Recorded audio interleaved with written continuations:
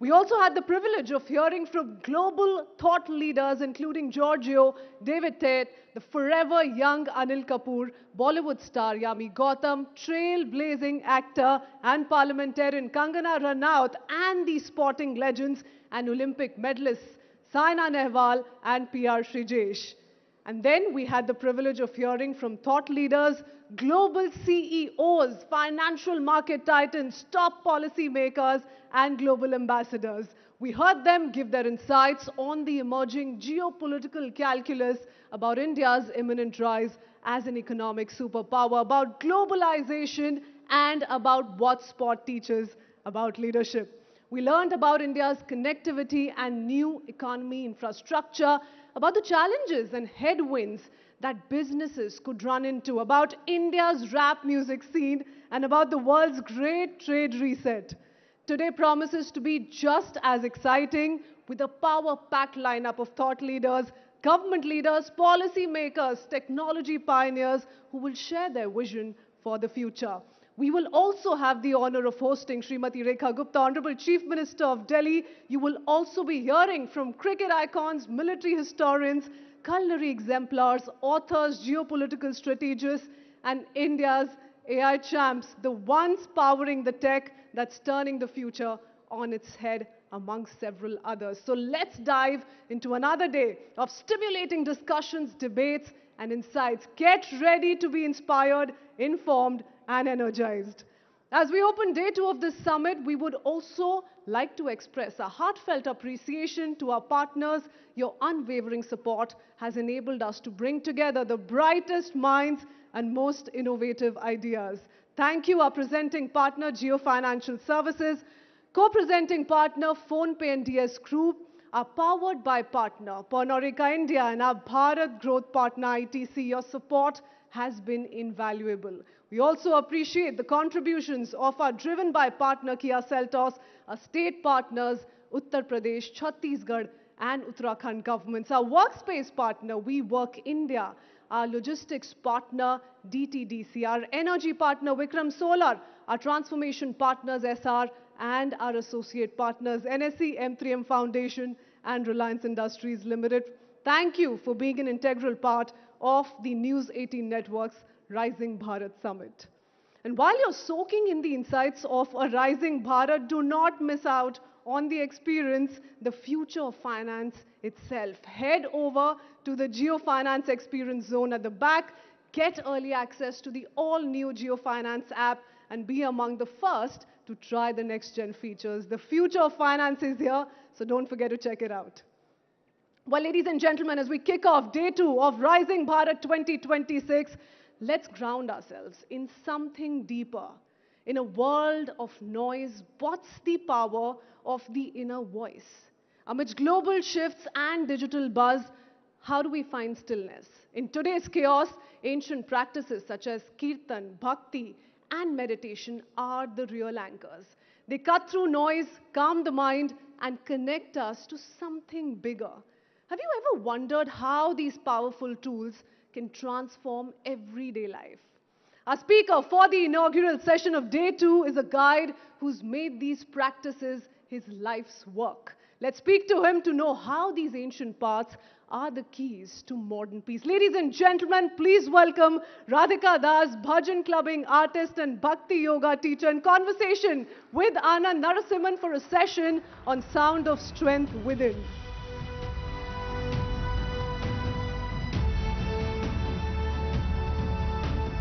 Can we have some energy for this brilliance, please? Anand, over to you.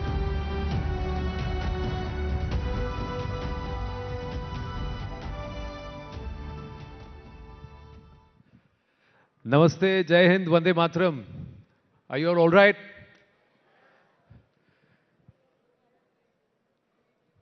इनको आप जानते हैं? Do you know him?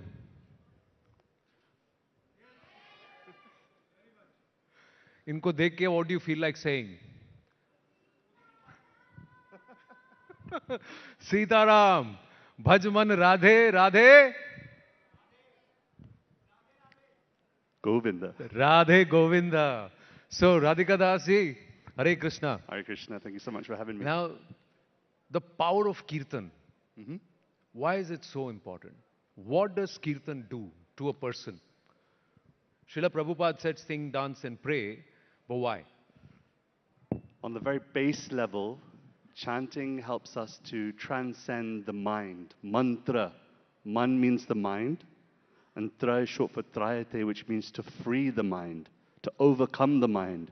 Even as I'm speaking right now, some of you are not listening, you're thinking about lunch, or your children, or you're worried about what you look like on camera, if that camera's pointing in your direction or not. The mind is always ticking, and it becomes either our best friend or it becomes our worst enemy. And so by chanting on the very base level, you're able to overcome the mind. You're able to transcend the mind, to become truly present with self and truly present with Supreme. So, Prabhu, let's connect all these minds here together. Let's start with getting to that base level of chanting. You have a technique how you get everybody to do. You don't have your instruments with you today. So, यहाँ पे थोड़ा impromptu we'll do. Shall we? Yeah, sure. If I All can right, get so everyone... I'll play assist. That's yeah, what we I'm can going to try do. something. Okay, we're going to move this I don't have my bottle. instruments with me, but we can try something. So it's said in the Sastra that when you clap your hands together, and chant the name of God, the name of Hari, that your karma changes. You're all well-to-do people, and I don't expect you all to participate, but I'm inviting you. Here's a Londoner coming to your country and my hometown as well, my home country. I'm going to invite you, can I invite everyone to clap this with me?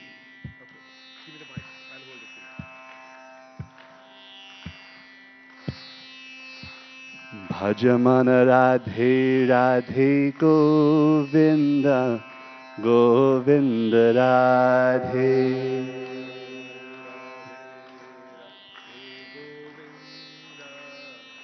Govinda Bhajamana Radhe Radhe Govinda Govinda Radhe. Let's hear it. Radhe Radhe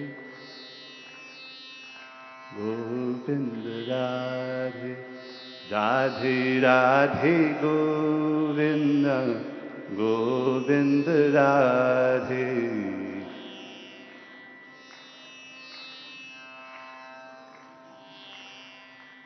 Jai Radhe Radhe Govinda Govinda Radhe.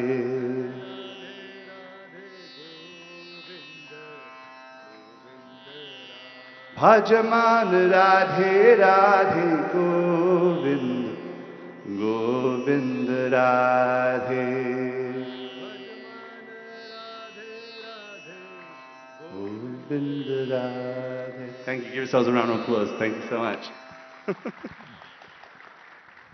You know, we should get them to do something simpler. Simpler. हाँ, because ये आवाज खोल नहीं रही थी. Clap because the beat was a little complex. Yeah. So let's just get them to do Hare Krishna. Sure. You guys up for it? Yeah, simpler. Yeah. Yes. All right. हाँ, ऐसे गाना है आप सबको. That's when the elevation will happen. Hare Krishna, Hare Krishna, Krishna Krishna, Hare Hare, Hare Rama, Hare Rama, Rama Rama, Hare Hare. Now you say. Hare Krishna Krishna, Hare Hare, Hare Rama, Hare Rama, Rama Rama, Hare Krishna, Hare Krishna, Krishna Krishna, Hare Hare, Hare Rama, Hare Rama, Rama Rama, Hare Hare. Everyone please. Hare Krishna Krishna. Closing the eyes, open the heart. Hare Rama, Rama Rama Hare. Thank you so much. Give yourselves a round of applause. Thank you. अब थोड़ा connection बैठ रहा है. See, Krishna says, Uddaret Atmanatmanam na Atmanam avasadhet. That means you've got to elevate your mind. You've got to move away from that pulls you back. Say Yeah, I think you're right. How does Kirtan help? How to? How does Kirtan help? And there are a lot of people who may look at you and say, what is he selling to me? Sure. So how do they react? When you enter the stage, when you enter an audience, a lot of them, when you started this whole thing, Yeah. people would have come to you and said, what is it that you're doing, mate? How is it going to make I think what's difference? really incredible about the time that we're living in is that previously, if you were to do this exact same thing, and even some of you still have that same sentiment, that if you were to chant like this, oh, no, they're religious folk that are brainwashed, that don't really know too much. But I think India is moving in a very, very progressive way towards in reclaiming its spirituality. And I think that's incredible. And the whole world right now is watching India and the way that India practices, how Bharat practices spirituality, Hinduism. And so what's happening now is people are feeling welcome to discover who is God for them and what is spirituality. And I think the reason why is because we've moved so far away from it that the next generation, my generation and people who are younger to me, their parents didn't force them to do anything. They didn't force them too much, just the way that they were forced. And because of that, they're starting to go, okay, well, who is Krishna for me then? Who are all these ancient deities? Who are these ancient murtis? Who are they to me? And so we're in a really, really cool time right now where we can explore and express very publicly our spirituality, our Hinduism, our bhakti. And so I'm very, very happy to be in this place. I'm very honored to be somehow a servitor of this practice. No, I'm very curious. How did you become Radhika Ranjan Das? Yeah. How did you find Krishna? Or let's say the teachings of Krishna, the Bhagavad Gita, Yeah, get initiated, get drawn to him. It's a far out story. I'll tell you the short version. I was forced to go on a youth retreat. And on this youth retreat, I was sitting there with my phone by my side because, to be honest, I didn't really want to be there. My parents forced me to go because they thought maybe I'll learn something.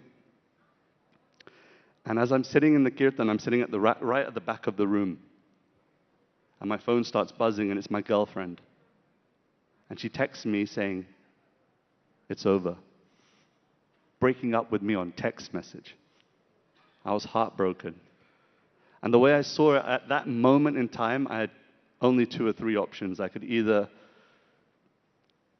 go to my room and cry about it. Oh, I didn't tell you. I tried texting her back, and I had one of those. Do you remember Nokia 3310? Yes. Where you have to press 3 times to get one letter to come. Yeah. So I was texting furiously, trying to just, what's going on? Why are you breaking up with me? Message send failure. I was in the hills of Madrid. It was in a place called Brihuega. So no messages were going through, and I had a few options. One is I go to my room and cry about it, or 2 is maybe I get stuck in with the chanting that's happening here, and maybe that will do something. And by the end, I felt so happy. I felt so free. I felt so liberated from my pain. And so then I went up to the person who's leading that kirtan, and I spoke to him, and his name is Sachinandana Swami. He's a German Swami. And after 10 years of hearing from him and traveling with him and finding that he's a very authentic person, I decided to take Harinam Diksha, and that's where the name, I used to be Ravi, and then he gave me the name Radhika Ranjan. But in the West, they can't say Radhika Ranjan. It's very difficult for them to pronounce, so I just kept it very simple, Radhika Das. So that's how the name came. Did you ever think that moment in London would go viral? Because the syntax concept of bhajan clubbing, Yeah. you seem to be the genesis of it. Yeah. So today it's caught on, and thankfully so. Yeah, I mean, I'll be candid. I did not come up with the term bhajan clubbing. That's kind of been put on me. I'm somewhat the poster boy for that right now, so that's okay. But when I did that, no, I didn't expect it to go viral. I did not expect it to go at all where it was. And see, my whole motivation, my whole intention is to share this practice with those who are not born here. Like, I don't speak Hindi. for example, मैं समझता हूँ सब कुछ समझता हूँ लेकिन बोलने में थोड़ा सा दिक्कत है. So I speak in English and I present our culture to Western audiences, audiences in the US, audiences in London, audiences in Europe, audiences all across the world. And I had never intended for it to go viral. I didn't know what viral was at that time, but it did, and I'm very happy and I'm very grateful. And I feel like the internet is the means, the medium by which we can really share messages. And I'll say one last thing before I hear your next question. Martin Luther King, he says this really profound thing, that those who love peace must learn how to organize themselves as effectively as those who love war. And if you look at those who love war and creating division, they don't take Sunday off. They don't take a break. And so in the same way for peace lovers, for people who want to share a loving message with the world, we have to also use the tools that God has provided us. And God's provided us the internet, Krishna provided the internet, so I'm going to use it. And what was the reaction? I know this whole trend that we see. I asked you this because I remember seeing your video in London in the, what is that, Royal Hall? Was it? Union Chapel. Yeah, the chapel, the Union Chapel. And that's when I said, these are people who are singing, dancing, and people from all walks of life with no, care and gay abandon. They just seem so happy singing, doing. And you brought music there, and then you added various layers to the kirtan. How does it affect the people? When do people come back and say something to you when you finish that? In fact, that's where this whole trend started. Of course, there are others who, like you rightly credited for the today term of bhajan clubbing. Yeah. But the idea is that people decide to go to bhajans and kirtans today rather than going there and indulging themselves into other aspects, which again is to try and buy a few moments of freedom. Yeah. It's looking for that escape velocity from reality, We're all trying to free the mind. Why do people drink so much alcohol? Because they want to free the mind of being nervous. They want to free the mind of all of the troubles of their life. They want to free the mind from all the things that are happening in their life that are not happy. And so we're trying all these different methods to be happy, Buy a nice house by the sea, buy a flat screen TV, 1 million gigabyte MP3, Om Jai Jagadisha Hare. We're trying all these different ways of trying to be happy in this world. We buy particular clothing, we dress ourselves in a particular way to be happy, but only to have forgotten that happiness is an inside job. There was once a prisoner in a jail, and he tried every which way to exit from the jail, only to realize years and years later that all he had to do was pull the door from the inside. And it's the same for all of us. That if we can somehow remember that life and happiness is an inside job. Yes, be successful, be everything that you want to be in this world, but don't forget that that won't bring true happiness. That true happiness is an inside job. You have to feed the bird within the cage. The bird within the cage. So beautifully said. What makes you happy? What makes me happy? How did you find what actually makes you happy? Because we're all human, right? We've got great days. Sometimes we get out of the bed and we feel, today's my day. I'm the king, queen of the world, kind of thing. Other days, oh my God, the whole world is on my head. It's such a big burden. There are days. How do you keep that positivity to say, listen, just do your job and leave the rest to Krishna, How do I go back to that basic code? By finding true humility. And I'll explain that. Humility is something that's used a lot in spiritual circles, and it's often misinterpreted. People think humility means when people can walk all over you, that you're really lower than the lowest. But humility doesn't mean to think less of yourself. Humility doesn't mean to think less of yourself. Humility means to think about yourself less.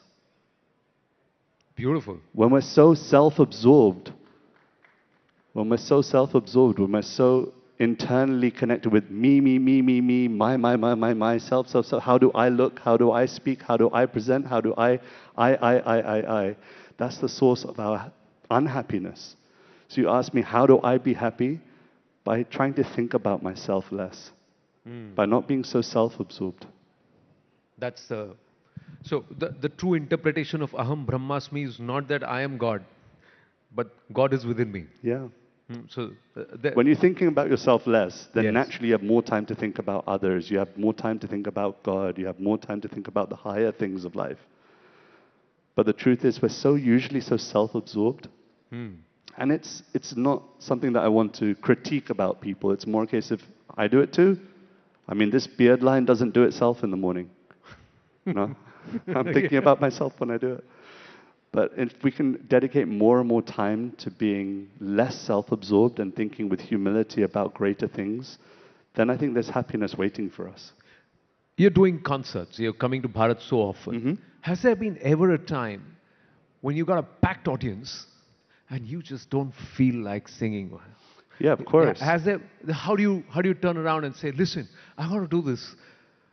You do this, do you do it then because you want to do it? Or you do it then because you have to do it? Yeah. You know, that's the difference between why we are doing a job. Either we have to do it to pay our EMIs, or we want to do it because it makes us happy. It's a very good question. So I'm asking you that.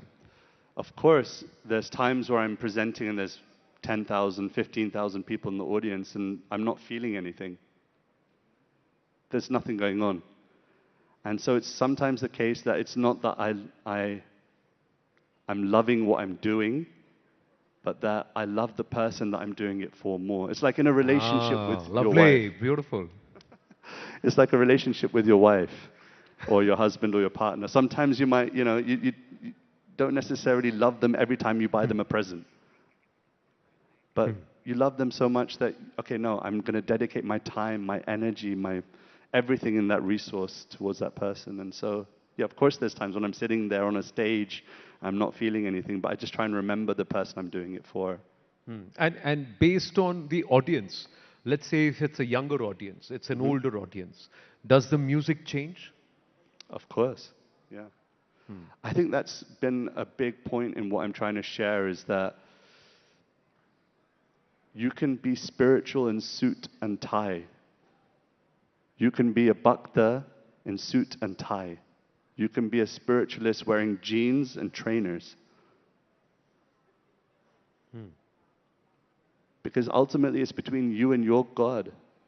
It's between you and your divine, your Krishna, your Ram, your Shiva.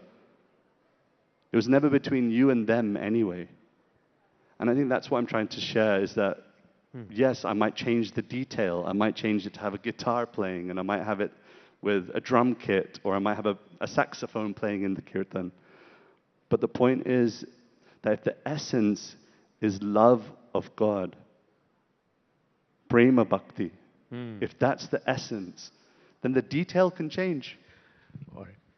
So then how would you change the detail for us here at Rising Bharat? This morning, 10 a.m., after a long night for a lot of us, Yeah, a busy me too. day for all of us on a Friday, and just after breakfast, first session this morning, how are you going to set the tempo for this room here? It's a mix of a lot of people. There are millennials, there are Gen Xs, there are Gen Zs, all of us here. I would just use one word, and that word is remember. You all know everything I'm speaking right now is not new information to you. I almost feel like I'm preaching to the crowd. The point is that we have to actively use our awareness to remember that there's so much more to life. There's so much more to this human form of life. And I think that what we often suffer from is forgetfulness, that we forget that it's our birthright. It's our birthright. How do you say that in Hindi? Birthright. Janm Siddh Adhikar. There you go. It's your birthright to remember that you are a loving, connected person with the Supreme, with God. And when you remember that point, the essence point that you are loving, you are loved by the Supreme, and you are always carried by the Supreme, then you'll feel happy internally because you realize this is all an external show, an external play, a drama, if you will. All right. So I'm going to do something with you, Prabhu. Sure. I'm going to request you to take us to that level. The next 5 minutes are yours. And I'll stop talking. I'll tell you whatever, and we will give you the beat. We'll sing with you. We will pray with you. We'll dance with you. But I'm going to request this. Can you do that for us? Can you just set the pace for all of us for the whole day? Yeah, Are you up elevate for it? us. Yeah? Okay, I don't have any instruments, so the only instrument that we can use is clapping, because you can see I don't have any saxophone or guitar or anything. So I'm going to ask, even for you, you're going to have to get involved Yes. and hold the beat down. I'll keep this here for me.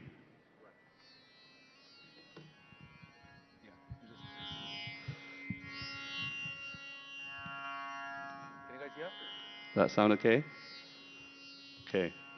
So I'm going to ask you all to sit tall. Some of you are not going to comply, and that's cool. You can do you if you're not into it, and you're like, no, I just want to text on Instagram. You do you, no problem. But those of you that are actively with me, if I can invite you to sit tall and close your eyes. Take a deep breath in. Deep breath out. Just come to the awareness that you are more than your body, you are more than your mind, that in your essence you're a spiritual being lovingly connected with your God, with your Krishna.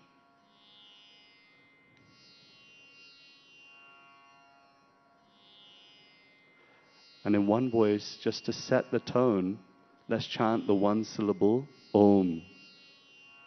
And all I want you to do is hear that sound vibration which will create peace within, presence, a connectedness with the ultimate reality. Deep breath with me. Om. Om.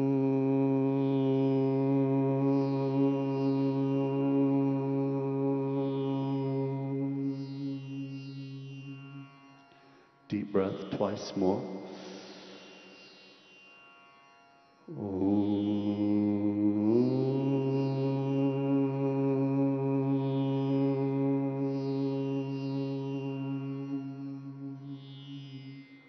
Last one, deep breath.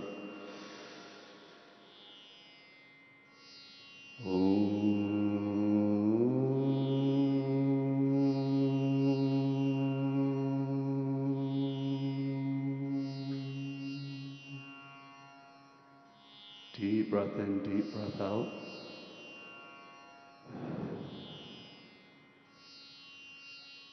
We're going to try chanting once again. And I want you to keep your eyes closed. We'll chant Om Namah Shivaya. I request you to just try your best not to think about everybody else around you, not to think about the cameras and the lights, not to think about what other people will say about you. This is between you and your God, between you and your Supreme. Mahadev is described, Lord Shiva is described in the Srimad Bhagavatam as being the gatekeeper to bhakti. That with Mahadev's mercy, with Mahadev's kripa, one can once again reclaim their loving devotion to God. So pray. When you chant, I know some of you haven't done this for years, some of you haven't done this for lifetimes. Between you and your God. I'll chant, and then in response, please everybody chant together. Om Namah Shivaya, Om Namah Shivaya.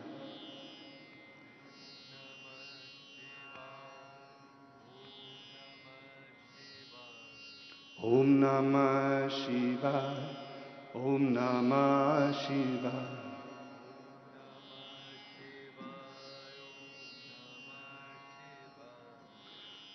Om Namah Shivaya, Om Namah Shivaya.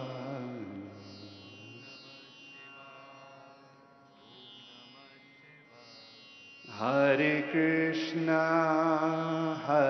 Krishna, Krishna Krishna, Hare Hare, Hare Rama, Rama Rama, Hare Hare. Everyone, Hare Krishna, Krishna Krishna, Hare Hare, Hare Rama, Rama Rama, Hare Hare. Hare Krishna, Krishna Krishna, Hare Hare, Hare Rama,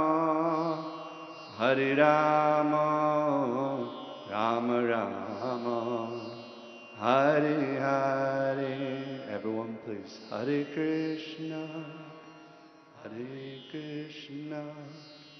Krishna Krishna, Hare Hare, Hare Rama, Rama Rama, Hare Hare.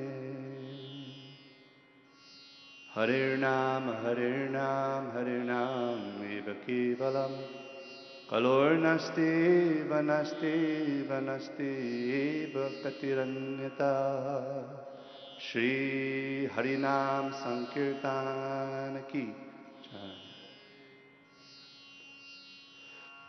So I know that many of you are expecting me to dance and clap and jump around with you, but I think that sometimes these meditative moments also make a difference to our consciousness, and I hope that that was something that really helped and change your awareness to remember that you're something more in this lifetime. You're meant for something more. It's your birthright. So the key word I leave you with, remember.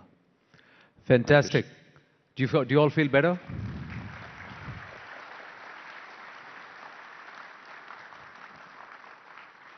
Thank you. Thank you, Radhika Das, because I want to leave the audience with this energy so that they feel this right through the day. Thank you so much.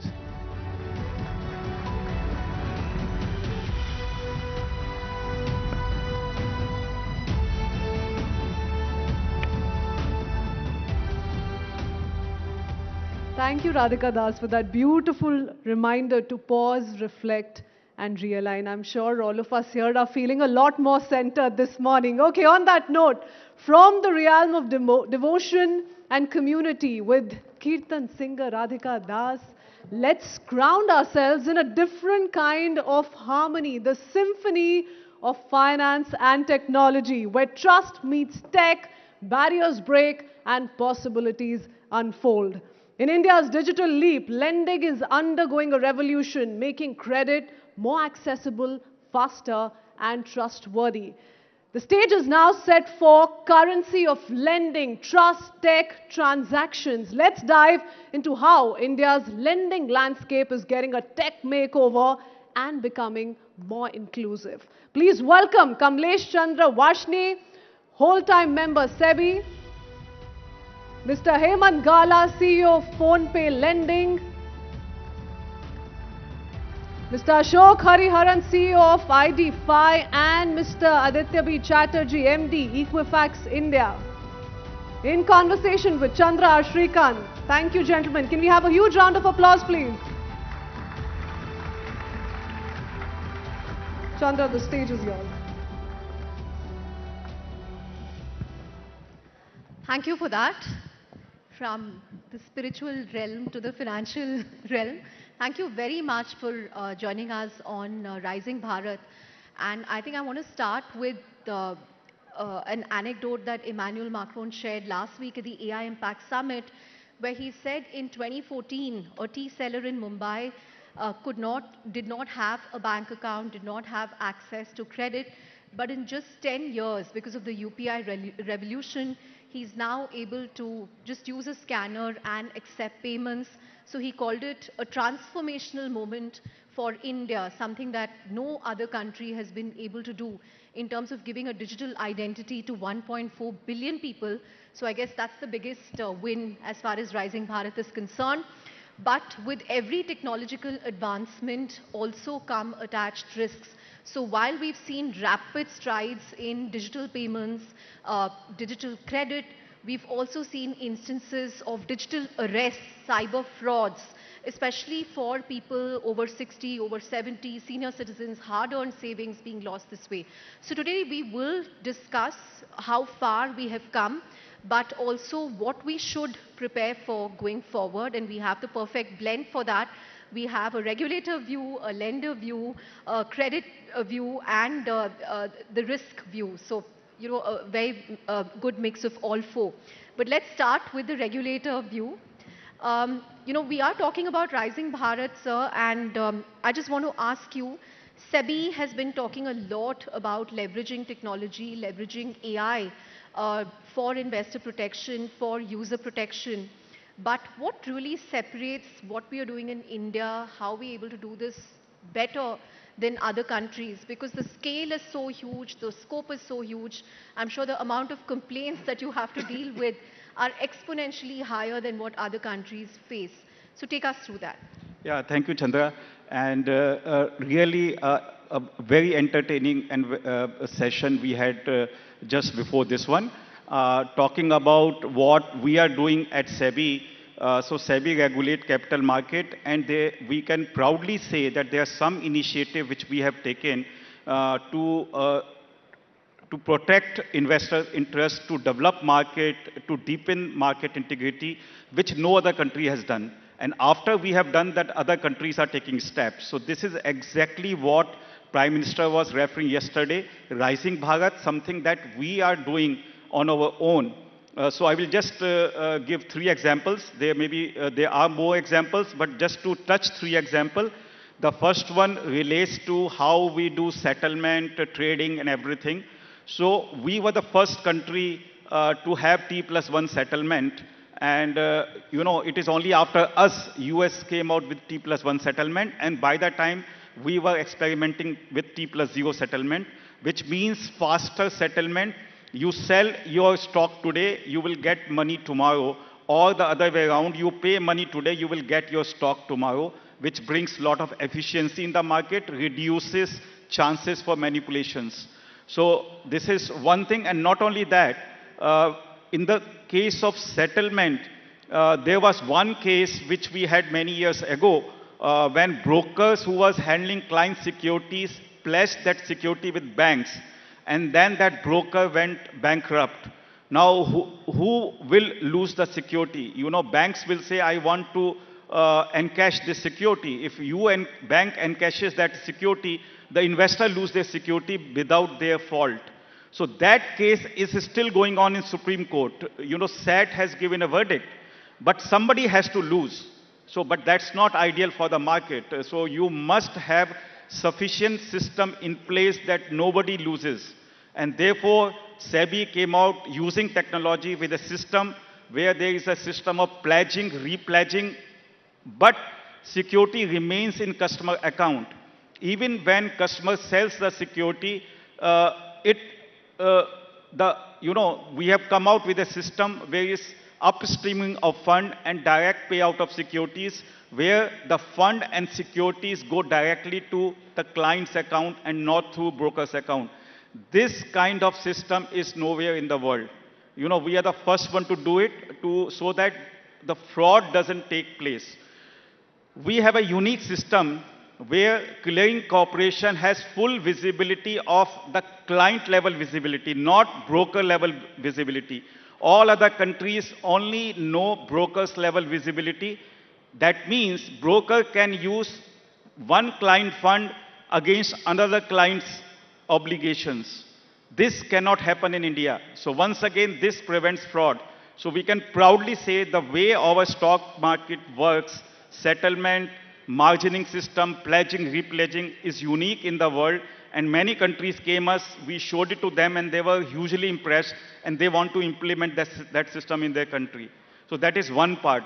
My second part is on assured return. We allow mutual fund because their NAV is very transparent, so they publish their performance of their various schemes in a very transparent manner.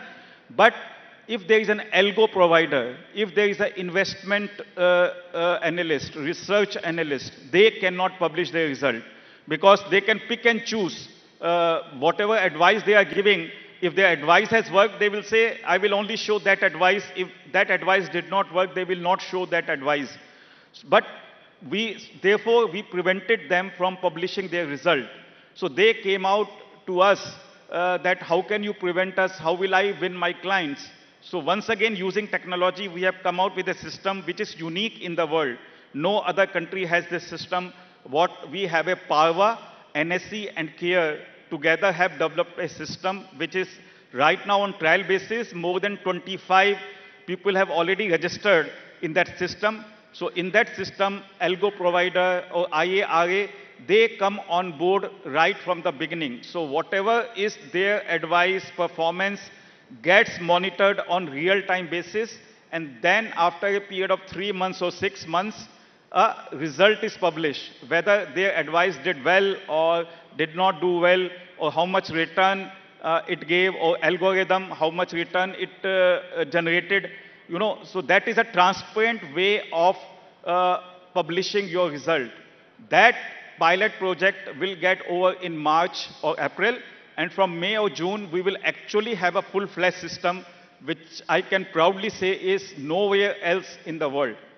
The third point which you raised about cyber fraud, that digital arrest, different kind of fraud takes place in security market, where you will get a fake app, fake payment link.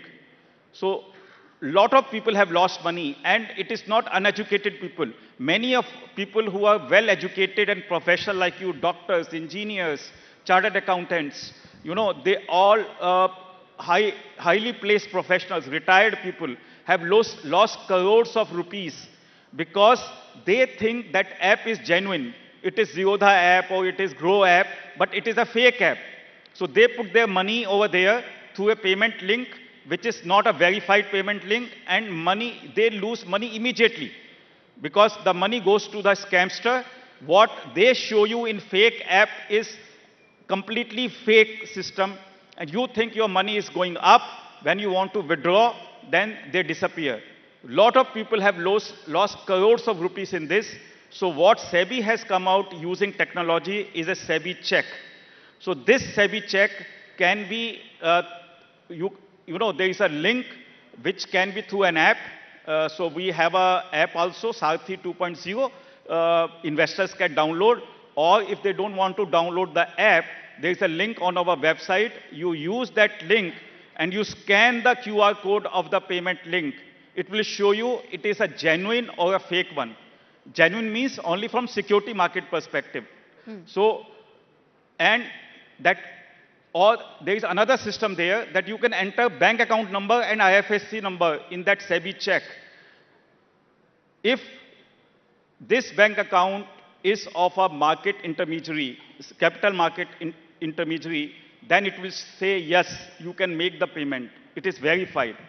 So that way, through SEBI check, you can actually know, particularly if you are making a big payment to somebody, that whether your money is going to the right person. So that SEBI check has initiative we are popularizing through advertisement.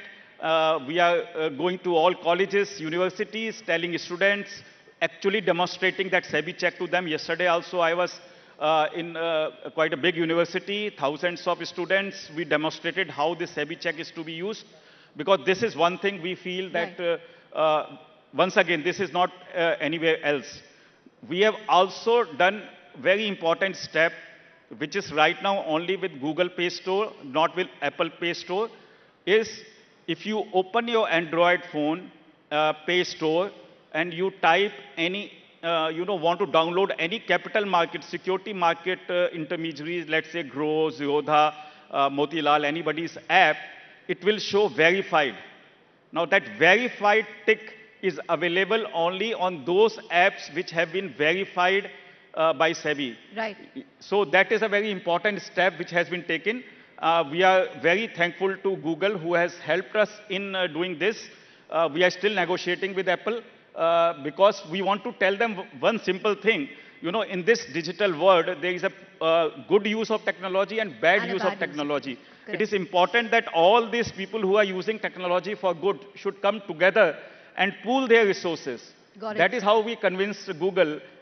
Apple, we still have to work with them, but hopefully they will also come and It's this good that will you be, convinced Google because I think 95% of India is on Android. Yeah. So Apple should come through hopefully soon as well. But just out of curiosity, through a show of hands, how many of you know people who have been victims of digital arrests? Okay, that's not a high number, but I think, I don't know, I think I have at least come across many people, even doctors who have lost 15 lakhs, which is absolutely no, stunning. even crores. Okay, my friend lost 15 Yeah. lakhs, but yes, there have been people who've lost crores. How many of you have been subject to fake links or phishing links, like he said, fake payment links? Yeah, a lot of. Okay, but I think you've listed out some interesting steps, especially the verified one on Play Store is a good step, and the others as well. So hopefully people will become more aware of this. And But Google told us that we have done it first time in India, now we are going to roll out in other countries. great. So, So that's setting the benchmark for other countries. But moving on from the market side to the lending side, Hemant, and what separates PhonePe from others is, first of all, the scale of your platform. You have a dominant position when it comes to payments, but you're also a two-sided network with a consumer play, a merchant play, and there have been so many technological advances in the last 10 years that's also changed the way credit is done in India. You have flow-based lending now, which is taking off based on credit history of any small vendor. How has that changed things for you? The fact that you have your QR codes in so many different PIN codes across India, right from a Pani Puri vendor to a general merchant to a general store. How has that worked for you? So I think it's worked wonderfully well. So going with the theme Rising Bharat, right? One critical element of Rising Bharat is the credit to GDP ratio. Credit has to be something which is sustainable, which is compliant, but which is something which lays the foundation of the economic growth of the country. If you look at credit to GDP ratio for a country like India, it's right now at around 90%. China would be at around 120, 130%. The evolved economies would be at about 180, 190%. But within that, if you break this up, the credit to GDP ratio for the retail consumer segment is at 25%. Even below, the MSME segment is at 19%. But within that, the micro merchants. So today, where large amount of payment digitization has happened is with the micro merchants. And in the MSME space, micro merchants contribute to almost 95% in terms of count. There, the credit to GDP ratio is just 4%.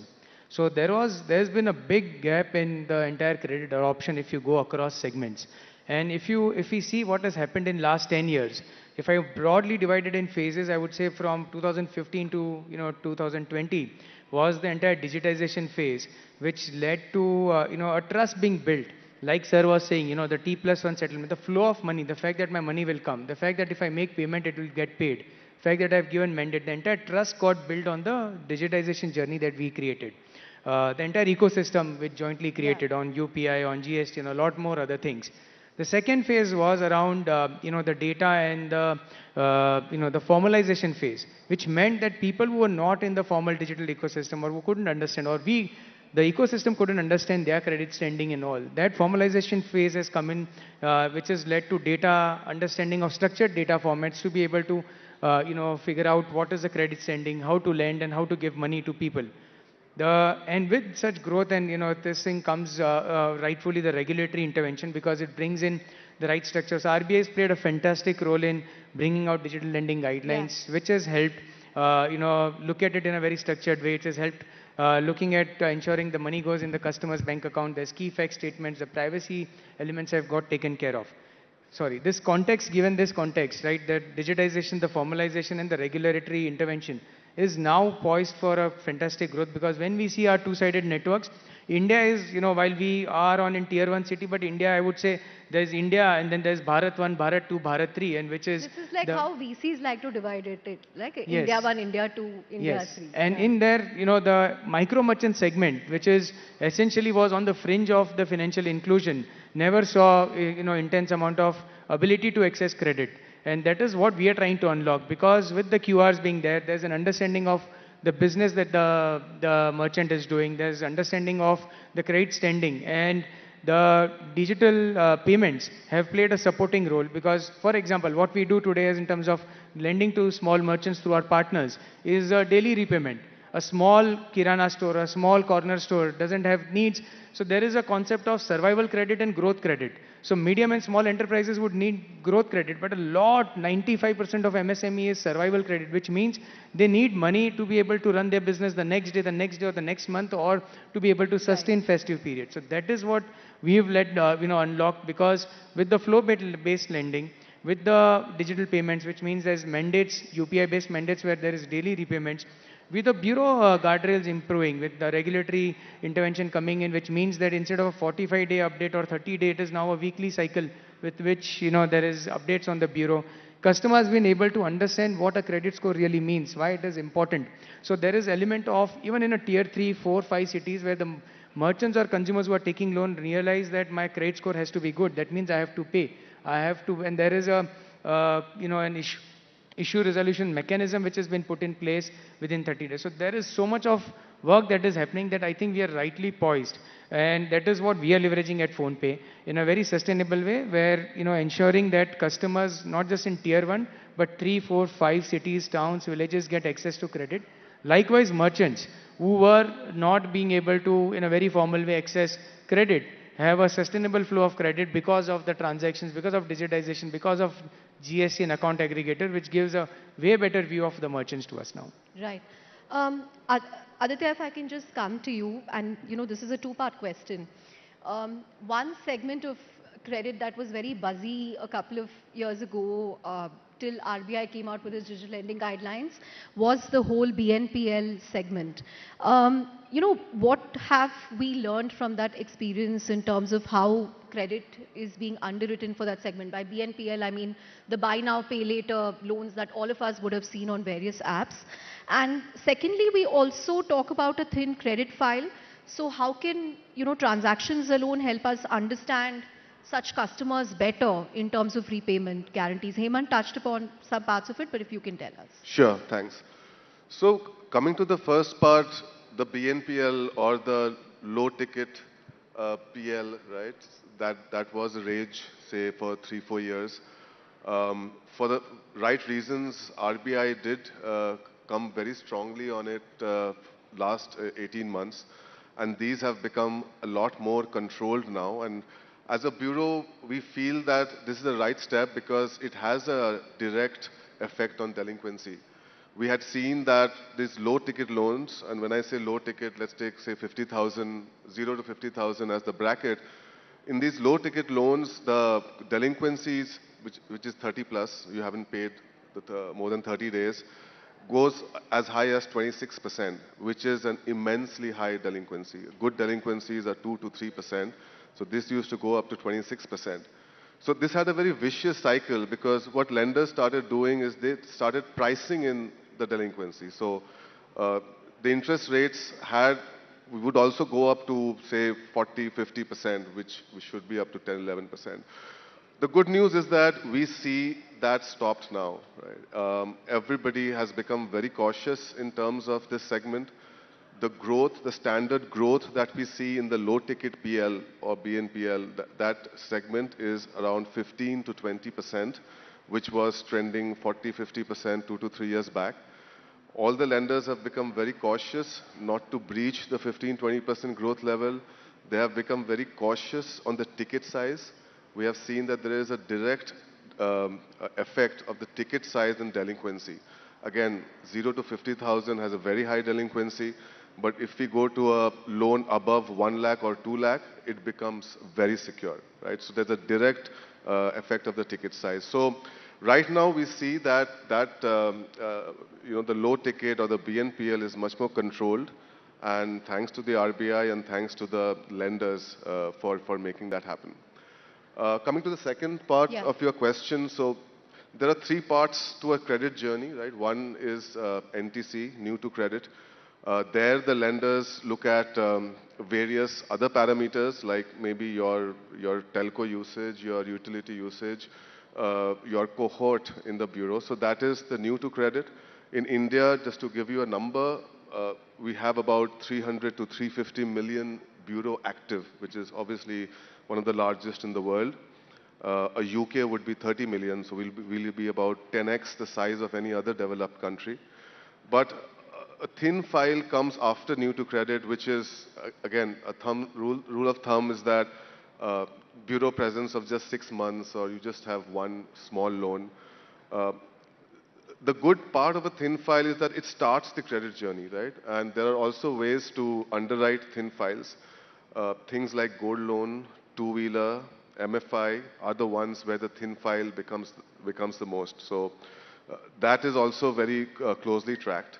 And lastly, I'll come to one last point, as Hemant spoke about the micro. I think to make India credit-worthy, the micro, which is 95% in size, but only 4% in terms of the volume of the loans have to grow. The second thing we all have to grow is the MFI, which is the microfinance. Microfinance is an average household income of 3 lakhs per year, so absolute bottom of the pyramid. And there is about more than 8 crore bureau presence of MFI customers. And I think that's a very good sign as well for credit inclusion.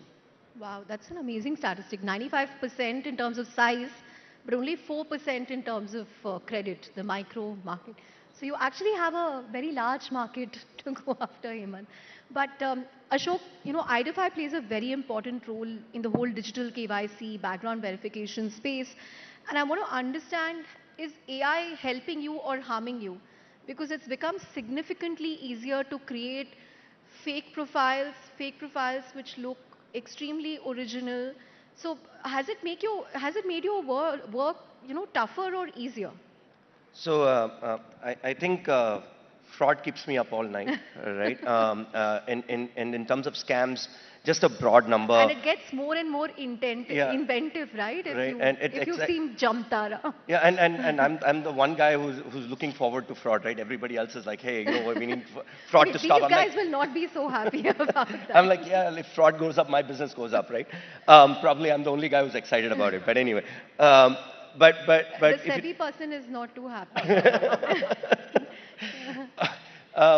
We lost about 34,000 crores approximately to scams last year, reported. Unreported, unofficial estimates is probably 34,000 crores. That's right. That's reported. insane. Okay. That is cybercrime reported, RBI reported, all regulators reported put together is about 34,000 crores. More than likely because unreported, that is, most people don't come and report. The likely number is probably about 80 or 1,000 crores, which is a $10 billion fraud market, right? This was about just a couple of years back, reported used to be, not a couple of years, 5 years back, reported used to be about 3,000, 4,000 crores. I think you would also remember that those days, it's gone up 10x, right? So the fraud scams That's why have gone... You seem very happy it's gone up 10x. I'm very happy. Yeah, okay. Fraud, scams, money lost to scams has gone up faster than Elon Musk's net worth. Right? So in that context, to your question, we are seeing a lot more AI originated fraud. That is, what's one of the things with digitization is that once you remove the person from physical contact, it's easier to commit fraud in some sense, right? Because you can kind of run engines on top of that, and you're not meeting the person. So he can actually, if he gets through a hole, he can attack that 100 times. Earlier, he could probably attack that only once. That's an unfortunate sort of side effect of fraud, and obviously, fraudsters use all kinds of tools, and they are usually one or two steps ahead of us. So we kind of plug a hole, and then they figure out another one. But today, in terms of deepfakes, we are able to catch that. In fact, PhonePe is one of our customers in that end. We can catch deepfakes today. Pretty much, if you use the Identify platform, or for that matter, a lot of my competition platform, that's a plugged hole. Where we are not able to plug is See, on the digital KYC side, I think we have pretty good technology to solve for that. On the physical side, there's still a lot of loopholes, right? Because you're physically carrying documents. Only about 20%, between maybe PhonePe might be in the higher end of that spectrum, but most banks, only about 20% of the journeys are digitized, which means what happens in the physical side? How are you getting your SIM cards, for example? These are your holes that need to be plugged, and there has to be a common layer, in my opinion, across all regulated entities to follow a standard model for catching KYC fraudsters, largely because if they enter, once they enter the system, they can do a lot of havoc, right? I don't think there's unified KYC norms across regulators, unfortunately, today. No, there's CKYC, KI is there. Yeah, but if you look at the submission norms for, like, for example, telecom, TRAI is different from RBI. No, that's right. But I think that is now going to be harmonized. That's what there are two stages of KYC. First stage only asks you identity and address, and the second stage asks you customer due diligence.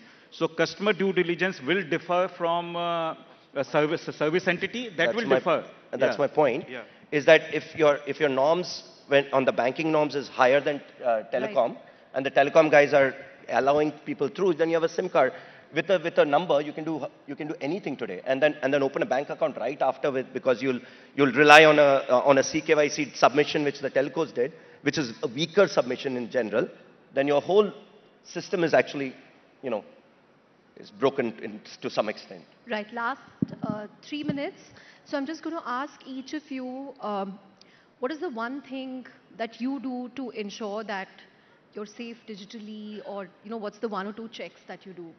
I think Mr. Bashni started with a couple of things that SEBI has done, but Hemant, as someone who is, I would say, very tech savvy, part of a large digital platform, what's the one or two things, tips or tricks that you would like to share with this audience? I mean, this is an ever-catching, game, and you need to be, I think, the awareness, right, being on top of, just being aware of what is happening. For us, at the company level at PhonePe, it's our DNA. I mean, fraud is something which we've been working with for last 10 years across with everyone in the ecosystem, with NPCI, banks, with government, continuously relaying and trying to, understand what the fraud patterns are and just be on the top of it. So that's why we've been able to proactively, the fact that, UPI is a device SIM-binded protocol, which ensures that you still have, fair amount of guardrails built in there. But FRA fraud risk is a continuous journey, which we attempt to be on top of it. I think creating awareness and just being aware. I mean, a lot of times it is just about, that small incentive that comes your way, saying, that bait comes your way, or there's a fear mongering which gets created. You just need to be, friends, family, be aware of it. Don't play into the fear and don't play into the incentive. It probably isn't. Sorry? If something is too good to be true, yes, it's probably so incentive not. and fear mongering are the two things which, just play out on human, psychology, which, we need to be just continuously be on top of. Right. Aditya, quickly your thoughts. So, as a bureau is mostly a custodian of data. We don't generate data, or we cannot, in fact, have any modifications done to the data. But what we take care of is that the interaction that we do for a credit report is purely based on consent. That's very important for our business. That is very important from the regulator. So whatever journey that you have from a credit perspective, that has to follow a very, very strong consent mechanism. There are many built-in checks within the consent mechanism. For example, there is no perennial kind of consent. Every 6 months, a fresh consent has to be taken. So that is the guardrail that we work on very strongly. Ashok? What's the question? What are the one or two tips or tricks that you would like to share? Yeah, as someone who sees these frauds? Yeah, I think I don't pick up numbers which I don't recognize. But what if it's a reporter who doesn't know you? I don't pick it up somewhere. Yes, they have to get through someone else. But essentially, I mean, don't, I'll give an example, maybe it's just quickly, a short anecdote. My father-in-law passed away about 2 years ago. Just the day after, my wife got a call. And the call, basically, the guy said, बेटा आपके पापा ने मेरे पास कुछ 50,000 छोड़ के गए हैं, आपको ट्रांसफर करना है मेरे को वापस, give me your account number. My wife, in that emotional turmoil, gave the account number to transfer. The SMS came in. It sounded like HDFC, but the number was not an HDFC number. Fortunately, she's married to me, and I keep talking about fraud. So she didn't. And then right after the call came back again, बेटा गलती से मैंने कुछ 75,000 transfer कर दिया, आप वापस मेरे को 25,000 transfer कर दीजिए. Now the problem here is, how did he know that the father passed away? Who leaked that data? It's either my security guard, the hospital, the government, that's, you know, wherever we got the death certificate from, the ambulance, or the hospital, right? Now, if that data is leaked, what are they doing?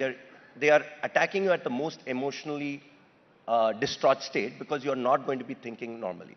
So when you're making transfers, one of the first things to think about is just step back, think through whether this sounds right.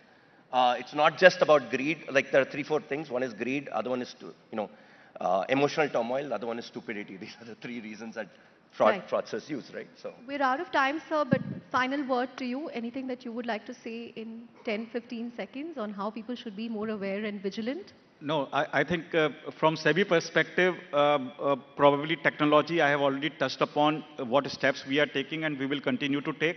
But the special emphasis is right now on investor education. And we are, all our market intermediaries, infrastructure institutions, SEBI, we are reaching out to all villages through panchayat, to students and all, and creating this awareness about the kind of frauds which are taking place and what is the right way of investing. So hopefully, with that kind of educational initiative that we are taking, there would be some change. Great. On that note, this has been a very informative, enlightening panel. Thank you very much. A huge round of applause for our speakers.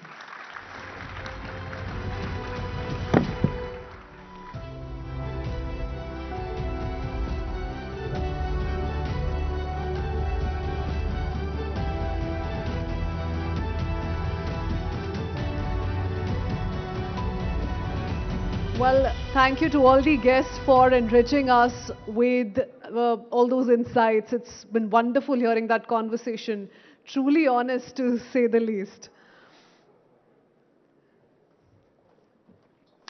Well, let's talk cricket now. Cricket is not just a game. It's an arena. From smashing barriers to smashing sixes, India's cricket stars have navigated challenges to reach the top. But what fuels their drive?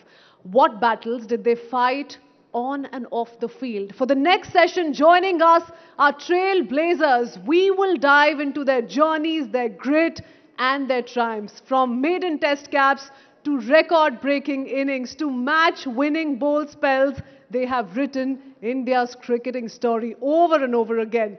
Please welcome he who needs no introduction, Mohammad Shami, Indian cricketer. Indian women's cricket legend Mithali Raj. And Indian cricketer and World Cup winner Yuzvendra Chahal. Let's warm up those hands, please. A huge round of applause, ladies and gentlemen, in conversation with Shivani Gupta for a session on boundaries and breakthroughs.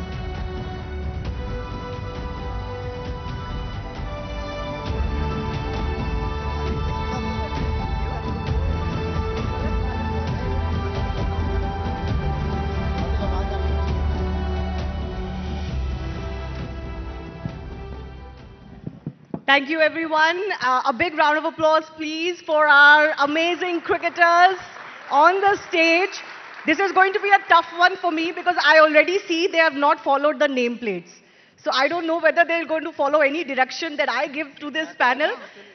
They're going to do their own thing. बैठिए, चलो शुरू करते हैं. शमी भाई कह रहे मैं तो अपनी सही जगह पे बैठा हूँ.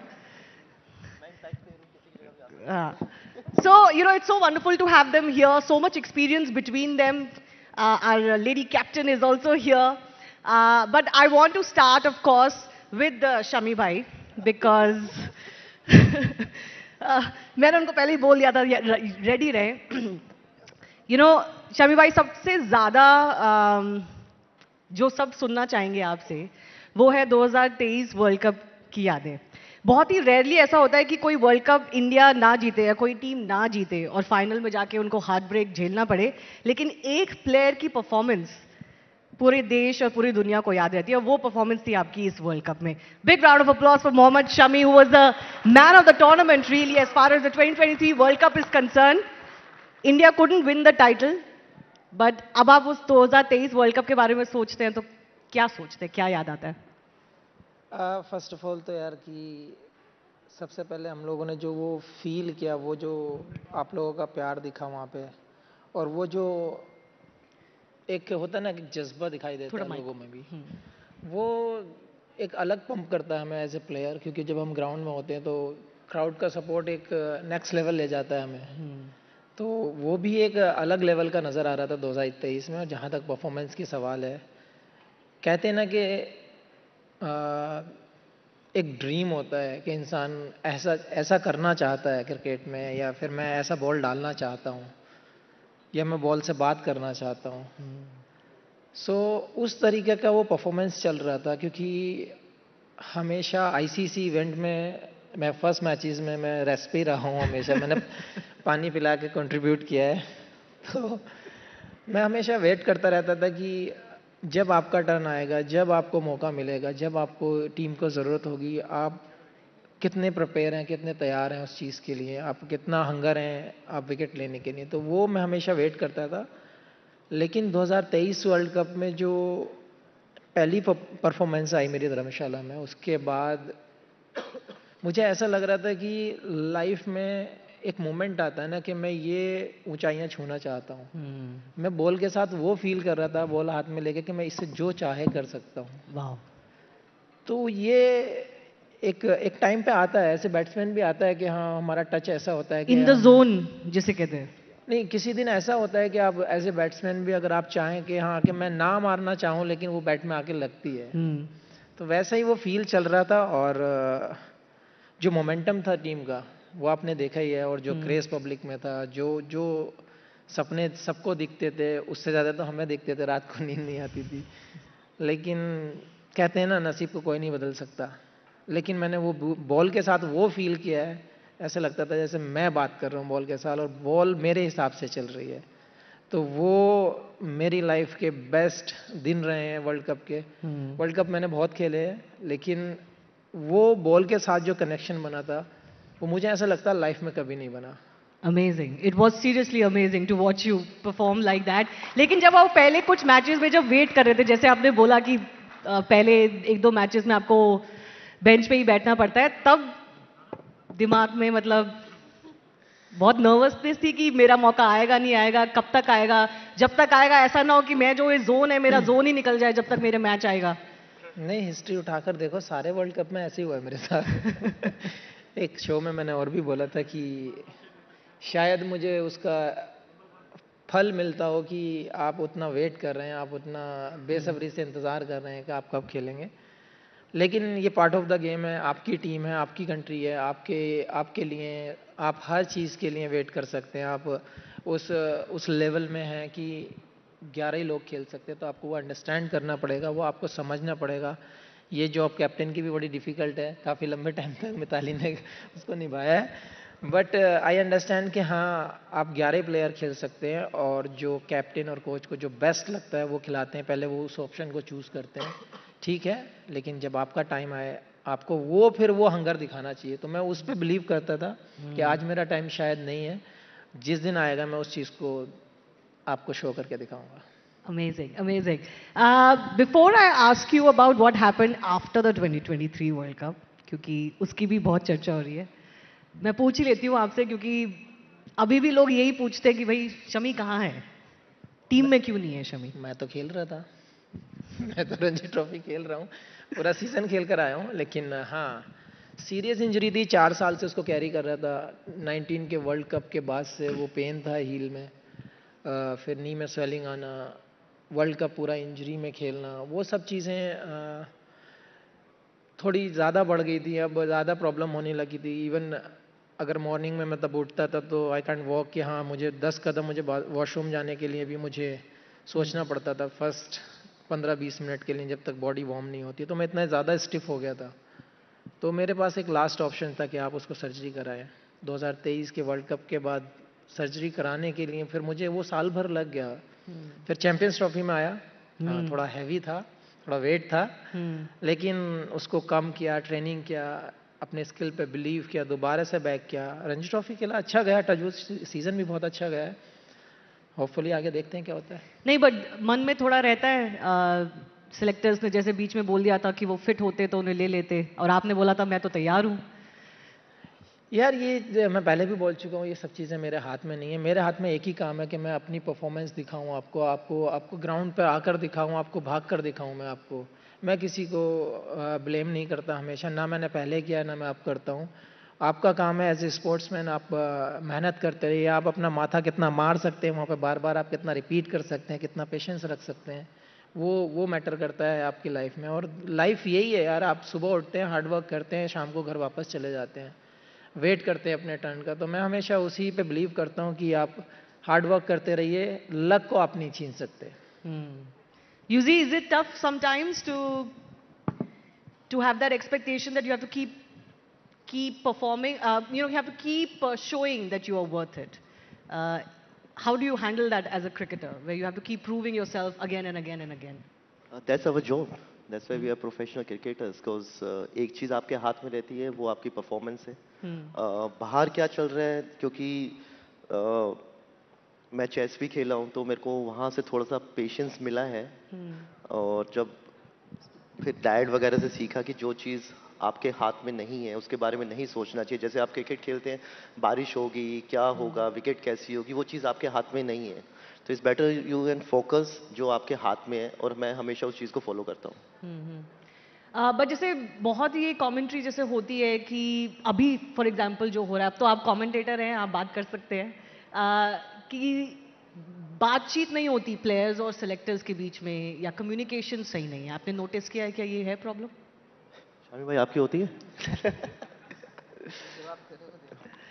नहीं, मेरे तो मैं जब भी मैंने बात किया है, मैंने रोहित भैया, विराट भैया हमेशा, या जब माही भाई थे तो मैं उनसे ही बात करता था। क्योंकि मेरा मानना है कि जब मेरे हाथ में बॉल है, मैं उस पर ज़्यादा फोकस करूं। क्योंकि एक चीज़, जैसे अब बड़ा हुआ हूं मैं लाइफ में, तो एक चीज़ सीखिए, कभी ना कभी आपको कोई रिप्लेस करेगा। वो 5 साल बाद करे, 7 साल बाद करे, या 10 साल बाद करे, वो आपके लक पे है। तो you have to be prepare mentally उसके लिए। क्योंकि ये गेम ही ऐसा है कि कोई आएगा, फिर उसके लिए कोई और आएगा। तो it's better just focus in your life, enjoy. But you were there in the World Cup winning squad. But as Shami said, he had to wait for a few matches, then he got a chance. But you didn't. So, as an athlete, this must be really, really hard, isn't it? I don't think so, क्योंकि जब आप क्योंकि ये it's not a individual game, it's a team game. और आप 15 लोगों में जब होते हो ना, तो मेरे लिए वही प्राउड मोमेंट है। मैं वर्ल्ड कप टीम के साथ रह के देख रहा हूँ, इस घर बैठ के नहीं देख रहा। मेरे पास इंडियन जर्सी अभी भी है। तो आई फील कि मैं अपने आप को चीज़ को एंजॉय करूँ, उस मोमेंट को। मेरे कोलीग्स को जो हेल्प चाहिए मैं वो चीज़ दूँ। क्योंकि जीतेंगे साथ ही जीतेंगे, हारेंगे साथ ही जीतेंगे। तो चाहे मैं नहीं खेला हूँ, लेकिन अभी लोग मेरे को अभी भी वर्ल्ड चैंपियन बोलते हैं। That feeling is a good one, isn't it? Mithali, as a captain, you had to deal with a lot of these things. In a team sport, this is a problem, of course. You can't keep everybody happy. You can't have... we always have a problem of plenty as far as our Indian cricket setup is concerned. So how did you deal with things like this? These are very tricky questions. To keep players happy also, to have the communication straight, that boss, this is what we need right now, this is what we don't need right now. Because careers are at stake. They're on the line. Well, I think it's very difficult as a captain, because you'll have to think about all 15 of them. Of course, the players' mindset is they obviously want opportunities to prove that they do have in them to perform for the team and contribute. But then as a captain, you probably have to consider many factors when you're putting 11 together. And it's a little... what can I say? As a captain, I personally felt pretty lonely doing this job, because not everybody will understand from the point of view your own decision why you have certain players in and why you haven't picked certain players. But as a leader, one you can do is be more compassionate and empathetic towards your team players. and just give your shoulder for them. You have to be that sounding board where they can throw up their frustration, and you don't judge them for that. I think How that how often did that happen with you when players were bringing their frustration to you? Well, since I have pretty much led 4th generation of players. It was pretty easy to reach out to the seniors because obviously they are very professional. They've already gone through that experience as a young captain. Perhaps they were trying to help me out when I was pretty young as a captain. Players that I've played with of my own age, I was able to do this much better because they've seen me as a friend, and that communication was much easier. But I found it very difficult with the current generation because of the age gap, because of where we stand also in terms of, I'm the 80s kid. And some of them like Shefali and Richa were not born when I made my debut for India. So you can understand, like, I found it very difficult to reach out to them. And, but then I had to tweak a little the person that I am, to able to come down to the level that they are and speak to them, have fun with them. There are times when jab wo jokes crack karte, I don't feel like there's nothing to laugh about. But then मैं fake करती हूँ, I just laugh, because they have to be comfortable, right? So I've done all of that. Ultimately, क्या है? I want the team to do well. I want the players to be in good space. Team जीतना, of course, everybody wants it. लेकिन वहाँ पे थोड़े players will be there who feel bad, who feel left out. So it's the job of the leader to make sure that they don't feel that. They are still very much in the context of the team. उनकी जो contribution है, like say Arundhati, the current, when they won the World Cup, Smriti or Jemima spoke about Arundhati, the only player who didn't get a chance throughout the World Cup. It could have been very different for that girl, but she was there for them emotionally and mentally as well. So it's a little difficult, but I think as a team, when you're together for about 2-3 years, you sort of find that comfort level where you can express. Jokes की बातें कर रही थी मिथाली, तो आप jokes crack कर रहे थे मेरे ख्याल से शमी भाई के साथ. माइक पे बोलिए ना बिल्कुल. मैंने क्या बोला शमी? मैंने कुछ नहीं बोला. नहीं, but you are known as, if I can use the term, the joker of the pack. Clearly आप सबको हंसाते रहते हैं और मजा करते रहते हैं. आपकी वो image है UG. So was that one of the reasons why it was easier for you sometimes to handle everything? No, it's nothing like that. It's me. Like I can't be fake. मैं जो field पे थोड़ा सा जब ball हाथ में होता है तो I am a different person, but उसके बाद इट्स मी ओनली. और ये अब से नहीं है, मैं स्टार्टिंग से ऐसा हूँ. I love to enjoy every moment of the life. तो मतलब टेंशन ऑलरेडी लाइफ में बहुत है, ग्राउंड का क्रिकेट को लेके होती है, पर्सनल लाइफ को लेके होती है, लेकिन जब when you meet with your people तो I just want to enjoy that moment. Like क्योंकि वो पता नहीं कि कब वापस आए, क्योंकि कल का किसी को कुछ भरोसा रहता नहीं है. तो मेरे को जब भी टाइम मिलता है, मेरे को लगता है कि मैं आजकल अपना जो लाइफ अब ऐसे जीता हूँ कि मैं आज दबा के खुल के जीऊँगा, क्योंकि कल का किसी को पता नहीं होता. तो then I am enjoying more this life. Interesting. But what do you enjoy more? Did you enjoy when you were doing your own TV or your own series, or when you were a commentator now? What does UV like more? UV like more? Child TV पे तो just you can fun and all, at least you can retake. Commentary पे you can't retake. मतलब कुछ बोल दिया तो मतलब वो गया, वो निकल गई बात हाथ से. एंड मुझे आप बता रहे थे आप हरियाणवी कमेंट्री बड़ा पसंद करते हैं, तो हमारे दर्शकों के लिए कुछ सुनाइए हरियाणवी कमेंट्री. सोचिए इंडिया और साउथ अफ्रीका का मैच हो रहा है वर्ल्ड कप में. ये तो डिफिकल्ट हो जाएगा मैडम जी, ने बताओ क्या बोलूं. और शमी भाई कौन सी लैंग्वेज में कमेंट्री पसंद करते हैं? बंगाली. यार मैं हमेशा वो लैंग्वेज प्रेफर करता हूँ जो हमारी भी ऑडियंस को ज़्यादा समझ आए. क्योंकि इंडिया में हम लोग कभी कभी ऐसा लगता है, ऐसा फील होता है कि 70% लोग तो ऐसे हैं जो विलेज में जो आपको मतलब दिल से चाहते हैं, बेचारों को उनको इंग्लिश समझ नहीं आती, उनको डिफरेंट लैंग्वेज समझ नहीं आती. लेकिन जो लोकल लैंग्वेज है आप किसी भी स्टेट से हो, तो हमेशा वही प्रेफर करता हूँ. आप जहाँ पर हैं आपकी लोकल लैंग्वेज में, जैसे आजकल आपको मिल गए हैं बहुत सारे ऑप्शंस, वो आपको आपकी बात उनके दिल तक पहुंचती है. वो लोग समझ पाते हैं कि स्पोर्ट्स का जो नॉलेज है हमारे तक कैसे पहुंचेगा, स्पोर्ट्स के जो वर्ड्स हैं वो हमारे दिल तक कैसे पहुंचेंगे, वो हमें क्या बोलना चाहते हैं या क्या सुनना चाहते हैं, वो ज़्यादा मैटर करता है। तो डजेंट मैटर आप कहाँ पर हैं, मैं हमेशा लोकल लैंग्वेज प्रेफर करता हूँ कि आप चलो आप कहीं अगर बाहर खेलने गए हुए हैं, अब्रॉड गए हुए हैं, तो वहाँ पे एक समझ सकते हैं कि आप इंग्लिश प्रेफर कर सकते हैं। बट इंडिया में इतनी सारी लैंग्वेजेस हैं कि अब आके ऑप्शन खुले हैं। हाँ। आई एम वेरी हैप्पी कि हाँ ये ऑप्शंस खुले हैं और लोगों के दिल तक वो बात पहुंचती है। अब तो भोजपुरी में भी कमेंट्री हो रही है और तेलुगु वगैरह, तमिल वगैरह में तो होती ही थी, but now there are so many more languages. तो कभी कभी क्या आप अपने अपने दिमाग में बंगाली कमेंट्री करने की भी कोशिश करते हैं, क्योंकि बंगाली तो आप अच्छे से जानते हैं। बंगाली तो हमेशा, मतलब मुझे 22-23 साल हो गए बंगाल में, तो आती है, समझ भी आती है, बोलनी भी आती है।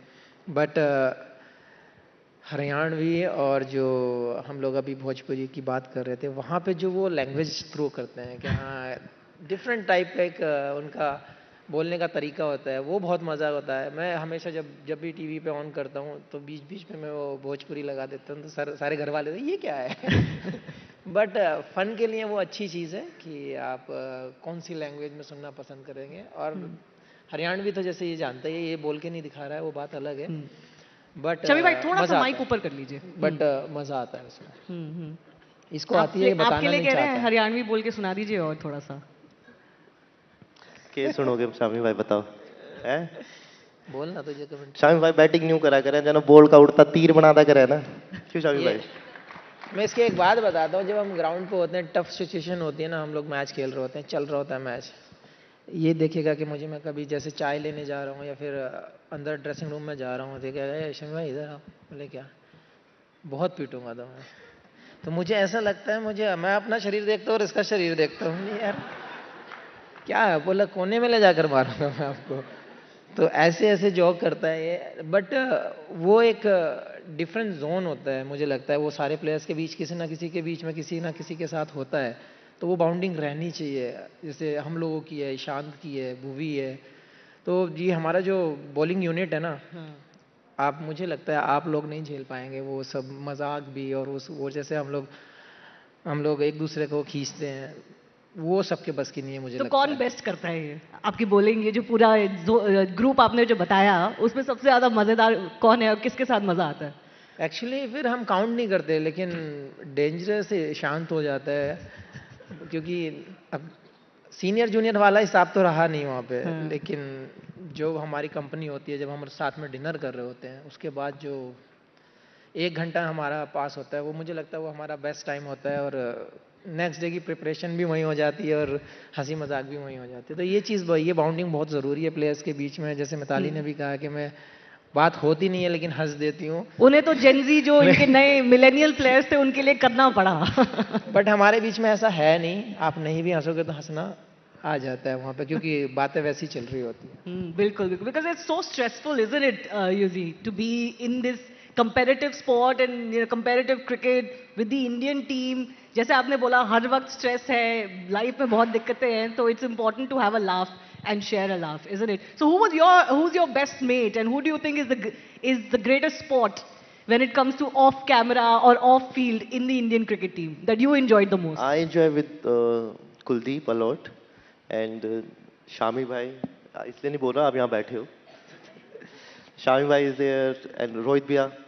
तो actually thanks to all the seniors, क्योंकि कभी इन्होंने हमें वैसा, जब हम टीम में आए तो वैसा ट्रीट किया नहीं कि जूनियर है, फर्स्ट टाइम आया है। तो स्टार्टिंग, क्योंकि आईपीएल हम साथ में खेले हैं, इतने सालों से खेल रहे हैं, तो जब इंडियन टीम में जाते हैं एज ए यंगस्टर, तो कई बार माइंड में आता है यार रोहित भैया से कैसे बात करना या सचिन सर से कैसे बात करना। पर जब भी, जितना भी मैं खेला हूँ, कभी सीनियर्स ने उतना मतलब रियलाइज़ नहीं करवाया कि आप फर्स्ट टाइम आए हो टूर पे या कैसे आए। तो हम मस्ती करते हैं, उन्हें पता ही है मेरा नेचर, अब तो 10-15 साल हो गए हैं, तो उन्हें पता है कि ये इसके साथ नहीं करेगा, खुद तो करेगा।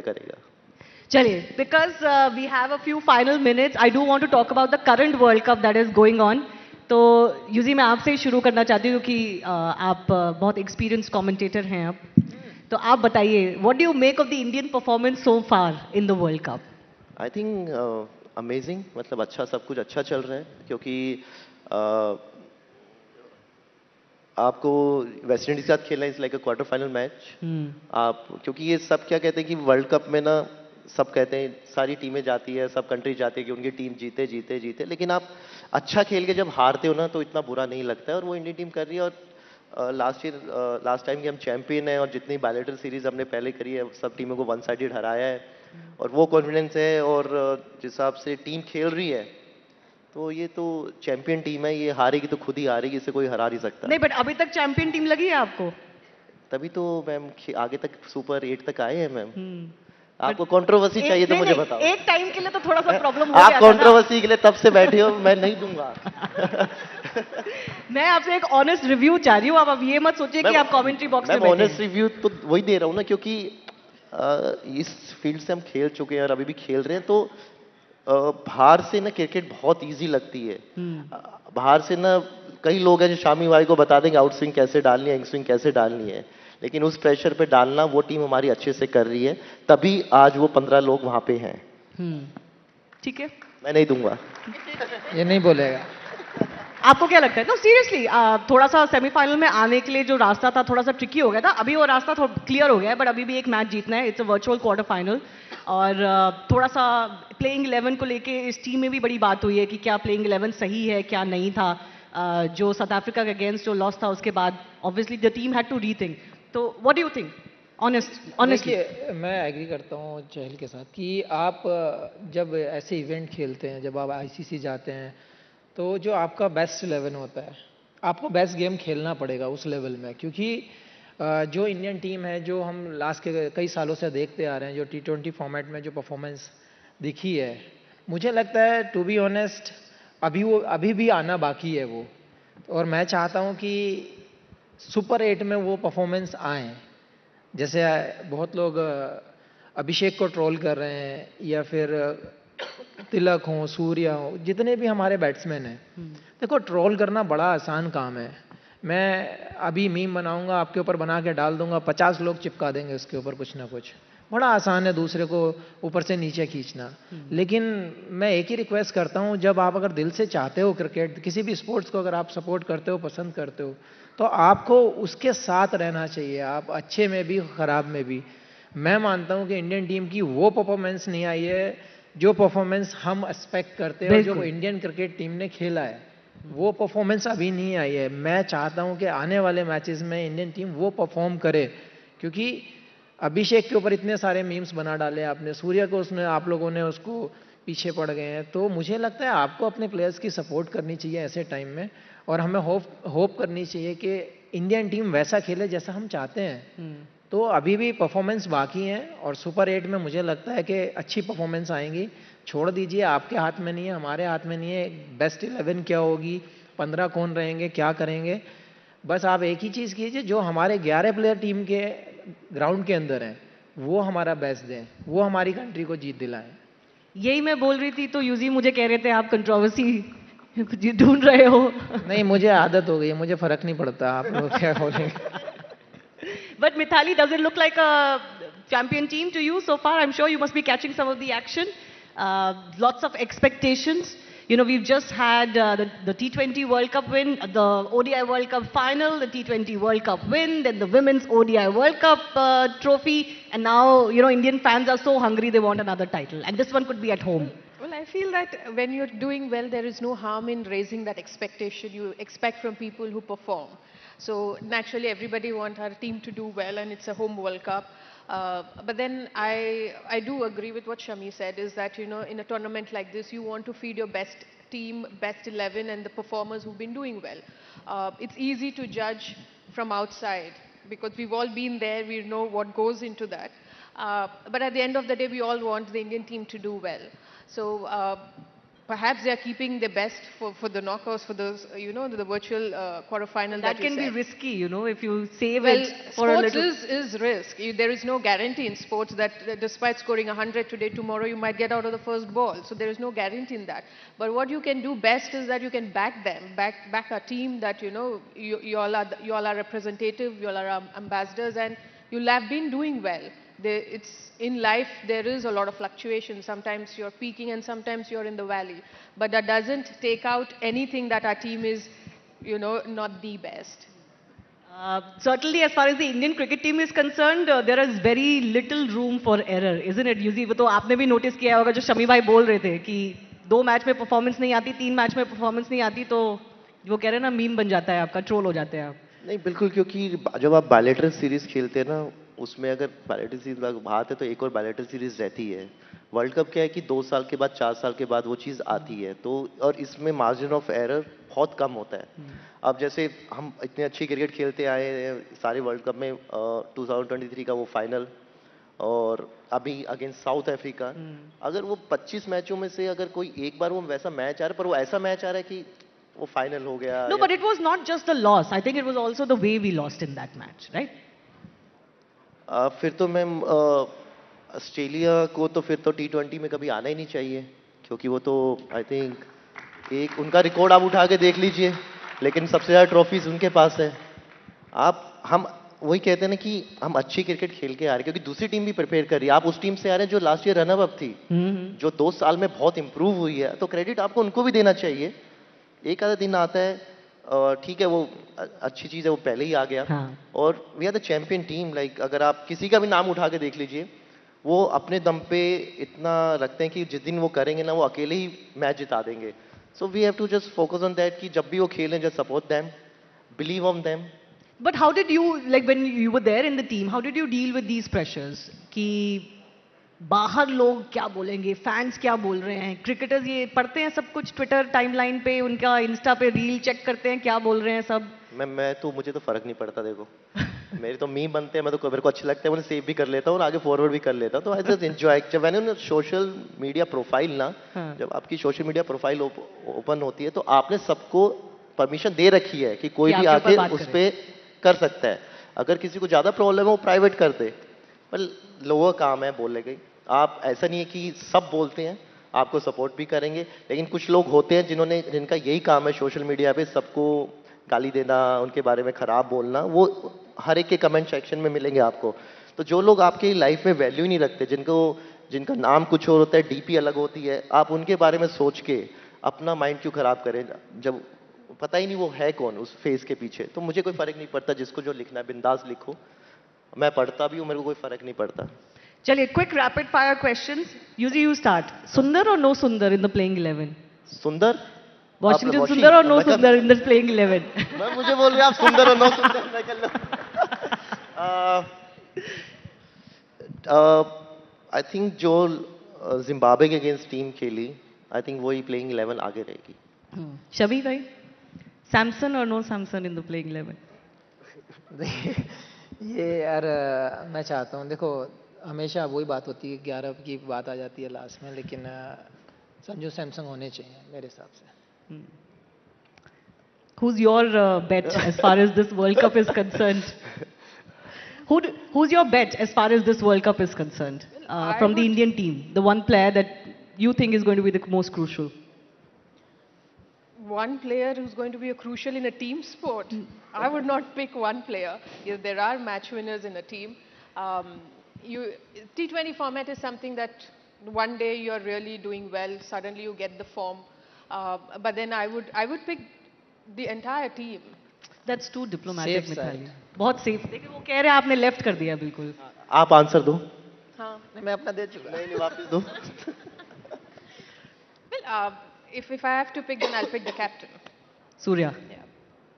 Your thoughts on Surya's batting? Surya's batting, I think वो वापस वर्ल्ड कप से पहले ही वापस फॉर्म में आ गए थे, और I think right now is in top 5 scorers in the world cup. 212 या 213 रन है उसके। और यूएसए के अगेंस्ट जो उसने इनिंग खेली वहां से, क्योंकि वो मैच पे अगर कुछ उल्टा सीधा होता तो शायद हम इसके बारे में बात भी नहीं कर रहे होते। True. तो कैप्टन है, और हमेशा तभी उनकी आप स्ट्राइक रेट भी देखिए 160 170। एज ए बॉलर अगर मैं उन्हें बॉल डाल रहा हूँ तो मेरे को बहुत बार सोचना पड़ता है, प्लानिंग करनी पड़ती है, और he is a champion player. All right, everybody's vote is that India is the champion player. We're all waiting for March 8. But शबी भाई, फाइनल में किसको देखना चाहेंगे इंडिया के खिलाफ? ये बहुत बड़ा सवाल है, क्योंकि इस वक्त जो बाकी टीम्स है ना, वो सारी टीम्स बहुत अच्छी लग रही है। देखिए अगर टूर्नामेंट के हिसाब से देखा जाए तो इंग्लैंड बहुत अच्छा खेल रही है। इंग्लैंड बहुत अच्छा खेल रही है। हाँ, लेकिन मैं चाहता हूँ कि साउथ अफ्रीका दोबारा से आनी चाहिए। South Africa Africa. क्योंकि क्यों भाई, क्यों मतलब इतना नहीं, क्योंकि क्यों इससे पाइल ऑन करना है अगर उनके ऊपर? वर्ल्ड कप का पूरा ओवरऑल वर्ल्ड कप देखा जाए हाँ। तो सबसे बेस्ट क्रिकेट जो खेला है वो साउथ अफ्रीका ने अब तक खेला है। Mitali, you agree with them? South Africa, England. We've seen that dominance of Australia, England for too long. Let's have somebody else along with India. Okay, so let's have 3 cheers for India, and of course 3 cheers for our 3 warriors here on the stage as well. Big thanks to all of you for coming. And final एक word मैं शमी भाई को देना चाहती हूँ. मुझे बता रहे थे ये off stage कि मैंने क्या बता दिया? जो एक फ्यूल होता है, आप चाहते हैं कि आपका जो बचा हुआ फ्यूल है वो एक बार सही जगह लगे और सही काम में आए, तो you wish, you hope, you are still working towards it to be in the Indian team soon. यार ये ऑफ स्टेज की बात अंदर कहाँ से आ गई? बट यार मैं हमेशा यही कहना चाहूँगा कि आप किसी भी डिपार्टमेंट का काम करते हैं, आप किसी भी स्पोर्ट्स में, आप किसी भी लाइन में हैं, तो मैं यही कहना चाहूँगा अगर आपके अंदर पोटेंशियल है, आपके अंदर टैलेंट है, तो उसको वेस्ट ना होने दें. मेरा यही कहना था कि आपके अंदर अगर फ्यूल है तो आपको फूकना चाहिए हमेशा. और जब बात कंट्री की आती है ना, तो मैं पर्सनली ये चाहता हूँ कि आप अपनी जान भी दे सकते हैं, लेकिन एक परसेंट भी मुझे ऐसा रिग्रेट नहीं होना चाहिए बाद में कि मेरे अंदर पोटेंशियल था और मैं और नहीं कर पाया. तो ये चीज़ मैं हमेशा कहना चाहता हूँ जितने भी स्पोर्ट्स खेलते हैं कि भाई गिव अप मत करो. आपके अंदर अगर टैलेंट है तो शायद आपकी कंट्री के काम आ जाए. तो हार्ड वर्क में लगे रहें और बिलीव करें अपने ऊपर. Thank you so much. On that note, a big round of applause for our cricket warriors on the stage. Thanks a lot. And we'll certainly hope that their wishes come true for the Indian team, which is that India is the champion of the World Cup once again. Thanks a lot.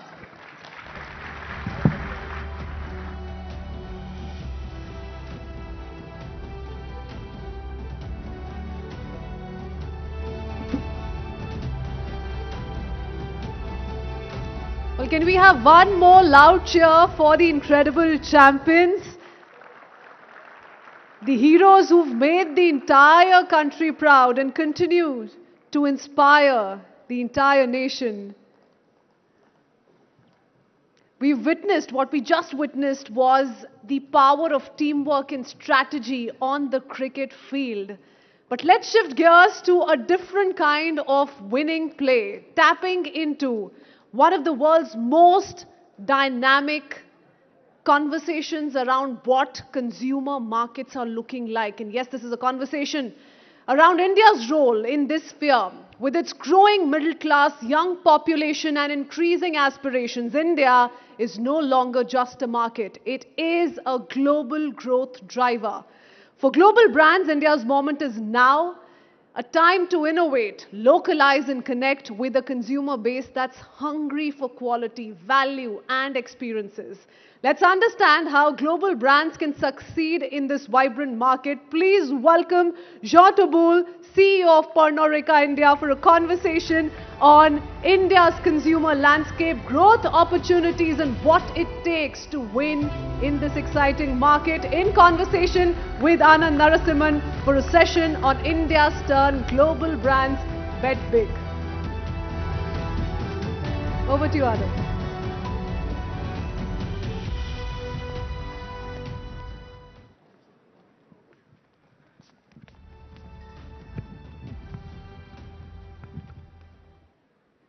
Jean, thank you very much. I like those red socks. Just stand out, you know. How do you make your brand stand out in a competitive market like our country? Thank you. Thank you. I'm very happy to be here. It's the billion-dollar questions, but I think it's through consistency and experience. India, and it was said before, is not a market where you apply only global recipes. You have to be locally relevant. That's what we try to do with our brands, which are, for most of them, produced here in India for Indians. And we try to be very accurate in the experience we provide to the consumers. Along with it being competitive, it's also very diverse. You know, they may want to drink the same thing, but they drink it differently or for different occasions, and also culturally, socially, very diverse. So there's certain things which are similar, certain things which are diverse. So how easy or difficult is it then? No, this is very true, and that's something that we have learned throughout the years. We've been in this country more than 3 decades now, and I think my teams have a lot of experience, and the local teams, we have more than 30 local offices across the country, and it's extremely important that we understand the differences of India. Globally, if I take an example, it's mostly a whiskey market. But you go to the south, brandy is also equally important, and we need to have a play. And we just launched a brand which is exclamation, which caters this space as well, because you need to be relevant for the local population in the different states. But when you know advertising alcohol is banned, you know the country has particular rules with certain brands in certain categories. How does then it become, is it easier to market? Is it tougher? How do you send the messaging across? It's a topic. I mean, alcohol is not neutral. Alcohol, and I believe there is a good use of alcohol, responsible drinking that we promote, and I think it can be part of a healthy lifestyle if you consume responsibly. But it's a regulated industry because there is a possible misuse of alcohol. We respect that, and we want our industry to be properly regulated so that we avoid this misuse. So the advertising restriction are part of that. But the media that you say, the see and the above the line, as we call it in many industries, is not the only way to reach consumer. We have products which provide experiences, so you have multiple touch points in the retail stores, in the bars where we can really provide the experience, or in festivals which are growing dramatically in India. Magnetic Field or the Sunburns of the world are places where we can provide a great experience to our consumers, and they know our brands better after these experiences. Who's consuming more? Because I'm told youth data actually says youth globally or Gen Z globally is moving away, is drinking lesser. But that doesn't seem to be the case in India. So is that the reason why Pernod Ricard is actually trying to focus a little more here? Well, first, this Gen Z consuming less, that's debatable, and you may see some people consuming less, but it's fine. We have always been here with a strategy of premiumization. And if you think about it, it means we try to have our consumers drink less, but drink better. So we are fine with it. It's part of our strategy. When you look at India in particular, and that's my responsibility today, there is a totally different dynamic. And we have 2 major tailwinds in this country. One is obviously the demographic dividend. India is a young country, and we have approximately 20 to 25 million new legal drinking age joining the cohort of potential drinkers in this country. Some of them choose not to drink, and it's perfectly okay. It's their choice. But the one who choose to drink, we want to be there to provide them with quality brand and the right experience. So that's this demographic dividend, first big tailwind. And then obviously the economic development of India. We play in the premium segment of spirits, and with the rise of the income of Indian, average income, but also the discretionary, the disposable income, which is disproportionately growing, we are seeing more and more people interested in our categories, where we provide not only a good liquid, but also a great experience, and being part of the lifestyle of our consumer is really what we aim for. When you were told 3 years ago, Jean, you got to go to India and you got to handle the business there, what did you think about that responsibility? And 3 years later, what do you think about Bharat and its people? Well, I must admit, I didn't know India very much when I was asked to come here. And I'm very happy that I said yes, because it's a fantastic experience.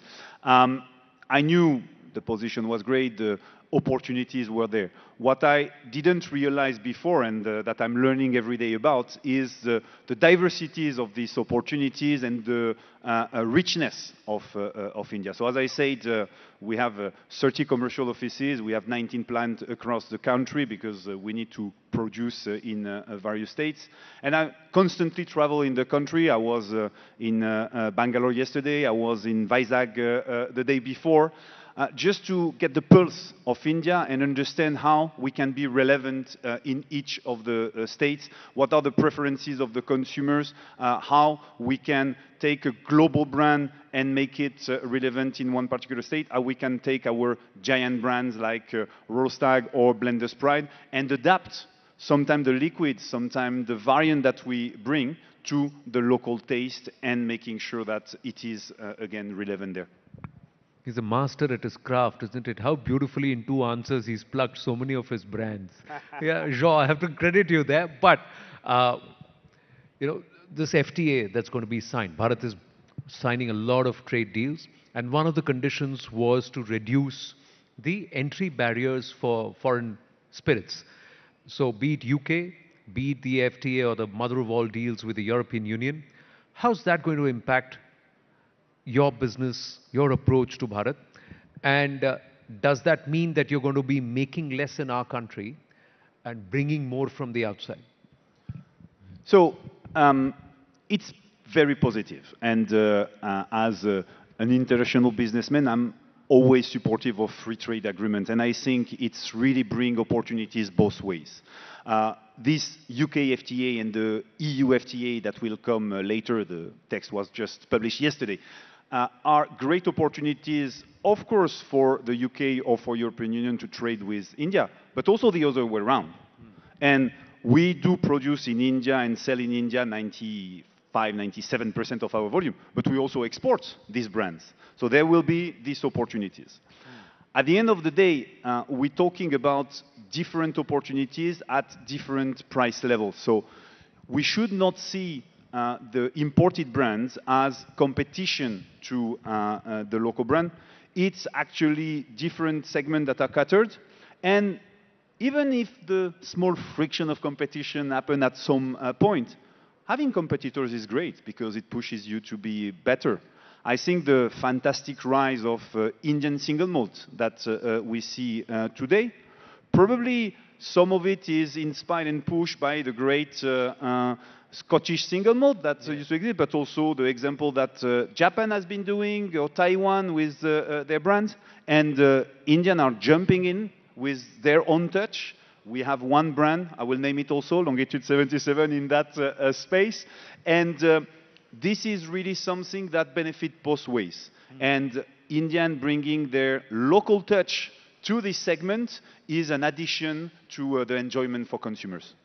How do you see tier 2, tier 3 markets in our country approach premium drinking, premium alcohol?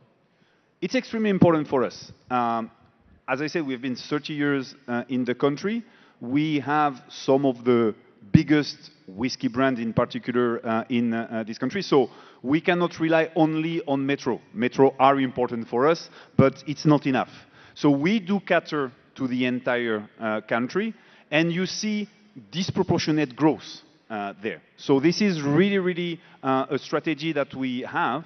And we bring our product, we innovate with the local brands to cater the needs of these consumers, which are for now at a stage of their consumption journey, which is still in local brand only, may go to imported brand one day, or may not, because we have fantastic offers with local brand as well. Which of your brands, which are, you said 97% of your volumes are manufactured in our country. Which of your brands do you see from Bharat to the world? Because Pernod Ricard brings a lot of international brands in its stable into the country. So which are the brands which you see are going to go from Pernod Ricard to the world from here? Well, the two giant brands that we have, Rostag and Blender's Pride, they're available in more than 65 countries in the world. So we do have this already. Our local Indian single malt, Longitude 77, is already available in Dubai. We are discussing to make it available in the US. There is all of our local brands which have the possibility to reach through our international networks of affiliates at Pernod Ricard or with other partners if necessary. And we cater both the Indian communities in the countries abroad or local consumers who do recognize the strengths and the fantastic quality of Indian brands. Let me also ask you, a lot of brands which are water heavy, agricultural produce heavy, power heavy, today have to also show a certain level of green growth, sustainability, moving towards net zero, reducing your carbon footprint. How has Pernod Ricard been able to perform in this metric? So this is extremely important for us. For two reasons. We are a global group. We have global commitments, which we want to respect. We know it's the only way to be sustainable for the future. Pernod Ricard is a group that is a family-owned company originally. Our founder, Paul Ricard, was very advanced. We still have an oceanographic institute in a small island in the south of France, Les Ambiers, and in the 60s when he established that was kind of something nobody was doing. So very much in advance. We have these sustainable development goals, which are very measurable, and we must apply them in India because India represents 1/3 of the volume of the group. You were talking about water. It's very important. We do replenish more than 2.5 times the water that we use into nature through the complex system of water ponds that then are going back into the circulation of water. We look very much at our carbon footprint. So we were the first in the country to remove we call it monocarton, so the boxes around the bottles. Yes. That's an extremely important move that actually we're very proud that we didn't impact only with our action. Competitors followed, and so it removed even more of this monocarton, which honestly are not that useful on the brand. That's another example. And we have multiple examples. Many of the local brands do jump into the hipster format with plastic. We are going to go there, but we have decided to do it when we have a solution to do it with 30% recycled PET, and when we know that the impact on the environment will be lower than a glass bottle. So all these topics are extremely important for us. So you are ticking all the boxes consciously, not because you have to do it, but because you want to do it? Because it's the only way to be sustainable for the future. A world without water will be a world where there is no more business to do. So it's extremely important that we protect and we take this responsibility. I think being in as I was saying, in an industry where we need to acknowledge the responsibility of responsible consumption, making sure that we develop a sustainable business for the generation that come after has always been embedded into our way of thinking and way of doing business. Well, as a news network, we've got to walk the tightrope between revenue and ratings. So you've got to have the audience watching you while you don't compromise that, but you've got to also, because we are a cost center, you've got to look at revenue. For you, it is volume and value. So how do you find the balance, or do you tilt towards volume more than value? No, it's more value than volume. As I said, premiumization, which has been a strategy that we have applied worldwide and in India for many years, means we really want to push consumer to drink better. That's our goal, and we try to see consumer trading up, sometimes from non-operating segments to our categories. And when they are within our operating segment, how we can give them better experiences with even more premium products. So value is more important, and we really look at a way to deliver value to the consumer for really a great experience. People, of course, they want a great liquid when they drink a spirits, but they want the lifestyle and the experience that go with it. And we really pay attention to deliver all of it. All right, less than 5 minutes on the chat, so I'm going to move away from the corporate talk to something personal from you and to understand for all of us. There are a lot of future leaders sitting here. You're CEO of one one of the largest, companies in this segment in our country and also the world over. You are part of the global leadership in Pernod Ricard. What are the leadership lessons that you've learned which you can share with us, especially when you operate in different markets? And you come from one market, you've got a learning there. You come to another market and the variables change, don't they? Regulations change, the atmosphere in which you would work, the business environment change, the people, consumers change. So how does your leadership style change? Or how do you adapt? Well, it's super important to be agile and adaptive. And this is something I have learned hopefully early enough in my career. I've been posted in different countries.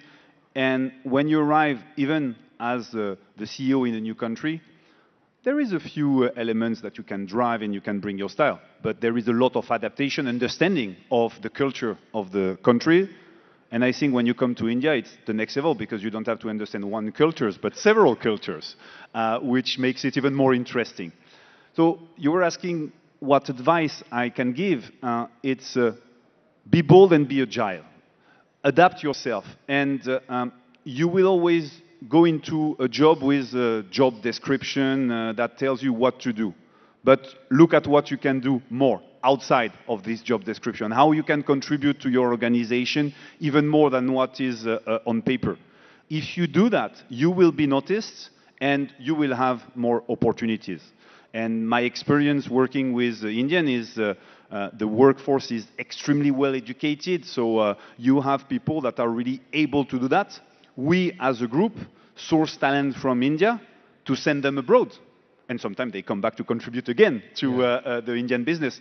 But really, we see India as a manufacturer for talents that is really helpful for the entire group. True. But do you think the Indians or Bharatiya are far more welcoming of the French than the French are welcoming of the Indians back there? Because you don't speak French, I don't talk to you. We don't do that. You speak English, we speak English. Well, I don't speak Hindi, but I'm very welcome here, so that's good.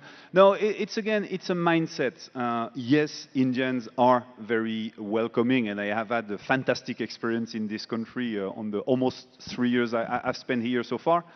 And I would say most of the French people would be similar. You might experience difficulties with the language because us French are not always good with English, but the intention is there. And I find a lot of similarities in the mindset, in the willingness to be outgoing, to share stories, and the natural exchange is easy, the connection is easy to get. How do you tide over cultural differences and also this entire, if for want of a better word, ego block?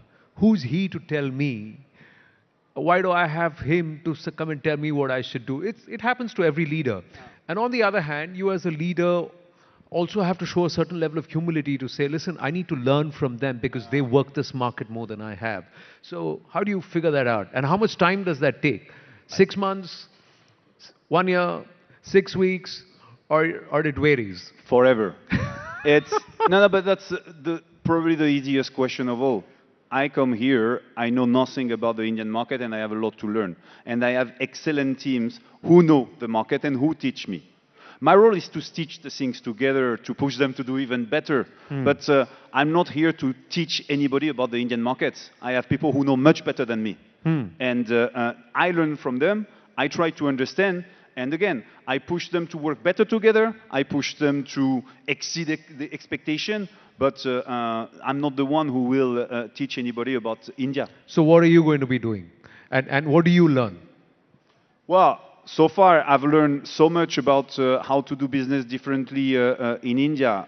The brand we just launched recently, which is Exclamation, covering 5 categories of spirits with one brand. When I was first presented this project, I said, no way, we don't do that in our industry. And there is no good example abroad of a successful brand covering different spirits category. In India, it's possible. An umbrella brand works in our industry. And this is something that my team has taught, showing me examples, being very convincing about it. And then we launched it. Yeah, because you can put an exclamation after anything, right? And change the It's true. It's true that India is an exciting country. All right, on that note, Jean, lovely speaking with you. Thank you so much. And thank you so much for being such a wonderful partner and Thank you, invaluable Anand. one with us here at the Rising Bharat Summit 2026. Thank you. Thank you so much. Thank you.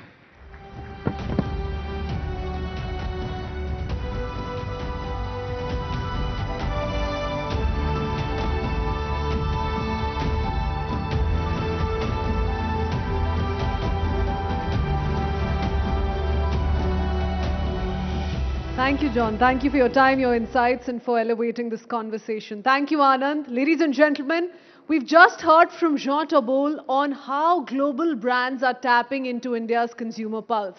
Let's now turn the lens on the backbone that makes it all possible. Yes, we're talking about logistics. From delivering food and essentials to fueling e-commerce growth, India's logistics industry has been the backroom hero of the country's economic leap. How does India's logistics engine fuel e-commerce, food delivery and export competitiveness? From farm to fork, how's tech transforming delivery? How are companies navigating challenges and scaling up? Let's unpack India's logistics leap, the tech, the innovation and the opportunities with the leaders who are driving this change. Please welcome Mr. Abhishek Chakraborty, CEO of DTDC Express, Mr. Gautam Kapoor, co-founder and COO, Ship Rocket, and Mr. Angad Khilka, CEO and founder, City Mall, in conversation with Shweta Punj for a session from factory to door, made in Bharat, delivered with love. Shweta, over to you.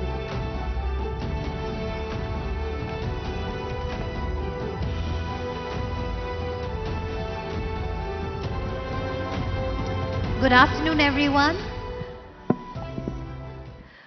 It was just last week we were all here for the India AI Summit, right here at this venue, this specific hall. And one of the things that made headlines at the summit, amongst the many other things that went viral and was spoken about, was a quick commerce dark store that was set up right here, which processed about 1,700 orders every day. And deliveries were made within 5 minutes, from power banks to chips to coffee. Everything was available for the guests who were visiting from across the world. And it was only apt that the AI Summit displayed something that's very uniquely Indian. Where else in the world will we get 5-minute deliveries, right? So that's something that the delegates were talking about, and that's something that India seems to have mastered very well. And the panelists that I have here are the ones behind that seamless logistics story. So when you get something, when you order something on your app and it's delivered to you within 10 minutes, there's a lot of planning that has gone into it. And we're going to try and understand that.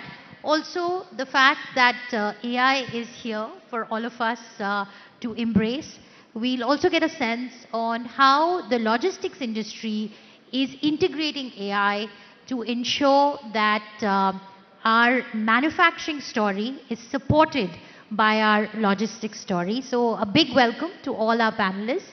Abhishek, let me begin by talking to you, by asking you on the big manufacturing push that India has been very keen on, and we have set a very ambitious $1 trillion manufacturing target. Now that target will be incomplete without ensuring that the goods that we produce are actually delivered, not only within Bharat, but outside Bharat, for the globe. So I want to get a sense from you on how is DTDC, which is one of the oldest companies in this space, reinventing, reimagining itself for the new world, which is hyper-competitive and hyper-tech driven. Thank you, Shweta. That's a fantastic question. And once again, great pleasure to be here at the Rising Bharat Summit. What interests me a lot in that question is that had you asked me the same thing about 2 or 3 years back, I think there would have been a lot more uncertainty. Uncertainty not only for us as logistics players, but also uncertainty for the manufacturers. We know the last 1 year has seen some of the biggest shakedown in the global world of trade, whether it's because of tariffs or other shocks that are being seen. But I think the one story that has stood out very clearly is that the Indian brands, the Indian sellers, the Indian manufacturers have actually taken that as a big cue to take it upon themselves and honestly start focusing on actual domestic production, actual domestic manufacturing. The beauty is that now, not just the big brands that we've seen or the MNCs which used to come and produce, we've got Indian homegrowns, direct-to-consumer brands, omni-channel brands, brands using completely very different distribution models who are now coming in and using the supply chains and logistics capabilities that we have built. Of course, quick commerce has probably led the way in terms of opening up our minds to the fact that you can get things in minutes. But it's not just about everything that can be delivered in minutes, but certainly the new generation of Indian consumers and the new generation of Indian manufacturers are leveraging the new networks that we are creating. For example, in DTDC's case, last 1 year, our launch of our rapid commerce business, where we now guarantee 2 hours same-day delivery and guarantee day-definite delivery across states using our 63-strong dark store network. It means that now for any brand, without having to pay for fixed costs of creating your infrastructure, you can now have even as small as 50 SKUs in a dark store. We like to call them dream stores because we see they are fueling the new dreams of Indian buyers and sellers.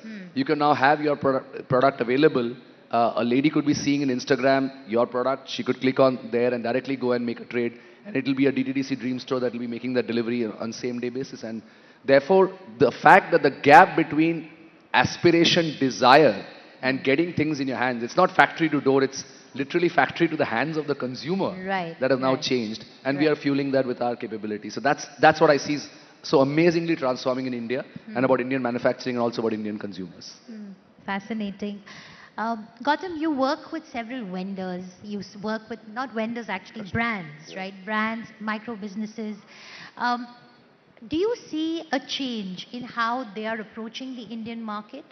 And how do we ensure that as brands look at scaling, they do not dilute the quality, the standards? I think that will also be very crucial in the whole logistics and India branding story. Yeah, I think India is a land of entrepreneurs. There are, a large part of the young part of Bharat is actually going and becoming an entrepreneur than looking for a job. I think e-commerce is one of that places where people find a lot of connect and they're able to create brands and create products at a and by investing less amount of money. So what has Indian ecosystem of manufacturing done is that the capability to any brand to go back and go to a manufacturer, create a fashion brand, create a personal care brand, or create a healthcare brand if they have a good idea. And they're able to go and get a smaller batch of manufacturing, a small batch of branding, everything. So you can really start now, and that's been the case for the last 2-3 years. And that is what is fueling this flurry of new brands coming with interesting products, interesting branding. That's one part which has happened in the last few years. Now, our job there is to be able to connect all these key points of when the manufacturing is done, how does that product go to the seller or a warehouse across the country, getting that inventory there, making sure that the inventory is in sync with the website, getting customers when they come on the website, they get the fastest speed that they want, getting it delivered within maybe minutes or maybe hours or days, being able to help the brand help their inventory across different parts of the country where the demand lies, getting it fast to the customer. So it sounds very simple, but there are so many connection points there and so much software and so many integrations and so much tech involved. Absolutely. And actual final delivery of the goods, which our partners also keep doing. I think that is the most interesting part, and that's how these brands have been able to scale. Platforms like us, partners like DTDC, all together, being able to help these brands make sure that when they envision a brand and they're at that nascent stage and being able to go and compete with a larger marketplace in terms of the experience that the consumer will get is something which companies like us are able to do that for them. A large Amazon or a Flipkart has been able to do that after spending a lot of money creating that kind of demand. Our job is to be able to make sure that the small guy, a small entrepreneur, is able to do the same thing, give that same experience to the customer, but by democratizing this across different So businesses. from the time you started the ship rocket to now, what are the changes that you see in the kinds of brands that are approaching you and this explosion of micro entrepreneurs that one gets to see on social media anyway? But what's your sense in terms of ambition, scale, and the kinds of brands that are coming up? Yeah, I think there are. It's very surprising and a very happy moment for all of us, right? When we see these new brands, and these are brands which are creating real value. These are not knockoffs coming from China and selling it to you. These are Absolutely. brands which have been thought through. Authentically made in India, Yeah, completely. we have so many brands who are changing how fashion, how the Gen Z or the Gen Alpha is now thinking about fashion, how they're using Indian fabrics in, how athletic wear, for example, crazy things like those, and how, clean protein is coming from the Indian produce, and how is it better than a global product, etc. So I think they are really hitting the new customer out there, and these brands are those same customers, and that's real value which is being created. So real innovation happening on the consumer side, and a lot of value being created to be able to enable these small brands. All that kind of packaging, all that kind of manufacturing capability these large manufacturing companies are bringing in, which then forth are helping these brands. So think about it like an ecosystem which is now creeping up and becoming big. Yeah, right. Angad, you're the founder and CEO of City Mall, where you're working with Bharat. You're working with tier 2, tier 3 cities. You're working in the rural areas. And according to data, in the e-commerce space, there's more demand coming from rural India than urban India. Who would have thought of that, right? Who would have thought of people placing orders online in rural India? So just take us through your journey. Take us through the changes that you have seen in how Bharat buys, and what is it that it's really spending its money on? Sure. Thank you, Shweta, for inviting me. You're right. I think in this entire euphoria about 10-minute deliveries, fashion, D2C brands, exactly the largest market in India, which is the low middle income consumers living in tier 2, tier 3, tier 4 towns. Also in the largest category, which is grocery. Grocery happens to be 40% of the household spend, has been completely ignored. And the biggest reason why it's been ignored so far has been because the logistics infrastructure rails required to deliver a grocery order profitably, reliably at the doorstep of the end consumer has not been made. So, the entire thesis, I would say the vision of City Mall is to build that distribution infrastructure into the tier 2, tier 3, tier 4 households to make, to provide the lowest cost, best price, best quality groceries delivered at home, obviously with love. So that's the entire idea about what City Mall is all about. What we've been seeing is, and when you talk about the low middle class consumer group in these towns and cities, there is a lot of aspiration, and that aspiration is being driven by the content proliferation. So just for as an example, on our platform, we see a lot of upcoming newer categories like Korean noodles, which is one of the largest growing categories for us, being sold on our platform more than the normal noodles. So a lot of that aspiration is being driven by content, and our job as a platform is to make those aspirations affordable for these consumers. So is Bharat premiumizing, or is it trading down? So, interesting question. So, Bharat is becoming aspirational. They are wanting to try out newer and newer categories that are aspirational, that are premium in nature, but they want to make sure that they want to have it in at affordable price points. So, for example, an aspirational product, let's say like a peanut butter, would sell more in smaller packs than in larger packs, because those smaller packs make it more and more affordable to that consumer segment. So yeah, so it's like aspirational products and product categories at price points that don't hurt their pockets is what Bharat needs. Okay.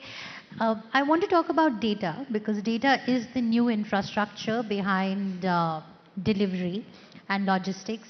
How are you all mining that data? And what have been the key trends that have emerged according to you? And I also want you to do a little bit of crystal ball gazing on, how do you see the logistics industry adapting to the new data trends that are emerging? No, it's a great question, Shweta, and I think maybe I'll connect it with what you started off with about the fact that right here in this hall, less than a week ago, we had the AI Summit. See, I think for a long time we had been looking at data, but data was too transactional, too fragmented to actually make sense of it. Once we started putting in our investments in terms of artificial intelligence, the ability to churn the data and use it as a true source of power, as a true source of customer experience, I think has really increased. So just to give you an example, in our case, we have our own in-house GPT, which is called the DDDC Interactive Virtual Assistant. We call her Diva. In the last 1 year alone, we've had more than 750,000 queries from consumers, out of which 82% of them were completely handled by her, satisfactorily, never even required a human being to be involved. And the 18% queries that actually needed a human agent, came with so much more information and understanding of the consumer's problem or the question, that the response times when we gave them from the human side was far lower by almost 25 to 30%. And this is serious impact that we're seeing in. On the same end, the same AI and data today allows us, our AI is able to understand and communicate with consumers in 17 languages. I think probably the most that anybody is able to do in Southeast Asia at least. And as a result of that, you can be anyone from any part of the country having a conversation. You could even have a handwritten label on a parcel. And now with our OCR built, equipped with our AI, 95% of that is getting translated into perfect geo-coordinates, which we are using on our own address mapping system that we have created now to get more triangulated deliveries possible. And you said about crystal ball gazing. Here's my thought. In less than 12 to 15 months' time, we see that you could be going to any of your preferred GPTs, whichever they are, never ever visit our website, and do what is called agentic commerce and simply have a conversation with the GPT, start by saying, here's the product I want to look at, where do I need to take it from, and suddenly you have a shipping query that comes in, and all of that can be done from a GPT without ever even seeing our website, where at the back end there are integrations which allow it to happen. So I'm seeing the world literally going there. Experiments for that are already happening, and I won't be surprised 15 months or 12 months or in the next Rising Bharat, which possibly be about Risen Bharat, we would be having those conversations. Hopefully agentic AI would have been something made in India and not... It will. It absolutely will. Yeah. We will do it. We will do it, absolutely. Let me come to you, Gautam, on, in terms of impact of technology on reducing costs of logistics. Where are we in that journey right now? Because costs of logistics continues to be a big pain point for a lot of companies, and considering India has been pitching itself as an alternative to China, and geopolitically speaking, right now is the time when we are looking at getting a lot of businesses to come and set shop here who would have traditionally considered China. So how can technology bridge that cost gap in India? I think there are two-part answer to that question. I think there is one e-commerce part of it, where I think companies like us are able to help our customers reduce their shipping cost. Not just by the one part of that is how which courier, which partner, what kind of logistics they have to choose to get their goods delivered. The second part is that in the Indian e-commerce landscape, a lot of money is lost on failed orders or fraudulent-like orders, where the retailer and the brand, the logistics company, all of them lose a lot of money because a consumer ordered a good and the goods ordered something and he's not taking that. So a large part of, or he has sent goods back to the seller, and they were actually not the goods that the customer has sold to them. So there are a lot of losses on that part which happen today. and it's not in India, also globally. It's a global problem. India has its own way of looking at that problem because India has also a lot of COD happens in e-commerce. Typically, that problem is actually a data problem than actually a logistics problem because the logistics is still doing the job of delivering the goods. Data problem is that there are consumers who have a particular type of behavior. There are goods which are sold to customers may also end up with high losses. So it's a data problem. It's a problem that what category you're selling at, what average order value are you selling at, which consumer is ordering from, where is he ordering, at what time is he ordering. So a lot of things that a platform like us can do to be able to enable to be able to solve for those losses. And these are not small losses. They're like 20-30% contribution to their expense. So in Indian landscape, and large companies, small companies all face that. That is one part of it. This is the e-commerce part of it, and I think this is a problem which has been solved by data. There's a lot of AI, I would say, models which are being used to be able to not only identify but also run workflows which are maybe voice models or call models that we need to do. We run today to be able to reduce those losses. Beyond that, I think Indian logistics per se, where the large amount of money is spent, where the goods have to move from one part of this country, one part of the country to the other part of the country, that part is still, we are lagging behind. I think the technology is there. All the parts of the technology, it's either the automations on the highways, or it is automations of the vehicles in terms of tracking, etc. Track and trace, all that is there. I think the infrastructure, as that improves, our cost will reduce. But again, today we are still the highest logistics cost on a GTB basis against any global market. So we are still more the expensive one. I think that is largely backed off infrastructure. I think the technology is already there now. Okay. Angad, when it comes, we were discussing about how AI is going to really change what we buy, how we buy, and so on. How do you see that getting integrated into your business? And will Bharat be isolated from it? Will it be just an urban India phenomena? Or do you think that AI will continue to influence choices even in tier 3 towns in rural India? So on the contrary, I think Bharat tier 2, tier 3 towns will be positively impacted by this technology more than the larger towns, and I'll tell you why. Today on our platform, 80% of the orders are through recommendation systems that are powered by AI. That's 80% of our orders. As humans, we don't influence, what the consumer sees, etc. All that is being recommended by an AI system.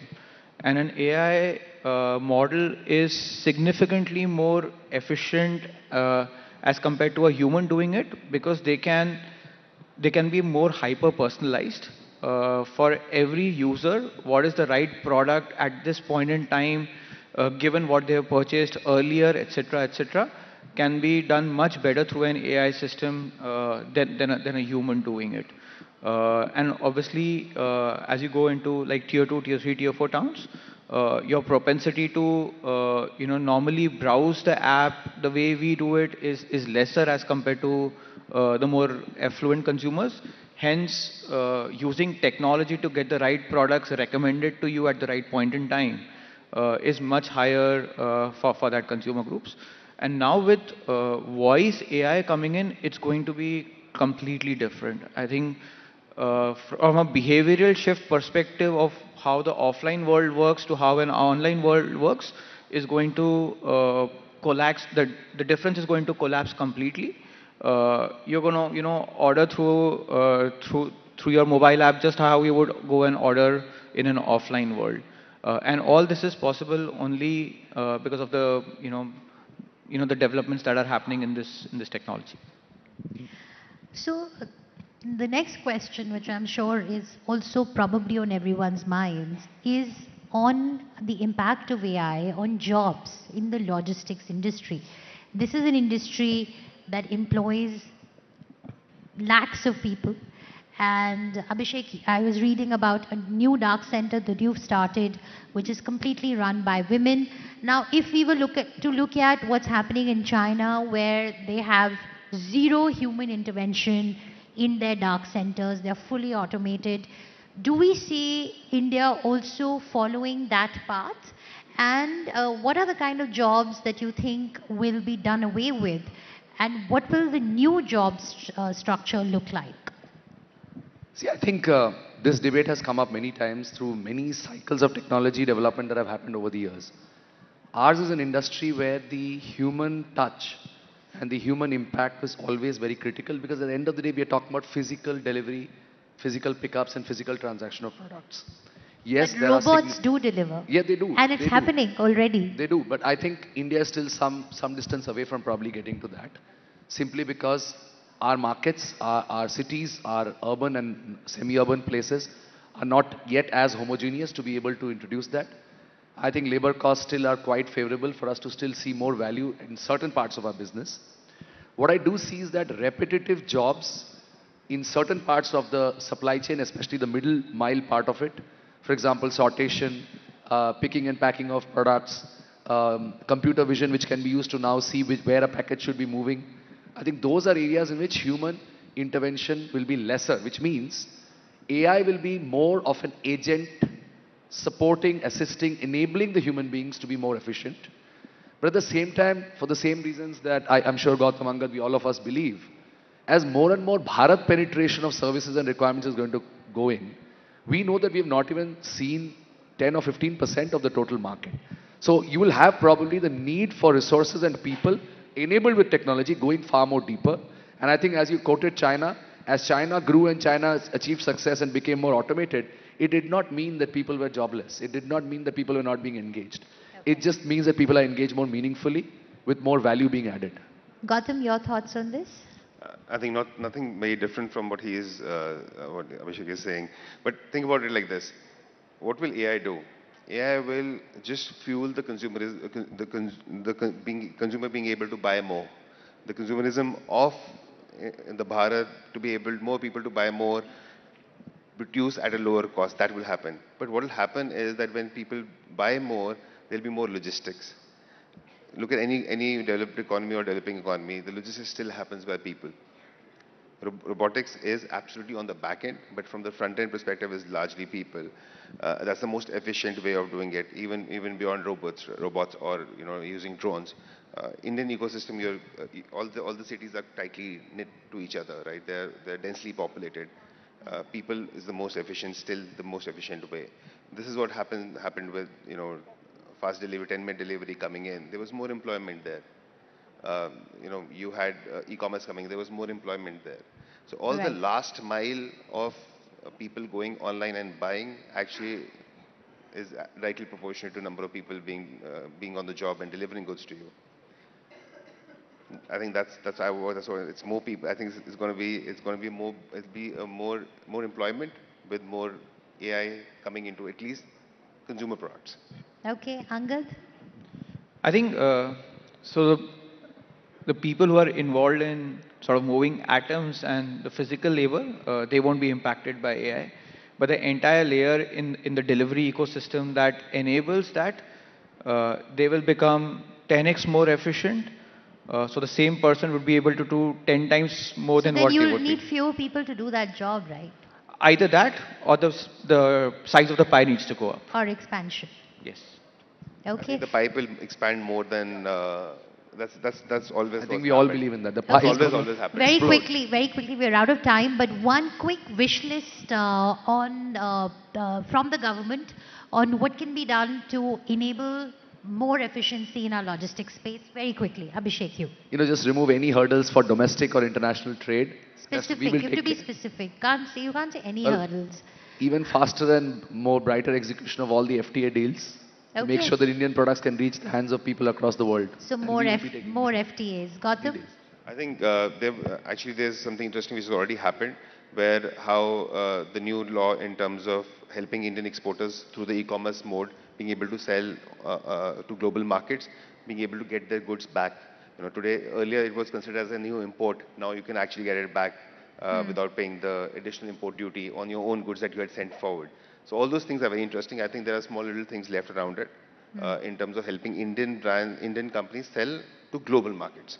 I think there are very, very small, few little things left in that space that has to be corrected. So in the last 1 year or so, we've seen a sense of urgency from the government as well. There were initiatives announced in the budget, expansion of the amount of what MSMEs can export without approvals, that, and then we've seen the government go easy on quality control orders.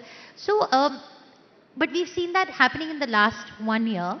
Angad, if you were to suggest 2 or 3 steps that the government needs to take this simplification process forward, because logistics is going to form the basis of our manufacturing push.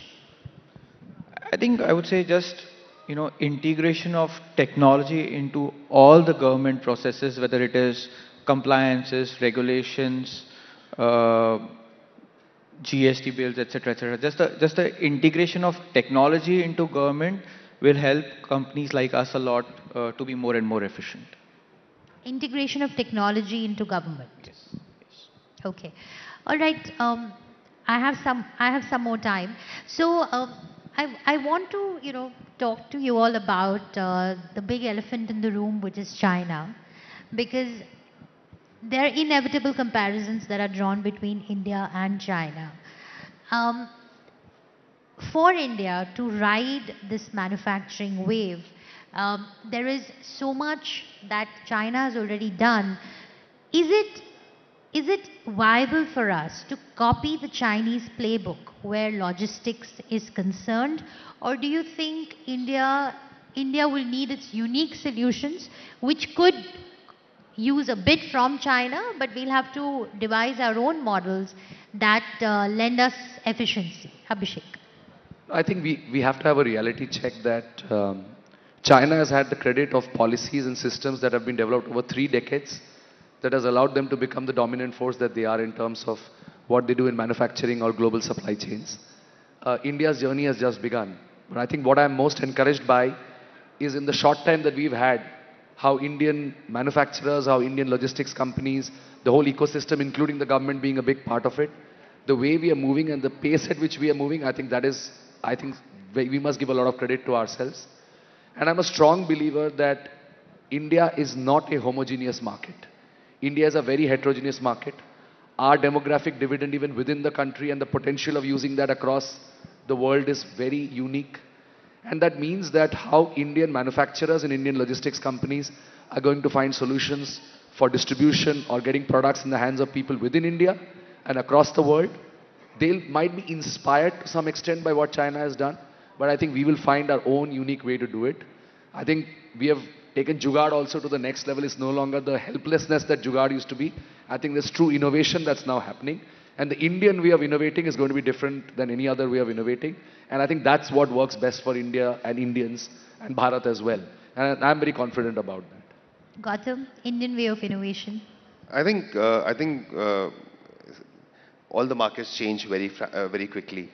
What China has done in the last many decades is also said to be changed. There'll be a new guy changing that. I think India has that opportunity. India has the domestic capability for that domestic market to also support what we manufacture is sold here. Think about this industry that I specifically always think about is toys industry. See how it is transport. It has become very different. Everything at some point of time, everything was coming from China. And think about all the companies. I was talking to this one company who is now exporting 60% of what they produce to the US and the European market. It's a product which is out of India, designed in India, now sold globally. Wow. And there's no Chinese competition. And it happened in the last 5-6 years. This company called Skillmatics, right? They make these interesting Right. gifts Yes. for things for toys for kids, right? Very interesting, right? And that's also coming from the support that the government decided to give the toys industry. And I think we have enough innovative entrepreneurs to be able to enable that. Manufacturing is today still only a small bit of actually creating a product and making it a success. All right, Angad, very quickly, your closing remark on the competition with China. I think the times have changed. Chinese market when it grew were at different times. The context was very different. I agree that India is not a homogeneous market, it's a heterogeneous market. I think the real need of the hour right now is driving domestic consumption. And that's going to come through major reskilling programs for our entire population, given this, AI is already here. There is a need for major reskilling in India to happen to catapult us into the next phase of growth. That's, I would say, it's not China versus India, it's actually India versus India in AI. That is so interesting. And on that note, on that very optimistic note, we'll close this conversation. I think Angad sums it up beautifully. It's not India versus China anymore, but India versus India and Bharat 2.0. So with that, thank you so much. We do hope that entrepreneurs like yourselves and several others continue to drive the India-Bharat story forward. Thank you. Thank you.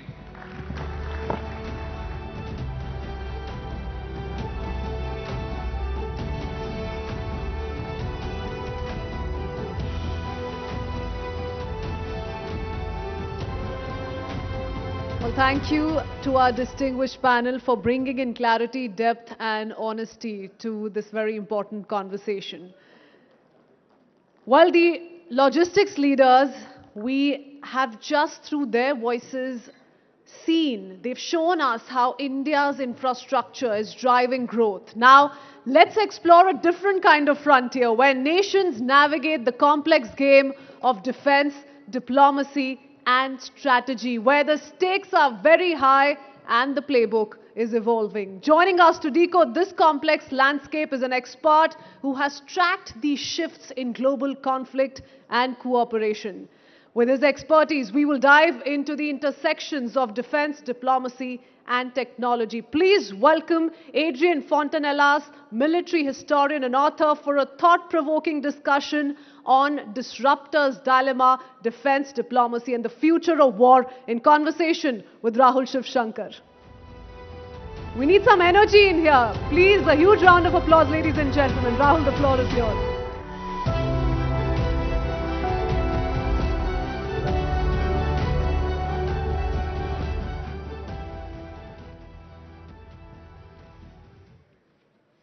Good afternoon. What a day to be speaking to Adrian Fontanellas, one of the leaders on perspectives with regards to the military. I don't know if you've just heard, but a few moments ago, the Israelis and the Americans have just struck targets in Iran. So we're living in a time of war, Adrian, and we're going to be discussing scenarios that emerge from combat. Thank you very much for being here. What is your immediate take? I know it's not easy to comment when we don't have all the information. Your immediate comment on why we are suddenly seeing combat of a nature that we thought we had put behind a few years ago, exploding in different parts of the world. We've also had, of course, conflict with Pakistan right here in the subcontinent. That was about 9 to 10 months ago. Why is this happening? Good afternoon, and at first, thank you for the invitation. I'm honored to be here. And as for your question, back in the early 2000s, we were thinking that we were living in a completed world, I mean, with respect of international law and so forth. And then, since more than a decade, everything is unraveling. I think it was a gradual process. I think it might foremost indicate that we also transitioned from a unipolar world with a single dominant global power, willing to impose a kind of respect of its international rule, and foremost with the will to do, the means and the will to do it. And this gradually changed. And of course, we are switching into different worlds with several, in the long term, equal powers, perhaps 4 or 5 real global powers. India will be one of them, obviously.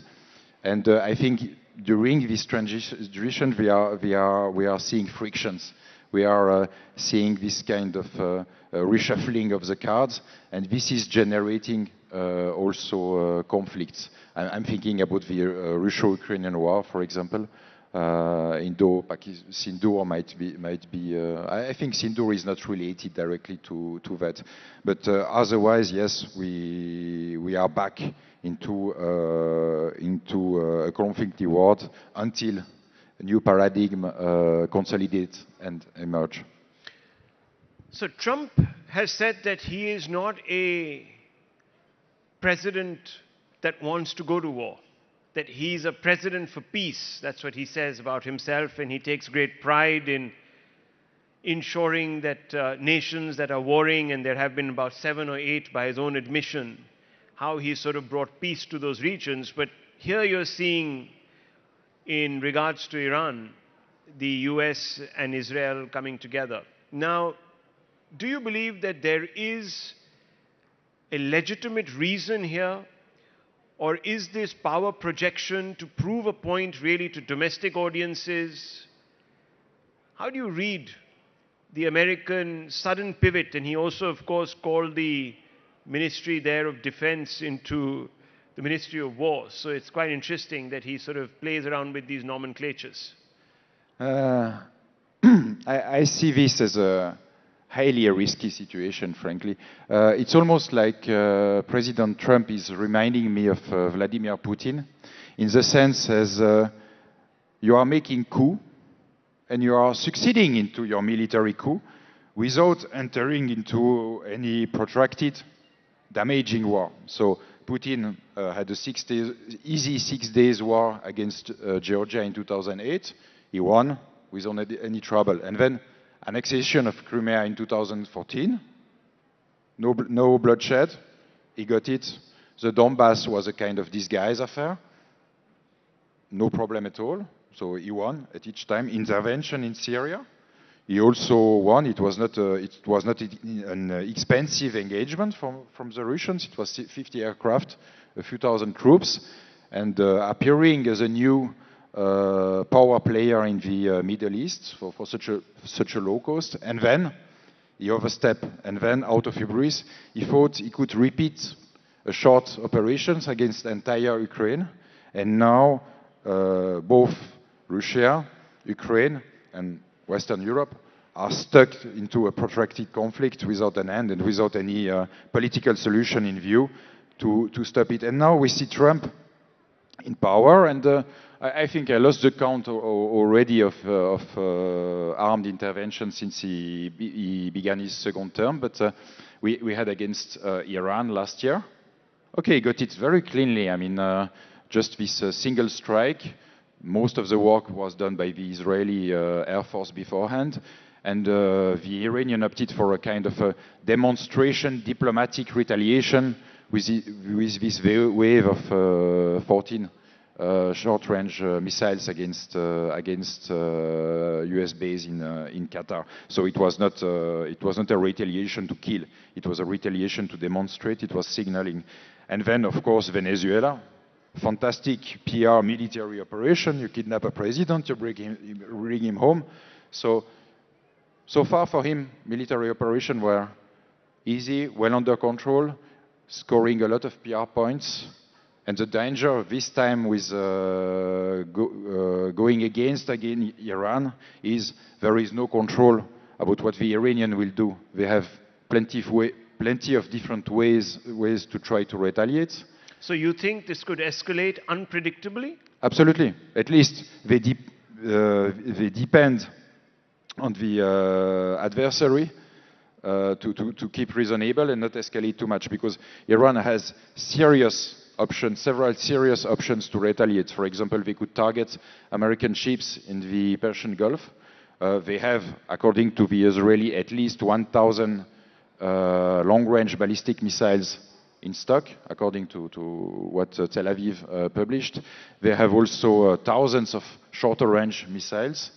enough to reach bases in Saudi Arabia, the Emirates, and Qatar, for instance. They have also their Houthi allies, which might be activated, and the Houthi had showed enough that they were foes that shall not be underestimated during 2003 and 2004 and early 2025. And of course, there is all the militias supported by Tehran and the IRGC, the Guardians of the Revolution, which are in Iraq. So Iran has plenty options to retaliate. And so you're saying that the Iranians might not respond traditionally. They could, but they may not. They may even engage some of these militias that they contract or they patronize in different parts of the Middle East to perhaps carry out surgical strikes against American and maybe even Israeli targets. Yeah. Actually, last year, Iraqi militias fired drones against Israel in solidarity with Iran, and Houthis were firing a few ballistic missiles too. So they did it already last year, in a sense. So they really have several options to retaliate, or they could also activate all of them. It depends on how they will react. If they want to go to launch counter-strikes as much as they could, as fast as they could, or if they are settling for a protracted war, just trying to survive the strikes, counting on a lucky shot of their air defenses to shoot an American aircraft. Because you have to recall the Sindhua affair with the Rafale, but can you imagine if the Iranian managed to shoot a F-35? It would be the same in terms of PR campaigning. So they have several options in front of them, and it is not the Americans who are controlling these options. So this latest round of strikes on Iran are being described as preemptive strikes. Obviously, the intention is to try and bring Iran to the negotiating table so that they can open up their nuclear facilities to inspections, or even perhaps push them into demilitarizing or weaponizing, rather, their nuclear options. Are we expected to see Iran comply, or do you think the fact that it has been described as a premeditated strike is not something that the Iranians will look at and say, okay, well, maybe we need to come back to the table, but we can go ahead and do what we have to? At this stage, I'm very skeptical, because basically the long-range ballistic missiles and the nuclear threshold capability are kind of insurances from Iranian, or rather Guardians of the Revolution perspectives. So I guess they will not, my assumption is they will not renounce on them so easily. But we'll see. It is, of course, impossible to predict the dynamics. An unknown quantity is the reaction of the Iranian public too. This is of utmost importance in such a context. But again, what is frightening is the Israeli and the Americans don't have the control of the Iranian reaction. So they don't have the control over Iranian escalatory ladder, and that can be problematic. Well, exactly. I want to pivot, because we've just done halfway of our conversation. I want to pivot a little bit and go back 9 months to Operation Sindoor, which was, of course, a military success. What are the key takeaways for you? Because here you had two nuclear powers. This is territory that no one thought anyone would enter. Two nuclear powers going at each other. What are your takeaways? At first, but it is more on the political than military level, but it is really impressive. The entire war lasted only 4 days, so it went so fast that nobody had really the time to consider that. But it was under the nuclear threshold, so on the political level, you really need nerves of steel to let your military in charge of the escalation ladder, and to do what they need to do operationally in reaction to enemy counter initiatives, because the stakes are so high. So what you're saying is that the Indian leadership demonstrated nerves of steel by leaving all the decisions to the military. Yeah, and you need so much trust to do some in your own institutions to do something like that, into the professionalism of your superior officer. So this is quite striking, and from my perspective, it is quite rare in our world to see such a chain of command functioning flawlessly. You know, the political level has endorsed a strict political cadre with political objectives, and then the military are free to operate within it. It was quite freely within it. So this is a major lesson I would take from this episode. And the others are more linked to military affairs. So let me ask you, one aspect of this was battle management. What do you make of India's battle management? Because before this operation was conducted, there were many debates about whether we should have integrated command or not. And many people felt that integrated command would sort of be, in some ways, not as efficient as what we have. But here we had a different sort of plan. What do you make of it? Did we really have integrated command? If so, how developed is it? I would, to vulgarize this notion, I would say it would be the difference between 10 of us tasked to surround this building and control its access, without mobile phone, without anything, to be in competition with another group of 10, with WhatsApp connection between them, able to share in real-time information. So this is the sheer importance of battle management. It demultiplies the force of the individual units, systems, and so forth.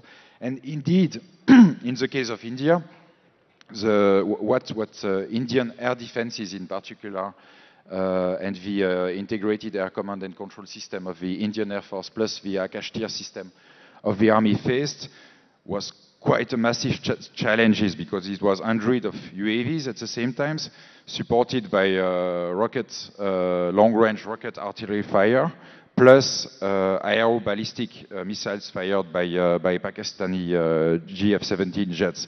And the Indian battle management system, so this EACCCS, proved good enough to counter, identify the threat, share the information within all the weapon systems in the area of interest, and then action specific systems in function of the threat. And this almost in real time. You have perhaps 10, 15, 20, 30 seconds to do that on a 1,500 kilometers front. So at least for me, this came as really as a strategic surprise to have the Indians to have such an excellent system, locally developed system. So you think that we did a fantastic job in managing the battlefield? Absolutely, and from a central command position, and that you think is a major leap forward. Absolutely, absolutely it is. And let me tell you, friends, some of you obviously must have been glued to your TV all those 4 or 5 days, but many people believed that two nuclear powers would never cross the Rubicon. And this is the first time really in the history of the development of nuclear weapons where two nuclear weapon states actually decided that they were going to, at least from India's side, that we were going to cross that threshold. So this was a major, major leap of faith. And as Adrian says, the Indian political establishment showed that it had nerves of steel by completely entrusting and empowering the armed forces and giving them a free hand. So that is a major, major point of achievement which we should all recognize is a great development for us. But I also want to talk to you a little bit about the fact that despite having dominated this exchange with Pakistan, we lost the information war. What do you make of this? I am of two minds. At first, of course, it is bad to lose the information war, and nowadays communication is a line of operation in itself. So it is true that the Pakistani were clearly better at that game. Although it sounds to me tactical because, okay, the Pakistani got at it better in, for example, in the Western mass media, but people are forgetting about 3 days what were the comments about Sindoor. So is it so important on the strategic level for India? Whilst on the other hand, because the Pakistani won this communication war, this aspect of the war, they didn't lose face. And when you have an adversary which is not losing who is not losing face, then you will not reform. It will be less easier to improve itself. And so in the future, it will be less as a threat, in a sense, in terms of pure military capabilities. So you're saying that they will become more complacent because they actually believe the propaganda and say, oh, we won the war, so we don't need to reform, we don't need to replace our military commanders that didn't do a good job, and that's actually good. So it's good to have lost the information war. I would say it's always good to avoid to humiliate your adversary unnecessarily. So, advantage, yeah. But still, this plays into our hands. In fact, we know that General Munir gave himself a promotion. He now goes by the title Field Marshal, and Trump says he's my favorite Field Marshal in the world. So maybe it is good that the Pakistanis are living in their world of illusion because they may not go for those next responses. But let's not also be so complacent. And I have to ask you, how do you think Pakistan will adapt now to life after Operation Sindoor? What will the Pakistanis do to build themselves up so that they don't suffer like they have? I would think that they will invest into long-range ammunitions of the same kind as India had already and deployed with such a great effect during Sindoor. So they had some already, and they have some local development of cruise missiles, for example, but they will probably intensify their efforts. Tactically, I would expect them to hone their attack waves, mixing UAVs and rocket artillery and missiles, perhaps try to concentrate more on them, on a single target, rather than trying to strike several Indian air stations at the same time. At least it is what happened with the Russians in their long strike campaigns against Ukraine. They are improving all the time, finding new solutions, coordinating better, and they are far more efficient now than they used to be 2 or 3 years ago. So I would expect the Pakistani to have this learning curve, which means in turn that, of course, India has to continue to improve and refine this system. It is highly satisfactory, but it must be always improved to counter the enemy own evolutions. It is a never-ending game of adaptation and counter-adaptation. Well, India has made, of course, a commitment in its budget. It's expanded its defense budget to try and now acquire the latest weapon systems and also fill the gaps that it might have actually spotted after Operation Sindoor. Adrian Fontanellas, thank you very much for speaking to us. It's been a wonderful conversation. Thank you for bringing perspective, rich perspective, to our audience here. Thank you, audience, for being patient. Thank you very much. Thank you very much.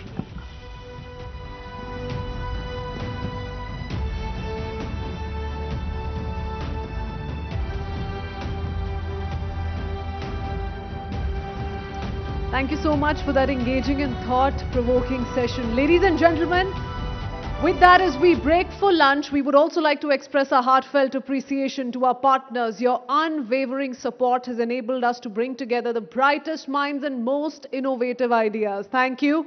Our presenting partner, Jio Financial Services, our co-presenting partner, PhonePe and DS Group, and our powered by partner, Pernod India, our Bharat growth partner, ITC. Your support has been invaluable. We also appreciate the contributions of our driven by partner Kia Seltos, our state partners Uttar Pradesh, Chhattisgarh and Uttarakhand governments, our workspace partner WeWork India, our logistics partner DTDC, our energy partner, Vikram Solar, our transformation partners, SR, and our associate partners, NSE, M3M Foundation, and Reliance Industries Limited. Thank you for being an integral part of News 18 Network's Rising Bharat Summit.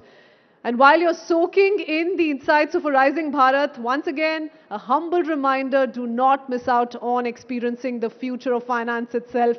Head over to the GeoFinance Experience Zone right at the back. Get early access to the all-new GeoFinance app and be among the first to try the next-gen features. The future of finance is here. Go check it out. We'll see you in just a bit, right after lunch. We'll, ladies and gentlemen, reassemble at 2 p.m. It's a humble reminder. Enjoy your lunch. Thank you. Well, let's talk cricket now. Cricket is not just a game. It's an arena. From smashing barriers to smashing sixes, India's cricket stars have navigated challenges to reach the top. But what fuels their drive?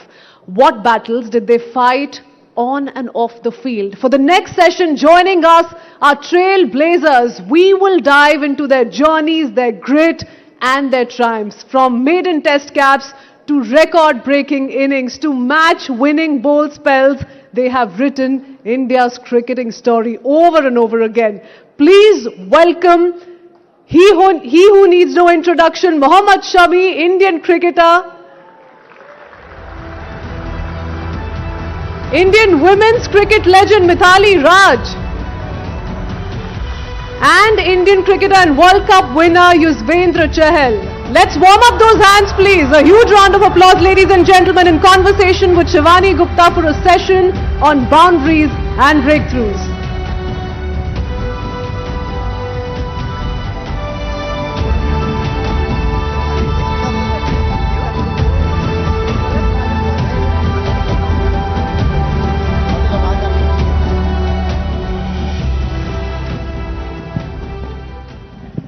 Thank you, everyone. A big round of applause, please, for our amazing cricketers on the stage.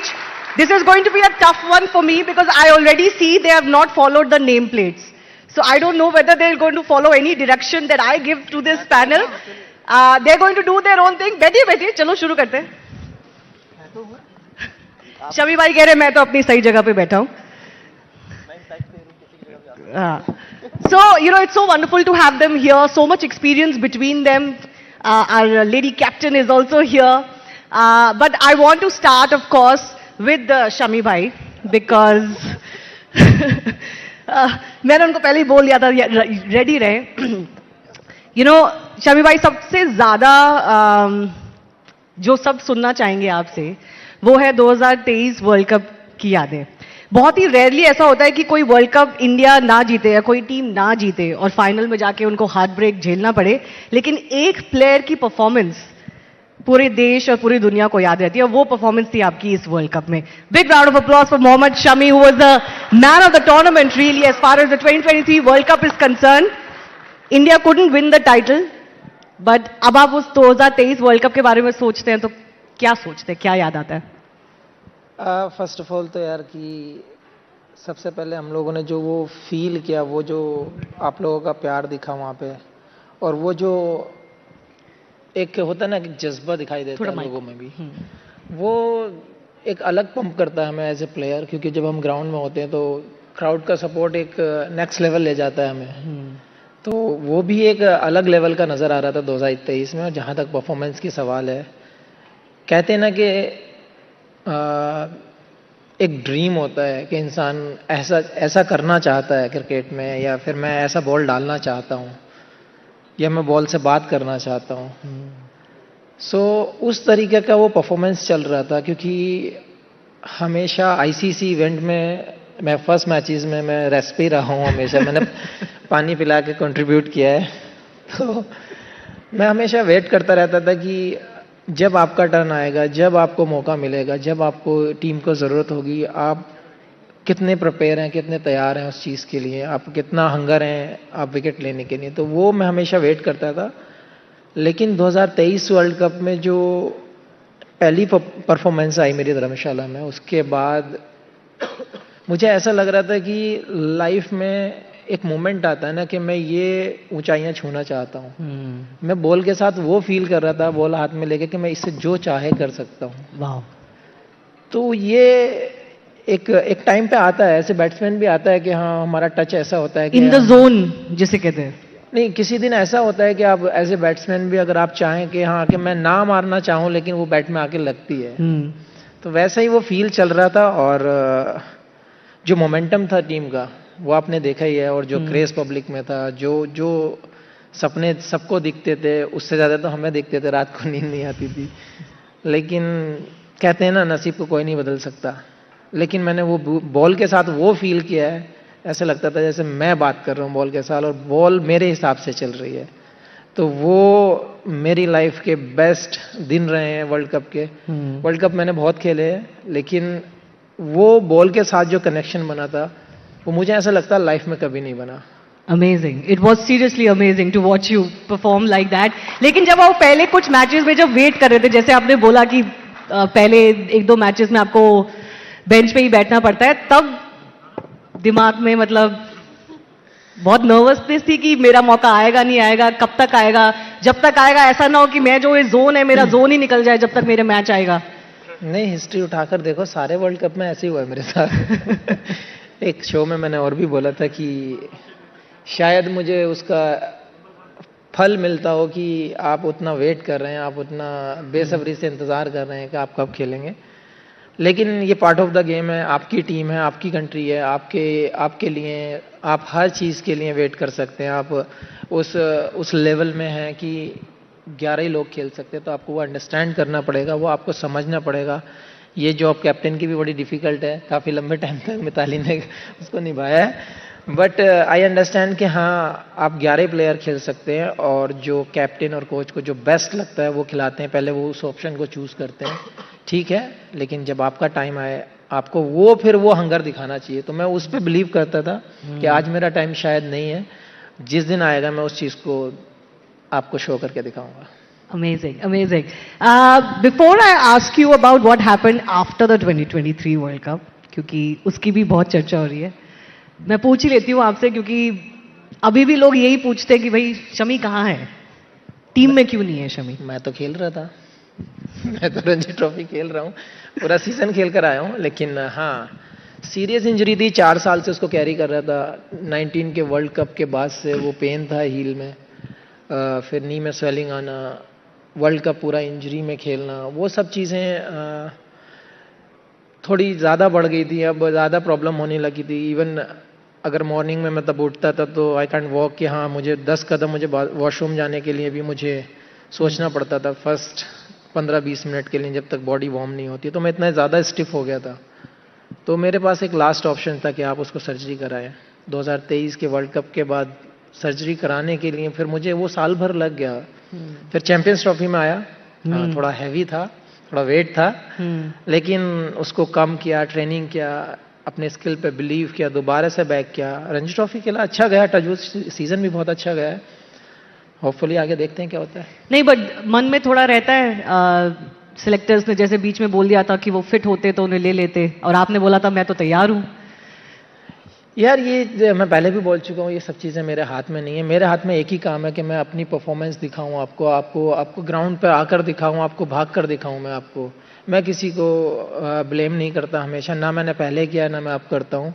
आपका काम है as a sportsman, आप मेहनत करते रहिए। आप अपना माथा कितना मार सकते हैं वहाँ पे, बार बार आप कितना रिपीट कर सकते हैं, कितना पेशेंस रख सकते हैं, वो मैटर करता है आपकी लाइफ में। और लाइफ यही है यार, आप सुबह उठते हैं, हार्डवर्क करते हैं, शाम को घर वापस चले जाते हैं, वेट करते हैं अपने टर्न का। तो मैं हमेशा उसी पे बिलीव करता हूँ कि आप हार्डवर्क करते रहिए, लक को आप नहीं छीन सकते।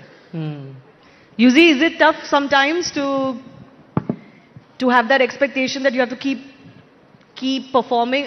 You have to keep showing that you are worth it. How do you handle that as a cricketer, where you have to keep proving yourself again and again and again? That's our job. That's why we are professional cricketers. Because एक चीज आपके हाथ में रहती है, वो आपकी performance है। बाहर क्या चल रहा है, क्योंकि मैं चेस भी खेला हूँ, तो मेरे को वहाँ से थोड़ा सा पेशेंस मिला है। और जब फिर डैड वगैरह से सीखा कि जो चीज़ आपके हाथ में नहीं है उसके बारे में नहीं सोचना चाहिए। जैसे आप क्रिकेट खेलते हैं, बारिश होगी, क्या होगा, विकेट कैसी होगी, वो चीज़ आपके हाथ में नहीं है। तो it's better you can focus जो आपके हाथ में है, और मैं हमेशा उस चीज़ को फॉलो करता हूँ। बट जैसे बहुत ये कमेंट्री जैसे होती है कि अभी फॉर एग्जांपल जो हो रहा है, अब तो आप कमेंटेटर हैं, आप बात कर सकते हैं, कि बातचीत नहीं होती प्लेयर्स और सेलेक्टर्स के बीच में, या कम्युनिकेशन सही नहीं है। आपने नोटिस किया है क्या ये है प्रॉब्लम? शामी भाई आपकी होती है? नहीं, मेरे तो मैं जब भी मैंने बात किया है, मैंने रोहित भैया, विराट भैया हमेशा, या जब माही भाई थे तो मैं उनसे ही बात करता था, क्योंकि मेरा मानना है कि जब मेरे हाथ में बॉल है मैं उस पर ज़्यादा फोकस करूं। क्योंकि एक चीज़, जैसे अब बड़ा हुआ हूं मैं लाइफ में, तो एक चीज़ सीखिए, कभी ना कभी आपको कोई रिप्लेस करेगा। वो 5 साल बाद करे, 7 साल बाद करे, या 10 साल बाद करे, वो आपके लक पे है। तो you have to be prepare mentally उसके लिए, क्योंकि ये गेम ही ऐसा है कि कोई आएगा, फिर उसके लिए कोई और आएगा। तो it's better just focus in your life, enjoy.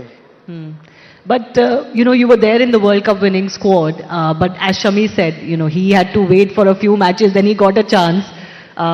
But you didn't. So, as an athlete, this must be really, really hard, isn't it? I don't think so, क्योंकि जब आप क्योंकि ये it's not an individual game, it's a team game. और आप 15 लोगों में जब होते हो ना, तो मेरे लिए वही प्राउड मोमेंट है। मैं वर्ल्ड कप टीम के साथ रह के देख रहा हूँ, इस बैटर घर बैठ के नहीं देख रहा। मेरे पास इंडियन जर्सी अभी भी है।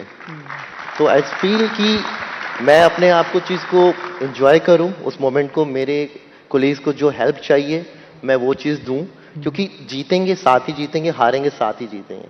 तो चाहे मैं नहीं खेला हूँ, लेकिन अभी लोग मेरे को अभी भी वर्ल्ड चैंपियन बोलते हैं।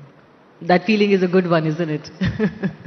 Mithali, as a captain, you had to deal with a lot of these things. No? In a team sport, this is a problem, of course. You can't keep everybody happy. You can't have, we always have a problem of plenty as far as our Indian cricket setup is concerned. So how did you deal with things like this? These are very tricky questions. To keep players happy also, to have the communication straight, that boss, this is what we need right now, this is what we don't need right now. Because careers are at stake. They're on the line. Well, I think it's very difficult as a captain because you'll have to think about all 15 of them. Of course, the players' mindset is they obviously want opportunities to prove that they do have in them to perform for the team and contribute. But then as a captain, you probably have to consider many factors when you're putting 11 together. And it's a little... what can I say? As a captain, I personally felt pretty lonely doing this job because not everybody will understand from the point of view your own decision why you have certain players in and why you haven't picked certain players. But as a leader, one you can do is be more compassionate and empathetic towards your team players. And just give your shoulder for them.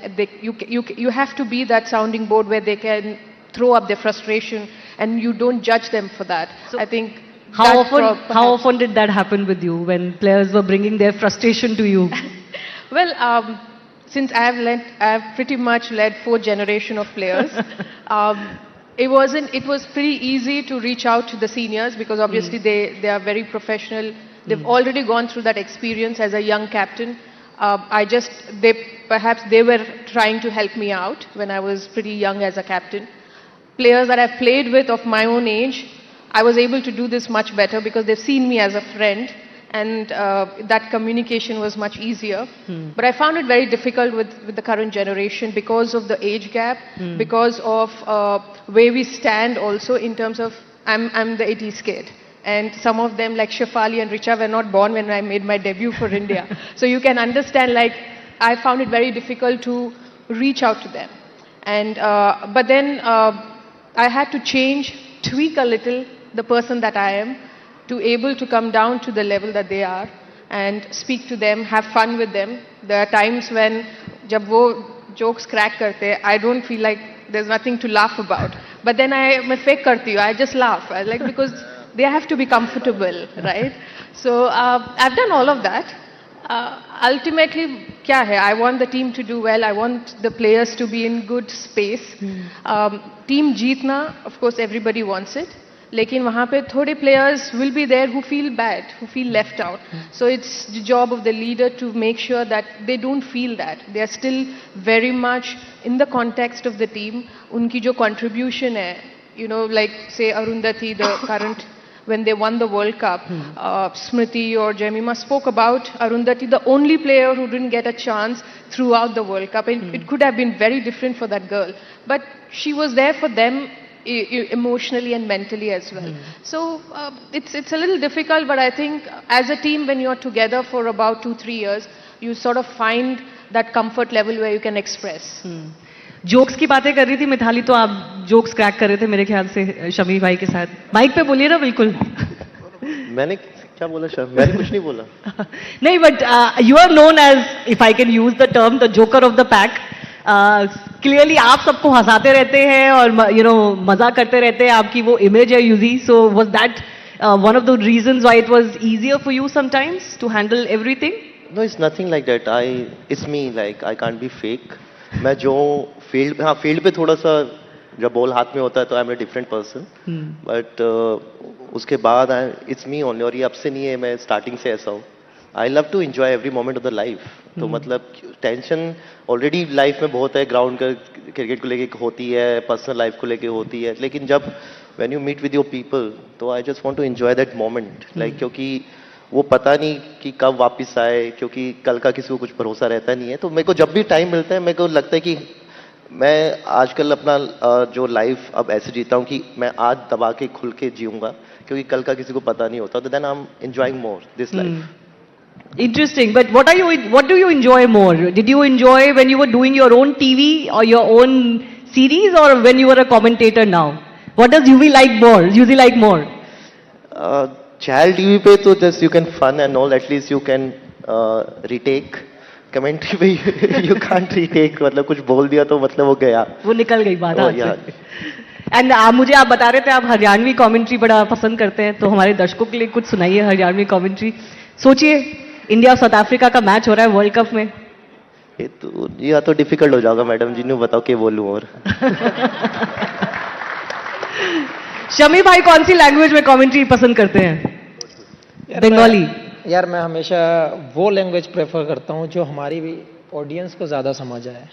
क्योंकि India में हम लोग कभी कभी ऐसा लगता है, ऐसा फील होता है कि 70% लोग तो ऐसे हैं जो विलेज में जो आपको मतलब दिल से चाहते हैं, बेचारों को उनको इंग्लिश समझ नहीं आती, उनको डिफरेंट लैंग्वेज समझ नहीं आती. लेकिन जो लोकल लैंग्वेज है आप किसी भी स्टेट से हो, तो हमेशा वही प्रेफर करता हूँ. आप जहाँ पर हैं आपकी लोकल लैंग्वेज में, जैसे आजकल आपको मिल गए हैं बहुत सारे ऑप्शंस, वो आपको आपकी बात उनके दिल तक पहुंचती है. वो लोग समझ पाते हैं कि स्पोर्ट्स का जो नॉलेज है हमारे तक कैसे पहुंचेगा, स्पोर्ट्स के जो वर्ड्स हैं वो हमारे दिल तक कैसे पहुंचेंगे, वो हमें क्या बोलना चाहते हैं या क्या सुनना चाहते हैं, वो ज़्यादा मैटर करता है. तो डजंट मैटर आप कहाँ पर हैं, मैं हमेशा लोकल लैंग्वेज प्रेफर करता हूँ. कि आप चलो आप कहीं अगर बाहर खेलने गए हुए हैं, अब्रॉड गए हुए हैं, तो वहाँ पर एक समझ सकते हैं कि आप इंग्लिश प्रेफर कर सकते हैं. बट इंडिया में इतनी सारी लैंग्वेजेस हैं कि अब आके ऑप्शन खुले हैं. आई एम वेरी हैप्पी कि हाँ ये ऑप्शंस खुले हैं और लोगों के दिल तक वो बात पहुंचती है. अब तो भोजपुरी में भी कमेंट्री हो रही है और तेलुगु वगैरह तमिल वगैरह में तो होती थी, but now there are so many more languages. तो कभी कभी क्या आप अपने दिमाग में बंगाली कमेंट्री करने की भी कोशिश करते हैं? क्योंकि बंगाली तो आप अच्छे से जानते हैं. बंगाली तो हमेशा, मतलब मुझे 22-23 साल हो गए बंगाल में, तो आती है, समझ भी आती है, बोलनी भी आती है. बट हरियाणवी और जो हम लोग अभी भोजपुरी की बात कर रहे थे, वहाँ पे जो वो लैंग्वेज थ्रो करते हैं कि हाँ डिफरेंट टाइप का एक उनका बोलने का तरीका होता है, वो बहुत मज़ा होता है. मैं हमेशा जब भी टीवी पे ऑन करता हूँ तो बीच बीच में मैं वो भोजपुरी लगा देता हूँ, तो सारे घर वाले ये क्या है. बट फन के लिए वो अच्छी चीज़ है कि आप कौन सी लैंग्वेज में सुनना पसंद करेंगे. और हरियाणवी तो जैसे ये जानते हैं, ये बोल के नहीं दिखा रहा है, वो बात अलग है. बट चलो भाई थोड़ा सा माइक ऊपर कर लीजिए. बट मजा आता है उसमें. इसको आती है, बताना आपके लिए नहीं कह रहे हैं, चाहता. हरियाणवी बोल के सुना दीजिए और थोड़ा सा. क्या सुनोगे शामी भाई, बताओ. बोलना तुझे कमेंट. शामी भाई बैटिंग न्यू करा करें, जना बॉल का उड़ता तीर बनाता करे ना. फिर शामी भाई। मैं इसकी एक बात बताता हूँ, जब हम ग्राउंड पे होते हैं, टफ सिचुएशन होती है ना, हम लोग मैच खेल रहे होते हैं, चल रहा होता है मैच, ये देखेगा कि मुझे, मैं कभी जैसे चाय लेने जा रहा हूँ या फिर अंदर ड्रेसिंग रूम में जा रहा हूँ, देखेगा शमी भाई इधर आओ, बोले क्या, बहुत पीटूंगा तो मैं। तो मुझे ऐसा लगता है, मैं अपना शरीर देखता हूँ और इसका शरीर देखता हूँ, यार क्या है, बोला कोने में ले जाकर मारूंगा मैं आपको। तो ऐसे ऐसे जॉक करता है ये, बट वो एक डिफरेंट जोन होता है, मुझे लगता है वो सारे प्लेयर्स के बीच, किसी ना किसी के बीच में किसी ना किसी के साथ होता है, तो वो बाउंडिंग रहनी चाहिए। जैसे हम लोगों की है, ईशांत की है, भुवी है, तो जी हमारा जो बॉलिंग यूनिट है ना, आप, मुझे लगता है आप लोग नहीं झेल पाएंगे वो सब मजाक भी, और वो जैसे हम लोग एक दूसरे को खींचते हैं, वो सबके बस की नहीं है मुझे तो लगता कौन बेस्ट करता है ये आपकी बॉलिंग? ये जो पूरा ग्रुप आपने जो बताया, उसमें सबसे ज्यादा मजेदार कौन है और किसके साथ मजा आता है? एक्चुअली फिर हम काउंट नहीं करते, लेकिन डेंजरस से शांत हो जाता है, क्योंकि अब सीनियर जूनियर वाला हिसाब तो रहा नहीं वहाँ पे। लेकिन जो हमारी कंपनी होती है, जब हम साथ में डिनर कर रहे होते हैं, उसके बाद जो 1 घंटा हमारा पास होता है, वो मुझे लगता है वो हमारा बेस्ट टाइम होता है, और नेक्स्ट डे की प्रिपरेशन भी वहीं हो जाती है और हंसी मजाक भी वहीं हो जाती है। तो ये चीज़, ये बाउंडिंग बहुत ज़रूरी है प्लेयर्स के बीच में। जैसे मिताली ने भी कहा कि मैं, बात होती नहीं है लेकिन हंस देती हूँ। उन्हें तो जेनजी जो इनके नए मिलेनियल प्लेयर्स थे, उनके लिए करना पड़ा। बट हमारे बीच में ऐसा है नहीं, आप नहीं भी हंसोगे तो हंसना आ जाता है वहाँ पे, क्योंकि बातें वैसी चल रही होती है। बिल्कुल बिल्कुल, because it's so stressful isn't it Yuzi to be in this competitive sport and competitive cricket with the Indian team. जैसे आपने बोला, हर वक्त स्ट्रेस है, लाइफ में बहुत दिक्कतें हैं, तो it's important to have a laugh and share a laugh, isn't it? So who's your best mate, and who do you think is the greatest sport when it comes to off camera or off field in the Indian cricket team that you enjoyed the most? I enjoy with Kuldeep a lot and Shami bhai, इसलिए नहीं बोल रहा, आप यहाँ बैठे हो। Shami bhai is there and Rohit bhaiya। तो actually thanks to all the seniors, क्योंकि कभी इन्होंने हमें वैसा, जब हम टीम में आए तो वैसा ट्रीट किया नहीं कि जूनियर है, फर्स्ट टाइम आया है। तो स्टार्टिंग, क्योंकि आईपीएल हम साथ में खेले हैं, इतने सालों से खेल रहे हैं, तो जब इंडियन टीम में जाते हैं एज ए यंगस्टर, तो कई बार माइंड में आता है यार रोहित भैया से कैसे बात करना या सचिन सर से कैसे बात करना। पर जब भी, जितना भी मैं खेला हूँ, कभी सीनियर्स ने उतना मतलब रियलाइज़ नहीं करवाया कि आप फर्स्ट टाइम आए हो टूर पे या कैसे आए। तो हम मस्ती करते हैं, उन्हें पता ही है मेरा नेचर, अब तो 10-15 साल हो गए हैं, तो उन्हें पता है कि ये इसके साथ नहीं करेगा, खुद तो करेगा। चलिए, because we have a few final minutes, I do want to talk about the current world cup that is going on. तो यूजी मैं आपसे ही शुरू करना चाहती हूँ, क्योंकि आप बहुत एक्सपीरियंस कमेंटेटर हैं अब, तो आप बताइए, what do you make of the Indian performance so far in the world cup? I think amazing, मतलब अच्छा, सब कुछ अच्छा चल रहा है, क्योंकि आपको वेस्ट इंडीज के साथ खेलना is like a quarter final match. आप, क्योंकि ये सब क्या कहते हैं कि वर्ल्ड कप में ना, सब कहते हैं सारी टीमें जाती है, सब कंट्री जाती है कि उनकी टीम जीते जीते जीते, लेकिन आप अच्छा खेल के जब हारते हो ना, तो इतना बुरा नहीं लगता है। और वो इंडियन टीम कर रही है, और लास्ट टाइम के हम चैंपियन हैं, और जितनी बायलैटरल सीरीज हमने पहले करी है, सब टीमों को वन साइडेड हराया है, और वो कॉन्फिडेंस है, और जिस हिसाब से टीम खेल रही है, तो ये तो चैंपियन टीम है, ये हारेगी तो खुद ही हारेगी, इसे कोई हरा नहीं सकता। नहीं, बट अभी तक चैंपियन टीम लगी है आपको? तभी तो मैम आगे तक सुपर 8 तक आए हैं मैम।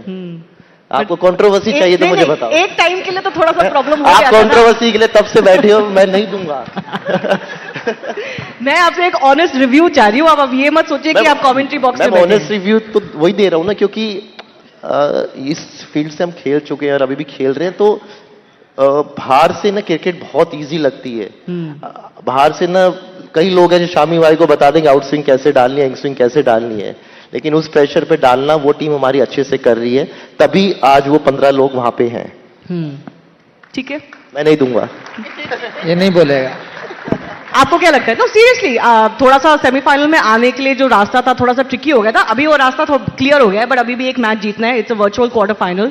और थोड़ा सा प्लेइंग 11 को लेके इस टीम में भी बड़ी बात हुई है कि क्या प्लेइंग 11 सही है, क्या नहीं था। जो साउथ अफ्रीका के अगेंस्ट जो लॉस था उसके बाद obviously the team had to rethink. तो what do you think honestly?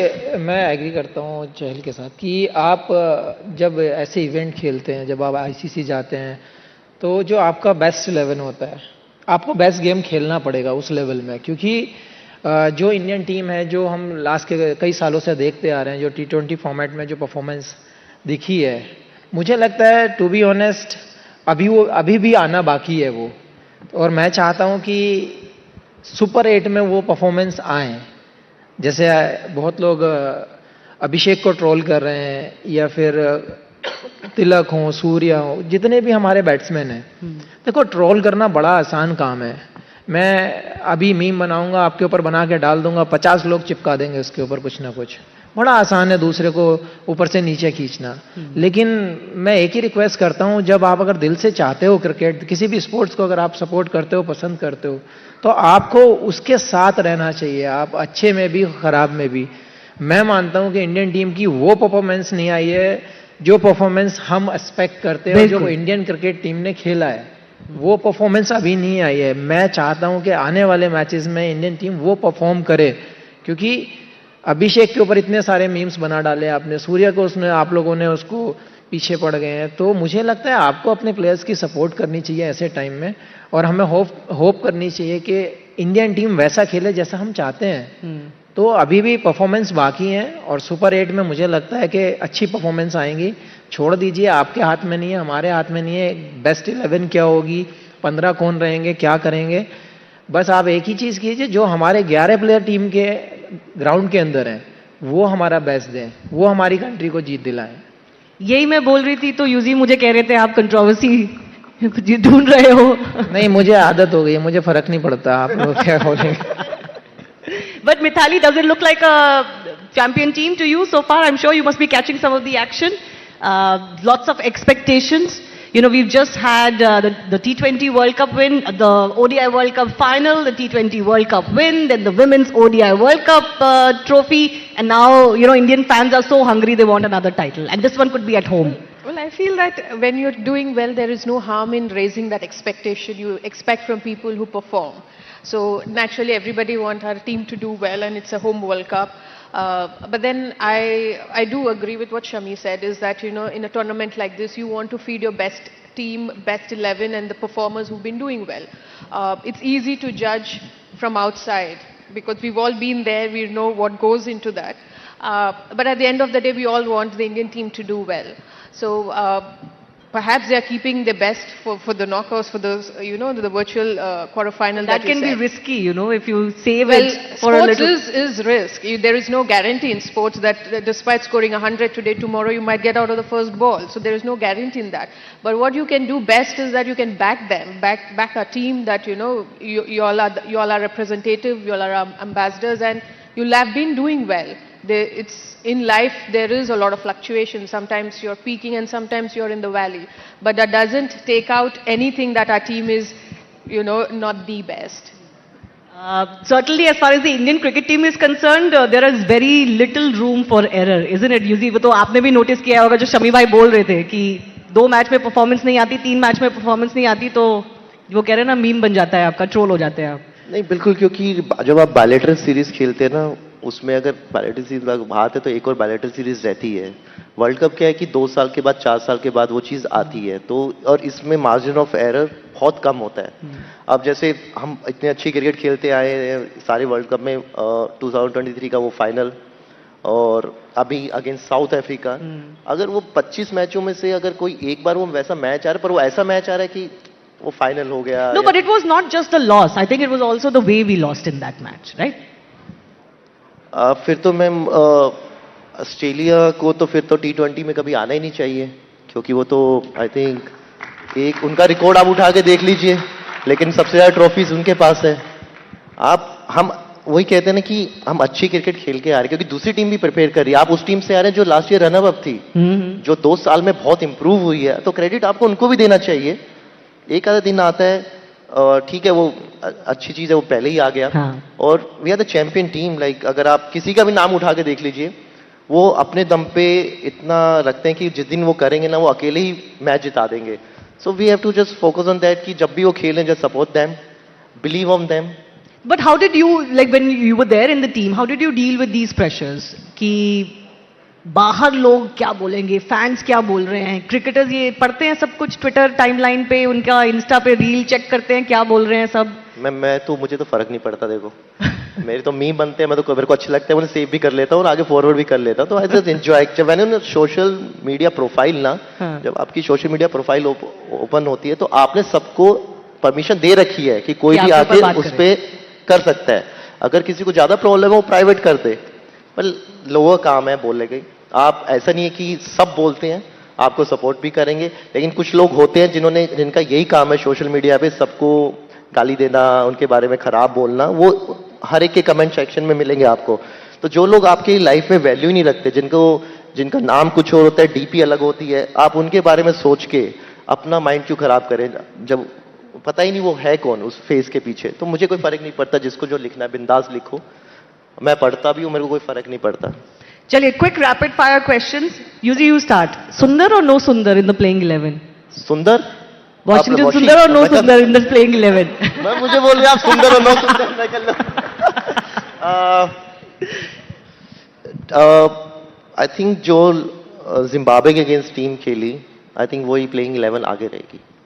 शबी भाई, सैमसन और no Samson in the playing 11?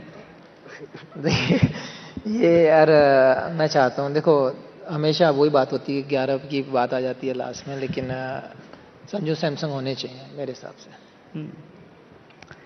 Who's your bet as far as this World Cup is concerned? Who's your bet as far as this World Cup is concerned? From the Indian team, the one player that you think is going to be the most crucial? One player who's going to be crucial in a team sport. I would not pick one player. Yes, there are match winners in a team. T20 format is something that one day you're really doing well, suddenly you get the form. But then I would pick the entire team. That's too diplomatic, Mitali. बहुत safe। लेकिन वो कह रहे हैं आपने left कर दिया बिल्कुल। आप आंसर दो। हाँ। मैं अपना दे चुका। नहीं, वापस दो। Well, if I have to pick, then I'll pick the captain. Surya. Yeah. Your thoughts on Surya's batting?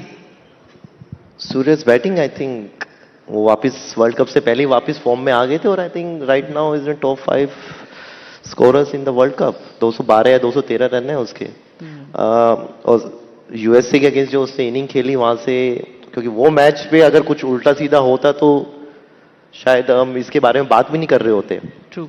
तो कैप्टन है, और हमेशा तभी उनकी आप स्ट्राइक रेट भी देखिए 160 170। एज ए बॉलर अगर मैं उन्हें बॉल डाल रहा हूं तो मेरे को बहुत बार सोचना पड़ता है, प्लानिंग करनी पड़ती है, और he is a champion player. All right, everybody's vote is that India is the champion player. We're all waiting for March 8. But शबी भाई, फाइनल में किसको देखना चाहेंगे इंडिया के खिलाफ? ये बहुत बड़ा सवाल है, क्योंकि इस वक्त जो बाकी टीम्स है ना, वो सारी टीम्स बहुत अच्छी लग रही है। देखिए, अगर टूर्नामेंट के हिसाब से देखा जाए तो इंग्लैंड बहुत अच्छा खेल रही है। इंग्लैंड बहुत अच्छा खेल रही है। हाँ, लेकिन मैं चाहता हूं कि साउथ अफ्रीका दोबारा से आनी चाहिए। सेम साउथ अफ्रीका, क्योंकि क्यों भाई, क्यों मतलब इतना क्यों पाइल ऑन करना है? अगर वर्ल्ड कप का पूरा ओवरऑल वर्ल्ड कप देखा जाए, तो सबसे बेस्ट क्रिकेट जो खेला है वो साउथ अफ्रीका ने अब तक खेला है। Mithali, you agree with them? South Africa, England. We've seen that dominance of Australia, England for too long. Let's have somebody else along with India. Okay, so let's have 3 cheers for India, and of course 3 cheers for our 3 warriors here on the stage as well. Big thanks to all of you for coming. And final एक word मैं शमी भाई को देना चाहती हूँ। मुझे बता रहे थे ये ऑफ स्टेज की, मैंने क्या बता दिया? जो एक फ्यूल होता है, आप चाहते हैं कि आपका जो बचा हुआ फ्यूल है वो एक बार सही जगह लगे और सही काम में आए, तो you wish, you hope, you are still working towards it to be in the Indian team soon. यार, ये ऑफ स्टेज की बात अंदर कहाँ से आई? बट यार, मैं हमेशा यही कहना चाहूँगा कि आप किसी भी डिपार्टमेंट का काम करते हैं, आप किसी भी स्पोर्ट्स में, आप किसी भी लाइन में हैं, तो मैं यही कहना चाहूँगा, अगर आपके अंदर पोटेंशियल है, आपके अंदर टैलेंट है, तो उसको वेस्ट ना होने दें। मेरा यही कहना था कि आपके अंदर अगर फ्यूल है तो आपको फूकना चाहिए हमेशा। और जब बात कंट्री की आती है ना, तो मैं पर्सनली ये चाहता हूँ कि आप अपनी जान भी दे सकते हैं, लेकिन 1% भी मुझे ऐसा रिग्रेट नहीं होना चाहिए बाद में कि मेरे अंदर पोटेंशियल था और मैं और नहीं कर पाया। तो ये चीज़ मैं हमेशा कहना चाहता हूँ जितने भी स्पोर्ट्स खेलते हैं कि भाई गिव अप मत करो, आपके अंदर अगर टैलेंट है तो शायद आपकी कंट्री के काम आ जाए, तो हार्ड वर्क में लगे रहें और बिलीव करें अपने ऊपर। In a world of noise, what's the power of the inner voice? Amidst global shifts and digital buzz, how do we find stillness? In today's chaos, ancient practices such as kirtan, bhakti, and meditation are the real anchors. They cut through noise, calm the mind, and connect us to something bigger. Have you ever wondered how these powerful tools can transform everyday life? Our speaker for the inaugural session of Day 2 is a guide who's made these practices his life's work. Let's speak to him to know how these ancient paths are the keys to modern peace. Ladies and gentlemen, please welcome Radhika Das, bhajan clubbing artist and bhakti yoga teacher, in conversation with Anand Narasimhan for a session on sound of strength within.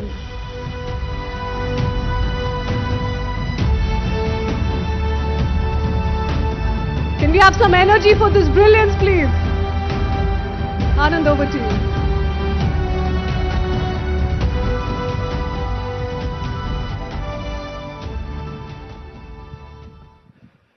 Namaste, Jai Hind, Vande Mataram. Are you all right?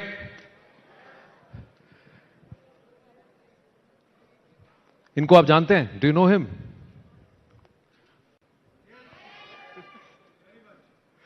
इनको देख के what do you feel like saying?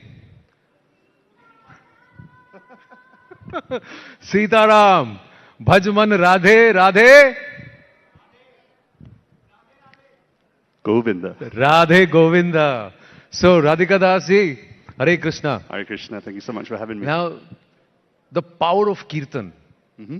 Why is it so important? What does Kirtan do to a person? Srila Prabhupada said sing, dance and pray, but why?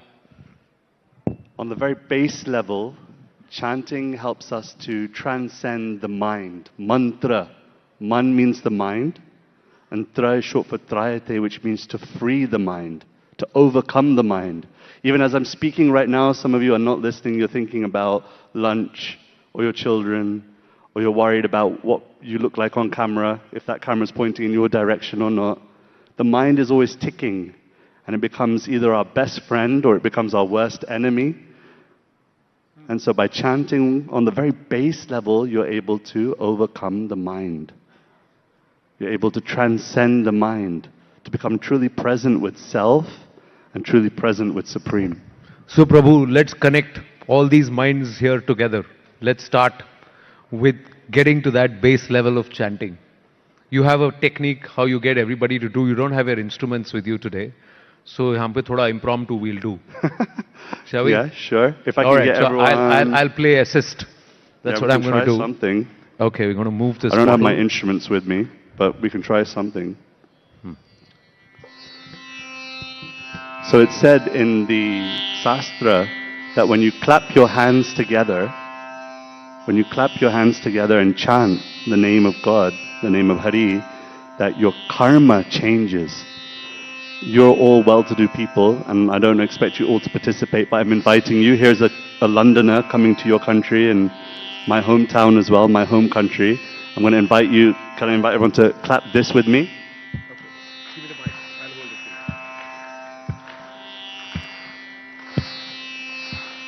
Bhajamana Radhe Radhe Govinda Govinda Radhe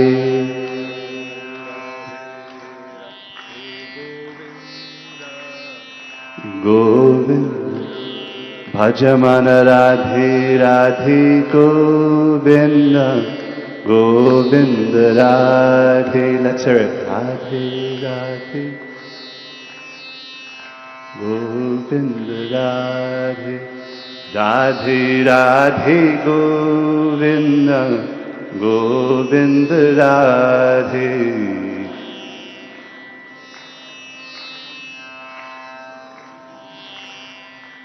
Jai Radhe Radhe Govinda Govinda Radhe.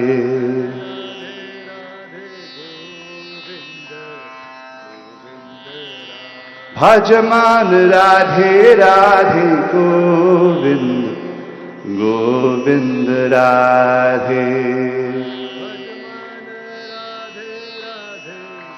Govind Radhe. Thank you. Give yourselves a round of applause. Thank you so much. You know, we should get them to do something simpler. Simpler? हाँ, because ये आवाज खोल नहीं रही थी. Clap because the beat was a little complex. Yeah. So let's just get them to do Hare Krishna. Sure. You guys up for it? Yeah, simpler. Yeah? Yes? All right. ऐसे गाना है आप सबको. That's when the elevation will happen. Hare Krishna, Krishna Krishna, Hare Hare, Hare Rama, Rama Rama, Hare Hare. Now you say. Hare Krishna Krishna, Hare Hare, Hare Rama, Rama Rama, Hare Krishna, Krishna Krishna, Hare Hare, Hare Rama, Rama Rama, Hare Hare. Everyone please. Hare Krishna Krishna.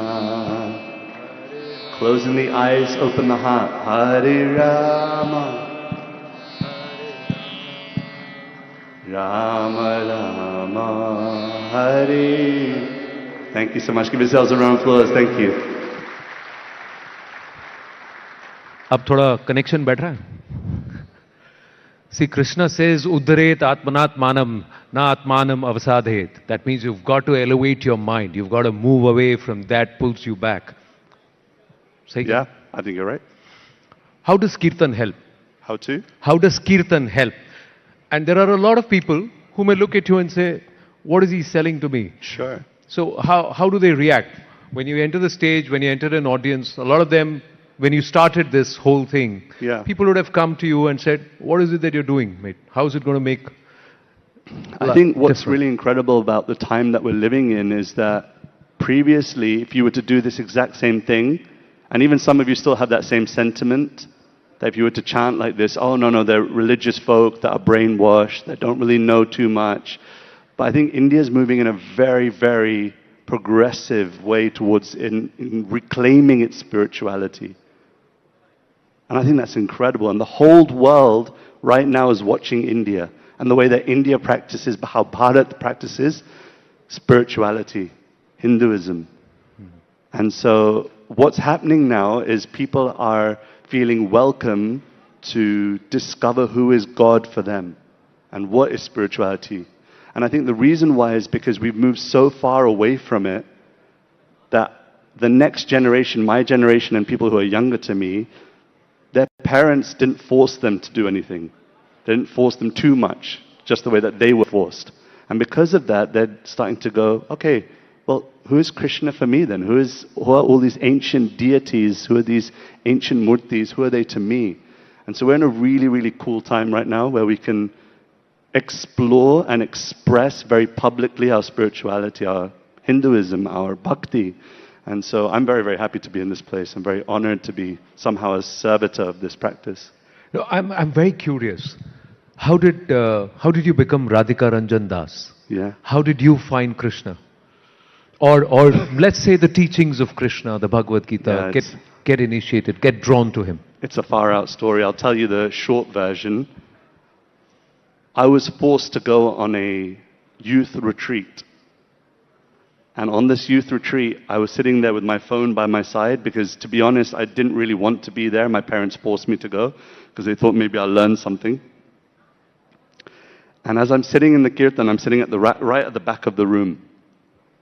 And my phone starts buzzing, and it's my girlfriend. And she texts me saying, it's over.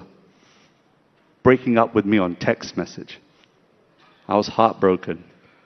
And the way I saw it at that moment in time, I had only 2 or 3 options. I could either go to my room and cry about it. Oh, I didn't tell you. I tried texting her back, and I had one of those. Do you remember Nokia 3310? Yes. Where you have to press 3 times to get one letter to come. Yeah. So I was texting furiously, trying to just, what's going on? Why are you breaking up with me? Message send failure. I was in the hills of Madrid. It was in a place called Brihuega. So no messages were going through, and I had a few options. One is I go to my room and cry about it, or 2 is maybe I get stuck in with the chanting that's happening here, and maybe that will do something. And by the end, I felt so happy. I felt so free. I felt so liberated from my pain. And so then I went up to the person who's leading that kirtan, and I spoke to him, and his name is Sachinandana Swami. He's a German Swami. And after 10 years of hearing from him and traveling with him and finding that he's a very authentic person, I decided to take Harinam Diksha, and that's where the name, I used to be Ravi, and then he gave me the name Radhika Ranjan. But in the West, they can't say Radhika Ranjan. It's very difficult for them to pronounce, so I just kept it very simple, Radhika Das. So that's how the name came. Did you ever think that moment in London would go viral? Because the entire concept of bhajan clubbing, you seem to be the genesis of it. Yeah. So today it's caught on, and thankfully so. Yeah, I mean, I'll be candid. I did not come up with the term bhajan clubbing. That's kind of been put on me. I'm somewhat the poster boy for that right now, so that's okay. But when I did that, no, I didn't expect it to go viral. I did not expect it to go at all where it was. And see, my whole motivation, my whole intention is to share this practice with those who are not born here. Like, I don't speak Hindi, for example. मैं समझता हूँ, सब कुछ समझता हूँ, लेकिन बोलने में थोड़ा सा दिक्कत है. So I speak in English, and I present our culture to Western audiences, audiences in the US, audiences in London, audiences in Europe, audiences all across the world. And I had never intended for it to go viral. I didn't know what viral was at that time, but it did, and I'm very happy and I'm very grateful. And I feel like the internet is the means, the medium by which we can really share messages. And I'll say one last thing before I hear your next question. Martin Luther King, he says this really profound thing, that those who love peace must learn to organize themselves as effectively as those who love war. And if you look at those who love war and creating division, they don't take Sunday off. They don't take a break. And so in the same way, for peace lovers, for people who want to share a loving message with the world, we have to also use the tools that God has provided us. And God's provided us the internet, Krishna provided the internet, so I'm going to use it. And what was the reaction?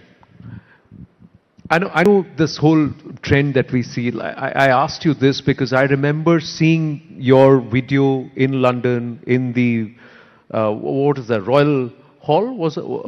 Union Chapel. Yeah, the chapel, the Union Chapel.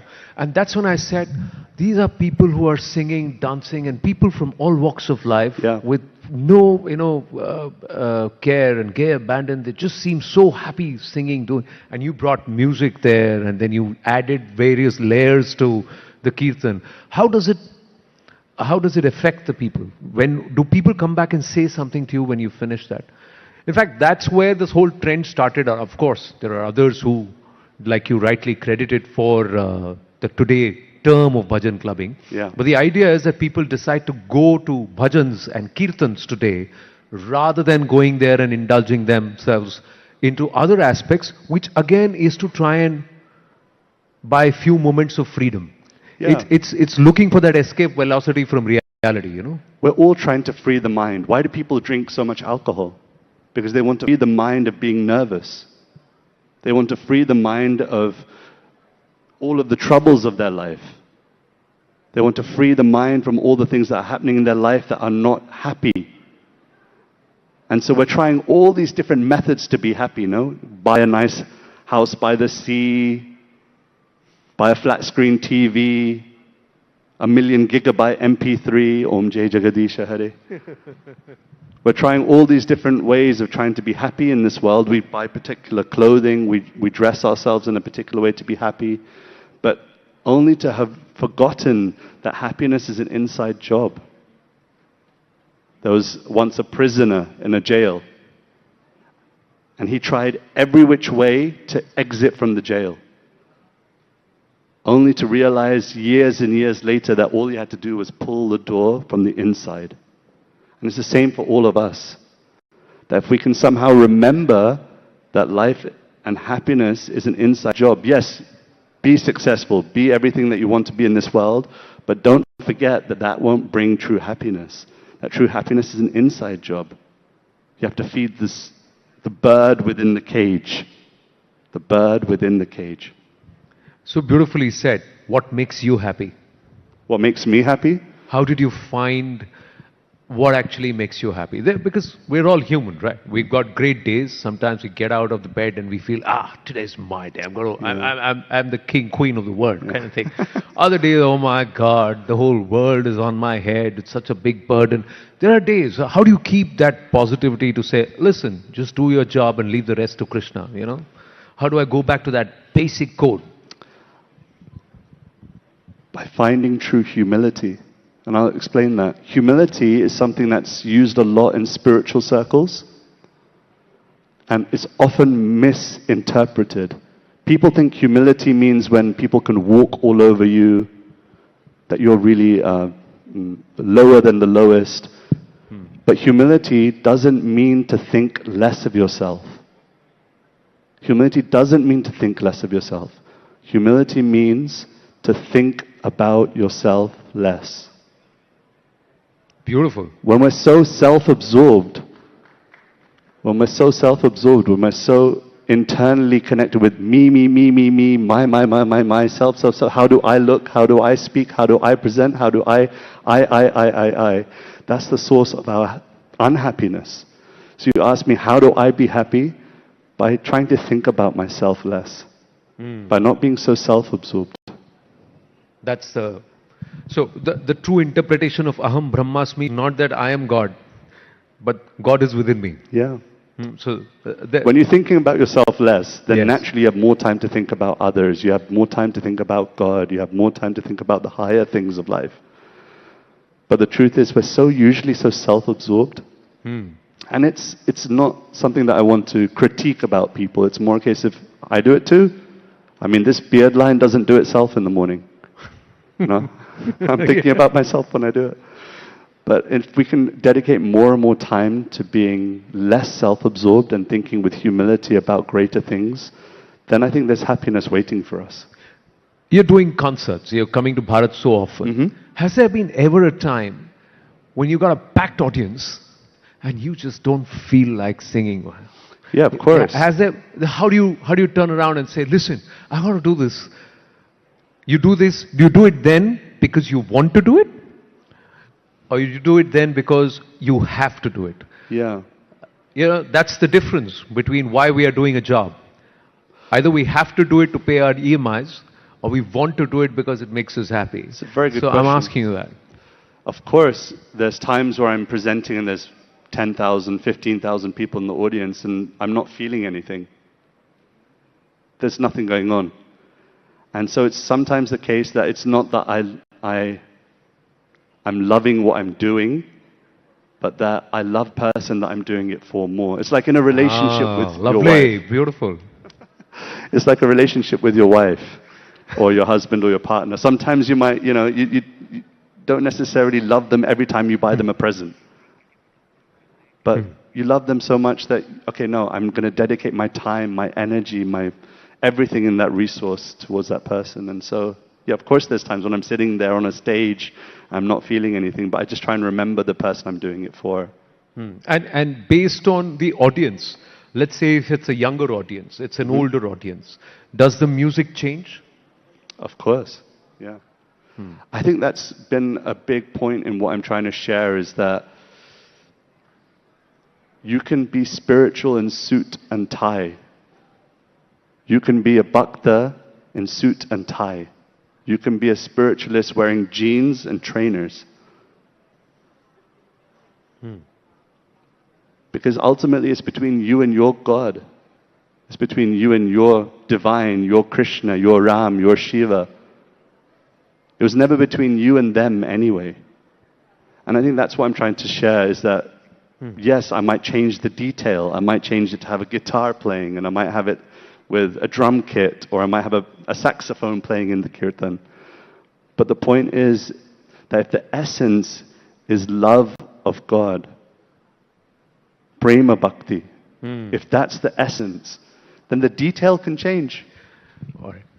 So then, how would you change the detail for us here at Rising Bharat? This morning, 10 a.m., after a long night for a lot of us, Yeah, a busy me too. day for all of us on a Friday, and just after breakfast, first session this morning, how are you going to set the tempo for this room here?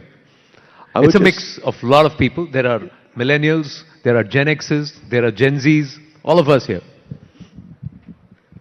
I would just use one word, and that word is remember. You all know everything I'm speaking right now is not new information to you. I almost feel like I'm preaching to the crowd. The point is that we have to actively use our awareness to remember that there's so much more to life. There's so much more to this human form of life. And I think that what we often suffer from is forgetfulness, that we forget that it's our birthright. It's our birthright. How do you say that in Hindi? Birthright. Janm Siddh Adhikar. There you go. It's your birthright to remember that you are a loving, connected person with the Supreme, with God. And when you remember that point, the essence point that you are loving, you are loved by the Supreme, and you are always carried by the Supreme, then you'll feel happy internally because you realize this is all an external show, an external play, a drama, if you will. All right. So I'm going to do something with you, Prabhu. Sure. I'm going to request you to take us to that level. The next 5 minutes are yours. And I'll stop talking. I'll tell you whatever, and we will give you the beat. We'll sing with you. We will pray with you. We'll dance with you. But I'm going to request this. Can you do that for us? Can you just set the pace for all of us for the whole day? Yeah, You up for elevate it? us. Yeah? Okay, I don't have any instruments, so the only instrument that we can use is clapping, because you can see I don't have any saxophone or guitar or anything. So I'm going to ask, even for you, you're going to have to get involved and hold the beat down. I'll keep this here for me.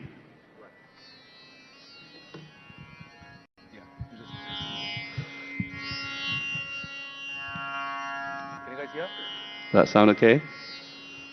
Okay. So I'm going to ask you all to sit tall. Some of you are not going to comply, and that's cool. You can do you if you're not into it, and you're like, no, I just want to text on Instagram. You do you, no problem. But those of you that are actively with me, if I can invite you to sit tall and close your eyes. Take a deep breath in. Deep breath out. Just come to the awareness that you are more than your body, you are more than your mind, that in your essence you're a spiritual being lovingly connected with your God, with your Krishna.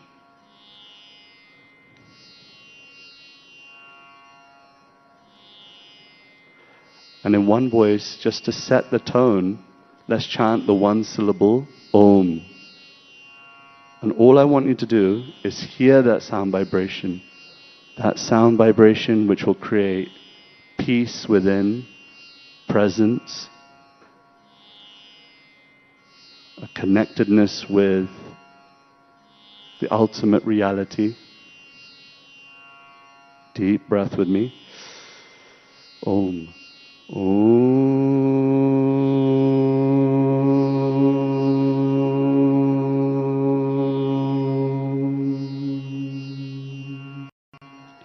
Deep breath twice more.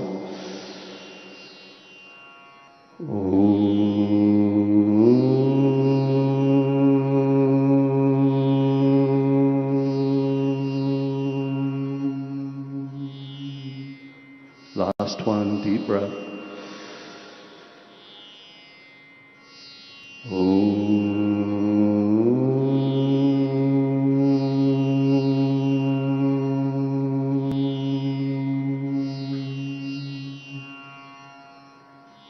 Deep breath in, deep breath out.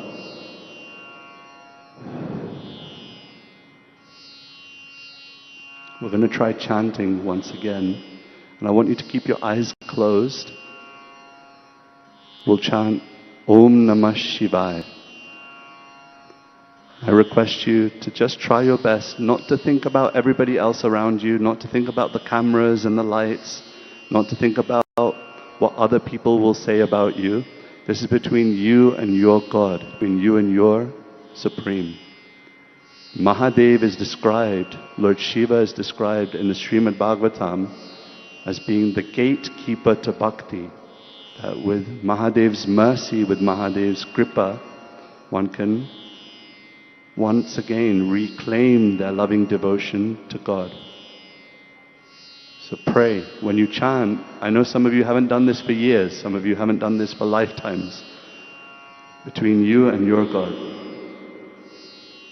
I'll chant, and then in response, please everybody chant together.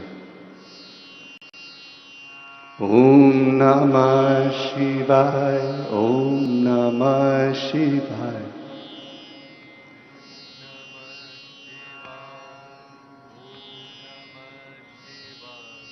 Om Namah Shivaya, Om Namah Shivaya.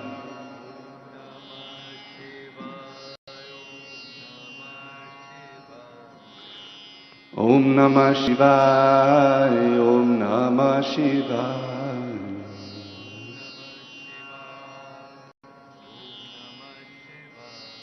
Hare Krishna, Hare Krishna. Krishna Krishna, Hare Hare, Hare Rama, Hare Rama, Rama Rama, Hare Hare. Everyone, Hare Krishna, Hare Krishna, Krishna Krishna, Hare Hare. Hare Rama, Rama Rama, Hare Hare, Hare Krishna, Hare Krishna, Krishna Krishna, Hare Hare, Hare Rama, Hare Rama. Rama Rama, Hare Hare. Everyone please. Hare Krishna, Hare Krishna, Krishna Krishna, Hare Hare, Hare Rama, Rama Rama, Hare Hare.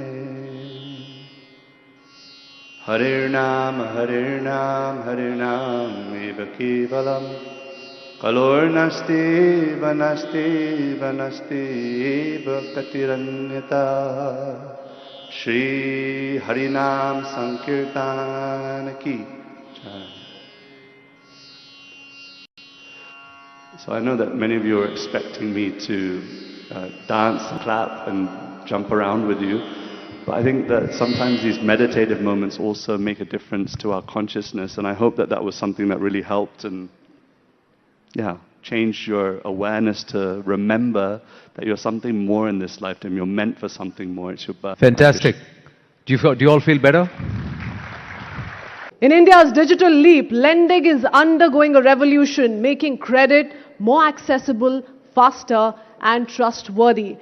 The stage is now set for currency of lending, trust, tech, transactions. Let's dive into how India's lending landscape is getting a tech makeover and becoming more inclusive. Please welcome Kamlesh Chandra Vashni, whole-time member SEBI, Mr. Hemant Gala, CEO of PhonePe Lending, Mr. Ashok Hariharan, CEO of ID5, and Mr. Aditya B. Chatterjee, MD, Equifax India. In conversation with Chandra R. Srikant. Thank you, gentlemen. Can we have a huge round of applause, please? Chandra, the stage is yours. Thank you for that. From the spiritual realm to the financial realm, thank you very much for joining us on Rising Bharat. And I think I want to start with an anecdote that Emmanuel Macron shared last week at the AI Impact Summit, where he said in 2014, a tea seller in Mumbai did not have a bank account, did not have access to credit, but in just 10 years, because of the UPI revolution, he's now able to just use a scanner and accept payments. So he called it a transformational moment for India, something that no other country has been able to do in terms of giving a digital identity to 1.4 billion people. So I guess that's the biggest win as far as Rising Bharat is concerned. But with every technological advancement also come attached risks. So while we've seen rapid strides in digital payments, digital credit, we've also seen instances of digital arrests, cyber frauds, especially for people over 60, over 70, senior citizens, hard-earned savings being lost this way. So today we will discuss how far we have come, but also what we should prepare for going forward, and we have the perfect blend for that. We have a regulator view, a lender view, a credit view, and the risk view. So, you know, a very good mix of all four. But let's start with the regulator view. You know, we are talking about Rising Bharat, sir, and I just want to ask you, SEBI has been talking a lot about leveraging technology, leveraging AI for investor protection, for user protection. But what really separates what we are doing in India, how we are able to do this better than other countries? Because the scale is so huge, the scope is so huge.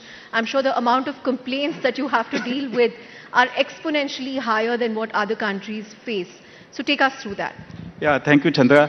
And really a very entertaining and session we had just before this one, talking about what we are doing at SEBI.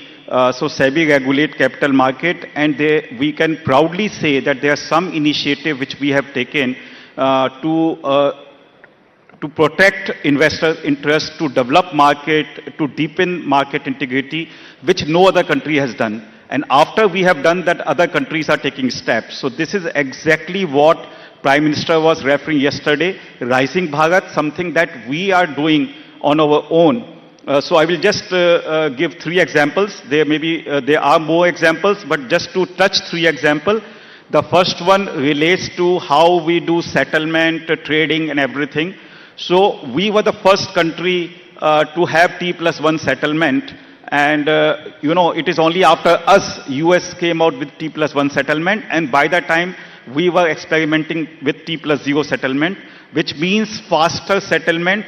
You sell your stock today, you will get money tomorrow. Or the other way around, you pay money today, you will get your stock tomorrow, which brings a lot of efficiency in the market, reduces chances for manipulations. So this is one thing. And not only that, in the case of settlement, there was one case which we had many years ago when brokers who was handling client securities pledged that security with banks, and then that broker went bankrupt. Now, who will lose the security? You know, banks will say, I want to encash this security. If you and bank encashes that security, the investor lose their security without their fault. So that case is still going on in Supreme Court. You know, SAT has given a verdict, but somebody has to lose. So, but that's not ideal for the market. So you must have sufficient system in place that nobody loses. And therefore, SEBI came out using technology with a system where there is a system of pledging, repledging, but security remains in customer account. Even when customer sells the security, we have come out with a system where is upstreaming of fund and direct payout of securities, where the fund and securities go directly to the client's account and not through broker's account. This kind of system is nowhere in the world. You know, we are the first one to do it so that the fraud doesn't take place. We have a unique system where clearing corporation has full visibility of the client level visibility, not broker level visibility. All other countries only know brokers level visibility. That means broker can use one client fund against another client's obligations. This cannot happen in India. So once again, this prevents fraud. So we can proudly say the way our stock market works, settlement, margining system, pledging, repledging is unique in the world, and many countries came us, we showed it to them and they were hugely impressed and they want to implement that system in their country. So that is one part. My second part is on assured return. You know, we allow mutual fund because their NAV... After that delicious lunch, midday fuels kicked in, but the mind still craving something fresh, isn't it? After a hearty lunch, let's shift gears and talk about the art of balance in life, work, and everything in between. How do we juggle it all without dropping the ball? How do we find our center in a world of extremes? Joining us for this session is a balancing artist. Yes, that's his thing. He will show us how to find equilibrium in a world of extremes, how to pivot and how to thrive. We'll get him to spill the beans on balancing life, work, and maybe even a few tricks to dodge the afternoon slump. Please welcome balancing artist Gautam Vaishnav to the stage. Gautam, can we please have you here? Ladies and gentlemen, be prepared to be amazed, stunned, and maybe even a little breathless. Over to you, Gautam. Thank you. Without wasting time, I'll just come to the balance, and I know it's running late, so I have pressure from behind. So I'll start the art of rock balancing. Maybe I think you will have patience to see what I do.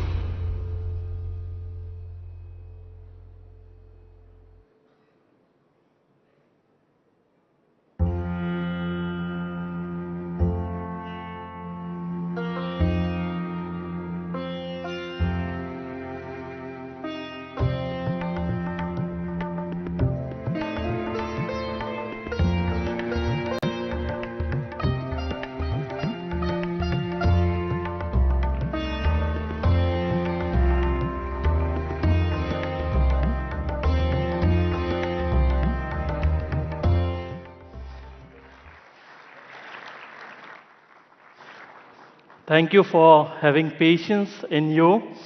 I would like to invite some anchors where I will showcase that it's not me, but it's the rock and the person's focus and patience with how they are going to balance some rocks in front of you. So may I invite some few anchors, please?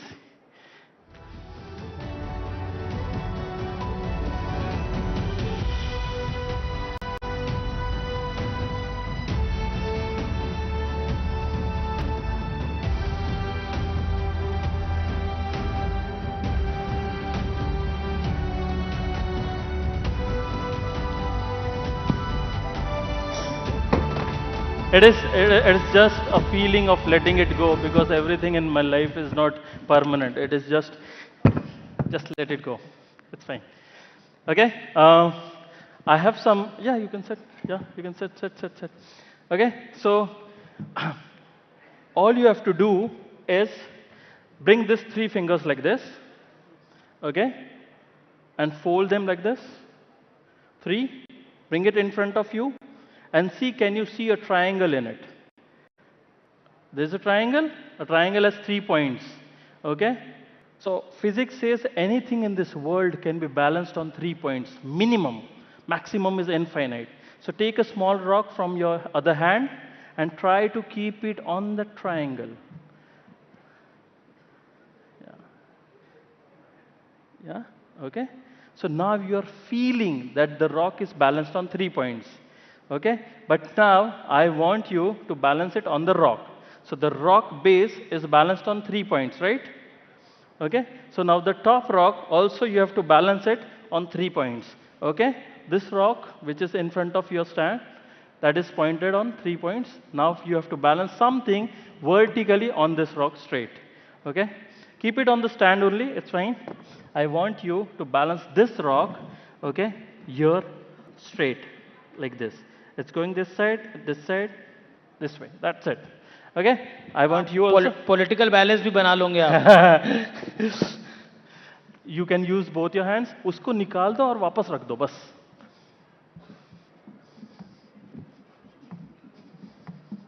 Make sure that the base rock is not moving. It's okay, very good. You can just move it this way. हाँ. Try to balance it vertical. दोनों हाथ use करिए. एक ध्यान में रखना कि आप उस रॉक को बैलेंस नहीं कर रहे हो. वो रॉक आपको बता रहा है कि वो कैसे बैलेंस होगा. So you are nobody, you are nothing, you are just a medium between the balance and the rock.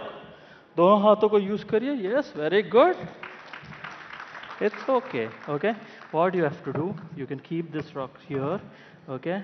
And you have to try and balance this rock in this pore only, straight like this. If see, when you keep it, the moment you keep it, the rock is like, "Arey bhaiya, मैं तो left में जा रहा हूँ, सीधा करो." So all you are doing is not talking, but listening to the rock. So suppose this rock is going this side, it's going to the left. I will just move it here. Okay? आपको करना है. मेरे लिए. Okay? If you want to try more, or else what we can do, जो ऊपर वाला rock है उसको फ्लिप करते हैं, उल्टा. ऊपर वाला रॉक उल्टा करना है बस. ये रॉक को, ठीक है, मुझे ये वाला रॉक कर दो ना एक बार. Straight. Use both your hands. आराम से, कोई घाई नहीं है. ये वाला रॉक मुझे सीधा चाहिए, मुझे इसमें बैलेंस करना चाहिए. आप दोनों हाथ यूज कर सकते हो, कोई दिक्कत नहीं है. Use both your hands, it's fine, it's okay. Yes yes yes yes, it's okay. आराम से. Yes, very good. मैं थोड़े स्टूडेंट्स पे ध्यान रहता हूँ बराबर से. ये वाला थोड़ा सा मस्त है. So if you balance it this way, it will look like a Ganpati. Okay, maybe if you can, we want this rock straight here. Okay, यहाँ पे ऐसा straight. ठीक है? Yeah. Are we using any glue? No. Yeah, we are using. We are using gravity. Yes, very good. This one you can also balance. Yeah, the straight one, straight. Yeah, आराम से, कोई दिक्कत नहीं है sir, कोई दिक्कत नहीं है, कोई आपके पीछे लगा नहीं है. We are in silence, we are in patience. It's okay. देखो, मैं आपको सिखाता हूँ. ये रॉक है, मुझे इस पे रखना है. ठीक है? जैसे ही मैं रखता हूँ तो ये इस साइड जा रहा है. मैं इसको इधर मूव करूँगा, नहीं जा रहा है. इधर मूव करूँगा, नहीं जा रहा है. इधर मूव करूँगा, नहीं जा रहा है, ऐसे मूव किया, नहीं जा रहा है, वापस मूव किया, ठीक है, कर दो, हो गया? You have done it. ये तो मैंने किया है, okay. Thank you very much. It was a small act of balancing, and that's it. Thank you very much. Very nice, very nice. जोरदार तालियां इनके लिए। Thank you. देखिए बैलेंस ही सबसे ज्यादा इंपॉर्टेंट होता है। Thank you so much. Thank you very much.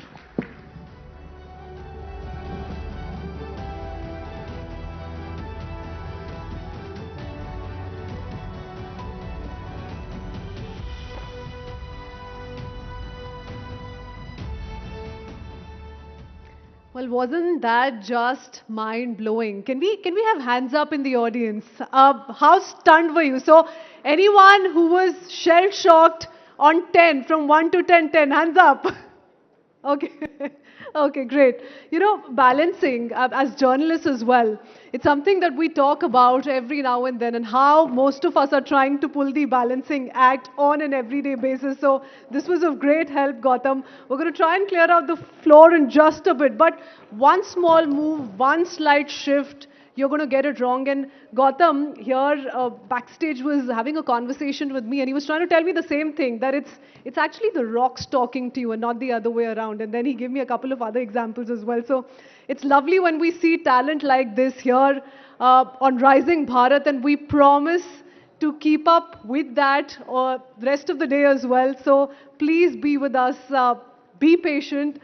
That was mind-blowing indeed. And our anchors also did a fab job in really being sporty. They played along. We saw Gautam making Parikshit, Chandra, Amish, Shivani do the balancing act. And like I said, we're all journalists and we're all used to this. But for now, as Gautam showed us how to find balance in life, we need to talk about balancing flavors, balancing tradition and innovation. India's culinary identity is what we'll focus on next.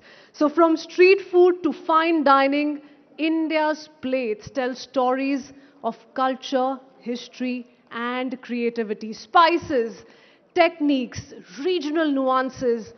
How do top chefs define India's culinary soul? And we all know how Indian food is something the entire world obsesses over. So how do they blend tradition with modernity? Let's dive into India's food journey, the classics, the experiments, and the trends. And for that, I'd like to quickly invite our next set of panelists on the stage.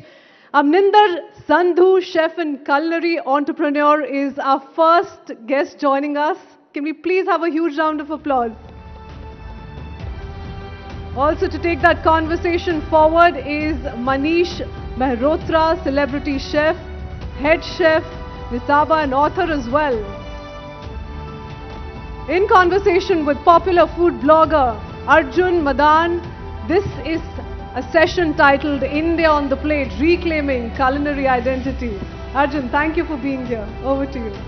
Can we have a huge round of applause, ladies and gentlemen? We need some energy in here. Hello, chefs. Hello. It's such a pleasure to have you both over here. I've been such a fanboy of both of you for so many years. We've all experienced your food in so many different ways. But if you had to describe your culinary philosophy in one sentence, what would it be? I'll start with you, chef. I feel my food is rooted in memory. And I cook fearlessly on open fire and honor the place I come from. That would be it. Fantastic. And Chef Manish? Whatever makes you happy after eating. That's the philosophy. Okay, great. So, Chef, I'm going to dive right in. Your menus draw from Punjab, Lahore, Patiala, deeply personal, memory-driven kind of regions. Why is reclaiming these stories so important for you? You know, our culinary history was interrupted by the partition, by colonization, even through a filter of fine dining where, you know, we try to sanitize our food. And for me, Patiala and Lahore are not just places, they are inherited memory. And it's important for me to reclaim these because it's important to put our authority on it, you know. And I feel that our food needs its voice in its loudest intensity, in honesty. And that's what I'm trying. I'm not trying to recreate nostalgia, but I'm trying to restore authorship. Amazing. Chef Manish, after 15 years of shaping modern Indian cuisine in a sense, Nisaba feels very different. It feels calmer and more introspective. Was this shift more personal than professional? I think both. Because what I was doing with my earlier restaurant, Indian Accent, was when I started, we used to call it modern Indian food and progressive Indian, contemporary Indian. But now, after 16, 17 years of that, I think we should stop using word modern Indian food because Indian food has already become modern. We don't have to say that. So now it's Indian food of today's India or a modern India. So that is what I'm doing with the new restaurant. It is coming back, going back to basics, getting soulful Indian food in a beautiful environment. That is what I am doing. And getting dishes from all over India and giving it a little bit of twist here and there so that at heart it is still Indian, but when you look at it, it's global Indian, so that people from all walks of life, from all different places in the world, can easily relate to, and no more curry and naan place. Fantastic. Okay, Chef, fire plays a very central role in all your restaurants, in your cooking. What does fire represent for you, beyond technique? I think beyond technique, fire is very primal. It's a very intuitive way of cooking. You can't really outsource it. You have to build your relationship with the fire and tame the flames. So for me, I think it's primal. Great. Okay, Chef Manish, opening Nisaba at Humayun's Tomb is very symbolic in a sense. Did the history of that space influence how you approach the menu? The history of that place really approaches my menu in such a way that India is such a historical place, and our food is also the modern food, or today's India's food can easily coexist with our tradition, because what food is now today in India is based on tradition and 5,000-year-old our history. But people outside India and even in India, they don't know about it. Whatever things are happening nowadays, local, seasonal, all these things were there in India for so many years. I think in the middle we forgot about it.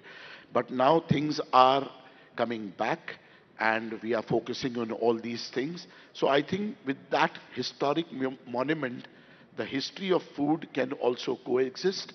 And I think every monument in India should have something, a place like this, which can represent Indian food and relate to the old history and tradition of India. Okay.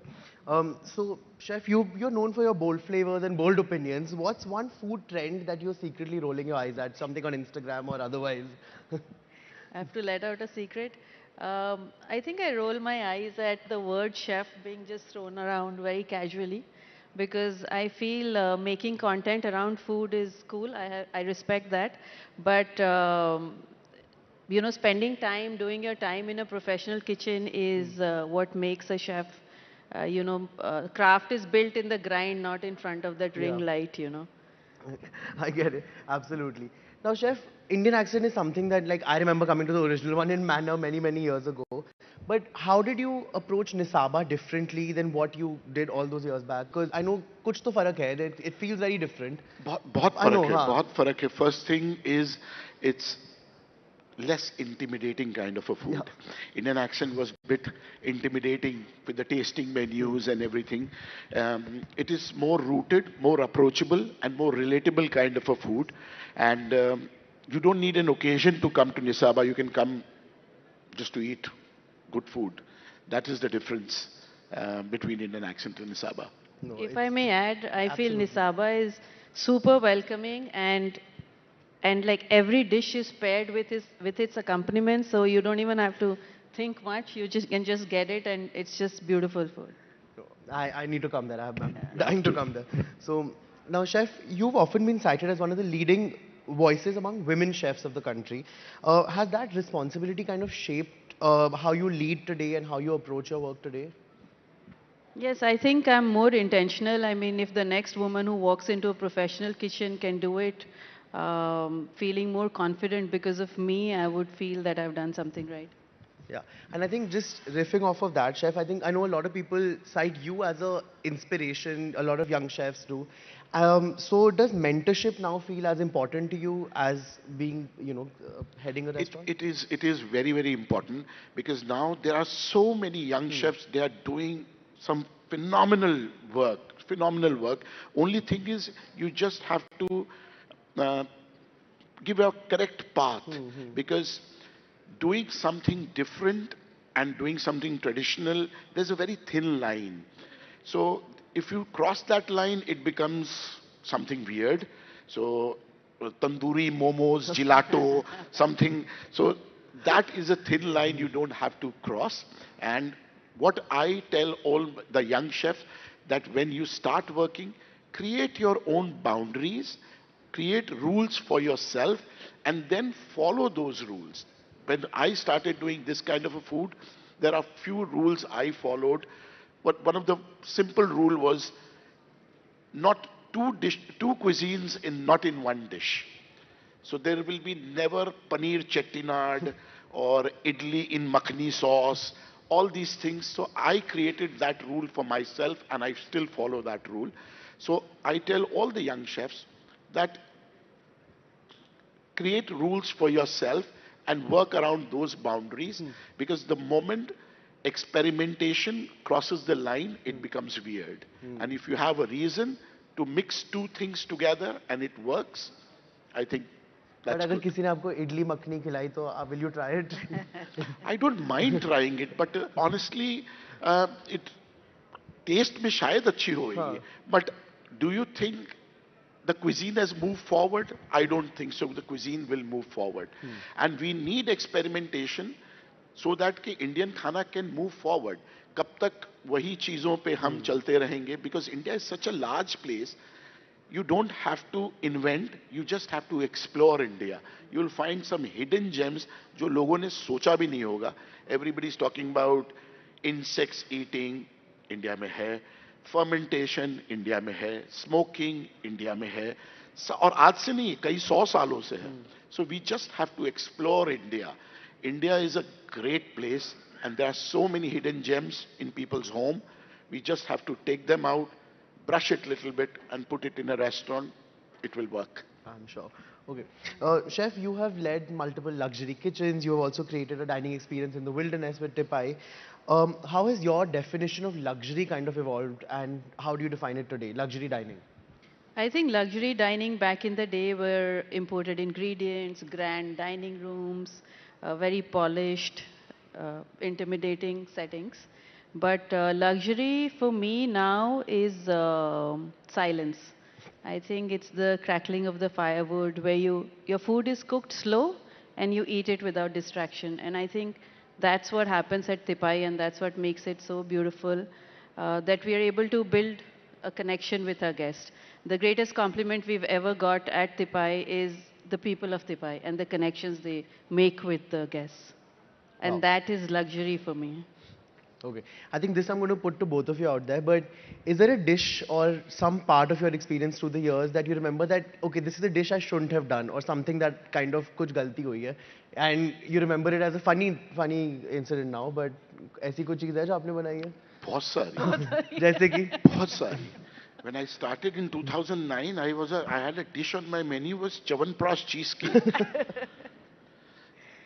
That was weird, but again, नाम बहुत weird था, लेकिन उसमें जरा सा hint था, and उसके पीछे एक nostalgic story थी that we used to serve it with the badam milk and all these things, because Chyawanprash एक ऐसी चीज थी, everybody has got some good or bad memories of that. So that dish was there to evoke your nostalgia and the memory. So, but it was weird. So I don't think so I'll be doing that thing now. But yeah, at that time I was also learning. So There are many. There are Chyawanprash many. cheesecake. I think we should bring it back for one special weekend. for just one. Maybe. Yeah, we should. Okay, chef, is there anything that you have done over the I years? think, yeah, even I have many, but the one that I vividly remember is once I'd put pakoras like patte, like just green leaves fritters, and I didn't want to call it pakoda, and we called it ponako because we found out that that can be another name for pakoda, and it was so silly now when I think of it. Like it's an internal inside joke for even with my team. Okay. Both of you are kind of seen as torchbearers for, again, I'm saying modern Indian, but modern Indian cuisine in very different ways. Does recognition increase pressure or does it give you more freedom? I think it gives you a platform where your voice can be heard, and it's for me it feels like freedom because now I don't have to dilute my voice. I know that people are watching what I'm doing, so I feel like I can put the right light on whatever makes sense to me. Yeah. And It creates more responsibility. Any award, any recognition, it put a little bit of more responsibility on you because when you do something, a lot of youngsters, a lot of people who are watching you and they expect and they follow you, then you have to be responsible. That's the main thing. Okay. Chef Manish, I wanted to ask you, you've also had restaurants outside of India. How do you till date, it's 2026, and I think the most sold dish outside will still be butter chicken, I'm guessing. How do you try to position Indian food in a different way? How do you try to sell a different dish which is not just butter chicken or dal makhani? See, I love butter chicken. I love eating butter chicken. But the thing is, there are at least 100 dishes in India from different parts of India which is as good and as tasty as butter chicken. चाहे वो कश्मीर का गोश्ताबा रिश्ता हो या केरला की mean Moily हो, it's all that kind of a comforting which is like butter chicken. Only thing is we have to make people aware of that, and that is what all of us we are doing. All, whether Amrinder, me or Gagan, Pratik, all of us, we are now working towards this, that there are so many Indian dishes which is as good as butter chicken, which have to come in the limelight. Yeah. Okay. Both of you started off at a time when there wasn't a lot of social media. Food was being reviewed by just food critics and food reviewers. Today that's changed. People like me are out there, and everyone has a platform today and is a critic in their own way. How do you approach that? Like, do you embrace food creators? Do you embrace Instagrammers who want to come and try the food and give their opinion? Or is it something that you're a little reluctant about? Because I meet restaurateurs who are, both sides of the spectrum. So how do you guys approach that? They are all welcome. See, reviewers were there earlier. They used to write in a print media and all. Now everybody is a reviewer. Anybody who's coming to a restaurant has got a phone with a camera and they review your food. First thing, it's a free marketing. You don't have to spend money on marketing. If a dish goes into so many millions of people, it is free marketing. It's good. But honestly, all the restaurateurs, chef or anybody, they should approach the influencer or a blogger in such a way which is their target market. If I am doing a tasting menu which sells for 10,000 rupees per person, I won't call a blogger or entertain a blogger who's doing street food. So you have to see who are the one can do good for you and who are not something they don't have the target market for your business. So that is the only thing. And chef, anything if you have? I think social media is really great because besides the influencers, I feel for you to put your story out there, you were so heavily dependent on food writers earlier, and if you were not in their, if you were not in their network, they would probably not even show up to your restaurant. But now it's easier to put your message across, and I think it works really well. Yeah. I think I'm going to add a question over here for you, is that I saw a lot of amazing content you did, especially with Bawri, and a lot of storytelling. What was the journey behind that, and how do you decide to create content around that? Because that was very nice how you did it. Yeah. So, I used to run this restaurant called Earth in Bandra before Bawri, which was the first gasless kitchen where I cooked on open fire on wood and charcoal in a city setup. And there were a lot of things which I just assumed that people know. But with Bawri, I said I'll just talk about things that I'm not going to assume that people know. So, you know, like we made a reel on how to season a tandoor. Yeah. Because it's just assumption कि सबको पता होगा. But सबको पता नहीं है कि तंदूर में रोटी लगाने से पहले उसको season करना पड़ता है. So we just made a reel on that and that got so much traction. Then I started talking about why I cook on open fire and that. So I think that was the starting point for us and then we just built on that. Okay. आप लोग सबको तो fine dine बहुत अच्छा खाना खिलाते हो, बहुत फैंसी अमेजिंग खाना खिलाते हो, पर आप लोग को खुद क्या खाना में पसंद है? घर पे क्या खाते हो या what do you like to order in? Like really basic stuff. I think everyone, सबके घर में एक कोई एक dish होती है which makes us feel that you're home. For me, it's mutton curry rice, which makes me feel I'm home. So that's my comfort food. And chef, yours? I'm more of a craving centric कि आज चाट खाने का मन कर रहा है, आज van वाला नूडल्स खाने का मन कर रहा है. But most of the time after restaurant, you end up eating Maggie at 2 o'clock in the night at your house. That's the only thing. That is the best, yeah. Nothing beats Maggie at 2 o'clock. Okay, so when the world tastes Indian food today, what do you hope that they understand as like India's strength? Like how are we projecting India's food today? I feel our cuisine has gone through so much history that when someone eats Indian food, they should feel that this is a resilient cuisine. That it is ancient, yet it's constantly evolving. And it stood the test of time. Okay. Chef? I would say food is not a soft power. Indian food is a superpower. And Indian food, we have food or dish for every palate in the world. हमारे यहाँ तीखा खाना, मीठा खाना, healthy खाना, indulgence वाला खाना, हर तरह का खाना है, हर किसी के लिए.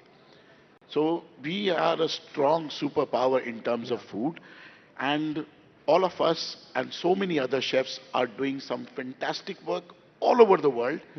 And believe next 10 years, the way Indian restaurants are opening all over the world, it's amazing, and there is a great future for Indian food from all different parts of India in the world. Next 10 years is our time. Yeah. Okay, speaking of... that definitely requires a round of applause for sure. But but speaking of the different parts of India and the food that comes from there, what do you think is the one part of India which we still haven't tapped into or is still very underrated? Because I mean, there's so much. Every state, every corner of India has such amazing food. But according to you? I would say every part of India is not well represented in the world scene. But if you ask me, one part even I am not very familiar one is the Northeast, which we really have to learn and promote, because there are some specialty ingredients which is not you can't access it in Delhi easily. But that food is again which is a hidden gem. It has to come in the focus. Otherwise, there are every state. In one state there are 10 cuisines, and it has to come out. So I think every state needs more representation and more micro cuisines of different states. But Northeast, we need to learn and know more about food from Northeast. No, for sure. I made my first trip to the Northeast a few months ago to Nagaland, and the food I had over there honestly was mind-blowing. It was incredible. Chef, do you feel like there's a region that's underrepresented? I think the same. It's Northeast. I grew up in the Northeast and I do use a lot of Northeastern ingredients in my cooking. In fact, one of my signature dishes is pork, which is cooked inside a bamboo and it's served with sticky rice, which is wrapped in Alpinia leaf, which is a leaf indigenous to the Northeast. So like Chef Manish rightly said, I think Northeast, because all the 7 states need representation. Yeah. Okay. What can you guys recommend a restaurant apart from your own in Delhi which you like to go out to? Many. चाट के लिए वैष्णो चाट भंडार कमला नगर में, या duck के लिए China kitchen, Punjabi खाने के लिए Kikli mein. So there are many places in Delhi where you can explore good Delhi, Gurgaon. You can explore great food. Yeah. And Chef, do you have any recommendations? I think there are really great restaurants in Delhi. Recommendation, like I like the Sikh kebabs at Jama Masjid. I like that large jalebi in Chandni Chowk. Those two are my favorite. When I think of Delhi, I think of that, or the Sohan halwa, that Karachi halwa, which you don't find anywhere else. That felt like Delhi. अभी होली आ रही है चेनाराम के यहाँ घियर बनता है वो घेवर नहीं है घियर बनता है वो एक अलग किस्म की जलेबी है if everybody can go and try that thing it's amazing Yeah. It's from the Sindhi community. Yeah, and it's only during Holi. So, Holi, yes. Okay, social media has made chefs personalities now. That's you guys are celebrities also. Has the visibility changed the pressure and also like made you get some pressure to feel authentic like in your food, or do you not approach it in that way at all? Like, do you feel any pressure from social media at all? See, honestly speaking, the celebrity chefs and the chefs who are cooking at restaurant, there are two categories in India still. Yeah. Still. There are chefs who are celebrity because of the social media and television. But in general, I don't think so. 90% of the people, they have not tasted their food. Okay. Yeah. Yes. They have not tasted their food. True. So we are the chef who cooks in the restaurant. We have restaurant where everybody can come and taste their food. So it's two different categories. Okay. So I would say doesn't matter. Doesn't matter. Till the time people are coming to your place, eating your creation and going happy from there, I think your job is done. Okay. And Chef, anything you have to add? I don't feel pressure. I feel it's just a great time. Everything is, there's a big boom in this industry and we just need to adapt with whatever the new means of running a restaurant is. Okay. Before we wrap up, I just have one last question for you both. If there's a young chef who's starting out today, 18-year-old, 20-year-old, is there a piece of advice you would like to give them that you wish someone would have given you when you were young? I would say it's not a 100 meters race, it's a marathon. So don't expect anything too fast. Okay. And even when you get results, you'll feel it's too little too late. And you have to love it sincerely to do it. Just keep your head down, focus. 5 years, you do that, and after 5 years, this industry will pay you back. I would say this industry will pay you back. But 5 years, focus and just learn, because खाना बनाना is a skill का काम है, और वो skill जो होती है वो काम करने से आती है, वो किताब पढ़ के या कॉलेज जाके वो नहीं हो सकती है.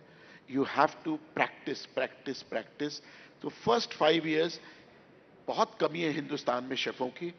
First 5 years just bend your head, focus and learn. After that, sky is the limit. Perfect. That's great advice. And if all the young chefs listening out there, they should take note of that. But thank you so much. You both have been amazing and you've given such incredible, insight into your world over here to us today. Thank you. So thank you.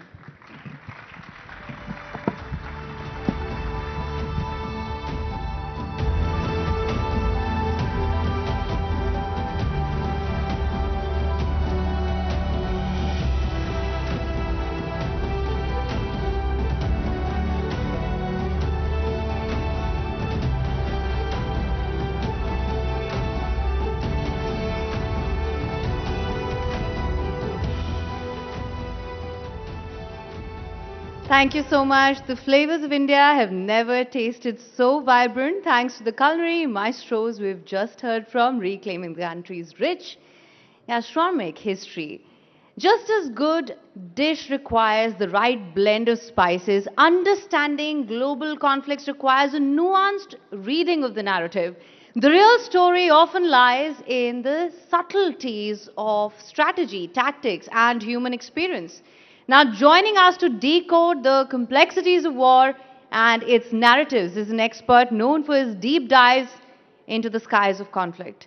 People, welcome Tom Cooper, aerial warfare analyst and historian, for a session on interpreting war beyond the headlines in conversation with Major Gaurav Arya.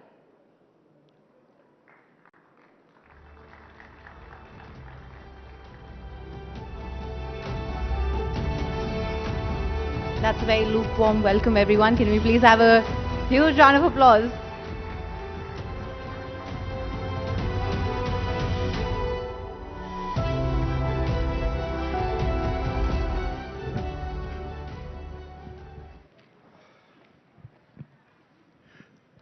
Jai Hind, ladies and gentlemen. And I have with me Tom Cooper. He's an analyst. He's a historian. And he's somebody that all of you have seen on Indian television for quite some time, especially after Operation Sindoor and during Operation Sindoor. I had prepared a long list of very technical questions for Tom. But while driving here from Noida, I was told that Iran just got attacked. So all my questions are now aside. I'm going to talk about Iran. At least I'm going to start off with Iran. And Tom, my first question to you is, how does an operation of this magnitude put into effect?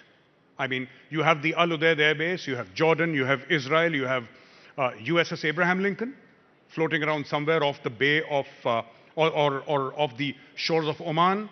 And in the Mediterranean Sea, you have the Gerald Ford aircraft carrier. How do you network such an operation where there are possibly hundreds of fighter aircraft, hundreds of reconnaissance aircraft, a very, very large percentage of US air effort? How do you coordinate all of this? Hello, everybody. Thank you very much for inviting me here. It's fantastic to be here in New Delhi. My first visit in India, I'm really humbled by the reception. As for your questions, the essence is networking. It's just like in civilian life. That means the military is operating its own internet, and this internet is used to fuse all the information available about enemy forces, about their capabilities and intentions, and then also about own forces, who is deployed where, what is the current status of the force in question, is it ready for combat or not, what are the stocks of weaponry, of supplies, of fuel, and so on. And all of this is fed into the same headquarter, into the same command center, and commanded and controlled in centralized fashion. That's how it works. We have seen this at work also in India last year, in May, during the Operation Sindoor, when all the information was fused in one system, distributed to the Army, to the Air Force, to all the forces involved, in order to keep everybody informed all the time, and in order to better coordinate, or actually to, in case of India, to superbly coordinate own operations. Whether air defenses from Pakistani UAV attacks and missile strikes, or own offensive operations against Pakistan. All right. You know, I'm going to come to Operation Sindoor in a while, but I'd like to ask you, Tom, my question is that even during Operation Midnight Hammer and during Operation Rising Lion, which happened earlier, American aircraft and Israeli aircraft, and I'm not only talking about the 5th generation aircraft, 4 generation, 4.5 generation, they were able to fly over Tehran without any challenge, literally no challenge. How is that possible? Hasn't Iran invested in air defense? And do you think, what are the lessons that Iran drew from Midnight Hammer, from Rising Lion, that even in this, they knew that they could be attacked again, and today they have been attacked again. Why didn't they strengthen their air defense? Okay, let me try to dissect this in following fashion. On one side, Israeli aircraft were never free to fly over Tehran. This is Israeli propaganda. Excuse me for expression, but it is as simple as that. What the Israelis were free to do was to fly up to the border with Iran and to lob their missiles either over longer range into Tehran area or to drop their GPS-assisted bombs on targets up to 100 to 120 kilometers deep inside Iran. But they were never free to fly deeper over Iran. Why were they not free to do that? because there is not only one, but there are two different but well integrated air defense systems in Iran. One operated by the regular Islamic Republic of Iran Air Defense Force, and the other operated by the IRGC, by the Islamic Revolutionary Guards Force Command. So what was given to us in form of official Israeli statements was one thing, and then there was the reality. And there was a significant difference between the two. All right. That is on one side. On the other side, the Israelis have this very advanced air-launched ballistic missiles, which have a range of up to 1,000 kilometers, depending on their type. So they were accelerating, flying very high, accelerating, climbing over central Iraq, over Ramadi, over the area generally west of Baghdad, and launching missiles from this area deep over Tehran. This is how they were operating. Of course, they did, with the time, start operating their UAVs deep over Iran, including close to Tehran, including Esfahan, including Tabriz anyway. But again, there is a difference whether they are operating UAVs, which are then shot down in quite some numbers, or whether they are operating manned aircraft. There is no evidence that they did operate manned aircraft that deep over Iran, like over Tehran. Excuse me, what was the second part of your question in this regards? I said that hasn't Iran been able to develop its air defenses to such an extent? If, let's say, the Israelis did not fly, the Americans did. Yeah. The Americans obviously did because they were dropping these, MOABs on, MOABs on their nuclear sites. Okay. This US strike on Iranian nuclear facilities is also no indication for the strength or weakness of Iranian air defense system, because the Americans haven't sent just this, 8 or something B-2 stealth bombers, but they came in with a huge strike package of some 50 aircraft into Iranian airspace. So it was a concentrated, focused operation in order to bring these bombers safely over their targets, release the bombs, and withdraw without loss. They have managed this. Point is this: Iranians have, especially with help of China, over the last 10 years, built a very powerful air defense system. But it was still incomplete because the production rates in Iran were much too low. And the IRGC was insistent on manufacturing missiles in Iran, just in Iran, not in China as well. So although most of these systems were actually developed in cooperation between Iran and China, production was in Iran. Correspondingly, the production rates were very low. The question is now whether, especially for the current war, the Chinese are going to add their ammunition to Iranian systems, because the Iranian requirement for the Chinese was to develop then systems which are highly flexible, which can use Russian ammunition, specialized ammunition which is manufactured in Iran, and also Chinese ammunition. So the question is now whether the Chinese are going to replenish Iranian stocks. All right. Just a few minutes back, breaking news is that Iran has hit Qatar, UAE, and Saudi Arabia. And Bahrain. Yeah. So these are obviously US bases that they have hit, or tried to hit. Were you expecting that? Because Iran has always been very vocal. You attack us, we'll hit you back across the Middle East. Iran has multiple solutions. One of these is going to, actually all of them are going to depend on the rate of damage the US air power is going to cause.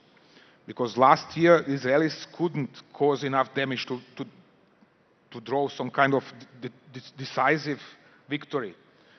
From their point of view, they didn't even half finish the job, or didn't destroy even the half of the targets they wanted to destroy. They didn't destroy completely the Iranian capability to manufacture new missiles. They didn't destroy all the bases, especially not underground bases, and so on and so on.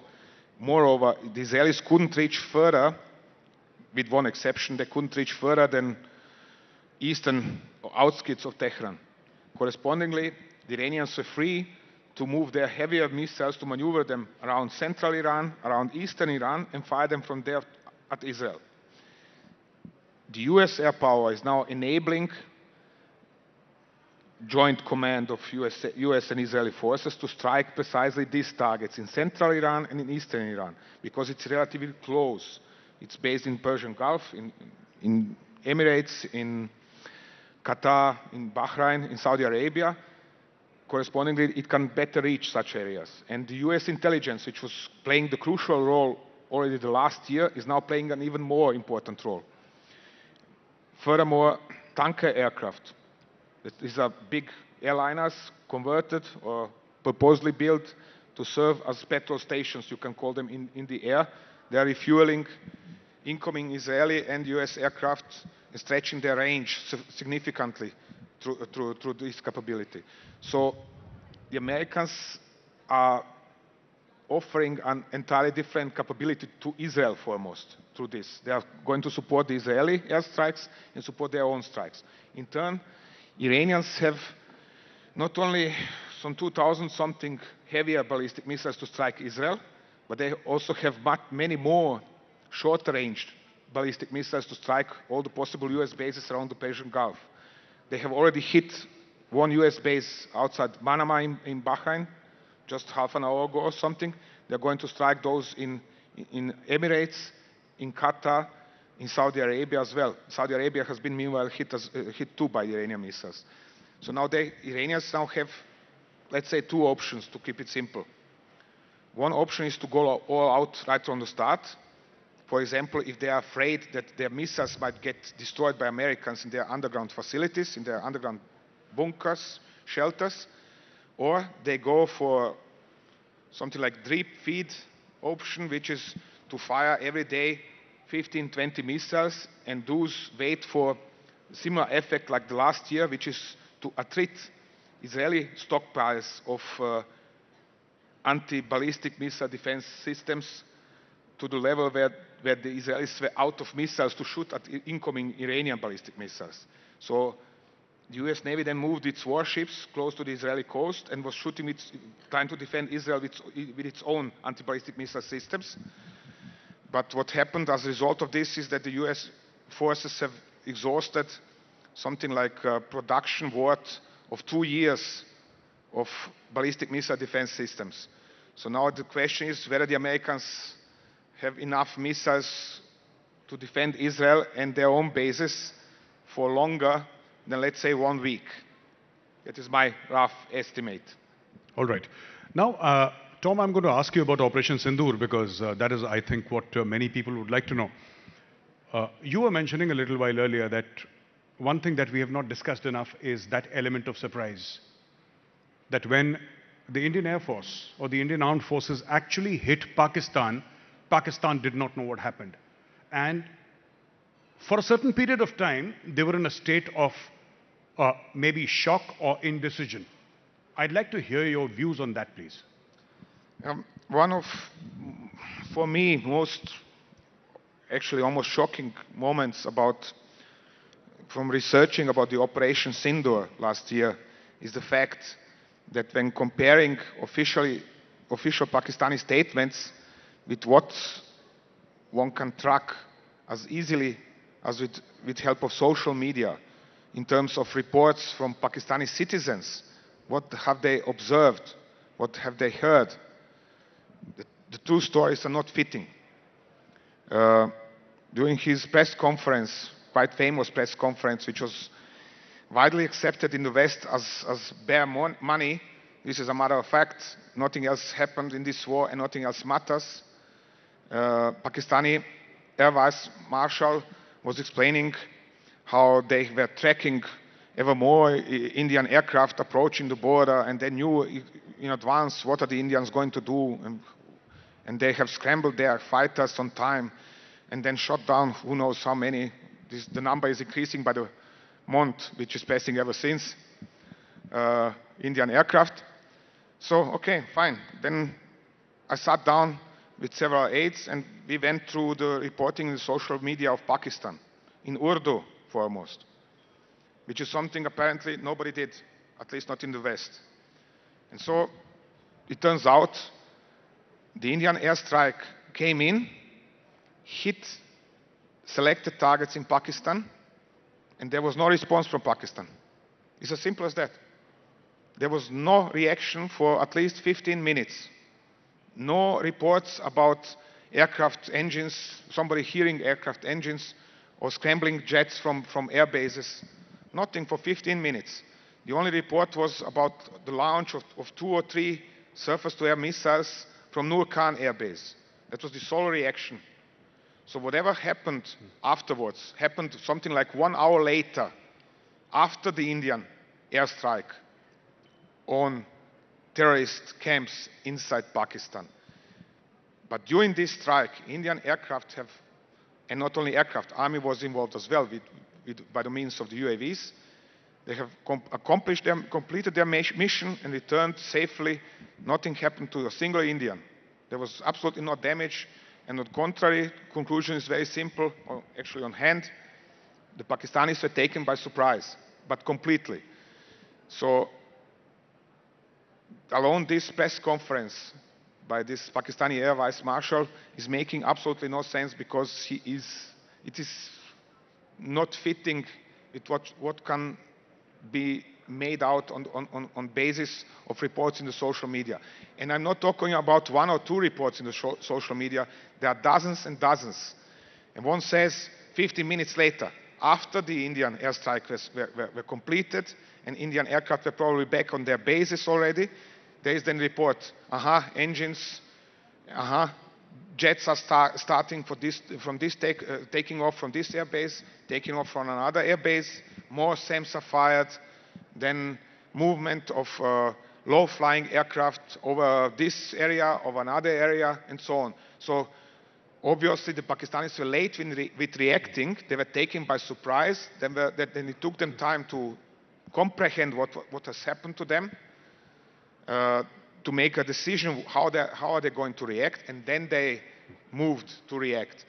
But the strikes themselves, Indian retaliatory strikes on terrorist targets, they were completed absolutely without any kind of major problems.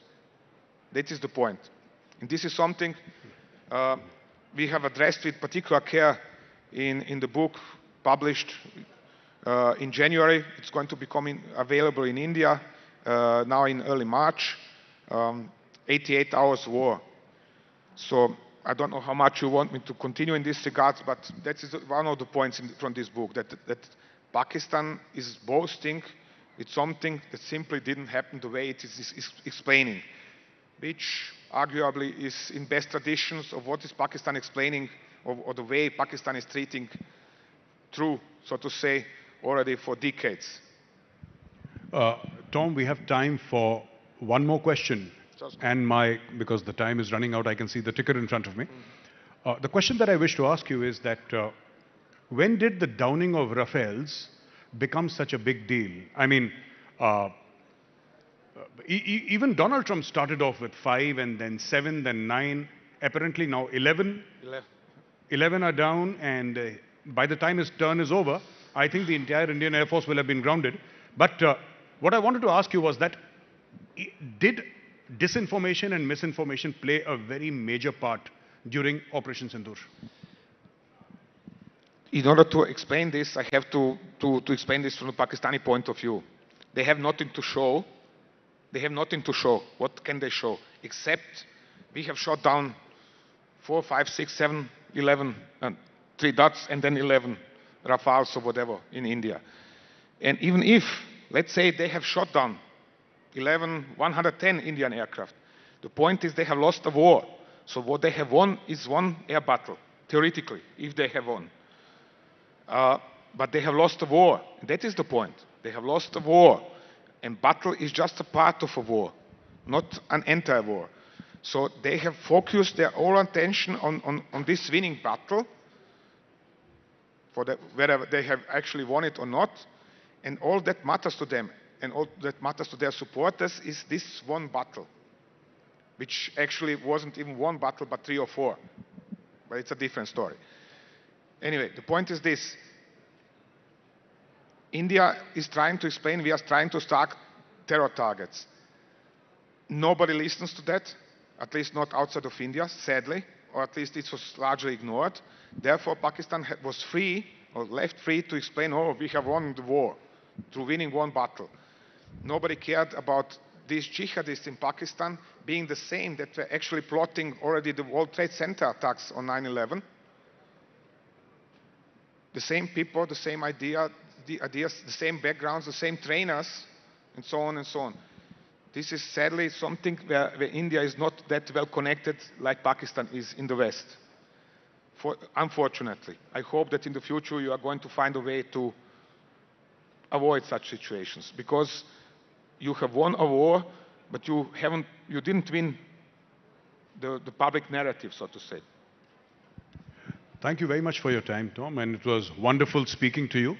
Ladies and gentlemen, a huge round of applause for Tom Cooper. Wonderfully explained. Thank you very much.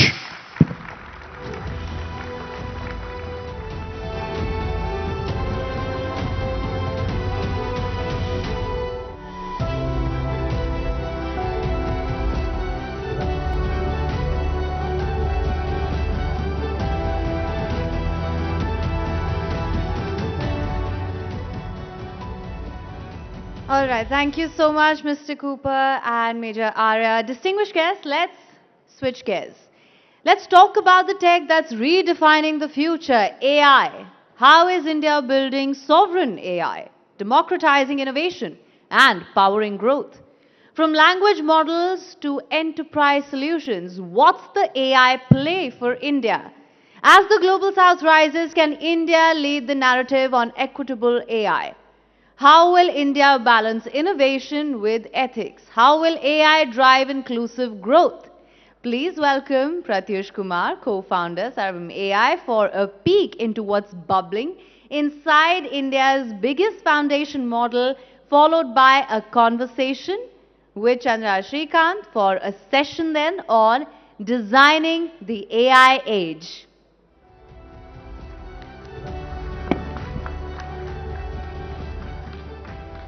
Thank you. Namaskar. I'm expecting some slides to come up. Yes, there you go. It's great to be here. I just saw the billboards outside. It said inner strength with the picture of the Prime Minister. A little bit what we are showing here is aligned with that picture, which is what can India do in this fast-moving space of AI. Have started a company a couple of years back called Sarvam. There is usually intent in the name. The word Sarvam means everyone or everything. The goal is so that building of AI, which is the defining technology of this decade, should not be restricted to a couple of companies in the Bay Area. It should be built by more, and it should, more importantly, be used affordably by many more people. I'm going to see if this works. Yeah. So we had a theme ourselves, which in our own way we called it India Can, because some people asked, can India build, should India build, must India build, and so on. But over the last 2 years, a small team out of Bangalore has proved that you can actually build globally competitive AI models grounds up with our own data, our own algorithms, our own engineering. Somewhere here, Abhishek Singh sir is there. The government has been an important catalyst in making that belief come true. But now we are somehow in Sarvam 2.0, where we have proved, there is proof of concept that deep tech and AI can happen in India. Now it's time to have proof of scale and make AI available to all at affordable rates. Let's see. Next slide, please, if you are controlling it. Yeah, so India can train its own state-of-the-art models. India can bring AI to billions of Indians and do it all in the sense that I think we always keep talking about our success in UPI and in Aadhaar and so on, and they are tremendous and global successes. But in the balance of things, India today does not have any large consumer or enterprise platform at scale, whether it is media, whether it is social networks, etc. So I think now we really have to, in this decade, have that inner strength and say we can go and build out there. And the landscape is changing. And when the landscape changes, it's really a moment to see what we can do. I was asked to continue the spirit of the AI summit that happened here and give demos. So the team has a bunch of videos I'll quickly show you. For example, we built Saras, which which is for recognizing what you speak. India is a very voice-led country, so it all starts with recognizing what somebody is speaking and then processing with AI. We name our model sometimes on birds. Saras means crane, and a crane is usually intent and listening. So we called it Saras. It is multilingual, does 11 languages, in fact now 22 languages, real time, and a bunch of things. I'm not going to bore you with numbers, but essentially it is the world's most accurate speech recognition model compared to many different companies. And there's a little bit of video here. You can play the video, please.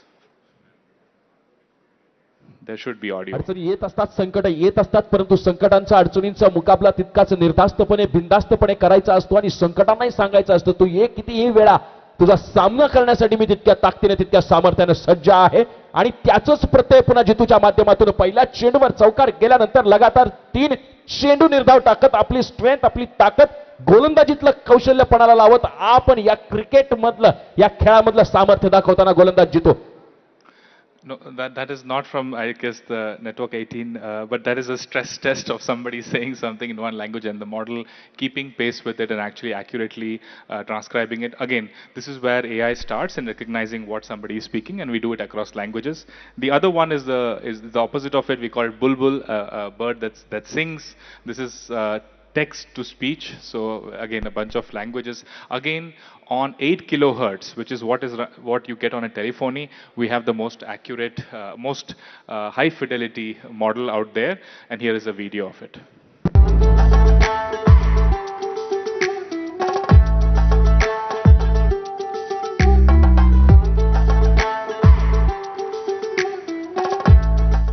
V2 अच्छा था.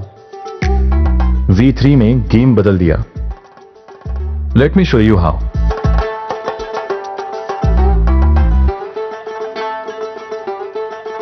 जब आखिरी wicket गिरा, कुछ second के लिए सन्नाटा हुआ. And then people just exploded with joy. I think we can stop the video. Me concern ना. Yeah, so there are many languages like that, but this is voice that actually sounds very natural. In fact, we have a game on our website. You can go and listen to an audio and say, is it a human or a AI? And people get it wrong half the time. So in some sense, now the voices are very natural, very useful for creating content, very useful also for doing voice AI, which is an AI agent that responds to queries that you have. Another example is Sarvam Dub, which is speaking in one language and getting the content in a different language. I'll not show you the technical details, but again, the world's best model for dubbing. Quickly showing you something on the content side. This is making content accessible. Let me play the video.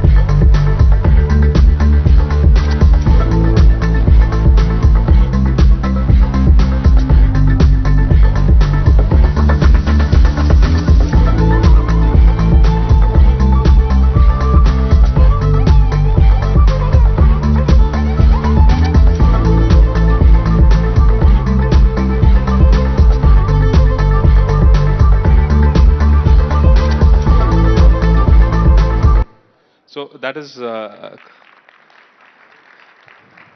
that's content creation. We did something little funky in the beginning of this month.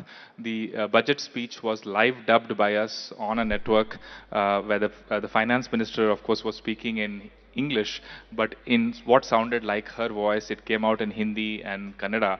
And people actually said that for the first time I understood the budget because it came out in a language which I understand, right? And I think there is genuine possibility for language not to be a barrier, right, but to be a bridge. And I was chatting with the executives of the network as well. We really can think about content being available irrespective of language. So this whole idea of strength within, somehow we felt for multiple centuries that we have to all learn English and do things, but a strength within is also preserving what is natively yours. And I think AI helps do that in a different way. Something on vision, which showed you about audio, but this is a little bit about vision, wherein again we have the world's best model in terms of recognizing text, even in English, in documents, right? Documents with tables and with headers, footers, complex layouts, and so on, doing better than many models out there. And here is a quick. A culture is preserved I'll just only pause it when briefly. people can read, debate, and build upon its ideas. When literature circulates, when it inspires new writing, new thinking, and new creativity. The result was about 90% accuracy. That may sound good until you realize it means nearly one error per line.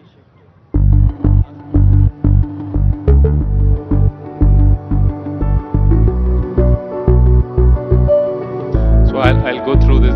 These lovely videos are also a part of the We Can part. We want to have a brand of a big tech company built out of India. These videos are online. You can have a look at it. But we also train large language models. We released 2 of them. The 30 billion parameter model, which has some technical details here, but it's really meant for voice to voice very efficiently. In fact, it works on a feature phone. I don't have it here, but the Prime Minister saw it on a feature phone. Then we have the bigger model, the 105 billion parameter model, the first globally competitive model of its size from India, and it's actually on various benchmarks doing very well in its class. And in fact, here is we released this model on a quick chat app called Indus, and it's been out in the Play Store. This is what it looks like.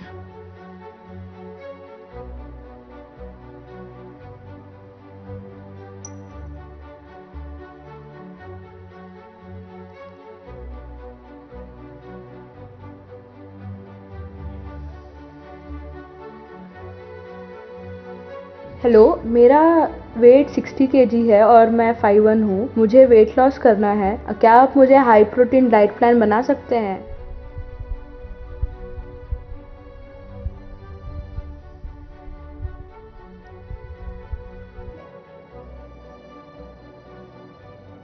Yeah, so this is a model entirely trained from scratch by us, now usable on. It's available in Android, iOS. So we would recommend you to test it out. But that's what is possible, right? The data that we use, we don't have any dependency on any organization outside the algorithms and compute, etc. So just wanted to reiterate. I think India can definitely build it, and we are in a post-AI world. We should. I think people asking whether India should, whether India can, are asking the wrong questions entirely, and we have demonstrated it. It's an early start, but we have a long way to go. But I'm confident the love that we have received, that this is going to be India's definitive decade to build. Thank you, and I'm happy to interact.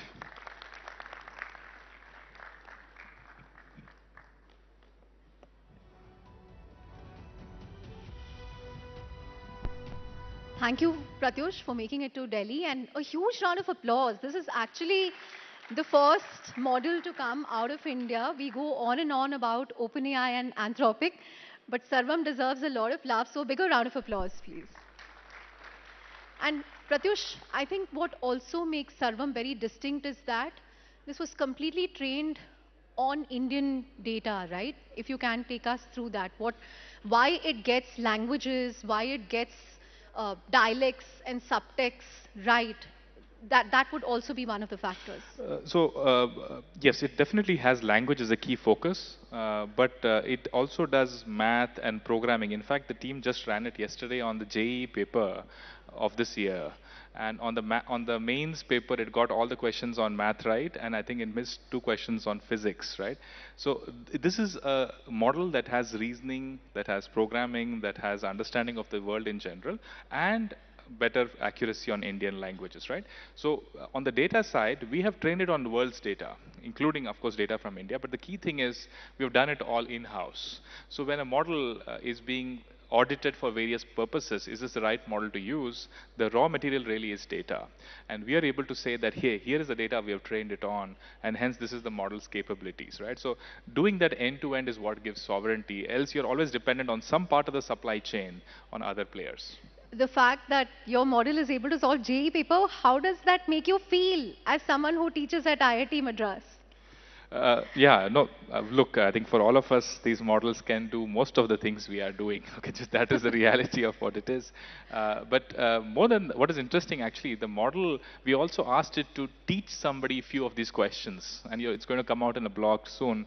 And actually, it does a good job. It actually takes the question, helps somebody understand what are the reasons behind it. So humans and AI working well together is going to be one interesting area where I think I think India will do well, because we are generally so positive as a country about technology. I think we'll find our ways around how to do this meaningfully. Right. You've also managed to build Sarvam at a fraction of the cost that, what Silicon Valley companies are doing. OpenAI yesterday, I think, raised $100 billion. Anthropic raised $30 billion 2 weeks ago. And Sarvam's last fundraise, I think, was in 2023, 41 million.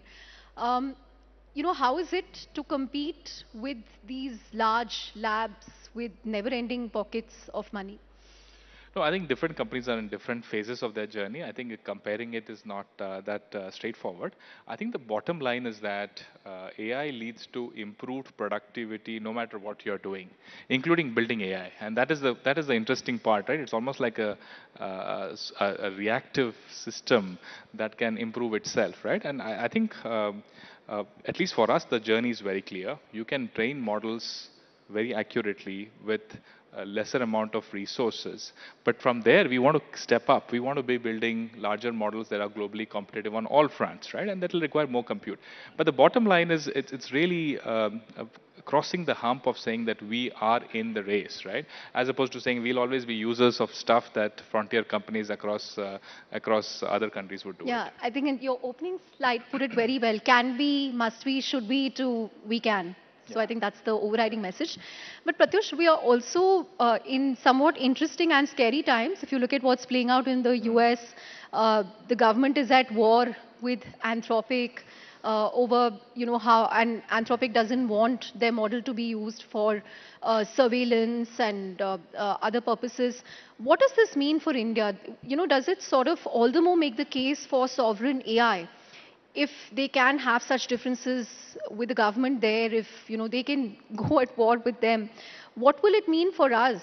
I mean, we are using all these models right, left, and center. It's clearly something very geopolitical, the way these labs can be used.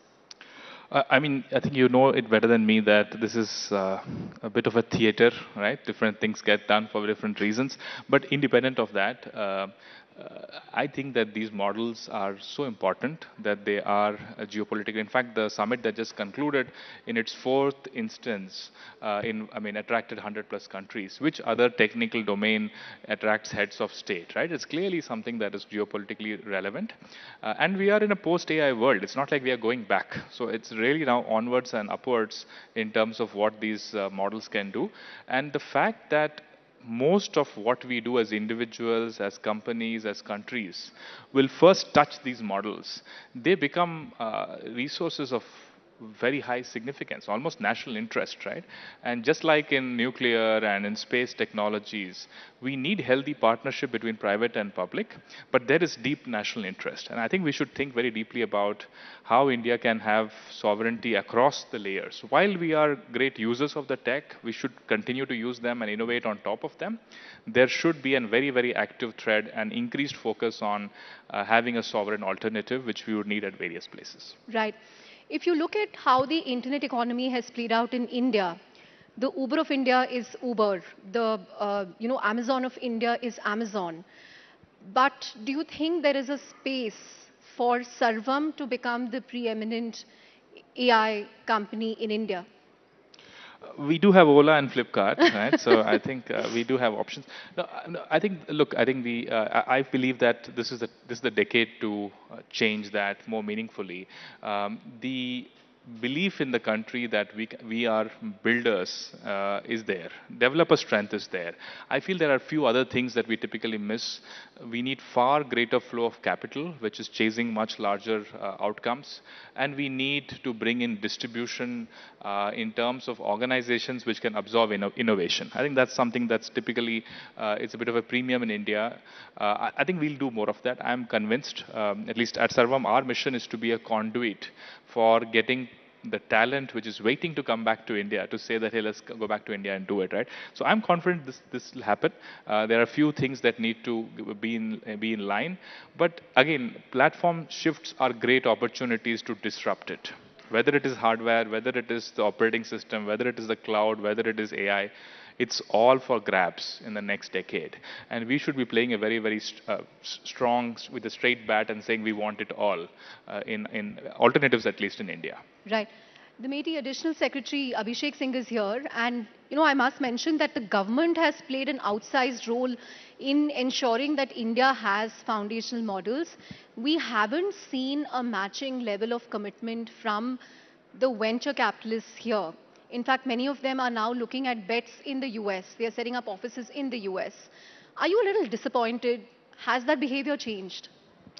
No, firstly, let's count our blessings, right? I think the government, it's not, by the way, it's not usual. Having seen how the government is working, the challenges, the complications are significant, right? In that, making strong bets and seeing those bets come off, I think is a moment to celebrate, right? I think that taking decisions and risks in the government is so hard, right?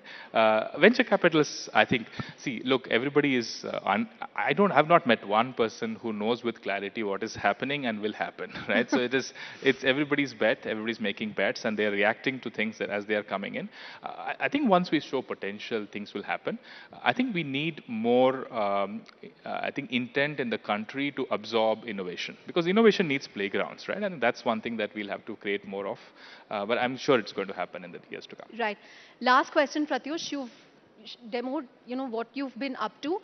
What can we expect in the next 1 year from you? Will you be more active on the enterprise side, the consumer side? Because you also showed us about, the Indus chatbot that you've developed.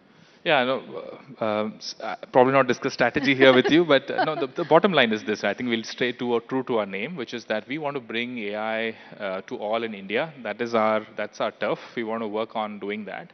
And I don't have it with me. I thought I have it in my coat, but we have built these glasses, right? Glasses, yes. The case glasses.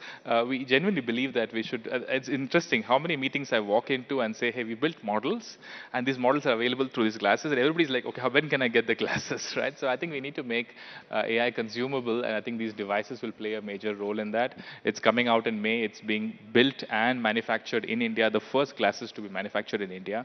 So we are very clear on what our goals are.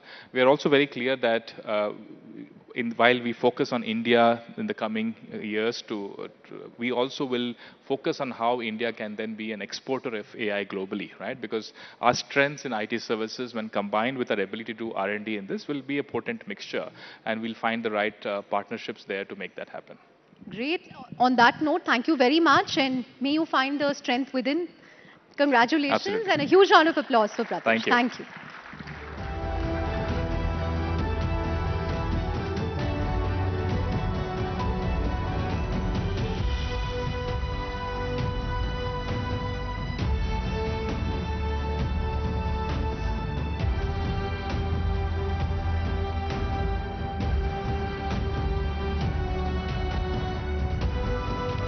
Thank you, Mr. Kumar and Chandra. Ladies and gentlemen, India's AI ambitions are soaring high.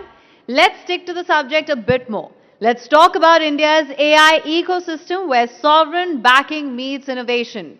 How is India fueling homegrown AI, and what's the funding play? From policy push to startup spark, how's the government shaping India's AI narrative? Joining us are leaders who are the vanguard of this scorching transformation to discuss the investments, to discuss the challenges, and of course the impact. Please welcome Abhishek Singh, Additional Secretary, Ministry of Electronics and Information Technology, onto the stage for a brief conversation with Nalin Mehta. They will later then be joined by Shashi Shekhar, Empathy co-founder, Deep Tech Bharat Foundation, Spiros Magaris, VC, AI and FinTech Fund Manager, Nagendra Nagaraja, founder QPi AI, and Sunil Gupta, co-founder QNew Labs. Thank you very much. Mr. Singh, thanks very much for joining us. And we have a stellar panel lined up just after we stop, we end our conversation. But you are the man who's heading the India AI mission. We've just had the India AI Impact Summit. The minister was here yesterday, and he talked about how India needs about 2 lakh GPUs on the table. Currently, we are somewhere around between 35,000 to about 45, 50,000. So how do you do the scale up? What is your perspective on, in the next few months, how do we go from that number to the 2 lakh that the minister is talking about? See, like we do have almost 38,000 plus another 24,000 in the pipeline, 62,000, but that what we did was sufficient for training the first set of models. Sarvam just made the presentation of what they were able to achieve in the last 6 to 8 months with the GPUs that we had made available. But as we move forward and if we had to do inferencing at scale, given the size of our country, even if 100 million to 200 million people, 10 to 20 crore people, if they start using these services for various in healthcare, in agriculture, in education, we will need to append the back-end infrastructure. That will mean having much larger set of GPUs. So 100 to 200,000 GPUs is something that the minimum that we will need in order to meet the demand of India. So what we are trying to do is that come up with a policy which ensures that we incentivize the private sector to invest into the compute infrastructure. So part of the GPUs will be provided by the private sector, which will be incentivized by the government so that they are able to provide this for the larger AI ecosystem. The inferencing applications in key public sectors like agriculture, or education or healthcare will be funded by the government in many ways. And then for strategic sectors, for use in defense and for use in strategic sectors, we will need to set up our own GPU infrastructure within the government data centers. So, Mr. Singh, you oversee the India AI mission. You're also the DG for the National Informatics Center. You oversee emerging technologies, cybersecurity, digital skilling. So you really have a big picture view of the AI ecosystem. One of the things that we've been talking about in the last few weeks is about the idea of sovereign AI, right? That why we need to have indic models and all of those things. The question is that in a world of, say, black box global models, now while the need for sovereignty in AI is paramount, what happens when the global models actually, for users, turn out to be more useful or better than the indic models? How do you address that kind of challenge till the time we reach that scale? See, that's in the short term, because even if you look at the global models, if you look at where they have evolved, for example, even if you look at ChatGPT, what they were at 3.0, what they are 4.0, 4.2, and what the 5.2. The models have evolved. The amount of hallucination that you used to see is much lesser. The pace at which models are evolving and the pace at which models are becoming better, and they become better with usage. So more and more Indians using it, more and more people across the world using it, the models become better. So Indian models, Sarvam or Indus, which has been launched, and some more which are in the pipeline, the more we start using it, the more we start using it in Indian languages, the more we start using it in Indian context, they will become better versions of what they are. And currently also in many Indian language parameters and benchmarks, the Sarvam's model has performed way better than any of the top models that we are talking about. So I'm fully confident that we will be able to, our models, Indian models, the sovereign models will be able to compete with the best. Only condition is that we should be willing to use them and not become dependent on the models about which we don't know what they are doing. So, so of course, as far as use case on population scale is concerned, the global companies are also using India on a population scale for trial. That's why you're seeing so many investments in GCCs and on AI in India. India is almost like the use case capital of the world for AI at the moment. So now at the summit, there was a call for India to be the architect of global AI. Now, from your point of view, what is it that India can bring to the table that Silicon Valley can't? So when you're talking to leaders from the global south at the India Impact Summit, what is the one thing they were looking to you for, which the Americans or others can't deliver? See, like our biggest strength has been the talent. And almost every big tech company, whether an AI company or otherwise, relies a lot on Indian talent. Unfortunately, our talent leaves India and goes to the West, where they're able to access funding and support from the big tech ecosystem, and they create IP there. What we are trying and what this summit has changed is that people are looking at, if the talent is here, then why don't we invest in the talent within India, the funds and all the announcements which have been made, so that IP gets created here. So one, the big tech company is looking for talent. In fact, today also there is a story that, that the hiring of Indian AI talent has gone up. Then we are also looking at the whole approach towards building AI. The human-centric approach, Honorable Prime Minister spoke about the Manav philosophy. That is something with the larger world, the global majority aligns more with. So with the kind of talent we had and the ability that we have to build, we are attracting the best of the global companies here. And the second thing which many of the CEOs, the top CEOs who were here, they were amazed to see the response that the Impact Summit had. And they were saying that if 500,000 people in India, students, youth and engineers can come for an Impact Summit in one city, imagine the appetite for usage of AI tools that the country has. So they of course are looking at one for talent and one for the market that we have for the AI products and services they are building. So, see, for the last 2 years, the conversation has been about securing GPUs, about establishing the India AI mission and to scale up very fast. Now that the hardware is actually, mission is operational, now the hardware is landing, we are scaling up.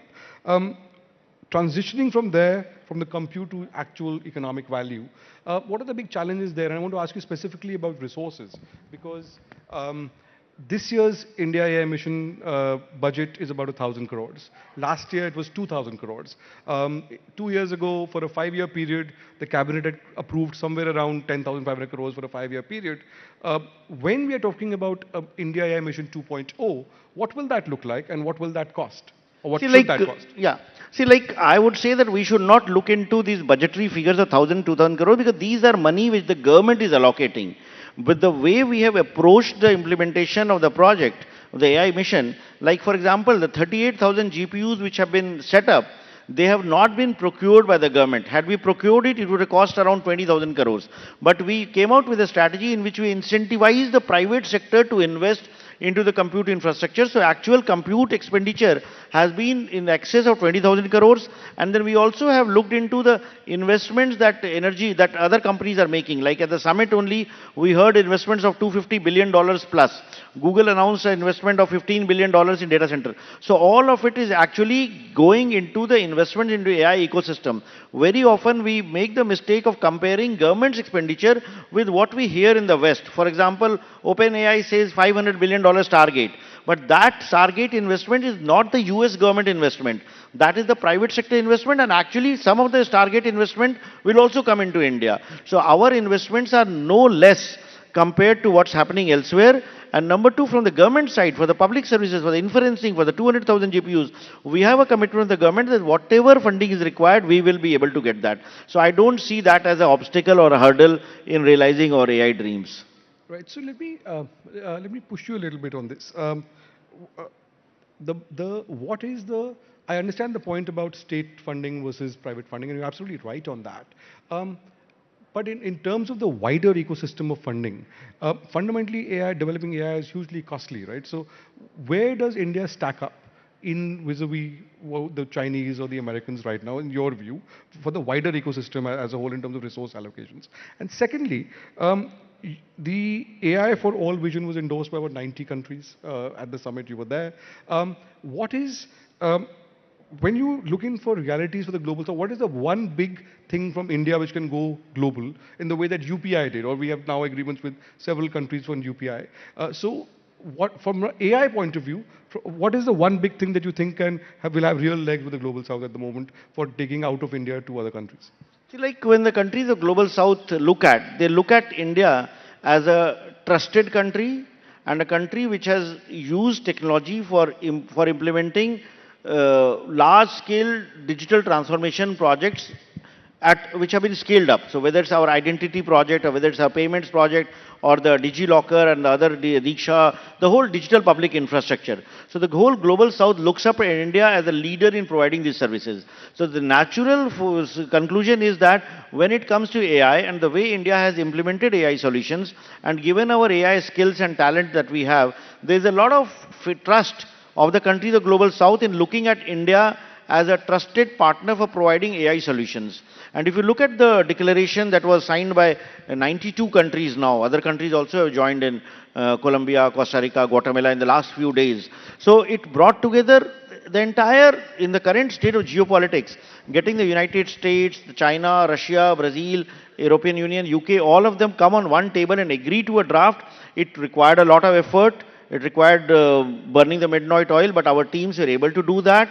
And the same follow-up, when countries are looking at adopting AI, the way India has approached AI, the way India is trying to use AI for solving societal problems, the way we are using AI for farmers, the way AI for healthcare, there's a lot of belief and trust in the global south countries that this will happen. In fact, one of the working group recommendations about setting out the MATRI as the common compute infrastructure, just like we have made GPUs available, affordable to all, there is a proposal in the working group recommendation to set up a common facility that can service the global south. So that's what the countries, the global south, are looking at. Right. On that note, let's expand the conversation and bring the panel on stage. May I invite Shashi Shekhar Vempati, co-founder, Deep Tech and Bharat Foundation, AI4India.org, Spiros Magaris, venture capitalist and founder, Magaris Ventures, Dr. Nagendra Nagaraj, founder, CEO and chairman, QPI AI, and Sunil Gupta, co-founder and CEO, Q&U Labs. Thank you very much, gentlemen, and welcome to this conversation.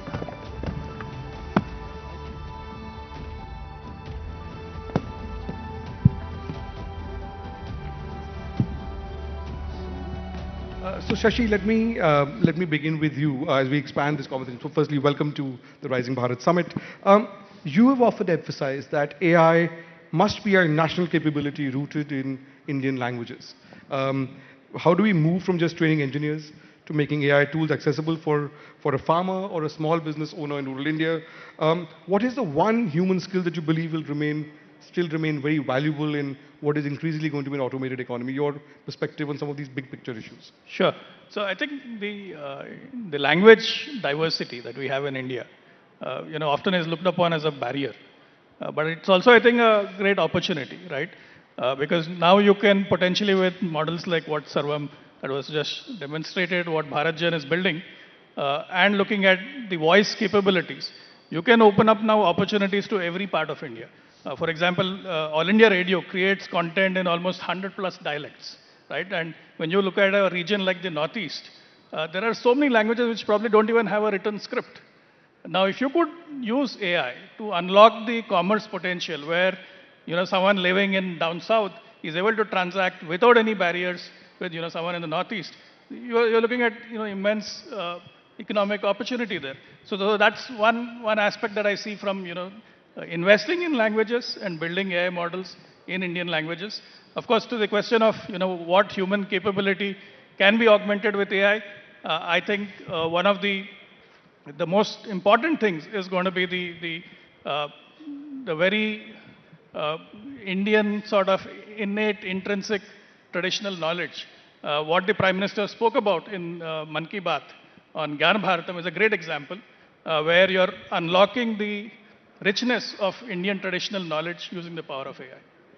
Also, as we go forward, increasingly our memories itself change, right? I mean, increasingly what is recorded is what AI is going to put forward. So it's very important to record all of that and putting Indian knowledge on that. Let me ask you, Spiros, from a VC's perspective, India has sort of privileged innovation over restraint in many ways. So when you compare the ecosystem in India with the ecosystem in, say, Europe, which is in a regulatory, from a regulatory perspective, a lot more rigid, where do you see India in the global firmament from where you sit as a VC? I mean, I'm globally. We have office in California, with in Saudi Arabia. I don't really compare India with Europe. I think India has its own place. But it's not America yet. And that also has to do something with the perception that it's very hard to invest unless you have you're based here. And I think from what my experience, just because the Indian people, extremely polite. I mean, this was a very beautiful experience I had here. And modesty, I tell all my startups, modesty is a very bad thing. In the business we have to proclaim we are the best, like we did a little bit, and then go back and say, hey, I was on this podium and I said we're the best, and now we have to deliver on this.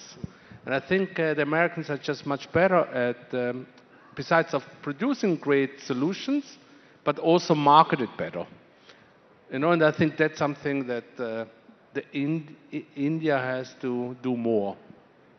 And that's why maybe the perception from outside is not as strong as it should be from its talent. But if you look to America, of the consequences maybe of immigration, of talent, and the leadership of Indians as CEO roles, you can tell, you should imply from this that there's so much talent here that India should one day, and I hope, and I think not because I'm here now, it's probably closer than later, play on the same level like America and China, you know. But it takes, like everything in life, with success comes confidence, and we keep learning. It's not about knowledge, it's not about smartness, because here is too much of it, which is a compliment, and hardworking. But at the end of the day, it's like you have a beautiful voice. If nobody hears it, it's just a voice. So, so there is an American model, and dare I say a Chinese model, and there has to be an Indian model as well, somewhere in the middle. Let me ask Nagendra. You see, QPI AI aims to bridge the gap between hardware and generative AI. Why is it essential? And you guys are building a whole bunch of stuff. Why is it essential for India to build its own superconducting qubits right now, instead of, say, relying on global cloud providers? I mean, what's your perspective on this? I mean, I just wanted to understand your perspective, so so we get a deeper sense of where the whole AI movement in India is going. Yeah, I agree with him. You have to always say you're the best. Okay, that's the first thing. Okay, the second thing, if you look at the company is formed on our objective is, if you look at company objective in MCA, it's all about intelligence modeling, intelligence compute, via quantum computer. I never use the word AI. The reason is very simple. The process of intelligence is first depends on data. We don't believe that the data what you have currently, you're creating the base models, is the biggest data you have. The biggest data you have is the data in nature, which is the quantum data. And today we have a frenzy about the foundation model. We try to do that way back in 2020, 22 somewhere, when we have this attention is all, you need the paper, the transformer paper. And we are working with the largest pharma company in the world, Lilly. We're working with the largest, one of the largest automotive company. Mercedes. We are building some great pharmaceutical models there. But it's all based on a quantum data. Right. And the reason why we are building, we have our own fab, by the way. We have invested $20 million in the fab, and it has come up in Bangalore. We are going to soon inaugurate that. It's a, it can do many kinds of qubit. And today, if you look at, we're talking about Stargates, right? So what you're going to do with Stargate is you have this data, digitized data, you're going to feed it, and you're going to feed it to the computers, GPUs, the silicon, which is worth $500 billion.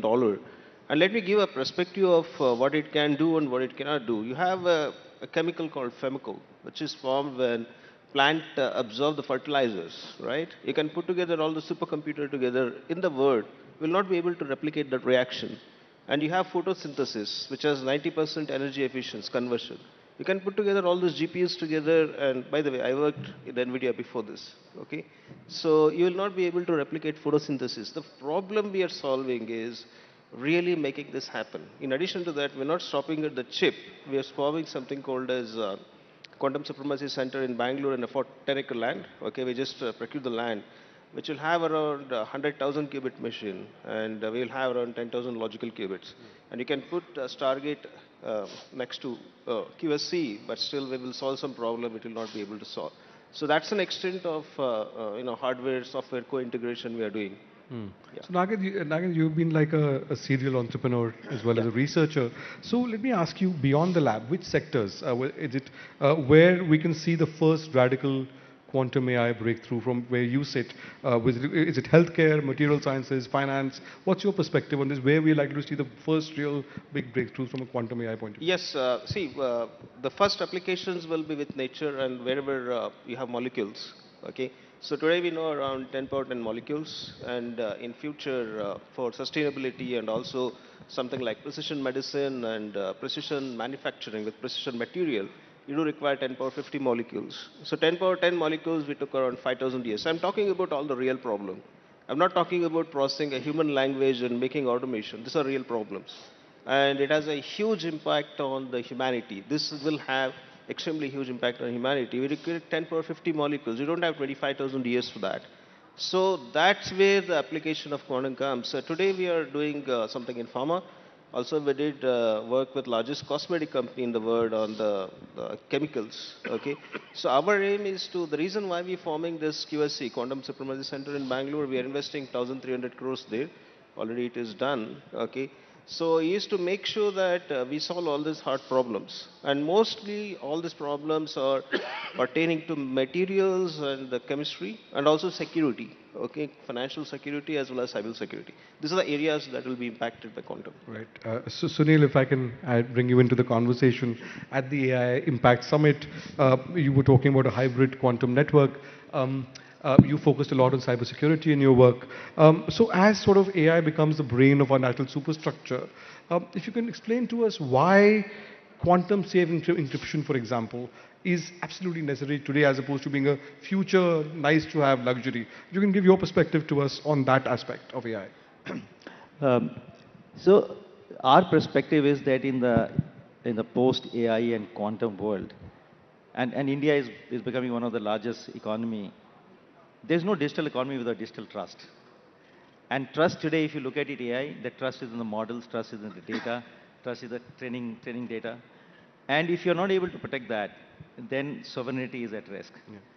So, and similarly, what is happening is that both AI and quantum computers are now threatening the encryption, which is the foundation of trust, right? Whether internet security, if you look at it.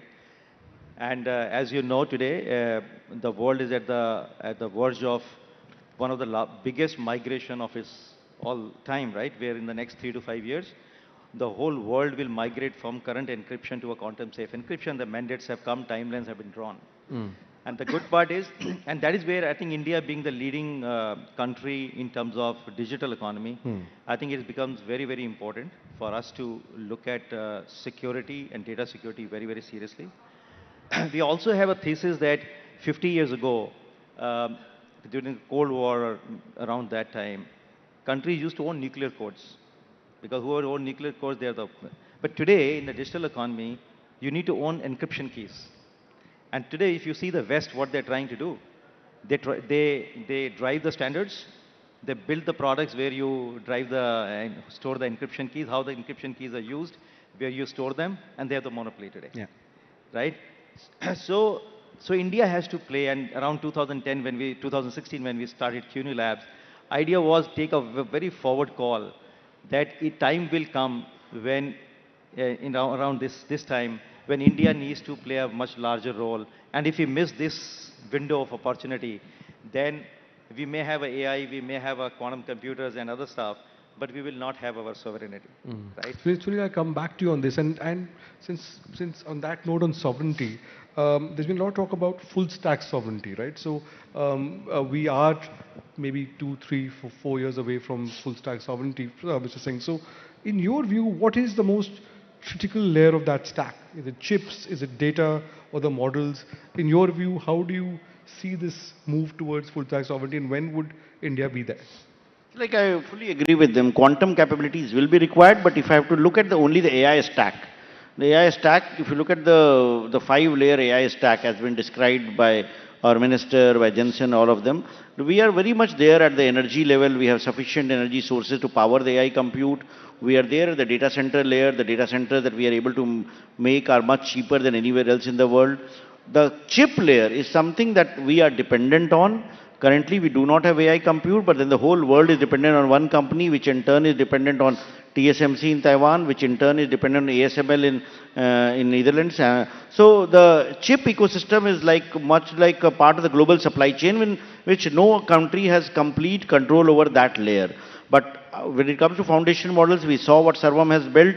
Many others are following it up, and just like in other countries, one model leads to coming up with several other models, and Sarvam is making it open source. I expect that in the next 1 or 2 years, we'll see many other similar models coming up.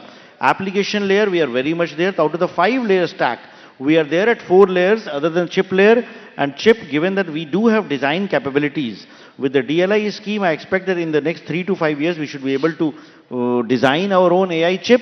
And of course, taping out may happen at the fabs in Taiwan, but given the investments as we speak, the Micron facility is being inaugurated today. The first chips are coming out. Tatas are investing in a 28 nanometer chip.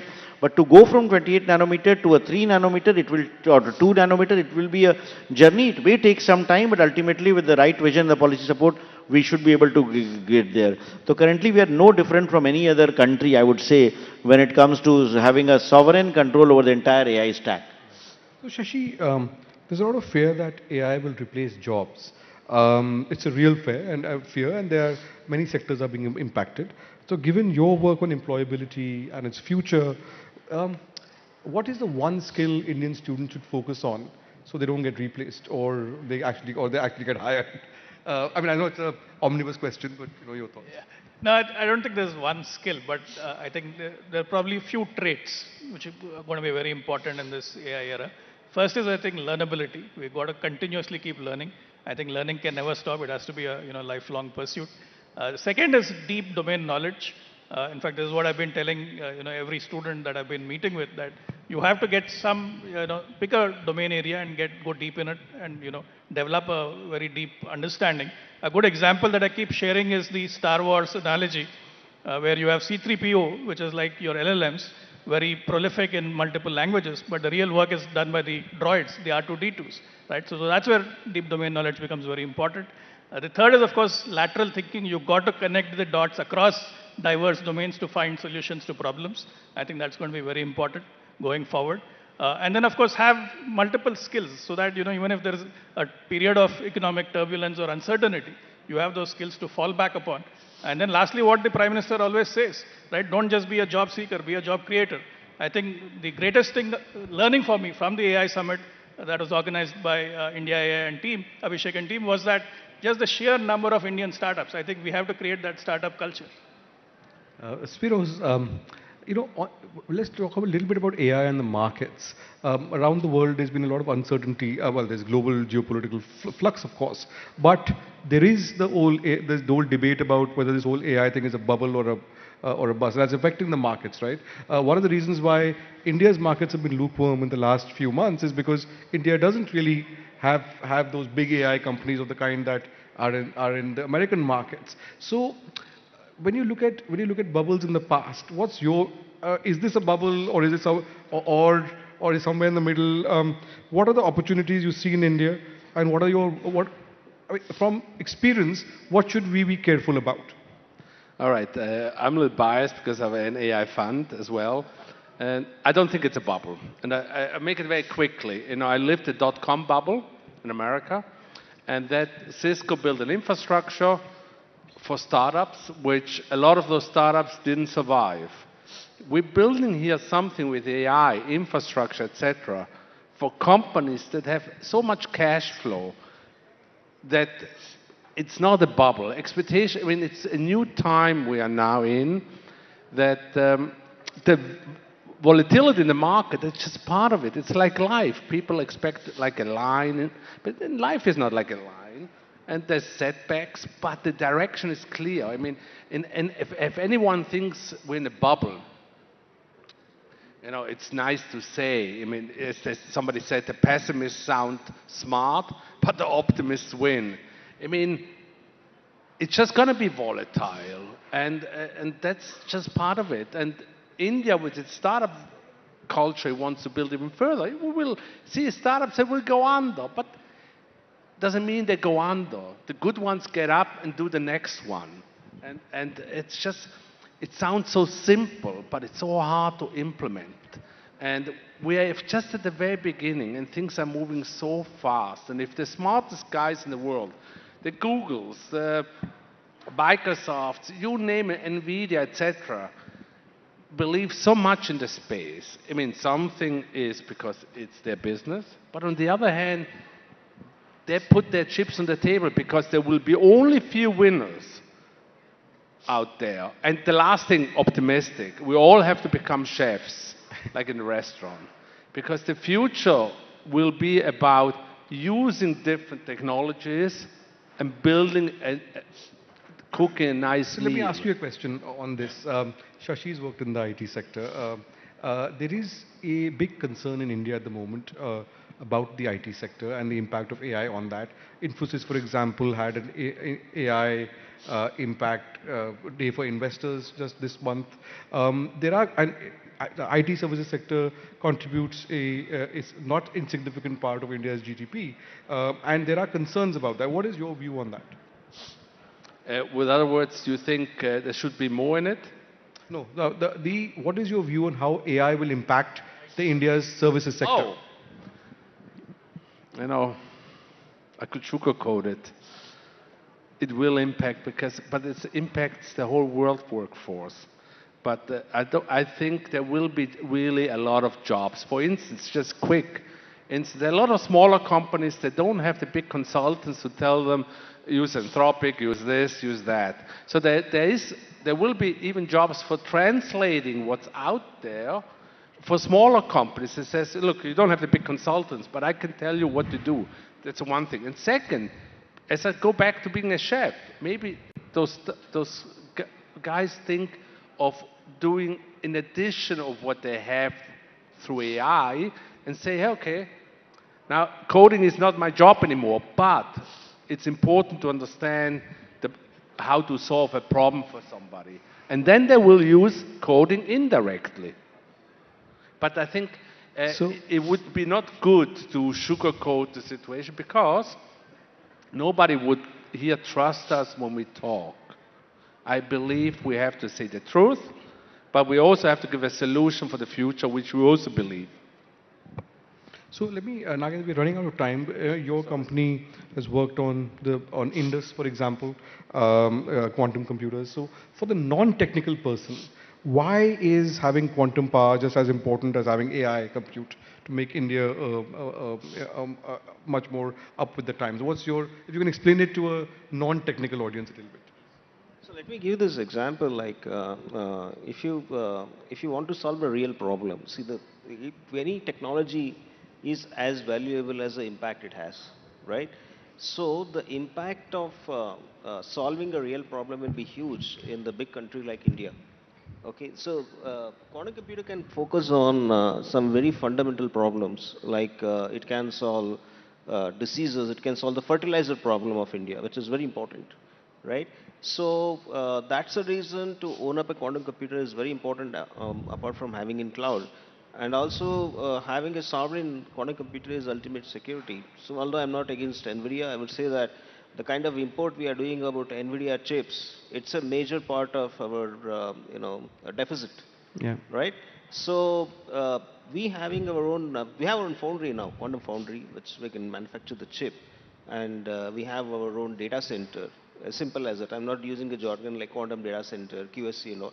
Our own data center where you can do these fundamental discoveries. Our institutes, there are a lot of fundamental research institutes in India which want to depend on this. That gives us ultimate strength as a nation. As simple as that. We are solving an impactful problem, real problem, with real results, which is required for the masses. It impacts our agriculture, manufacturing, population because of healthcare. So that's the reason we need to have quantum computing. Right. So Sunil, final word to you. Is in this brave new world of AI, is sort of we've worked a lot on cyber security. Is quantum security as important now as say cyber security used to be? Yeah, absolutely. The world over, the changes are happening. That's the reason all the regulators are coming in and changing the standards. Good part is that India is world class in quantum communication because we took bet almost a decade ago. Today, even Indian banking, telecom sector, defense, critical infrastructure, everywhere we are doing very, very interesting and very, very serious projects. And I can tell you, all the audiences here also, that we are in the top 3. India today is in top 3 in the world, right, in quantum communication. And globally, we are doing projects, not only India, we are exporting this technology to everyone. And that is the good indicator that the world over, this quantum security is now becoming a necessity, right? And in the next 5 years, so the recent mandates that have come from the regulators, they are saying that if only those enterprises will get AI and quantum secure who start in 2026. If they are not able to start in 2026, they will be left out. Mr. Singh, final word to you as the CEO of the India AI mission. For the next 6 months to 12 months, so what are your top 3 priorities? See, like the top priority will be to measure up to the expectations that have raised across India and across the world. So while our foundation model will stabilize, what we are going to focus on to at least build 100 population scale applications across various domains and scale them up across India. So that's the target that we are working on, and hopefully we'll be able to achieve that in the next 6 to 9 months. Ladies and gentlemen, a big hand to this panel, to Mr. Singh, and to this to all the leaders on this panel. Thanks very much.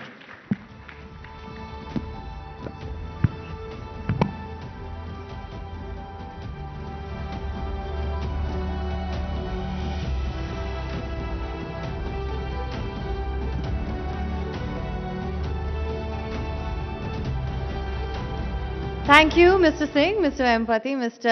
Magaris, and Dr. Nagaraja, Mr. Gupta as well, and Nalin. Now, ladies and gentlemen, India's AI ecosystem, something that we've been focusing on, it is soaring to new heights. As we've, of course, heard from the innovators shaping the country's tech wings that will take India to stratospheric levels. The sky is indeed not the limit for these trailblazers, pushing boundaries in space, drones, and beyond. Let's dive into the future of this exciting area and India's rise in the skies. And joining us to take us on this high-altitude journey are Awais Ahmed, founder and CEO, Pixel Space Technologies; Ankit Mehta, co-founder and CEO, Idea Forge; Anirudh Sharma, founder and CEO, Dijantra; and Vivek Mishra, CEO and co-founder, Rayfilm Fiber, for a session on The Sky is Not the Limit When Innovation Meets Altitude, in conversation with Chandra Shrikant.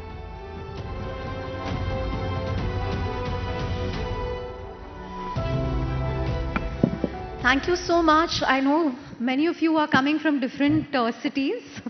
Thank you very much for making it. And you know, a huge round of applause to India's leading defense tech and space tech startups on stage. And it's been such a fascinating 24-hour news cycle, right? From Israel's strike on Iran to Pakistan, Afghanistan, and Mauritius suspending ties with Maldives. It's a very interesting news cycle and also an interesting time to be in the whole defense tech slash space tech space. But, you know, very quick opening remarks from all of you. Maybe we can start with Vivek. You know, when we were chatting earlier, you spoke about how the intent was there, but it was Operation Sindoor, which really gave that impetus. It underscored the importance of having our own defense technology. How has the last year been like, execution-wise, demand-wise, and what's the next year looking like for you? So, as we were chatting earlier, there have been a lot of talks about modernization of Indian Defence Forces, and there have been a lot of work. But then I think what happened over the last year, that really gave an impetus and understanding of what is the current state of the art and what we should do in order to either get to the state of the art or cross it, because defense has always been a cat and mouse race. So you develop good offensive systems, the other party will develop good defense systems, and you have to keep doing this. And we are seeing a lot of changes as far as the policies are concerned in procurement, the modernization, the upgradation, and all is being reflected in the new version of DAP that has come in. And I see this particular accelerated growth will keep on happening over next 5 to 10 years, which will take us far beyond the state of the art. Right. Wes, if I look at Pixel, you're seen as a commercial Earth observation company, but your sensors see things that others can't. So how big is the actual Indian defense appetite for your data right now? And are we seeing the government move from, interested to signing major contracts? Yeah, I think space technology has for the longest while been what you classify as dual-use technology, right? So we started with wanting to build a health monitor for the planet, build a planetary intelligence for what's happening on different parts of planet Earth, whether that's environment, agriculture, oil and gas, mining, etc. But then, as you rightly said, I think defense and intelligence has always been a big buyer of satellite imagery and satellites, the products that we provide. Um, and I think over the last 10 to 12 years, we have seen China being sort of, only having China's National Space Agency do stuff to now there being hundreds of space startups in China. We have seen what US has done over the last 3-4 decades with so many private companies, obviously SpaceX, Starlink leading the race, but many others following. And I think that phase for India where ISRO has done a wonderful job over the last 4 decades, 5 decades that they've done, but you can't only have one agency doing all of it. And so that's where I think 3 to 4 years ago, when the government announced intentions of liberalizing space and opening up space to private companies, that's also, I think, a major factor for that was indigenous defense capabilities in space, right? Space is going to be the next domain for warfare, whether we like it or not. We moved from land to water to air to cyber to now space. And being able to see what other countries are doing, just having awareness of what's happening across our borders especially, I think, has become a key factor. And we have seen, especially the last 2 years, with the government move from being interested in, okay, what are startups in the country doing, to now actually signing contracts. And the last 2 years have been very productive in that regard. There's still, we are still probably 5 years behind where China is. We are 10 to 15 years behind where the US is, but I think the pace at which I have at least seen the Indian Air Force or other agencies move has been like really heartening to see. So hopefully we should be able to catch up in a very short while. Great. Ankit, there is a lot of talk about Make in India, but we know that many of the components still come from abroad. So how truly independent is an Idea Forge drone today? And if global supply chains were cut off tomorrow, could your platforms, still fly for the Indian Army? It's a great question. I think we were having a brief chat about that right outside as well. I think yes. It's obviously the short answer to the last part of the question is that yes, irrespective of any disruption, we will be able to get our systems out there and get them flying. There are 3 ways in which you have to look at this entire supply chain problem, right? The first is that you have to look at the problem of cybersecurity. You have to ensure that nothing that you buy from anywhere, including from the country, is something that can be sabotaged. Most vectors for sabotage will be communication, electronics, etc., like what we saw. So having nothing that comes on the hardware side from any adversary is very critical. Owning the software, in most cases, even writing the software is important so that you know that there is basically nothing coming from outside. The second part is strategic autonomy, which is about ensuring that even if there is an embargo, you are still able to build and do with the assets that you have what you want to do with those assets. And strategic autonomy is something that you can build by multiple ways. One, you can build local capability, which is very important. You need to build as much as possible from the smaller and smaller building blocks. The second method is to ensure that you have more suppliers for the same outcome. You want an outcome, you basically want something that can image, let's say for example. So you should have enough suppliers, even if it is not done today in our country, we should have enough suppliers so that we do not get hit and there is diversification there. So that is another way of doing it. And there is absolutely no denial that most of the economic value, which is the economic value or the indigenous content by value, is another aspect which is important for the economic well-being of the country. Yeah. Because we spend a lot of money in buying defense equipment. So if most of that money is spent on Indian technology, Indian capability, on Indian products, then I think we are moving the needle on all 3 elements which are crucial for this supply chain problem. So as far as Idea Forge is concerned, I think for years now, our indigenous content has been very high because we build pretty much everything from the building blocks. Right. But broadly, on an average, a drone in India today, what's the dependence like for components from abroad? See, earlier, about a year and a half back, there was heavy dependence on China. Hmm. But about in a year or so now, we have mandated and we are investigating. And this is something that I've been personally driving for over 10 years now, that we have to start looking under the hood of what we are buying. Because under the hood is where the risk lies, right? Even if it is something that is delivered by an Indian entity, what's under the hood is important. And we have started to do that peeping inside the hood. And that has changed the dependence on our, certain geographical neighbors who we believe there is a risk from. And that at least is something that all future procurements are going to ensure that is nothing coming from that risk.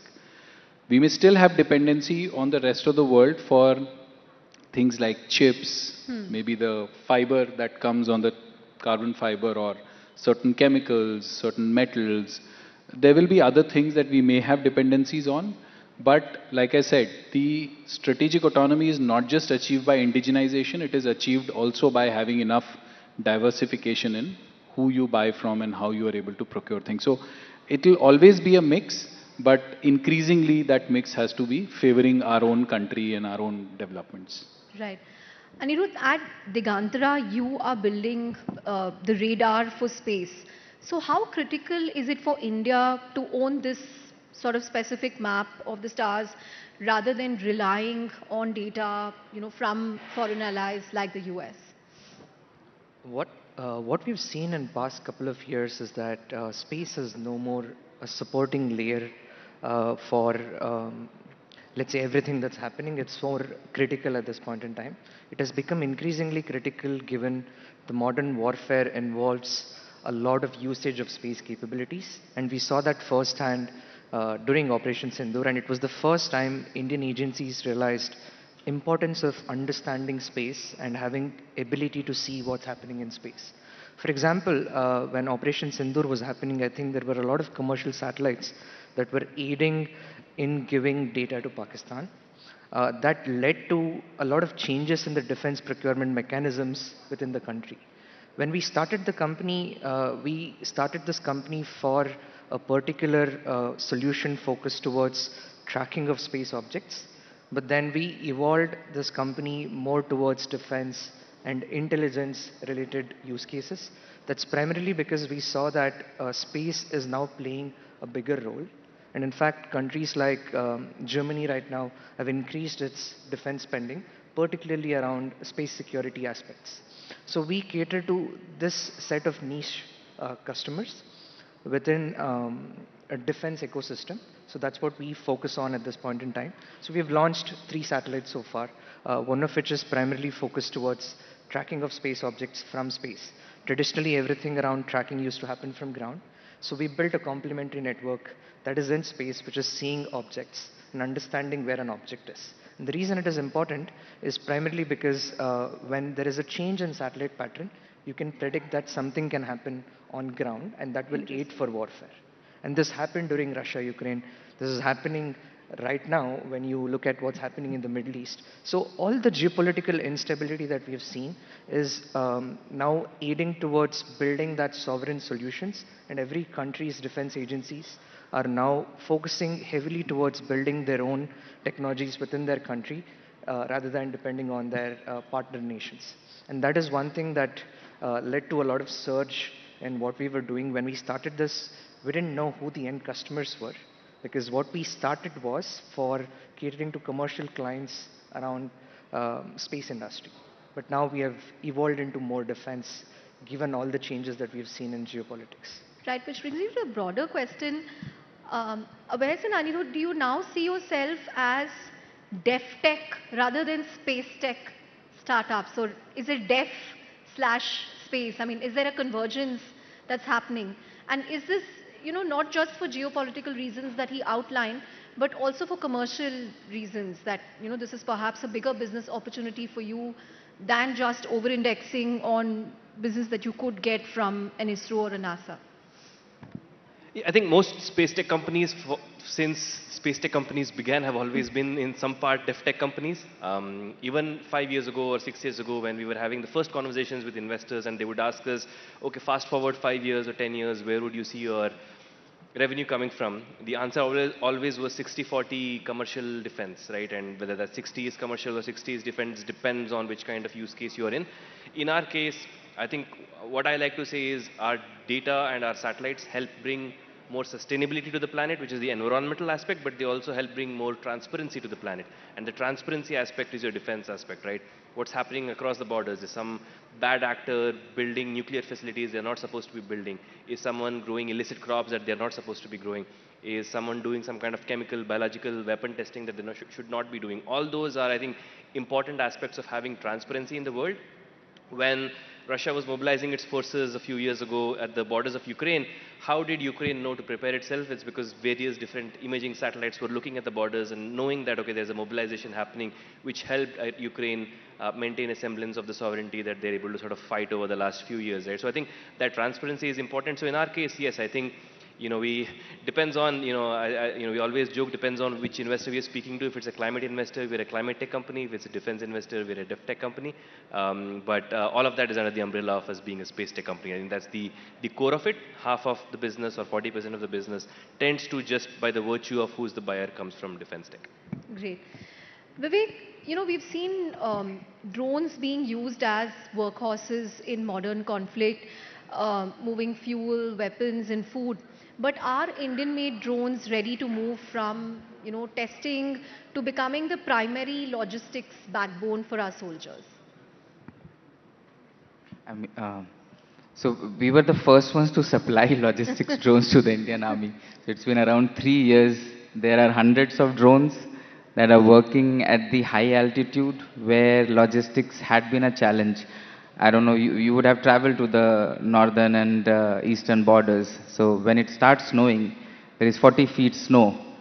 And going even for a 5-kilometer aerial distance would take 2 weeks to even get a medicine out. So now, it's a reality for last 3 years. Drones have been used. They are being used right now as we speak for logistics purposes where anything from ammunition to medicine can be supplied. Right. Coming to you, Ankit, if I look at the India's defense procurement process, it's always been seen as something which is, slow and complex. So what's the one big bottleneck in the current system that, prevents it from deploying thousands of drones, as some of our adversaries do, or is that changing? Because you also told us about your recent interactions that gave you a lot of hope about the pace of procurement. No, absolutely. I think I would say for at least certain category of drones, if it is not the strategic surveillance category of drones that is typically runway operated, looking at extremely long ranges and long distances.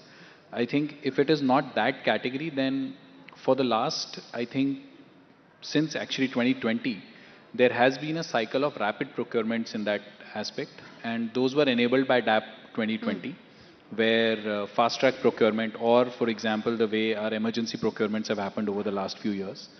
So the pace of induction of this technology had already started to grow, particularly in these emergencies, and that sense of emergency has continued from 2020. There was a small lull in 24, but again, Ops Sindoor has picked up that sense of emergency, and we've had, again, cycles of emergency procurement.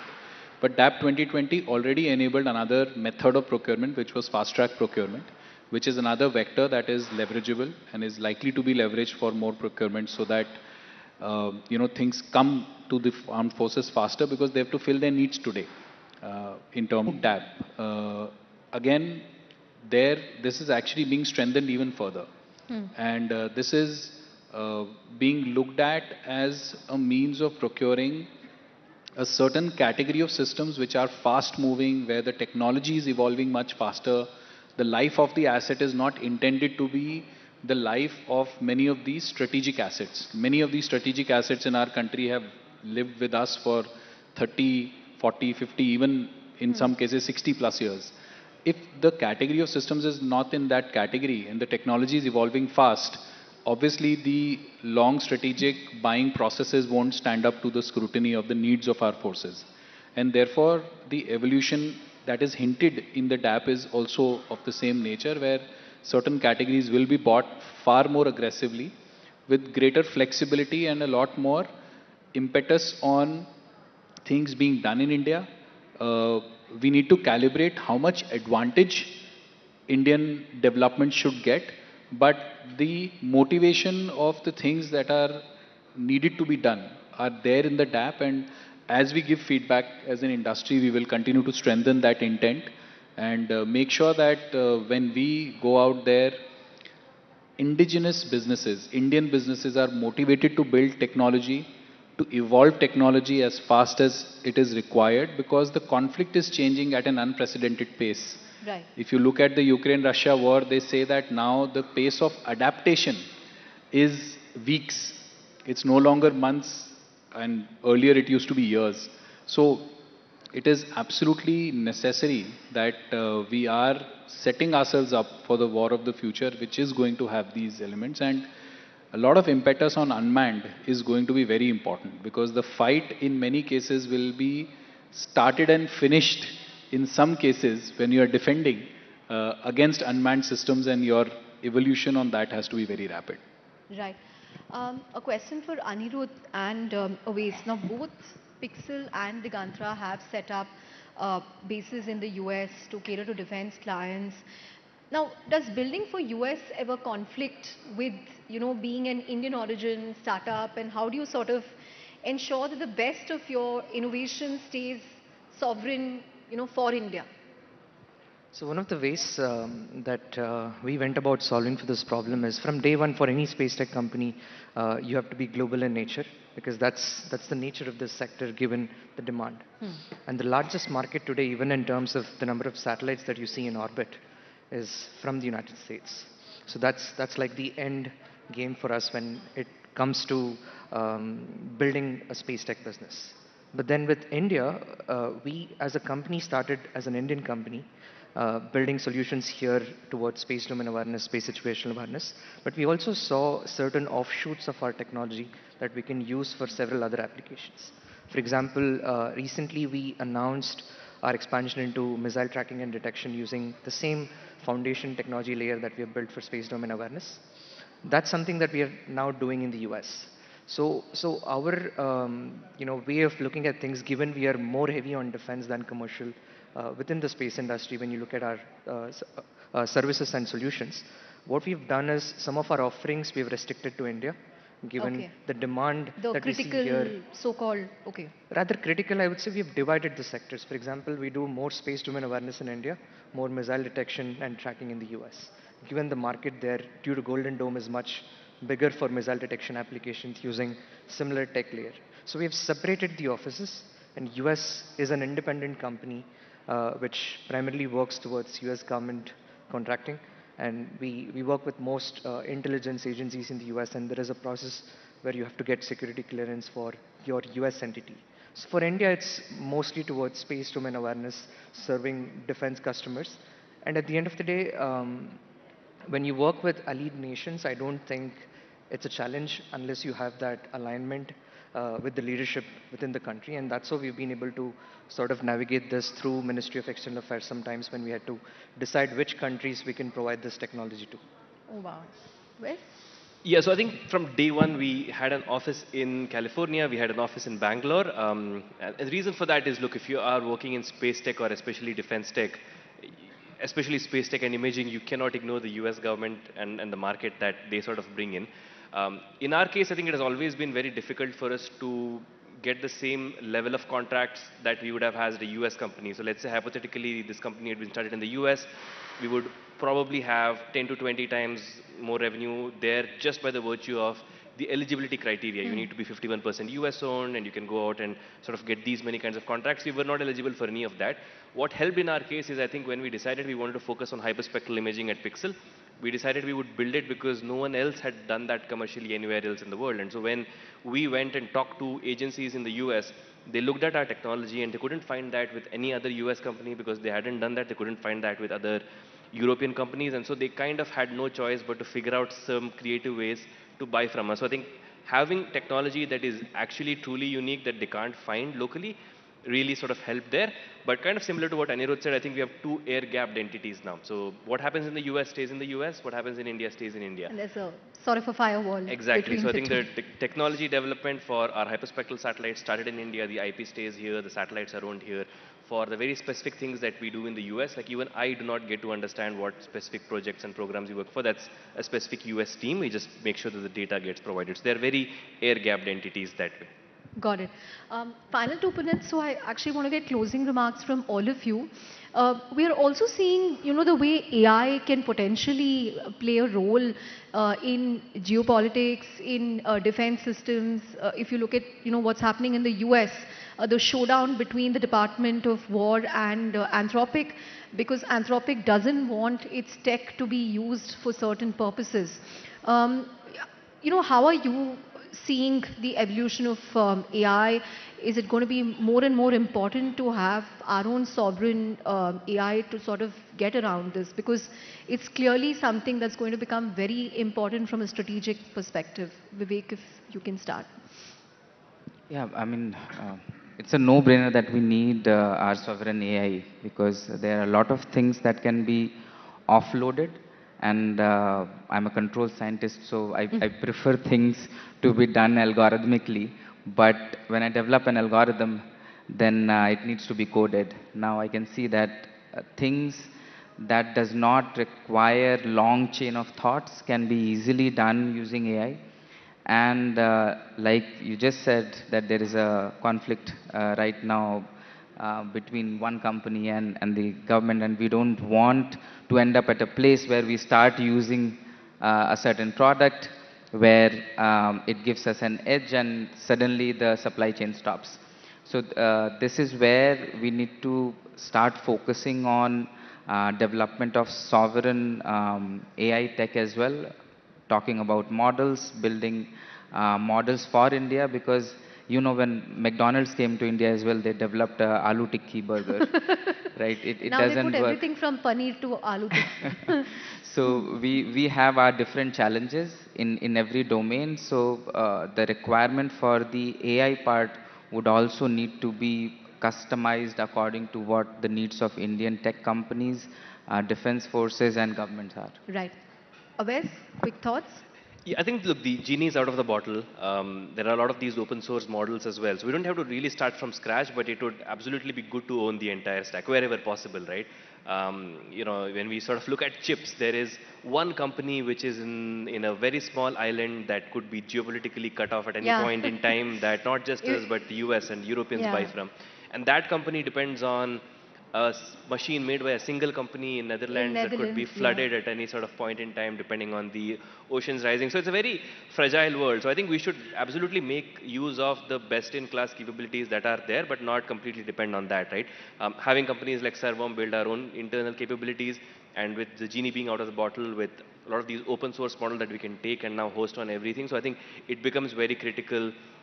All of us here, I think we have seen this in different ways, whether building drones or satellites.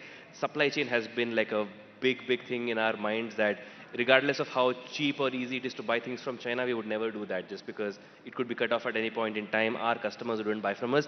It's very similar with AI, but I think there's also other consideration, right? I mean, how many of us have not used ChatGPT and Claude? I think almost every single one of us has, and there's a tug of war between mass surveillance capabilities. Would we really want to put proprietary information of our company and ask Claude and ChatGPT, hey, how do I write an email to this and it's confidential information? No, right? So I think it becomes important, especially in our sector for sure. Right. 10 seconds, 10 seconds.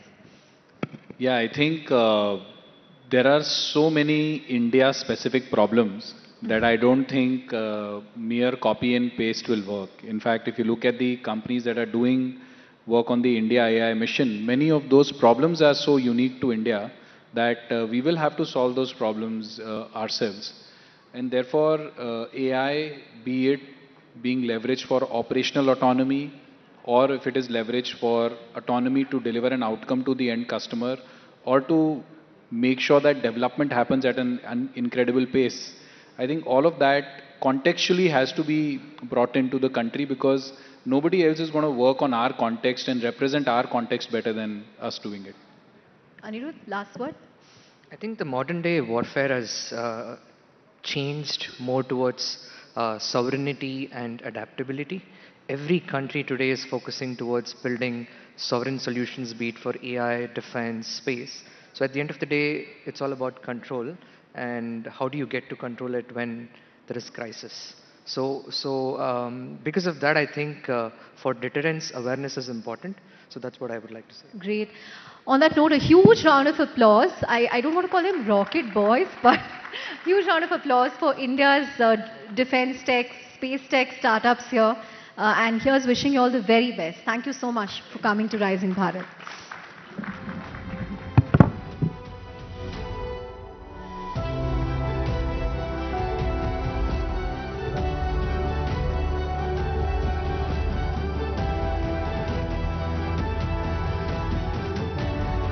All right, so what an insightful discussion, and of course that is something that we are going to be focusing on going forward as well, and of course the peripheries as well. Thank you so much, Mr. Ahmed, Mr. Mehta, Mr. Sharma, Mr. Mishra and Chandra. Now, ladies and gentlemen, as I mentioned earlier, from space and defense tech, let's just shift into a different space where technological excellence can also meet up with policy paradigms as it does. In an era where geopolitics and tech collide, Apple's China strategy is a playbook worth dissecting. How does Apple's China strategy play out in a complex geopolitical era? Let's dive deep into the revelatory story of how an outspoken, proud company that once praised rebels and troublemakers, the company that encouraged us all to think different and navigate Beijing's orbit. Who better to talk about it than someone who drew on more than 200 interviews with former executives and engineers supplementing their stories with unreported meetings held between top executives and internal memos to put together his deeply researched and compelling, riveting book, Apple in China. Please welcome Patrick McGee, journalist and author, for a session on Apple's China Playbook, Lessons for India, in conversation with Bodhisattva Ganguly and Chandra Shrikant.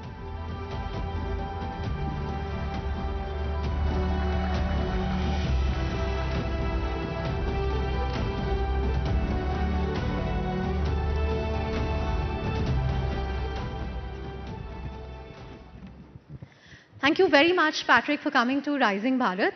So, Patrick McGee is the author of Apple in China, which made it to basically the best business book list across publications. So congratulations for that. Thank you. And it's sort of become a must-read book if you want to understand Apple and if you want to understand China. So that's sort of two birds with one stone. But thank you very much for coming all the way from the US and participating in Rising Bharat. Podi, the opening question for you. So thank you, Patrick. So your fundamental premise of your book is that China has immensely benefited from the the huge investments that that Apple has made there. You've compared it with the Marshall Plan, which transformed Europe after the Second World War. But would it be also fair to say that China has made Apple the mammoth that it is currently? Yeah, absolutely. I think the second claim is inarguable, and I think was probably already known, which is to say that Apple just would not be able to build the products that it builds, certainly not at that quality, definitely not at that cost, but especially not at that quantity, right? They build 230 million iPhones a year. There's just not another place on the planet that's capable of doing that. But the great irony is that the reason China is capable of that is that Apple made extraordinary investments into the country over a 25-year period. And I think within the world of journalism, that had basically been unexplored, right? So it's just like not a controversial claim to say that Apple couldn't be Apple without China. I think that's tantamount to obvious. I was making the contrarian claim that actually China wouldn't be China without Apple. And that sounds unhinged and absurd, but I think if you read the 400 pages, it's pretty convincing. Right. The subtext of your book is that Apple has struck some kind of a Faustian bargain, with China. But, did Apple have any other alternative? Because you've also said in the book that, for the first 25 years, they pretty much manufactured their own products at a time when other companies in the industry were outsourcing. They were actually very late to the subcontracting game. Yes. And they also, experimented with multiple countries. I think they tried out Vietnam and South Korea and Taiwan before zeroing in on China. Yeah, there were actually 9 different countries they manufactured their products in between 1996 and 2003, which is a pretty untold narrative. So in addition to the countries you mentioned, Mexico. And this was driven by Steve Wales. Jobs, Tim Cook, both of them together. Yeah, well, I mean, in terms of personalities, yes, but it was driven more by financial desperation, right? The thing that people forget is that the Apple of the 1990s was nothing like the Apple today. It was a company that nearly went bankrupt in 1996, 1997, and again after the dot-com crisis in 2000. So this was a company that got to a stage where they were so close to bankruptcy they couldn't support their own manufacturing operations, and they were forced to outsource. And there was nothing novel about outsourcing. That's what HP, Motorola, so many companies had been doing for years, if not decades. But when Apple sort of applied its special sauce of like, we're going to control sort of every facet of the product, right? We don't just care about the front, we care about the back and the insides. And of course, Apple sort of exudes a certain quality standard that nobody else really has. When they sort of brought that mentality to the likes of Foxconn, Quanta, and Inventec, these Taiwanese companies that were building up major industrial clusters in China, they just had an impact on the entire ecosystem that no company had ever had before. Again, these claims can sort of sound a little bit strange out of context, but if you remember how different the candy-colored translucent plastic iMac was versus a beige box in the PC world, right? The design was so different, and ipso facto, the manufacturing had to be so different in order for that to work. No, I mean, as you said, I think also assembly of electronics products is as old as the 1970s, right? Semiconductors, so it's nothing new. But so you've been in India. I don't know how familiar you are with India, but you've been in India for the last few days, and India is trying to fashion itself as some kind of an alternative to China in the Apple universe. How plausible is that? So I'm pretty pessimistic that anyone's going to compete with China. It's not that I'm bearish on India in particular. Right. I'm just, I don't want to be bullish about China. But like, for instance, they installed more industrial robots than the rest of the world combined last year. So it's tough for anybody to compete with China. But India is in a position that no other country is in. In other words, there is not another country on the planet besides India and China that have more than 1 billion people, right, that have a sort of comparable landmass. India has, low wages and abundant workers on a scale that China had 25 years ago, and India has far better demographics than China, right? I think by 2050, China's population is going to decline by 200 to 300 million. India's is going to go up significantly, right? So I think the number of workers in India goes up from 900 million to 1.1 billion, and it already has a younger population. And one thing that sort of is I've been having conversations about just this weekend is that before COVID, it was difficult to get things made in India because companies would say it's just going to be easier for us to do it in China. But now, because China plus one strategies are such a big deal for any corporation that's dependent on China, it's not that India is actually having to compete with China, it's having to compete with everybody else, right? Yeah. In other words, the whole game is, I don't want to make everything in China, where else can I go? So by definition, you're not having to compete with China, you're competing with Vietnam or something like that. And in that respect, India has great potential. So the question is, can they realize that potential? And that's a question I'm still grappling with. And I have days where I'm optimistic, I have days where I'm not so optimistic. But some a preliminary assessment? What's my assessment? Yeah, what's a sort of an initial Honestly, assessment? the one thing I worry about is that sometimes I read the Indian media and there's a little too much hype, I would say. In other words, I would emphasize that this is a multi-decade play. And sometimes my sense of speaking with people or reading the media is that India already thinks it's achieved something that's comparable to China in certain sectors. So I'll give you one example because this one gets hyped up all the time.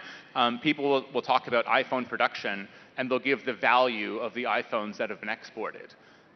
This is sort of an absurd, ludicrous figure because it's forgetting that the value of the export of the iPhone is largely based on imported componentry, mostly from China, also from Taiwan and Korea, and you're in effect counting that as you export it to, let's say, the United States. So your former Reserve Bank of India governor, Rajan, wrote a great paper where he basically showed that, yes, the exports for electronics or smartphones in particular for India look like this over the last decade, but if you just add another tab for net imports of all the componentry, it also looks like that. And so the net value is actually minimal versus the full value. And so I think that's not a wonky point, that's a really important context that India's not at the stage where they're actually building the iPhone, they're doing the final assembly. And if you're going to build out the full out ecosystem, that's a multi-decade play. Right. In fact, let me just add a follow-up to that. Like you said, the number that gets touted, at least now that even, Tim Cook mentions, I think, India more frequently now in his quarterly earnings call, and India now accounts for, I think, 1 in 4 of all of Apple iPhones globally. And I think Apple is targeting a 30 to 32% share by FY27. But as you said, it's not so much make in India, but assembled in India, because a majority of the components still flows through China. So, how many years will it take to get that entire ecosystem together? Because you don't just need Apple, you need all their suppliers and their tier 2 suppliers and tier 3 suppliers. So, will Apple sort of encourage all of them to come here? Yeah, I talked to one supplier who said Apple was pushing them like hell to set up shop in India, right? So I think from Apple's perspective, they really need this to happen. But it's not just a matter of the companies, it's a matter of the governments, right? Not really just the federal government, that has to be a play, but it has to be the local governments, right?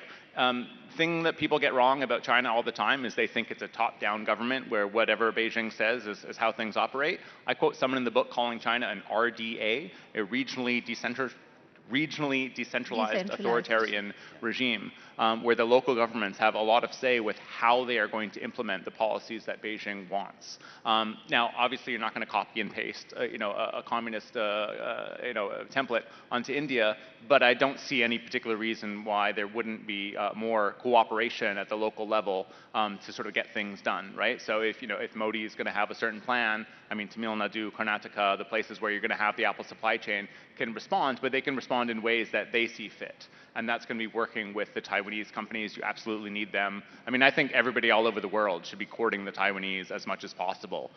It's a small little island of 24 million people, has technical expertise, tacit knowledge, the process knowledge in their heads like nobody else. There's no chance that Apple would have been successful in China without the Taiwanese establishing all the factories and taking care of the politics for them.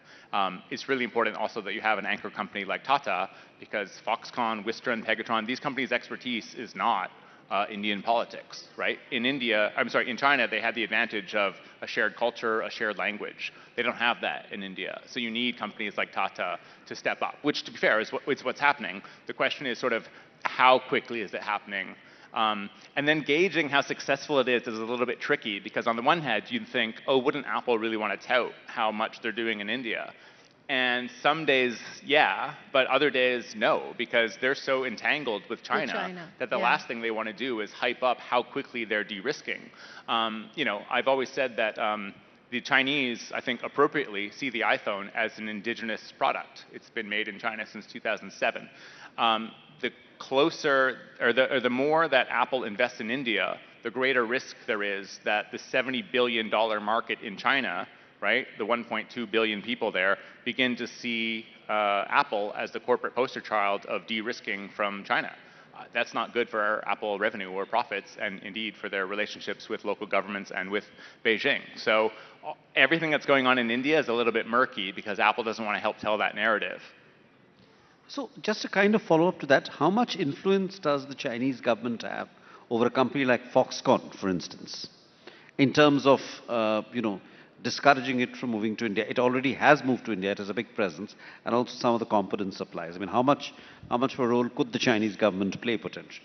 I'll give a slightly historical answer if that's okay. So the meet cute moment before Apple and China got married was really in Shenzhen, right? And Shenzhen was this specific region where, in a sense, Chinese communism didn't apply. It was basically a capitalist experimentation zone.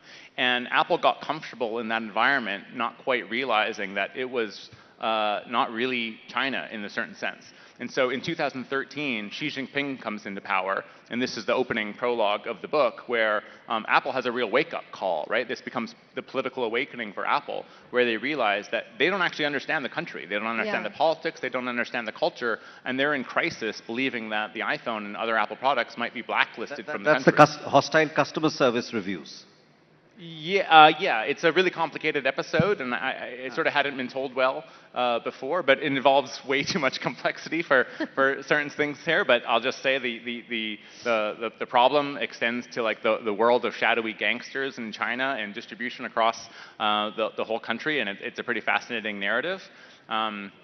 So Beijing sort of becomes part of the picture, if you will, in 2013. And the influence that they have actually on Foxconn today, it's not directly on Foxconn, it's more that China's at this stage where they're sort of done with the idea of being a low-value haven for labor-intensive assembly. They very much want to move up the value chain.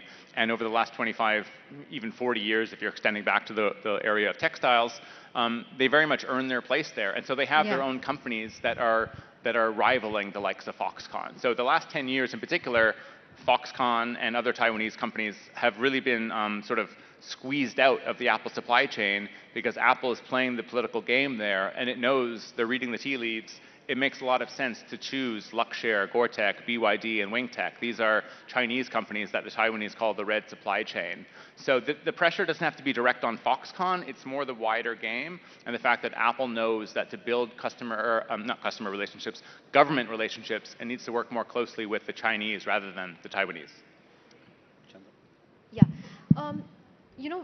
We were talking about how Apple tried out 9 different countries, but they eventually settled on China. So can you give us a sense of the incentives that the Chinese government gave to Apple in terms of cost and labor? You mentioned how there were truckloads of people ready to be deployed in these factories in China. Given that India's overall economy is 1/5 the size, should we be cautious about the kind of incentives that we offer to Apple? Yeah, I mean, I tell these sort of case studies of the original iPod and a computer called the iMac G4, which I would even say today is my favorite designs computer. It sort of looks anthropomorphic. It's supposed to look like a sunflower, but the first commercial ever was like showing that it could break dance kind of thing. It was a really cool computer with some personality. And these case studies were effectively building computers in Taiwan, but with help from Singapore, Malaysia, Thailand.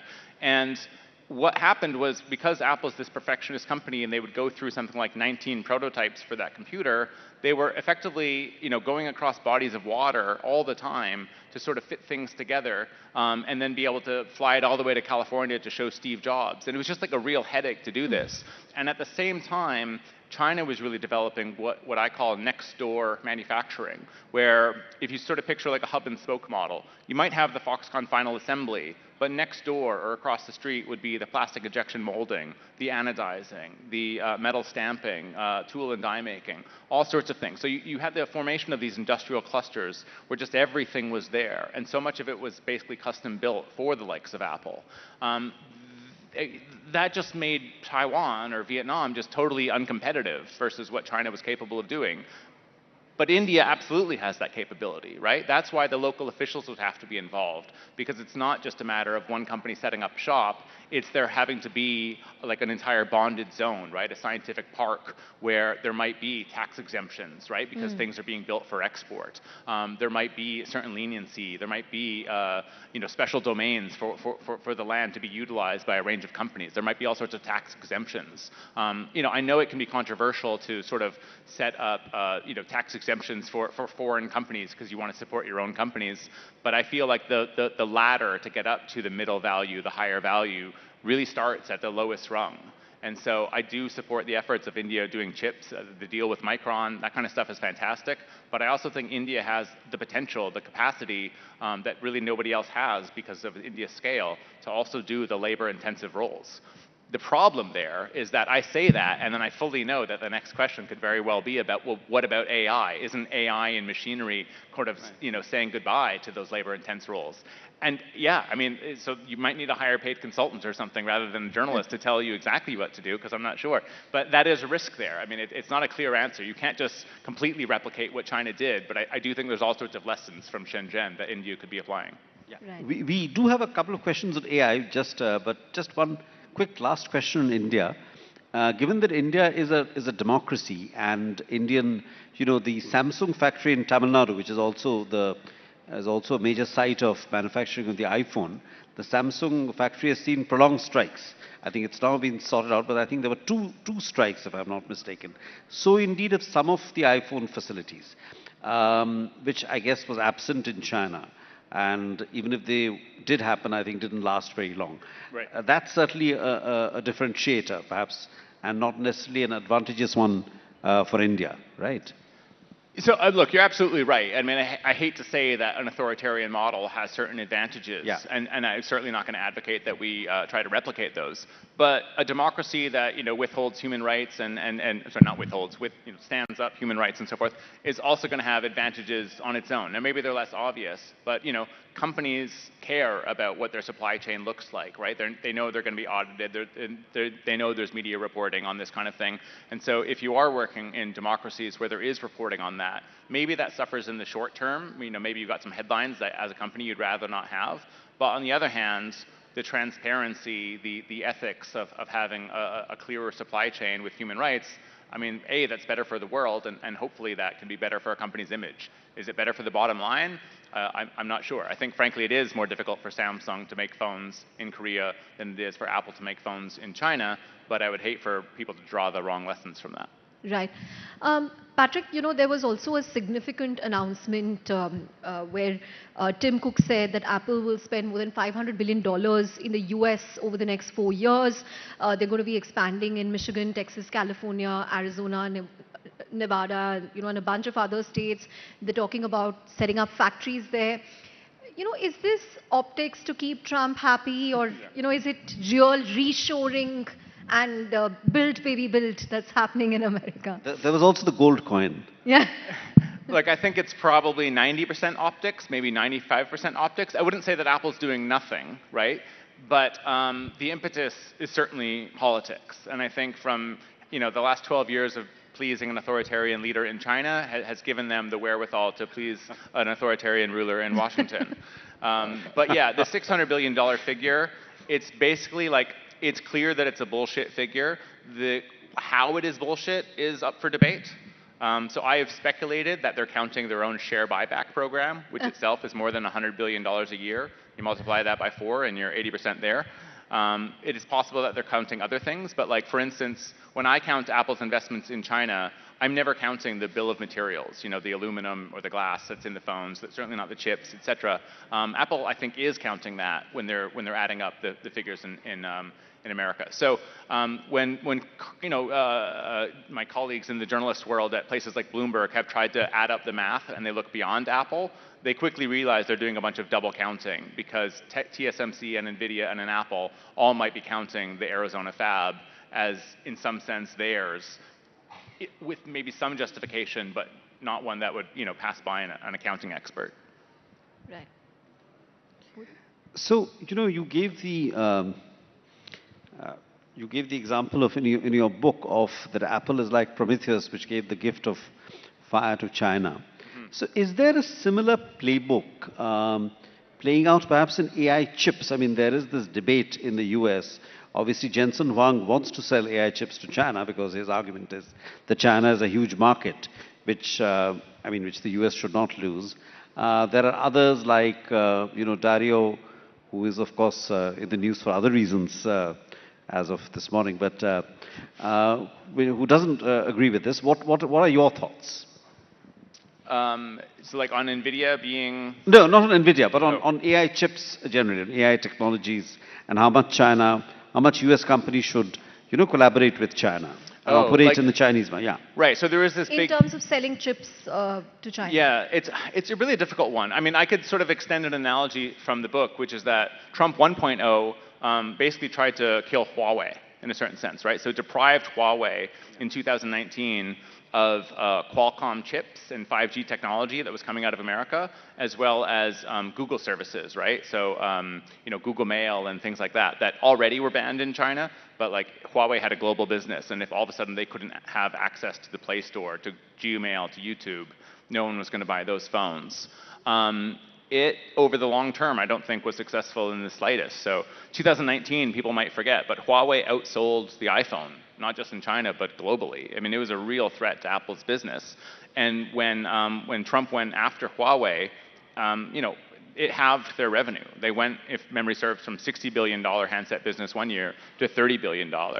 And because Huawei was the only company really ever from China to penetrate the top tier of the smartphone chain, Apple was the chief beneficiary of Huawei's demise.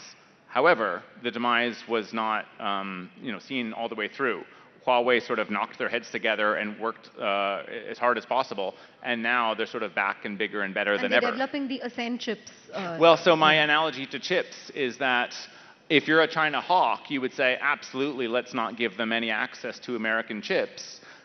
But by doing so, you're also sort of providing them like the necessity is the mother of invention type mentality, where China is probably going to become better at building their own chips. So the soft approach to China is to say what Jensen Huang says, which is let's get them hooked on American AI. And yes, they're going to be able to build up their own AI systems more quickly because we're giving them the world's fastest chips, or even the second fastest, but at least it's on an American tech stack.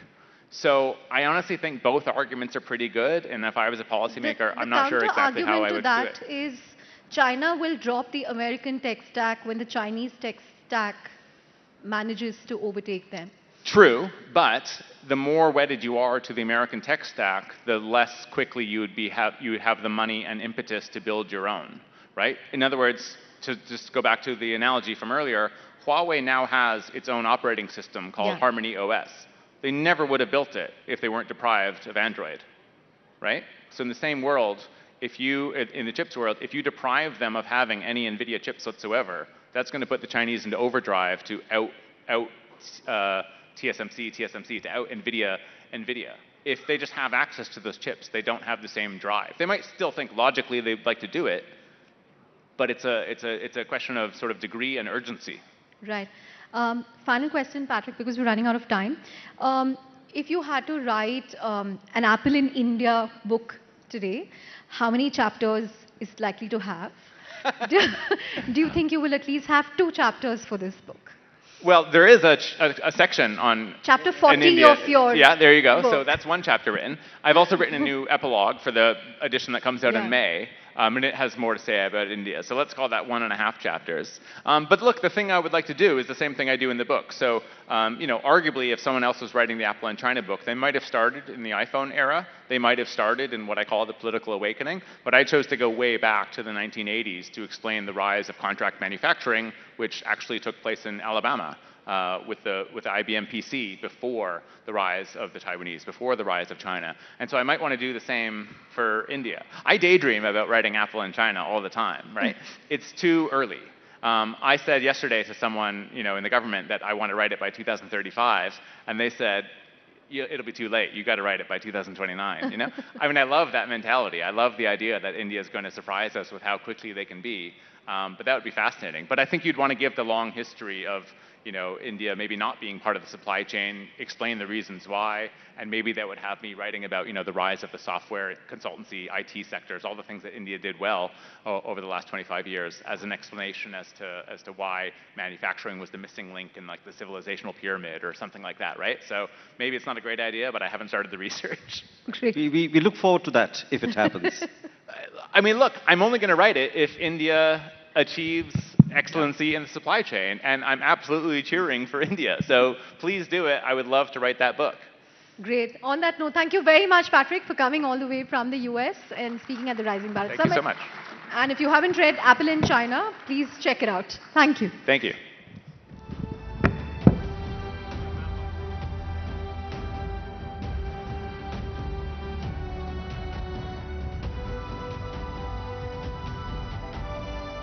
All right. Now, thank you so much, Mr. McGee, Bodhisattva, and Chandra for that discussion. Now, distinguished guests, India's industrial story. It's one of metal, one of machines, and a momentum. From defense tech to engineering prowess, how is Bharat scripting its industrial leapfrog? With Make in India turning ambitions into action, how's the country powering growth, innovation, and global partnerships?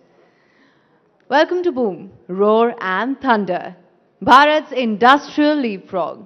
To discuss Bharat's industrial journey, please welcome Arun Ramchandani, Chairman L&T, Dr. Udayant Malhotra, CEO and MD, Dynamatic Technologies, and also Rob Dorth, Vice President, Strategy Development, Air Mobility and Maritime Missions, Lockheed Martin Aeronautics. They will be in conversation with Parikshit Luthra.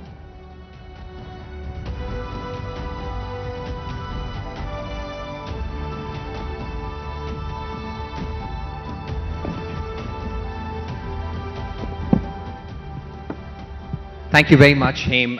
Good evening, ladies and gentlemen. I hope you've had a great day so far, and this is going to be a power-packed session.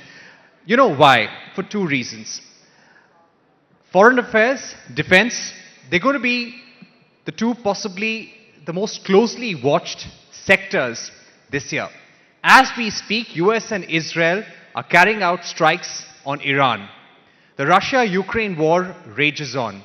There are tensions in the Middle East. Europe is rearming. India has challenges with Pakistan and China. We have no choice but to be Atmanirbhar and absolutely self-reliant. And today we've got three leaders from the defense sector who are contributing and powering that story. Ladies and gentlemen, let me begin with Udayant Malhotra, somebody who leads Dynamatic Technologies. They're the makers of the Katil drone, the Patang as well. And they are some of the biggest suppliers for Airbus and Boeing Defense. L&T, of course, major supplier to the armed forces. And we've got Lockheed Martin, a US defense major, and they have been betting on the Indian story for decades. And they want to sell more C-130J Hercules aircraft to the Indian Air Force as well. Toby, if I can begin with you. When it comes to defense manufacturing, ladies and gentlemen, it's not an easy business. What's the kind of attitude companies have to bring to defense manufacturing in India? What's going to be the thought, the intention for 2026? Okay, so when we talk about defense, it's not just a business. As citizens, as part of Indian society, it's also our duty to be participants in the safety and security of this nation. That's the first. The second part of it is that defense business is a technology business that requires a lot of patience. And the biggest thing that we need to bring to it right in the beginning is the ability to think long and be able to invest with an idea of creating real technology for our security. I'd just like to ask you to put things in context for us. We're going to speak about Operation Sindoor, but let's also speak, ladies and gentlemen, of what's happening. This is the biggest headline around the world, US and Israel carrying out joint airstrikes on Iran. What's the takeaway from this?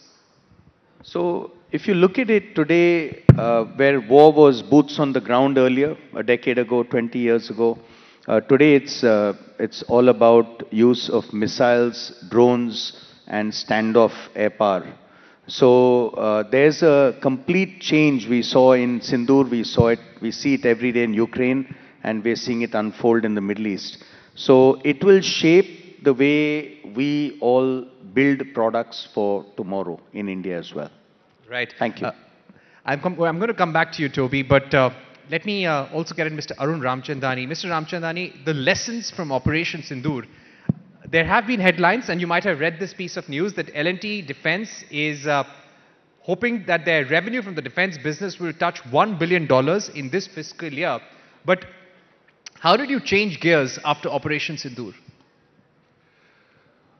So while Operation Sindoor was a kind of watershed moment, I think the trend has been continuing. So it's not as if, we just, there was a switch, but you could see it coming. You could see that there was a thrust on technology. You could see disruption happening all around us. What we also saw was this big thrust on self-reliance and building equipment within the country. And I think that thrust has now got converted into a wave because, every guy you meet is wanting to do something, build something of their own, offer products. And so it's a movement which has started. I suppose we are riding that wave. Of course, like Toby said, this is a business of patience. I think I'm a standing example of that. I've been 40 years in the industry. When we started, we were, on the coattails of DRDO, supporting them in their programs. And it's been a journey. It's been a transformation. And I think things are just going to change that much faster. Right. But I agree that defense needs patience. The only buyer, the only consumer is the government. But how patient can we be, and how much time do we really have, ladies and gentlemen? We need a fifth generation fighter. US, China, Russia, these are the countries which have fifth generation fighters. There is talk of Pakistan getting fifth generation fighters from China as well. We have an AMCA program, Advanced Medium Role Combat Aircraft Program, where companies like Bharat, Dynamatic Technologies, Bharat Electronics and L&T are bidders as well. How soon can we speed up this program and put it on track, Toby? So this is actually what do we need to do in order to build our own fighter? So thank you for the question. Firstly, this consortium is led by L&T, which is the largest engineering company in India. It has got Bharat Electronics, which is a defense PSU, very fine company, India's top electronics company, defense electronics. And it's got Dynamatic Technologies, which has been a pioneer in the aerospace side of it. So if you look at this, this is a very potent combination, and all of us are going to put in our best together for India. We're setting aside individual ambitions for a greater objective, and I would suggest that by the time the aircraft is flying, it'll be a 5.5 generation aircraft. It's not going to be the fifth generation, because there'll be a lot more coming onto this aircraft. It'll be a closer to a sixth generation aircraft by the time we get it mature. Okay, I know right now this is in a bid stage. The government has to approve the bid. But if approved, how soon can you deliver a prototype, Mr. Ramchandani? So the target is to build 5 prototypes in 8 years, and that's what the roadmap is. Let's see how fast we can do it, and we have guys like Toby who are just itching to go. You have to rein them in, but the broad roadmap is to get the 5 prototypes out in 8 years. All right. Let me get in Rob Toth, ladies and gentlemen. Rob Toth is a former pilot of the US Air Force, someone who's flown the C-130J aircraft as well. Also in our audience is Air Vice Marshal Michael Fernandez, ladies and gentlemen, someone who served the Indian Air Force. He's flown our fighter fleet. He leads Lockheed Martin India. But Rob, how do you see India as a destination for Lockheed Martin over the next 10 years? Well, I think I'd like to start back with about 70 years ago when we first started our presence here in India with the introduction of the Constellation aircraft. And over those last 70 years, we've continued to build our relationship here in India, establishing a presence here permanently 30 years ago, and then 2 joint ventures with Tata through Tata Advanced Systems Limited down in Hyderabad, both for Lockheed Martin and Sikorsky. And over the last 15 years, we've really grown those joint ventures here in India. When we think about our partnership with India and the make-buy kind of category here in India, it's really an opportunity to have a partnership with Lockheed in the sense of growing the industrial base, growing the aerospace and defense industry, establishing a stronger workforce, one here right in India to support the Indian industry, and then really being a catalyst for growth. It really, we believe, aligns over the next 10 plus years with the economic and strategic objectives of India, and really allows us to continue to grow the aerospace and defense industry, grow the Indian workforce, and overall provide growth that leads to the security and prosperity of the Indian people. Right. You know, for our Indian audience, many of whom may not be aware of the amount of investments Lockheed has done in India, could you give us a sense of the investments so 16 years, Lockheed Martin has invested over $100 million here in India. We have really focused on not only growing our capability to produce aerostructures like the empennage for the C-130, the last 250 have been built here in India, along with 157 cabins for the S-92 air helicopter. And beyond that, we've done a lot to expand the global supply chain here in India. We have grown over 500 suppliers for the global supply chain. 70 of those are directly exporting parts into the Lockheed Martin products. And we work with over 150 MSMEs here in India. So as far as our investment here in India, it's not just been from a financial investment and set up our joint ventures, tooling, establishing facilities. It's really investing in the workforce and the capabilities of the future of aerospace and defense industry here in India. Fantastic to hear, ladies and gentlemen. Toby, if I can come back to you, you're a supplier, one of the main suppliers for Airbus, Boeing Defense as well, HAL for the Sukhoi, for Tejas. What I would like to try and understand, what is going to be the export opportunity? When we see warfare of this kind, Operation Sindoor, that was immediately followed by emergency procurements by the Indian Defense Ministry. And just the way we're seeing the US strike on Iran right now, there will be demand for ammunition, replacement of weapons there as well. What's going to be the demand for exports, and how are you gearing up for that? Yeah, so about 95%, closer to 100% actually, of our production is export. And we are a global sole supplier to How much Airbus. for defense?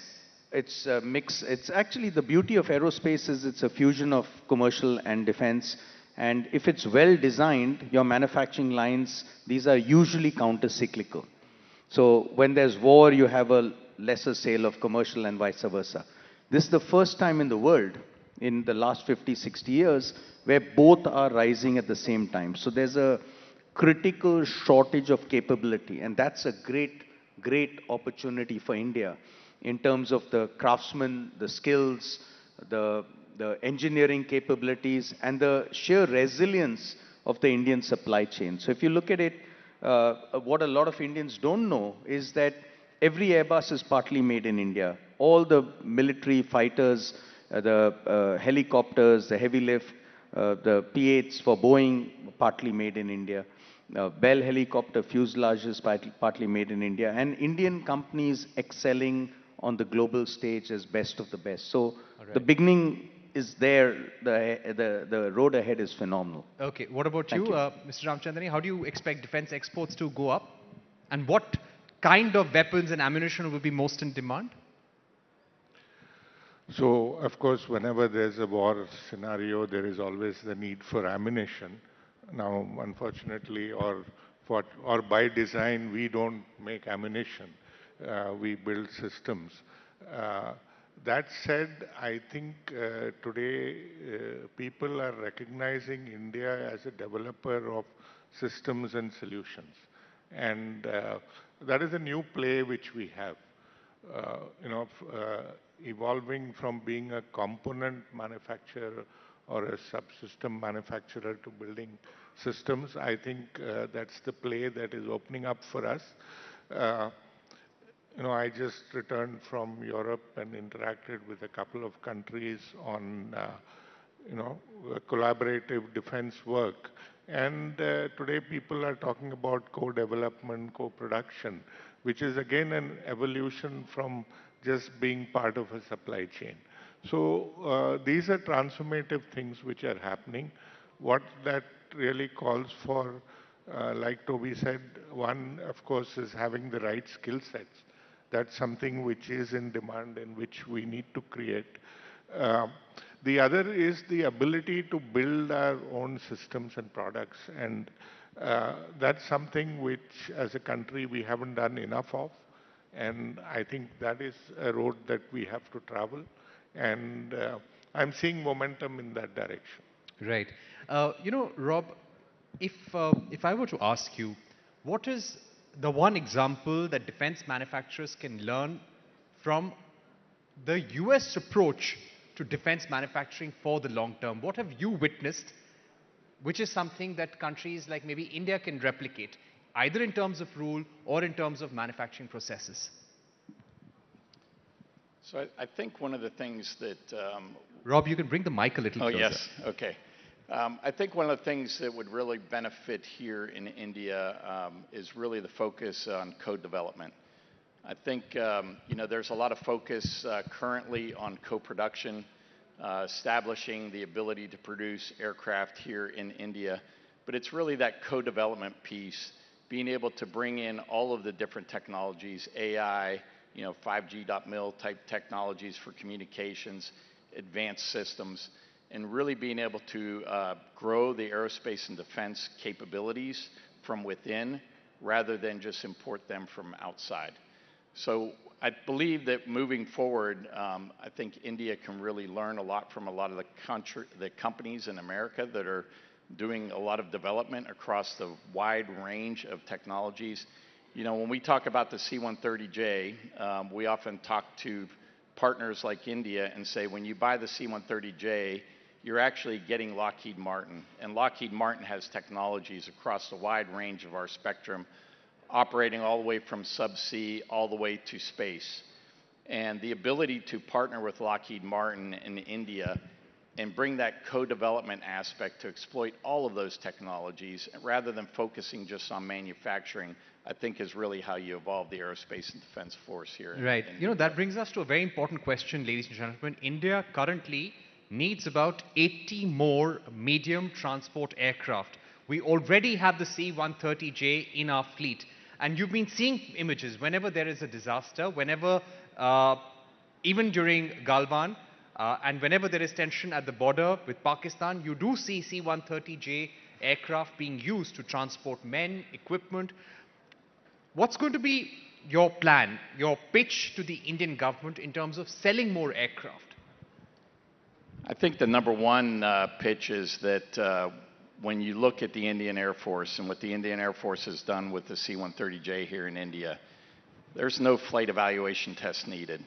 The Indian Air Force proves every day that they can do anything that India requires by operating a C-130J in India, whether that is operating up at DBO at 16,600 feet, whether that's operating at some of the South Islands at sea level, assisting your neighbors in Sri Lanka during a cyclone, operating in Africa during humanitarian operations or contingency operations of evacuating Indian citizens from the Sudan, evacuating them from Afghanistan in the dark of night. There is nothing that the C-130 cannot do for India in India. The Indian Air Force has flown over 56,000 flight hours in the C-130J. That is nearly 4 times the amount of flight hours of some of our nearest competitors have flown in their entire fleet. The C-130 fleet has logged over 3 million flight hours worldwide. When you're betting the future of your Air Force on one acquisition, you must get it right. And this Indian Air Force has proven day in, day out that they have the right aircraft with the C-130J. Right. Very important points there, Rob. Toby, if I can come back to you. During Operation Sindoor, ladies and gentlemen, you must have seen headlines about large swarms of drones being used. Drones were used in the Russia-Ukraine war as well. And even during Operation Sindoor, there were reports of Chinese help to Pakistan, Turkish drones being used by Pakistan as well. Now, how do we counter that, Toby? How are companies like L&T and Dynamatics getting ready for that as well? How prepared are you with drones for the future? Well, I'm glad you said L&T and Dynamatics, because I think we share a certain idea which I'll speak on behalf of Dynamatic, but I know that we share the same idea. A lot of the large industrial houses are stickering aircraft that they get from outside and putting a brand on it. That's not what we do. The second part is the 400-500 drone companies in India that get drones from AliExpress, from China, and put a sticker in it, the small guys. So the big guys and the small guys are really stickering up what are not really drones. What you're seeing amongst companies like us is that the entire deep stack of technology, from building the airframe, the electronics, the hardware, the software, everything, the control laws, they're all ours. And so we have developed the Cheel and Katil combination. It's a hunter-killer combination. They fly in swarms. One provides a sighting, and the second is the attack drone. And they interact with each other. The attack swarm flies in denied environments. It doesn't require GPS. It doesn't require any radio. So I'm saying that technology is incredible in India if you put your mind to it. If you try and just trade quickly, that's not going to work. And we saw some birds just getting hijacked by our opponents across the border. If you've got Chinese stuff in it, it's not Indian. Right. Thank you. But also tell me, cost-wise, how is this changing warfare? You may be using state-of-the-art missiles, but if somebody starts using swarms of $500 drones, lakhs of them, how does it change dynamics? You've put your finger on the button. I mean, you take a missile system that costs millions of dollars and you can completely overwhelm the enemy radar system by saturating their airspace with multitude of small swarms, multiple swarms, which will, what you do is firstly you destroy them, but you distract them, and then most importantly you identify where your opponent is when you send in swarms, because they start lighting up and then you know how to target them much better.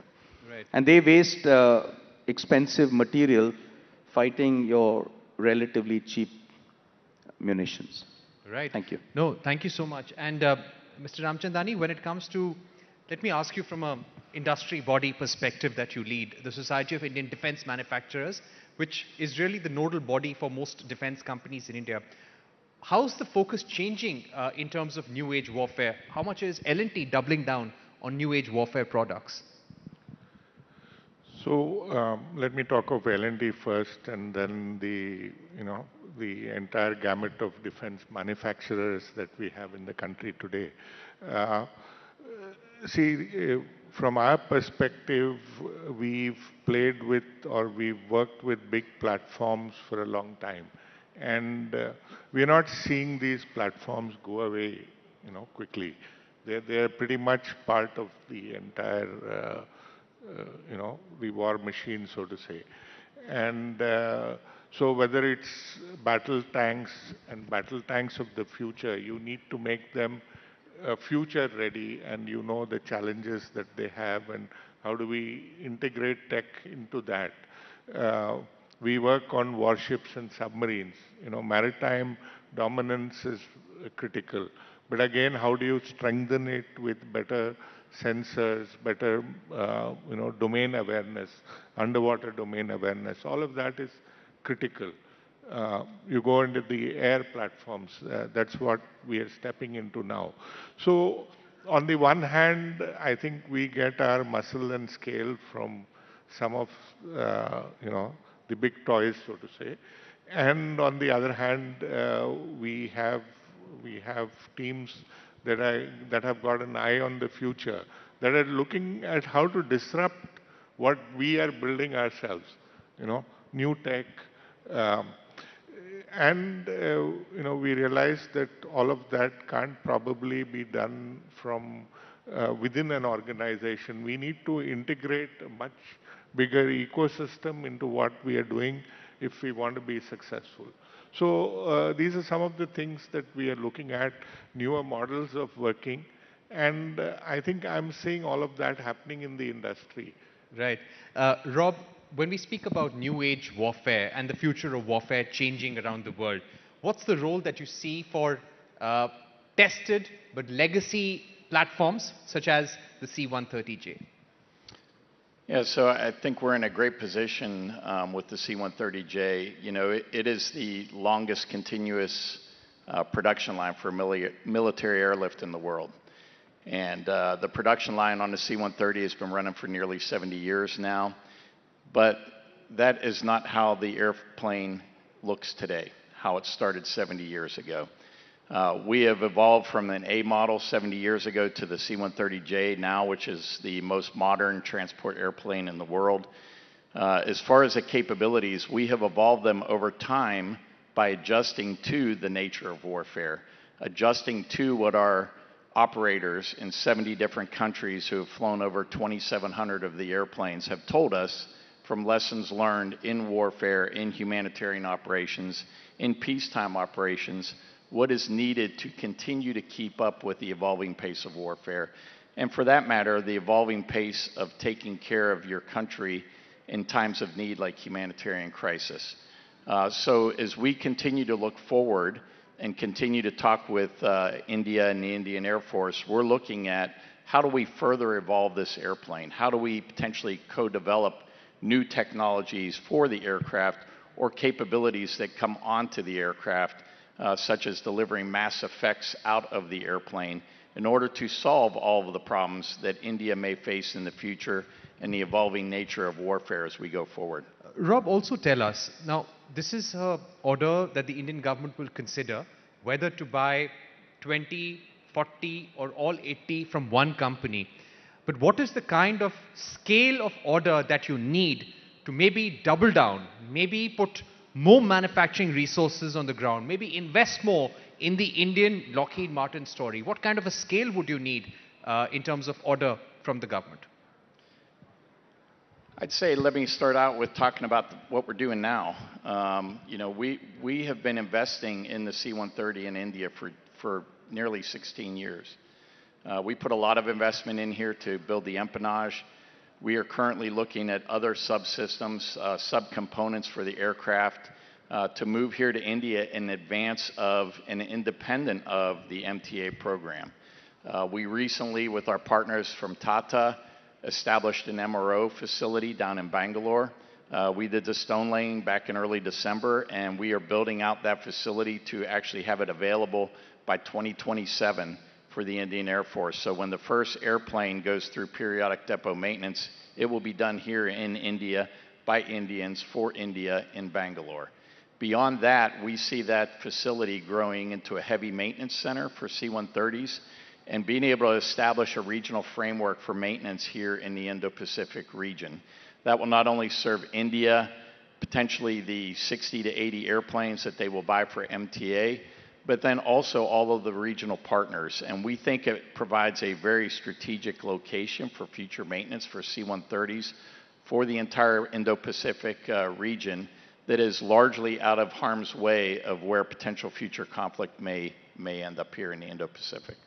Right. Thank you for those remarks. Let me now let me get in Mr. Ramchandani once again. What is the one requirement?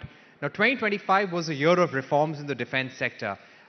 We've seen a new DAP as well, the Defense Acquisition Procedure Rules. What do you want in terms of reform from the government to speed up things? So, you know, the draft of the DAP 2026 is now out in the open and they're looking for comments. Are you all satisfied? The Defense Secretary is hearing you in the next room, so you must speak your heart out. Okay, so we will engage with the MOD and share our thoughts. I think it's very high on intent.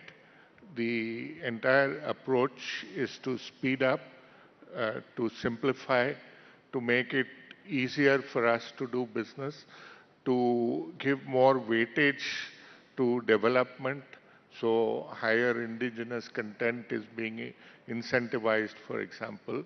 So, you know, they are looking at defining technology readiness levels to, you know, classify a program or to permit somebody to participate in it. So I think it's high on intent. We need to look at some of the details to make sure that intent gets translated into action. So at the end of the day, it's still a long process from an acceptance of necessity to an induction. And how do we cut short those things? How do we make the intent translate into action on the ground? How do we really simplify procedures? How do we make some dynamic mindset changes, which the system kind of burdens you with, because it's all about probity and acquisition of complex things. So there is a journey to be done, and we are looking at the fine print, and we will share that with the government, and I'm sure we'll come out with good solutions. I don't want to sensationalize anything by saying that things are good or bad, but it's high on intent. That's what I will say. All right. Final questions very quickly to both our panelists. Toby, we often see certain countries and certain governments pushing or advocating for their companies, especially defense companies, very strongly. What more can we do? If there was one thing which you're not happy with, which one thing that you would hope changes in the defense sector, what would that be? So I think rather than the question just being to the government, it's all of India, all of country. The Indian defense companies are now just at that tipping point. I think in the next few years, you'll see, just as India has become an incredible buyer, we buy 100 Airbus aircraft a year, we're buying Dassault Rafales, we're buying 800-900 helicopters in the next decade. So India is going to become a very big center of consumption, right, and therefore also production. And I think a lot of Indian companies, this moment is here and now, and I think the government has already created a fertile ground for all of us. All right, Rob, final question to you. One request or recommendation to the government from a major US defense manufacturer? I'm going to again go back to co-development. I think that working with U.S. industry to co-develop technologies here, partnering on establishing additional manufacturing facilities is really the path forward. I think there's a tremendous opportunity with the growth that was mentioned here in India in aerospace and defense, whether that's commercial or military, to really leverage the significant experience that we have in the United States and partner greater here in India on the way forward. Thank you so much, Mr. Ramchandani, Udayan Malhotra and Rob Toth for being with us here at our Rising Bharat Summit here in Bharat Mandapam, and thank you everyone in the audience as well. The Defense Secretary is just going to come up on stage, so stay tuned for another fascinating discussion on the defense sector. Thank you.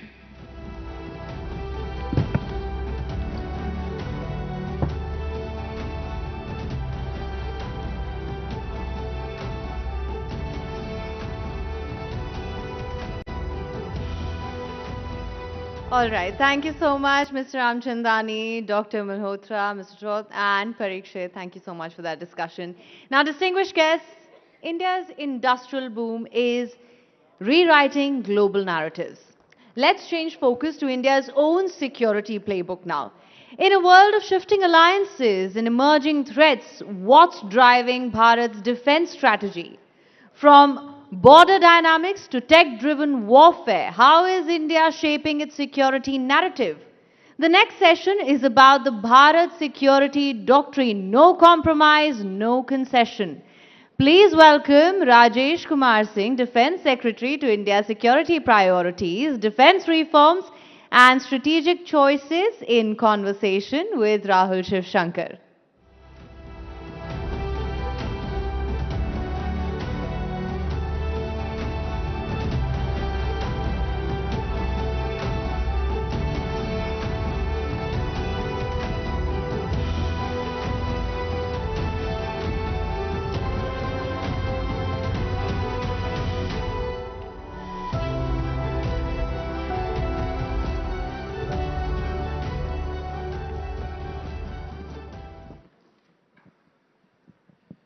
Well, the man in the hot seat is Mr. Rajesh Kumar Singh. He's He's India's Defense Secretary, and he's in on a day when there's been another war that has broken out, this time in the Gulf. And as you know, this morning we got news that the US and Israel conducted what they are calling preemptive strikes on Iran, not unexpected. And the Iranians have hit back, and they have targeted several US bases. They've also targeted, of course, places in Israel, US bases in the Gulf, in different countries. There's a whole list out there. So we speak in troubled, clamorous times, Mr. Singh. I want us to first look at this and focus a little bit on this latest conflagration.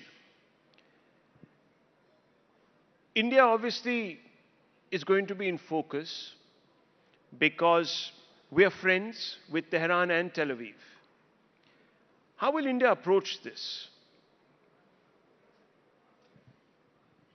Well, Rahul, the events are moving pretty fast, so I don't want to, make too many comments at this stage. But I do want to say that I'm happy that we're in India. We are an oasis in this world where there is a lot of a kind of geopolitical flux that is of conflicts around the world, including in the Middle East and in Europe for that matter.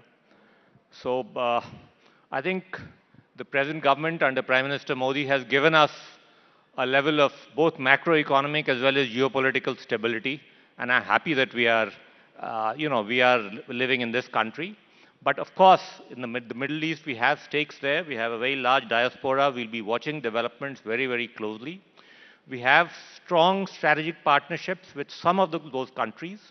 And we will have to sort of continue to maintain those. Our policy is to have a multi-aligned kind of a diplomatic engagement. So let's see where it goes. But as of now, I would only say that we hope things will settle down, both for our own interests in terms of its impact on our oil supplies, but also for the people of those countries. Well, let me ask you this, because we also have an important stake in Iran. In a sense, there is the Chabahar port.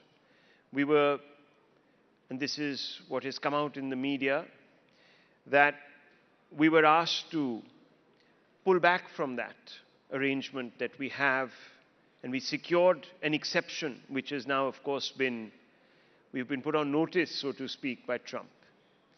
How does that affect India's strategic play in that particular neck of the woods if we have to give up our interest in Chabahar? Well, Rahul, the short answer is that we'll have to sort of negotiate our way to ensure that our interest in Chabahar is sustained, and it brings us the benefits that we need in terms of access to trade routes, Central Asia, etc., and to Afghanistan. So yeah, I mean, since things are moving very, very quickly in terms of developments, let's see where this takes us. But as far as I'm concerned, we intend to ensure that our investment in Chabahar yields us the dividends that we need. How do we do that? We do that by negotiating. I mean, you would have asked us, a few months back, you would have been wondering how would we manage the US trade relationship along with the defense engagement. And the fact is that we've been able to manage both. So let's see where this takes us. It's a bit early to say, but the intent is obviously to negotiate our way into a situation where our investment in Chabahar is protected. So let me ask you, because I'll just extrapolate on this. India is a firm believer in plurilateralism, multilateralism, and guards its strategic autonomy, as you know, fiercely. But here we have a situation where there are tugs now, increasingly in a conflict-ridden world. We're expected to take stands, whether it's in the United Nations General Assembly or, of course, by some of our partners. And the United States perhaps is expecting India to stand with it. We've already made a commitment to Israel that we are going to stand with it in the interests of the defense of its realm. The Prime Minister made that commitment. Do you think that alienates Iran and by extension our friends in the BRICS world that support Iran and have a problem with US unilateralism? So let me take you to the recently concluded international fleet review that we had in Vizag a few days back, where there were 74 odd countries that took part. Incidentally, that included both the Iranian Navy and the US and the Russians and a bunch of other countries. So India's strategic autonomy and its convening power is quite distinct in that sense. We are able to maintain these high level of alignment with different countries. Of course, it goes without saying that with some countries the relationship is a bit closer. It is more strategic, and you mentioned one of them, Israel, maybe a few others, but I don't want to mention them right now. There's no need to differentiate among friends, but India's ability to strike and align and engage with different countries, even if when they are in conflict with each other, has been sort of shown over the years. Just to press you on that, you said that we don't want to differentiate, but when we don't take a stand, for example, in the United Nations on issues that are shaped as moral questions, and the number of our abstentions has actually gone up over the years. I'm not saying that we're the only ones, because other powers are also abstaining more often than not. So we're not isolated or alone in this. But when we see these abstentions going up, many people will say that we are actually differentiating. Specifically, if this matter of Iran comes up, which it will in the UNGA, because it's not going to be resolved in the UNSC, it's going to come up for vote.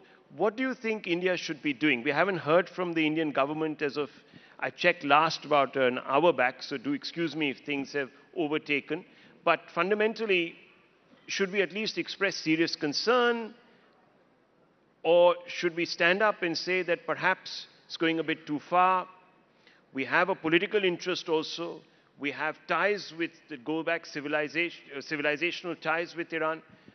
How far can we just keep sitting on the fence and hedging? Well, I'm sure the Ministry of External Affairs will give a response. It's fairly early days. It's not even a day, to be very frank.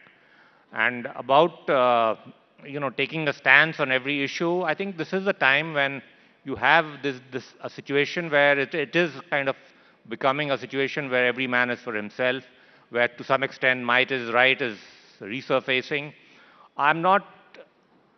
It's better that I don't sort of get into the diplomatic sort of domain so much. I appreciate that. That is not really your area, and I will respect those red lines. But let me bring you back to the larger questions that have emerged now after Operation Sindoor.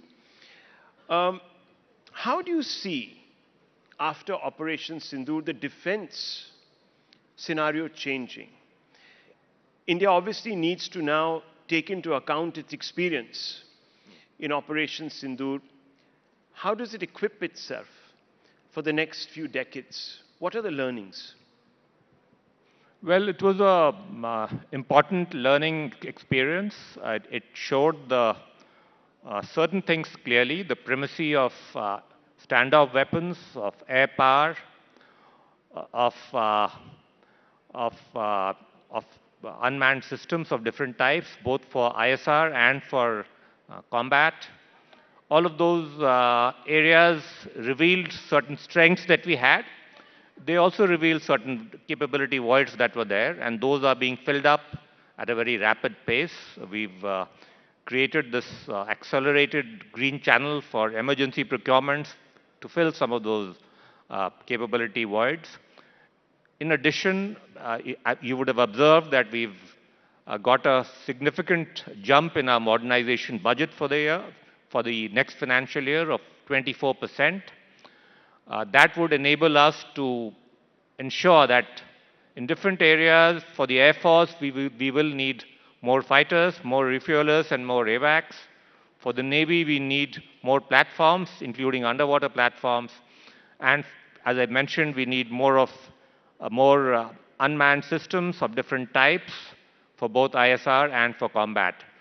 So all of those areas are being addressed very, very speedily in terms of faster procurements. We've signed as I keep mentioning, a record 2.9 lakh crores of 2.9 lakh crore worth of contracts last year. This year, we've already hit about 2 lakh crores of contract. The intent is to give visibility to industry in terms of what they need to do all the way down the value chain. And we're going to keep up the pace until every area of where we have a capability issue is speedily addressed. So the DAC has gone ahead and approved purchases of the Rafales, as you know. There are also conversations happening with the Russians for the purchase of the advanced Sukhoi. There's also, of course, US interest. Which direction are we headed? Are we going to keep all three engaged? Are they all three players that we're looking at to acquire aircraft and other weapon systems, specifically aircraft? Let's talk about those first. So on aircraft, you are aware that we've indicated our willingness to go ahead in principle with the MRFA, the Rafales that you mentioned, subject to two conditions: that they have to be largely made in India and that they would have a minimum level of indigenous content, which we are going to negotiate with them, and we will have a threshold that we have in mind, and also the ability to integrate our weapons on them, if not complete access to the source code, at least to the ICDs, so that our weapons can be integrated. So subject to us able to negotiate those outcomes, we will proceed with that program in a big way. It also gives us the advantage of having a second fighter jet production line in the country, since so far we've essentially had only one player in that area. And as you are aware, for our own fifth generation program, the AMCA, we are in the process of shortlisting, most probably a private player for building the prototypes. So as of now, the direction is clear. We are going to do the MRFA program with Rafale. Our fifth generation fighter is going to be the AMCA. On the other two candidates that you mentioned, we've not taken a call as yet, but as of now, that is the way we are proceeding. So you're saying we haven't taken a call on the Russian and the American offer that's on the table? Yeah. That's right. That's an important bit of news coming out from Rising Bharat Summit. I know that it's not possible for you to give names of any preferred partners, but will India take a call on procuring the fifth generation fighters this year? Because the deadlines that were inviolable at one time, as far as our own AMCA is concerned, are constantly being pushed. And I know that the Air Chief has also expressed his disappointment. I wouldn't be able to give a timeline on this because, frankly, we've not really applied our mind. There are too many other things happening around the world. It's going to be a major strategic decision. Once we take a call, the media will get to know. But as of now, we don't have a decision on that. The Air Chief did express his disappointment at the fact that indigenous production is not meeting the timelines. What is the issue here, number one? Number two, on the issue of procuring engines or manufacturing our own engines, where are we as of now? You have said that you are hoping to involve private players. Have anyone come forth? Is there a lot of interest? So, two, three different issues here.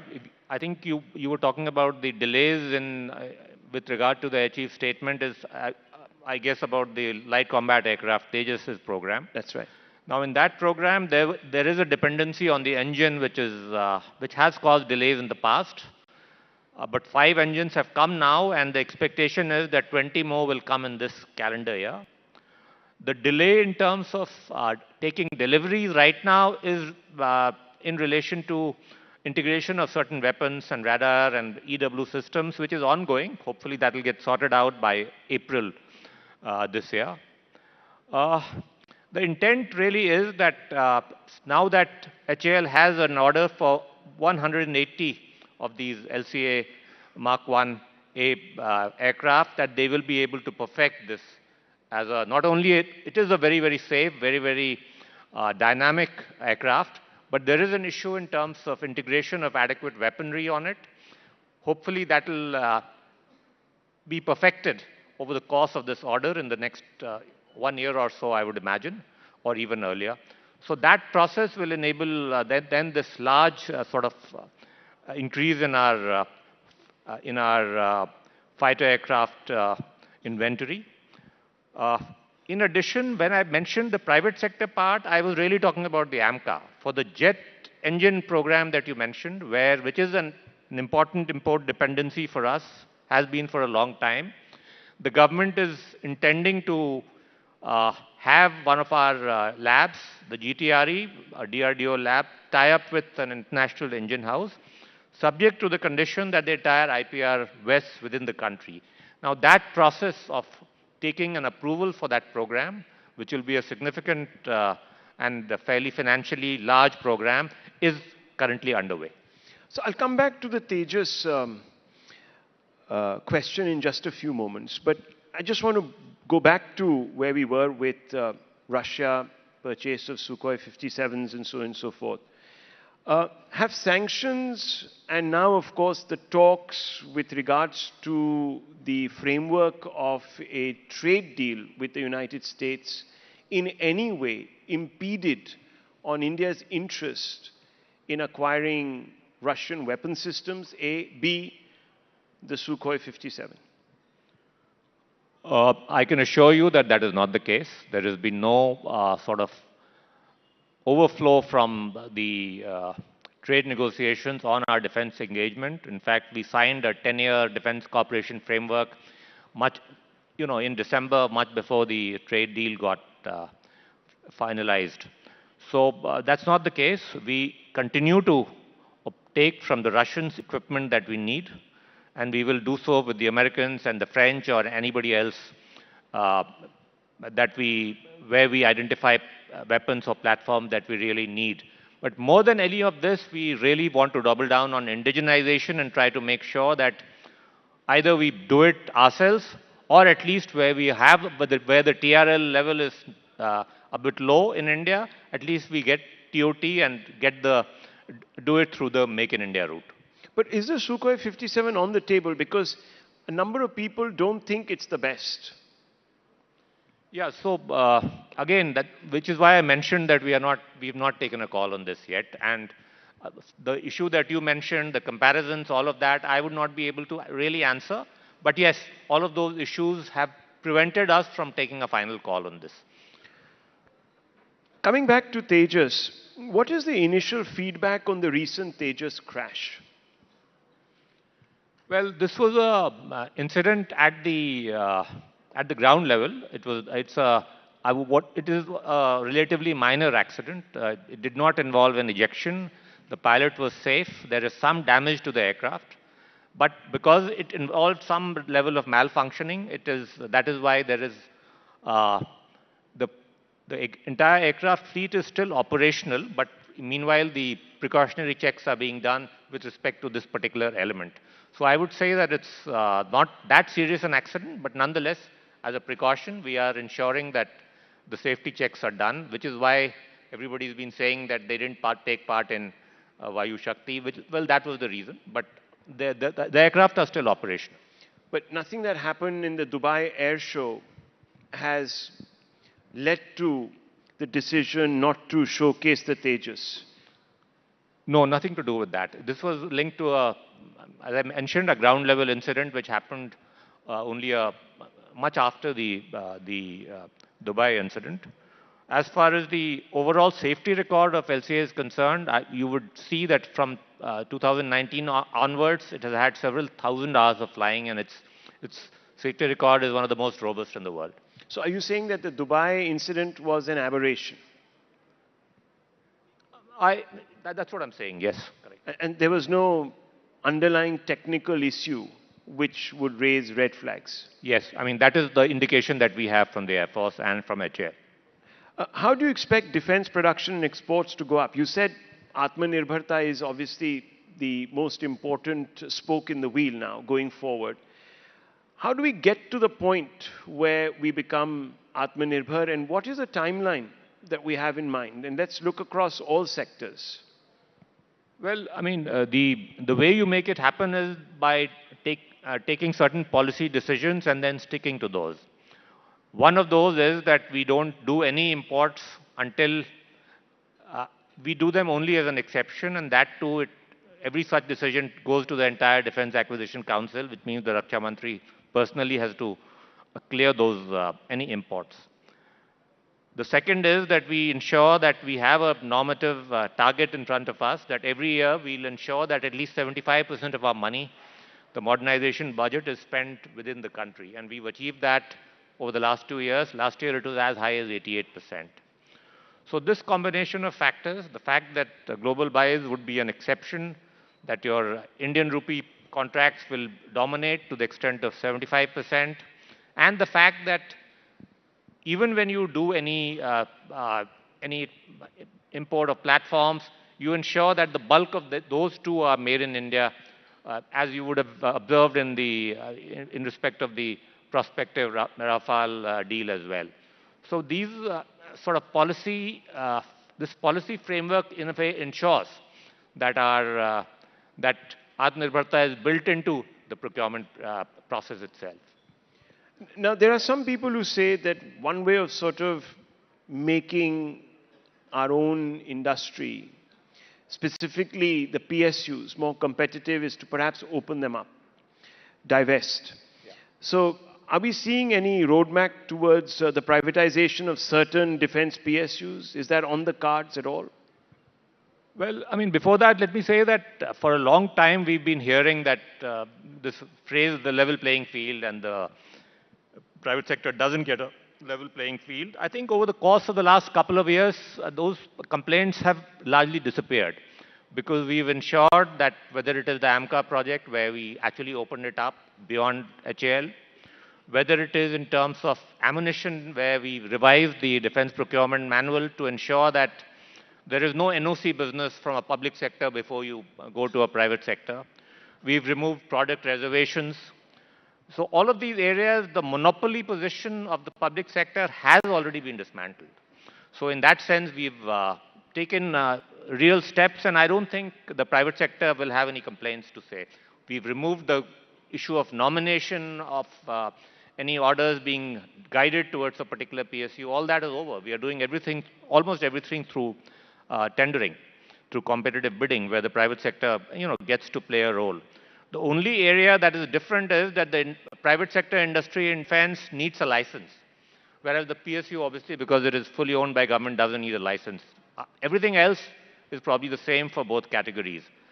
As regards disinvestment or divestment, I don't have a brief on that, so I wouldn't be able to tell you right now as to what is the plan. But are you open to the idea? Personally, I am open to the idea. I think in many of our PSUs, which are in any case public companies with significant quantities which are already on the available in the public in the markets, the possibility of many of them are riding high in terms of their stock prices as well. But in terms of whether you dilute some of it, that is a decision that perhaps is not entirely mine to take. My personal view is that some level of dilution could be done. But more importantly, as I mentioned, we've tried to ensure that the public sector monopoly is dismantled, not only to improve efficiency, but my view, and I believe it passionately, is that the competition from the private sector will improve the performance of the public sector as well. How many applications does the Defense Ministry have for 100% FDI in new and existing defense projects, sir? I don't have a current figure. The only 100% FDI that we have so far is one particular company, a Swedish company. I don't know if there are others as well. The reason why the FDI in defense is not that high in numbers is because in our procurement process, we don't treat a majority foreign-owned firm as an Indian vendor. Until we change that, the large FDI may not come. But at this stage in our development process, as we develop a modern defense industrial complex, the incidentally, during the process of review of our defense acquisition procedure, this was discussed, whether we should allow even a 100% foreign OEM subsidiary in India to be also treated as an Indian vendor. But most Indian companies who are growing their business in this space, including the large ones, the big conglomerates, everybody felt that it's a little too early. This definition of an Indian vendor gives them leverage in terms of getting technology and tie-ups from foreign OEMs, which is why a considered decision right now is that we won't do it right away, which is why I don't expect big numbers in FDI to come. However, I want to say that there could be cases where there is a particular niche technology which is not available anywhere else. And in such a case, a strategic partnership, even with a foreign OEM, with a subsidiary or even a 100% subsidiary, could be considered. But as a policy, we've not decided to treat a foreign company as an Indian vendor as of now. Now, sir, let me ask you this, because we're seeing Operation Sindoor as perhaps one of those watershed moments. For the first time, you saw two nuclear powers go up against each other, and it has obviously sparked an entire new conversation about the way the wars of the future might be fought. Capital allocations have been made in the budget. How much of those have been made keeping in mind scenarios that emerge from Operation Sindoor? And I would like first for you to paint some of these scenarios. Well, obviously, during Operation Sindoor, you saw the use of mostly standoff weaponry, of precision munitions, of not too much of conventional warfare, a lot of use of different types of unmanned systems. In the Middle East today, also you're seeing something similar. The importance of air defense obviously has gone up, which is why the Honorable Prime Minister announced our version of a protective dome for the country, the Sudarshan Chakra mission, where we already have good capabilities, but we can improve it further in terms of bringing new cutting-edge elements to it. So all of those are lessons, and as I mentioned that as a part of that, drawing from those lessons, we've drawn up both an emergency procurement pipeline as well as a fast-track pipeline to meet some of these gaps in these critical areas. And while doing so, the emerging trends in warfare will, of course, be kept in mind. So you want to match some of these, or basically fill some of these gaps in developing the Sudarshan Chakra, because what we did see was a lot of beyond the line of sight munitions being used. Is Israel going to fill that gap? We know that they have Iron Dome capabilities. It's being tested even as we speak right now. Was that part of the conversation between the two prime ministers just a few days ago, sir? Let me just say, I'm not privy to that conversation, of course, but I do want to say that we have a very detailed memorandum of understanding on defense cooperation with the Israeli side, which I signed in November when I was there. And we are building on that with a lot of industrial collaborations with their key Israeli companies, two of which are public sector companies, IAL and Rafael, and one is a private company, Elbit. All three are active in India. They've tied up with multiple Indian companies, including both public and private sector companies. Now, the intent is that in the coming years, you will see a lot of co-production and joint ventures happening in India, where Israeli and Indian companies will collaborate. They need India's scale and our labor, because obviously it's a small country. They will never be able to get the kind of scale and production that India can offer. They in turn can offer us cutting-edge technologies, particularly in some of the niche areas that you mentioned. So we are working on all of that, but a lot of this stuff by definition has to be kept confidential. So all I would say is that yes, we have a very active, very robust defense cooperation engagement with Israel, and I'm sure the Prime Minister's recent visit will strengthen this relationship in this domain as well. So on a follow-up there, after Operation Sindoor, there was this apprehension that we might have depleted some of our munitions. Have we now replenished to levels prior to Operation Sindoor? Are we back to where we should be? Well, the emergency procurement was in fact designed to replenish some of those inventories.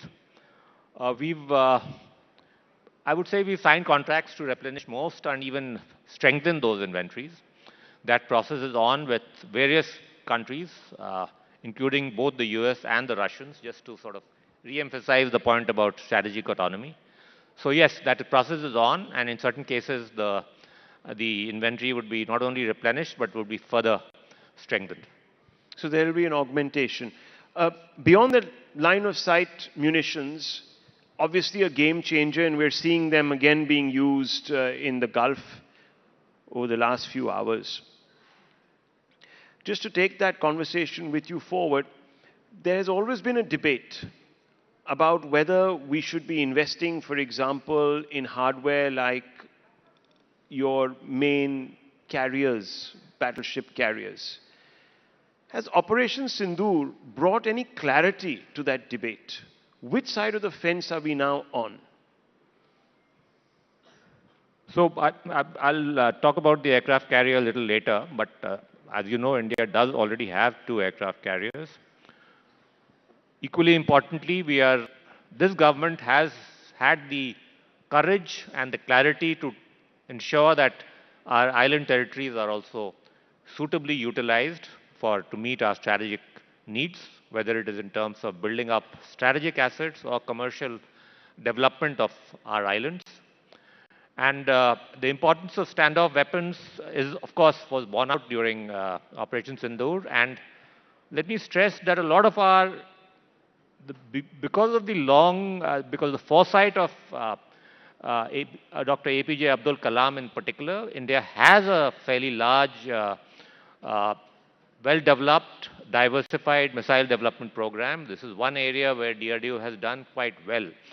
And these are, some of these standoff weapons, long-range missiles, strategic types of systems, nobody is going to give it to you, frankly. So you have to do it yourself, and we have done it ourselves.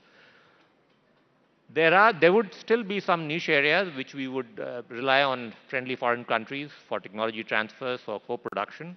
But for the most part, for many of these systems, I think this is a success story of indigenization in any case. But let's just go back to the battleship question. Has that been resolved now after Operation Sindoor? I think we need some clarity on that. We've not taken a view on the 3rd aircraft carrier. So I would say that the debate is still on. The development, as you said, of some of our island territories, that's been a priority, and it's of course now come out in the news also that we are going ahead with the Great Nicobar project. How did that change dynamics from a defense strategy point of view? I know some of these will be dual use, so it won't just be purely commercial. Yeah, so, without talking too much Let me just be very direct. Sorry, I didn't mean to cut you off. Is this aimed at some of the region's powers? Let me be very direct. Yeah, so the Andamans are very strategically located, right very close to the Malaccas and Malacca Straits, some other choke points in the Indian Ocean. So our ability to project power from there is important for us. Also, there is an important, they are important economic assets as well if we can develop it, if we can develop a large ICTT, a large container terminal there, if we can develop it as a tourist hub, build a township there, all of that are on the anvil. And the point is that because it is so close to some of the densest, one of the densest trade routes in the world, it enables you to create a condition where we can rival a Hong Kong or a Singapore in terms of developing that territory. Mr. Rajesh Kumar Singh, Defense Secretary of India, thank you very much for taking these questions from us, and thank you for going into such details, and thank you for making the time. It's an honor. Thank you.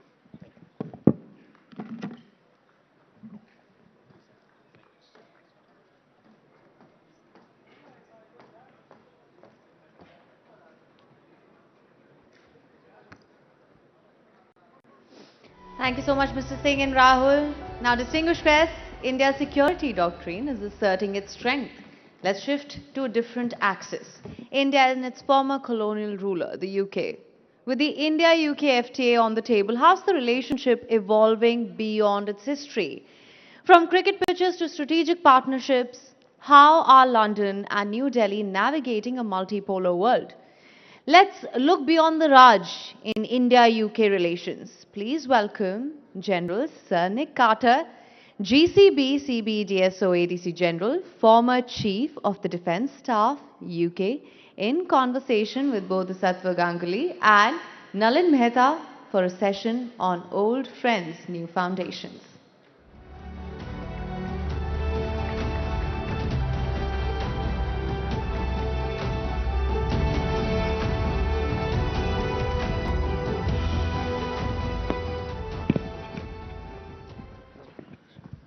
Thank you very much. General Carter, a warm welcome to you for the Rising Bharat Summit. Thanks for coming down all the way to Delhi for this. It's a good day to have a British general on the panel. We are entering a new age, as it were, in the Middle East. With Trump is, as you know, General, as you're talking just off stage, has announced that regime change in Iran is the objective. We've had attacks, retaliatory attacks by Iran at a series of targets of American bases in the region, in Qatar, in UAE, on the US Fifth Fleet in Bahrain. They've mostly been shot down. But we are seeing an escalation. So, sir, is regime change possible? As a military professional who served in the region, you oversaw the withdrawal of British forces in Afghanistan. You served in various bases across there, including in Cyprus. So how are you looking at this from a military point of view?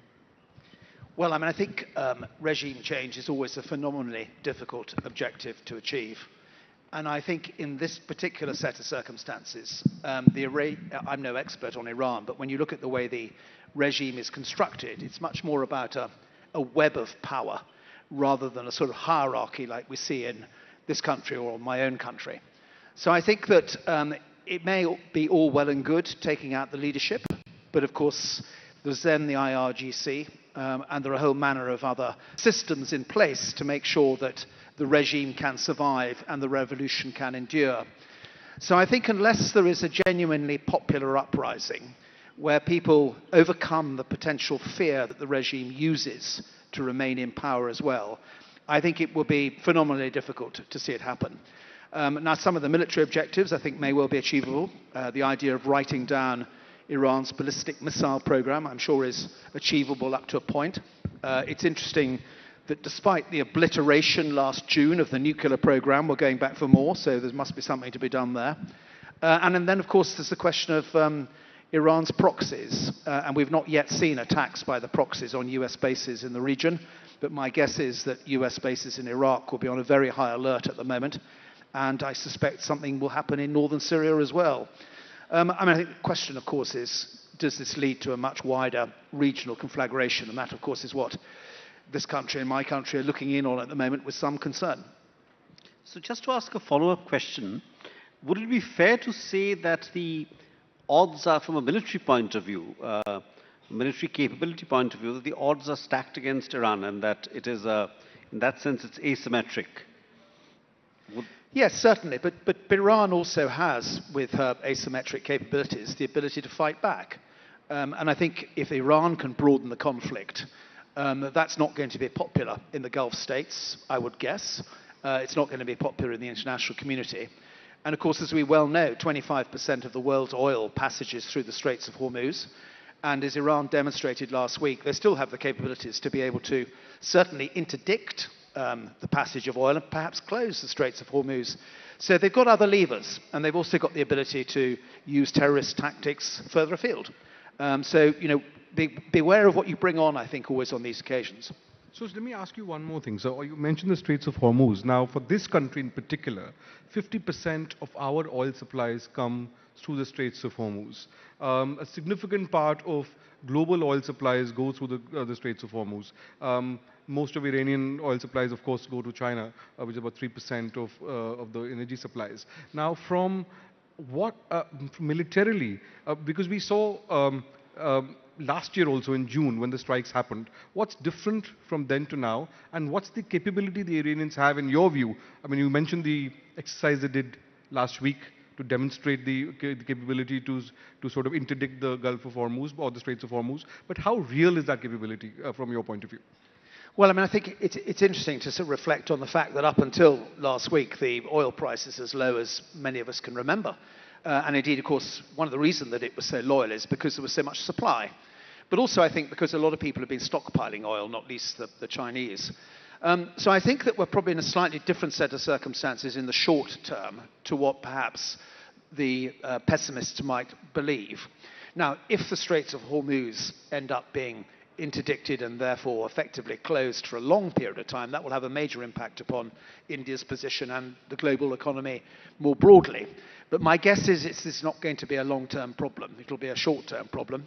I think we will see the price of oil go up markedly tomorrow when markets open. It's been somewhere around $70 to $72 a barrel last few weeks. A lot of people are saying it could go up to as much as $80 a barrel pretty soon. Is that something that, what's your view? That would be, I mean, I'm not suggesting anybody gets into insider trading just yet, but my guess is it's going to go above $70 when the markets open tomorrow morning, for sure. So if I may ask you, if you go back to some of the wars of the Cold War, so let's say the Arab-Israeli wars, the US, America would back Israel, and let's say Egypt would be backed by the Soviet Union, including considerable supplies of weaponry. Now, do you see, in this current conflict, do you see China or Russia helping Iran in any significant way? And B, I just also wanted to bring in this Venezuela operation where, Maduro was taken out, and so far, from what it appears that Iranian air defense has not been particularly effective in countering the airstrikes. So what does that speak about the capabilities of a Russian supplied or a air defense system? Yes, I mean, I think what was very obvious in June last year was that Russia wasn't able and didn't seem inclined to help Iran militarily. And I think what was also obvious was that it appeared relatively straightforward for the Israeli Air Force to take down the Russian-supplied air defense system. Now, I don't think it was the most modern of Russia's capabilities. I think there are more modern capabilities available, not least what's called the S-400. But I think it does beg questions about the resilience of Russian and, to a degree, Chinese air defense systems if a combination of cyber and kinetic attacks can degrade them to the extent to which they've been degraded. And my guess, we haven't heard of it yet, is that there's a degree of confidence in these latest American and Israeli attacks over Iranian airspace that the air defense system has been so degraded that they can attack with impunity.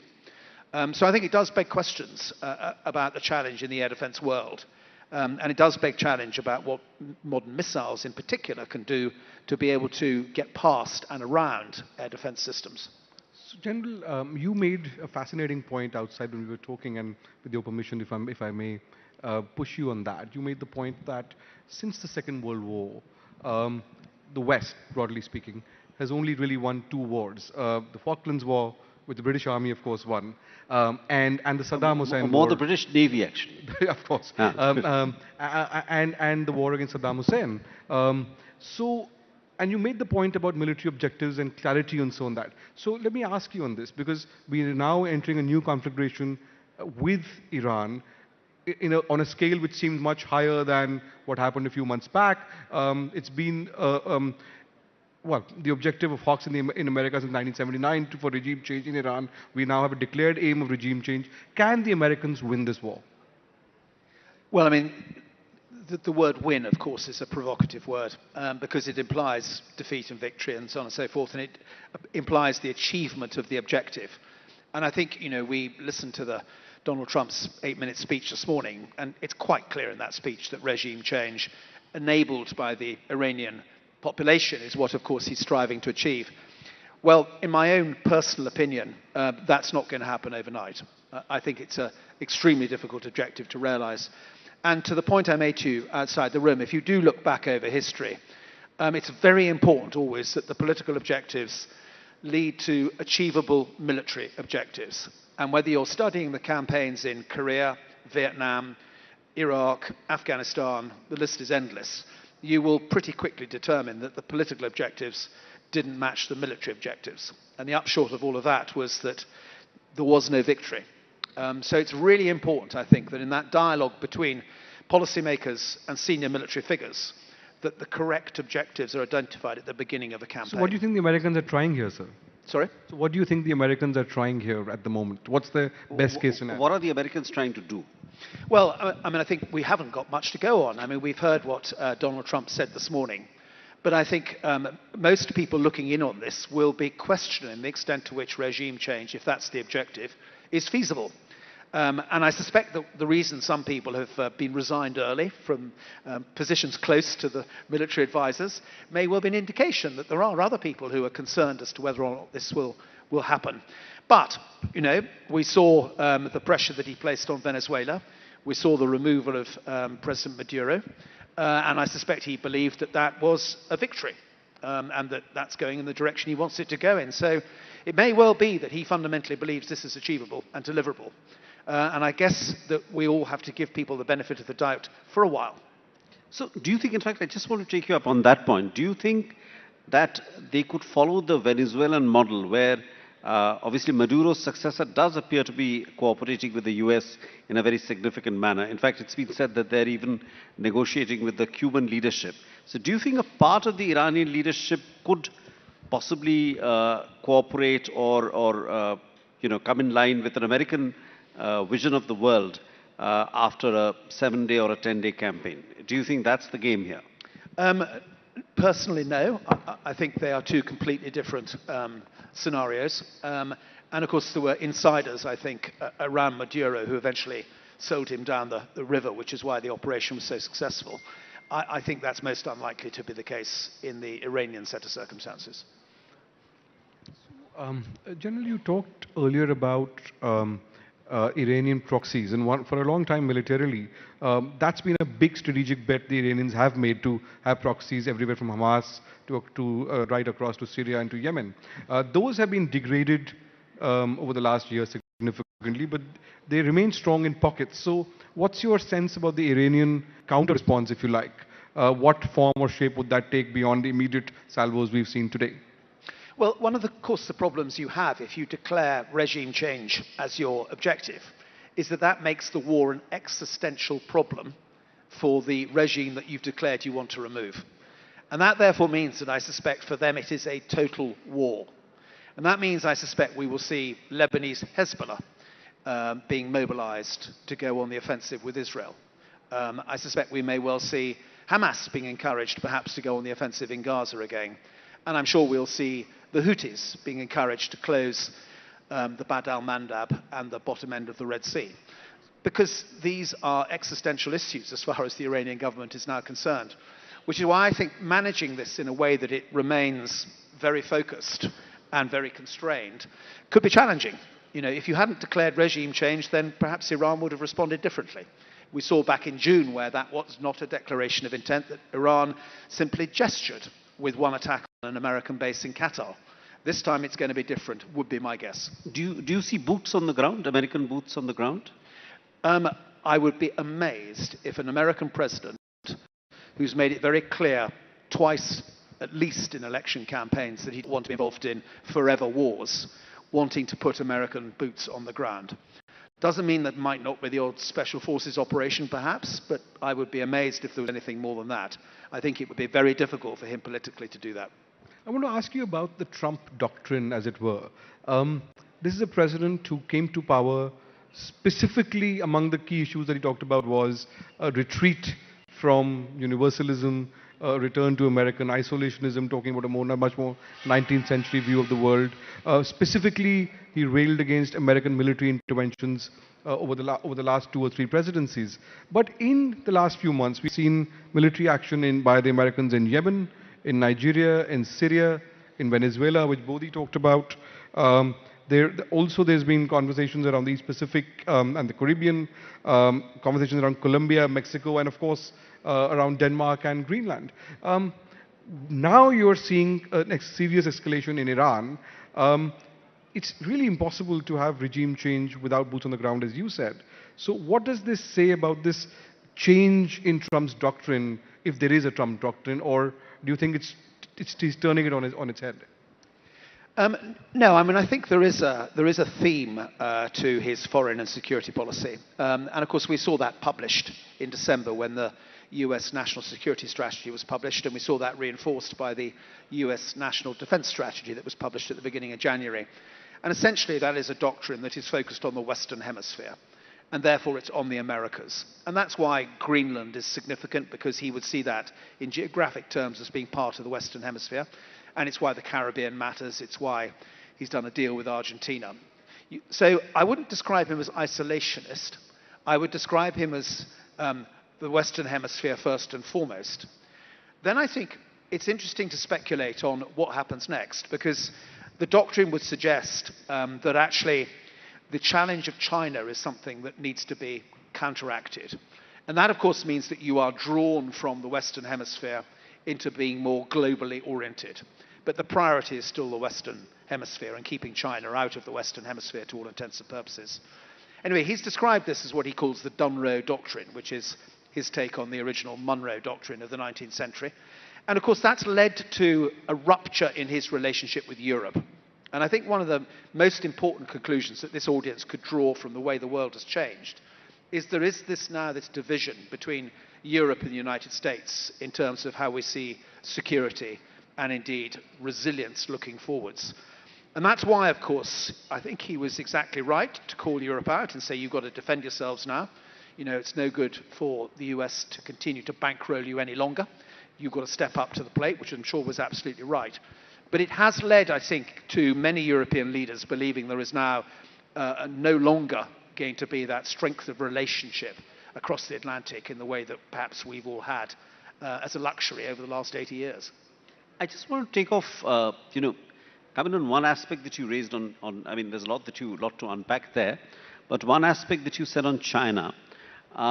Do you think that at some stage, Xi Jinping sometime, I mean, various dates have been tossed about like 2027 or end of the decade, but do you think that Xi Jinping will risk an invasion of Taiwan? And if he does, would America defend Taiwan? Well, I think if you're Taiwanese, you're probably nervous at the prospect of a Donald Trump-Xi Jinping summit coming up.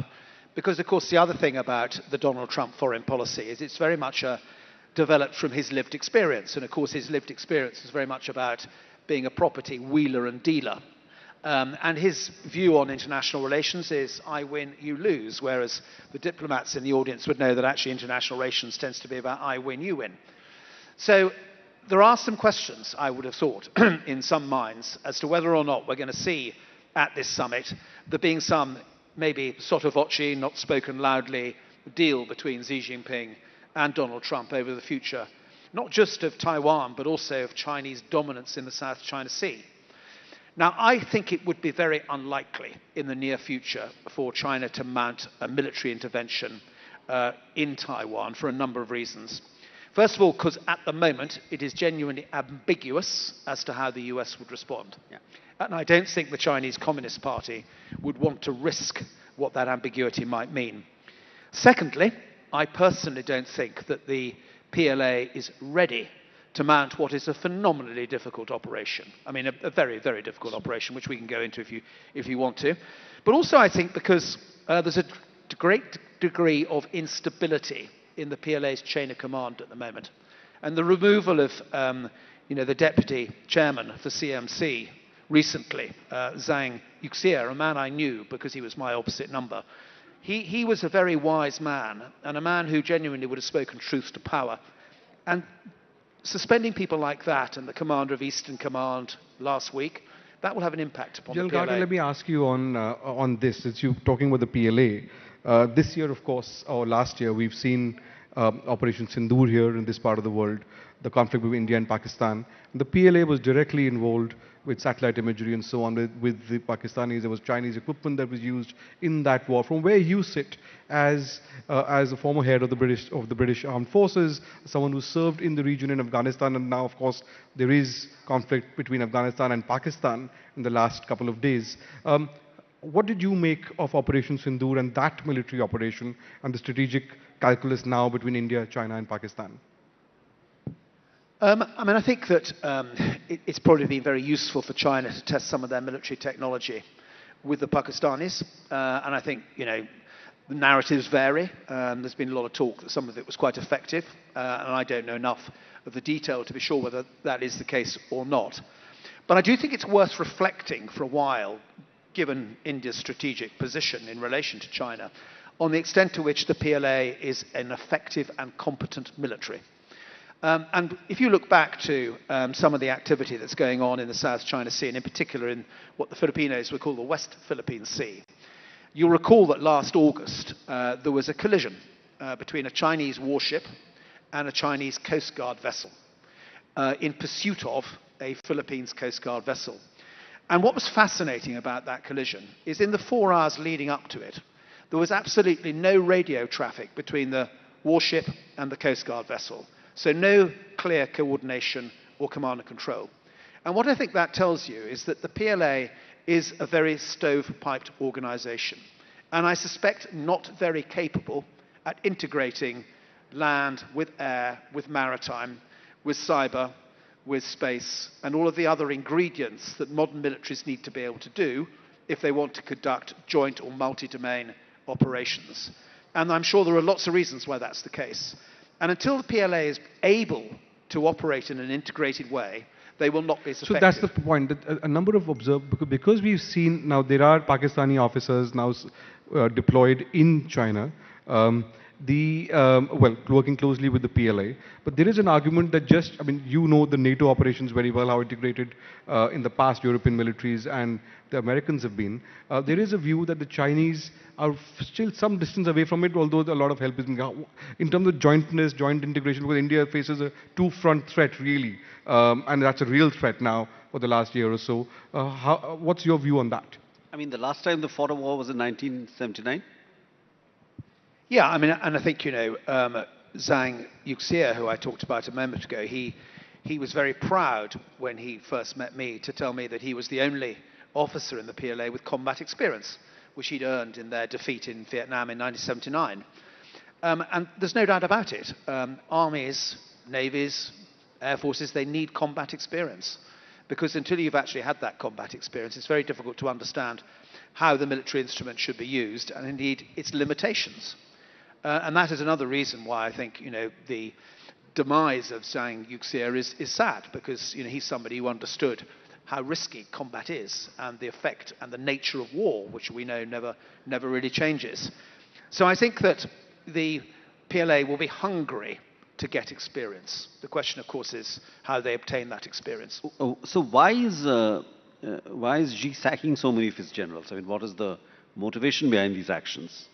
Well, of course, the narrative is that they're all corrupt and they need to be hounded from power as a result of being corrupt. I think it's probably more complicated than that, and I'm going to speculate, and I would like Mr. Chatham to be sitting over the top of what I'm saying, but I know he's not. I suspect that probably President Xi Jinping, for whatever reason it was, felt slightly threatened by some of these powerful figures. Can I ask you something about Pakistan? And what's happening in relation to what's happening in the Gulf right now. There are reports that some American aircraft took off from bases in Pakistan for these airstrikes.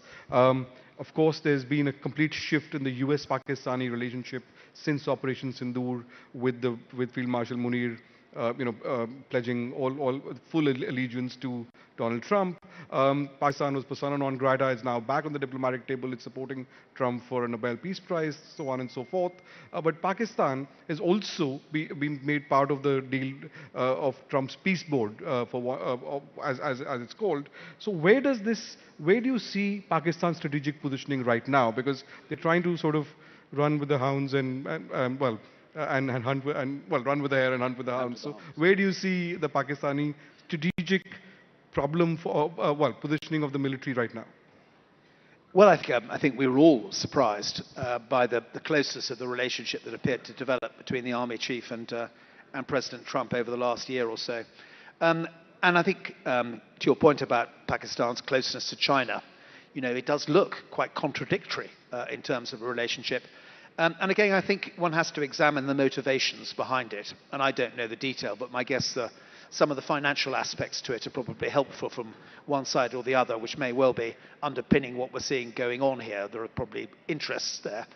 I don't know whether Pakistani bases has been used for operations. It may be that that was necessary, given that I don't think Diego Garcia was made available by my own government for this operation in Iran.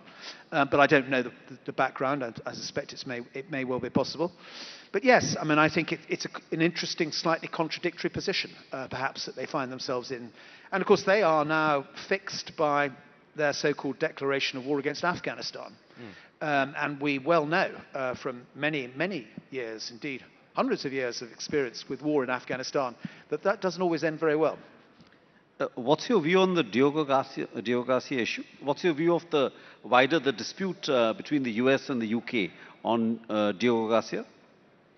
It's not a dispute between. In essence, the UK government, and to be fair to this government, it was the previous government's decision as well. Negotiated them. Was that the Chagos Islands, which Diego Garcia are a part of, technically and in terms of international law, the Mauritian claim on those islands was stronger than the claim that the British government had. And on that basis, if you are going to respect international law, it was very likely that there would be a claim filed in the International Court of Justice. And under the terms of UN law, that would have led probably to the Mauritians winning the claim. So the UK government's view was that in obeying international law, it would make sense to negotiate a deal with the Mauritian government on the basis of leasing it back over 99 years. Now, going back to the words that I think the Defence Minister used in my very seat here about 45 minutes ago, the answer is, in a world where might is right, you can see why perhaps President Trump took the view that possession is 9/10 of the law rather than leasing it back. So that, I think, is where the issue lies at the moment. So let me ask you something. Since you mentioned about Trump's doctrine of might is right. Now, there is a recalculation happening in Europe for the last year and a half. Because what Trump is doing is he's bringing down or putting the shutters down on the post-World War II order as it was designed, especially the military security architecture, the economic architecture, and all of that. Now a lot of European countries are now rearming. There's a whole thing of imagining a future without the Americans. The British, of course, have had a special relationship with the Americans. Where does that place Britain? And in a America-less security umbrella of Europe, because you've gone on record talking in the past about our armed forces have been hollowed out and the enemy knows it. How do you see India's role in beefing that up? And with the EU-UK agreement or the India-UK agreement, there's a lot of shift around the strategic partnership, around defense cooperation and so on and so forth. So as you enter this period of flux from a security point of view from Britain, where do you see India within that and your future of the defense of Britain post the Americans? Gosh, how long have we got? You raise a lot of issues there, and I'll see if I can tick as many off as possible. I think first and foremost, we should be in no doubt that Donald Trump, as I said earlier, was right to call out the other members of NATO, because don't forget it's not just European members of NATO, it includes Canada, for not spending enough on defence. I'm sure that was absolutely right. Second point I'd make is I don't think this means the end of NATO. It's interesting to recognise that the only time that Article 5 of the NATO treaty has ever been tabled was after 9/11, when all the members of NATO went to the help of the United States, and we all got involved in the so-called war against terror thereafter, and lost a lot of lives and spent a lot of treasure doing it. Now, I don't think NATO is dead by any stretch of the imagination. I just think it is being rebalanced in terms of the burden of effort and the burden of sharing within it. Now, what I do think, though, is relevant to all of this are some of the remarks that Prime Minister Mark Carney made at Davos in late January, when he talked about the so-called rules-based system no longer being a thing. And I think, to be realistic, it's probably been in decline ever since 9/11, for all sorts of reasons we don't need to go into now. And I think that the best we can hope for, which in a sense is what he was suggesting, I think, is some form of multilateral liberal order, which I think is something that your country and my country. And he talked about a concord between the middle powers, which is... Coming on to middle powers, because of course his definition of middle powers would be those who would subscribe to a multilateral liberal order. One where you don't have to be in one sphere of influence or the other, but if you collaborate and cooperate based upon liberal values, and that means the rights of the individual and the other things that we espouse, then you can actually carve out some form of global commons in which we can all do business together and do it on the basis of it not being transactional, but about it being based upon genuine alliances that are based upon predictability and trust and those sorts of values. So we are, I think, beginning to run out of time, and there are more conflicts to cover. So the Ukraine war, we've just crossed the 4th anniversary of the Ukraine war. What is the end game there? There have been on-off negotiations between the, between the US and Russia to end the Ukraine conflict. Where do you see this? Where do you see the end game there? I think it's very difficult to see an obvious end game. I mean, what of course has been striking is that the Trump negotiating position has been very much based upon his lived experience, and I think the same experience of Mr. Witkoff, which is from the property world. This is about a land transaction. Whereas, of course, they're up against somebody in the form of Mr. Putin who sees this as an ideological problem. And those two positions are irreconcilable, to my mind. And that, of course, leads the Ukrainians in a very awkward position being between a rock and a hard place, to all intents and purposes. So, to my mind, this war is going to continue. And I don't see a decision quickly, because we've ended up in what a lot of military strategists might call a stalemate, where it has become a war of attrition, and it'll be whichever side collapses slowest but most quickly at the end of it. And I don't see that happening during the course of this calendar year for sure. General Carter, we've seen two very important speeches by American leaders in the context of Europe in the last couple of months. One is J.D. Vance speaking in Europe on how the Europeans need to rearm for their own defense. And the second one, which was a much more, less direct, more polite argument, but saying the same thing, which was by Secretary of State Rubio, basically talking about Western values, Western civilization, and Europe and America should be coming back together. Now that sort of reminded me a little bit about Samuel Huntington's idea of clash of civilizations, because that's what it's very specific at the center of the argument that Secretary of State Rubio was making. Where do you think Britain should be in this debate, and where does that leave your special relationship? Although this is more about a clash within a civilization, yeah. in the Vance-Rubio form. I mean, I've always been an advocate of alliances, and I feel very strongly that alliances are essentially the bedrock of stability and security in our world. So that would always be my starting point. I was not an advocate of Brexit, for example. I believed that Britain's future was almost certainly better found inside the European Union, even though the European Union has many problems that need to be resolved. So I think where I would stand on this is that the UK is going to be better if she operates with allies, and I profoundly believe that the relationship, for example, we have with India or other middle powers is going to be the core of a better future for all of us. So let me ask you a final question. As a global strategist, what would given the state of flux that we are in the international system, what would your advice to India be? How should India play this at the moment? I mean, I think it's entirely right that India has enough political clout and leverage and economic value to be able to be and plough its own furrow, rightly so. And that, of course, is what your Foreign Secretary talks about when he talks about the India way. And I've always agreed with that perspective. I think that this year we will find that India is probably the 4th largest economy in the world. There are many things that need to be resolved, of course, but the reality is that India should have a seat at the global, the great powers table, if you like, whatever that looks like, if it's a board of peace or the UN Security Council or whatever. And I think that India should absolutely double down on its democratic values and what it espouses, and it should look for other middle powers that espouse the same values and, in a sense, do what you're doing with France or with Britain or further east, and trade and cooperate and collaborate with those who see the world through the same principles that you've always seen the world through. Or to ask the same question in a slightly different way, I mean, I think there's a statement attributed famously to Deng that in the context of China, obviously, that China should should hide its strength and bide its time, which has obviously changed under Xi. So should India follow the Deng dictum, at least for now? Sorry, should it follow? The Deng dictum, where China should basically keep a low profile and till its times comes in international affairs. A statement attributed to Deng Xiaoping. That China should hide its strength and then bide its time.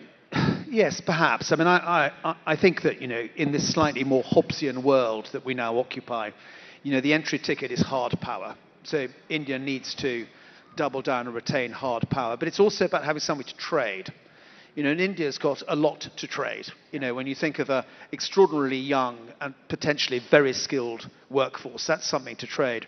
So I think that the opportunities are there for India in a way that they are not for China. If you look at China's challenges, and she has many, her demography is going in absolutely the wrong direction. She has real problems with her domestic economy. Household consumption only represents 35% of her GDP, whereas in India it's between 65 and 70% would be my guess. That's why they have to export so much. I think there are real opportunities for India which you need to double down on. Right, General Carter, we are totally out of time. Thank you so much for this freewheeling conversation. Ladies and gentlemen, a big hand for General Nick Carter.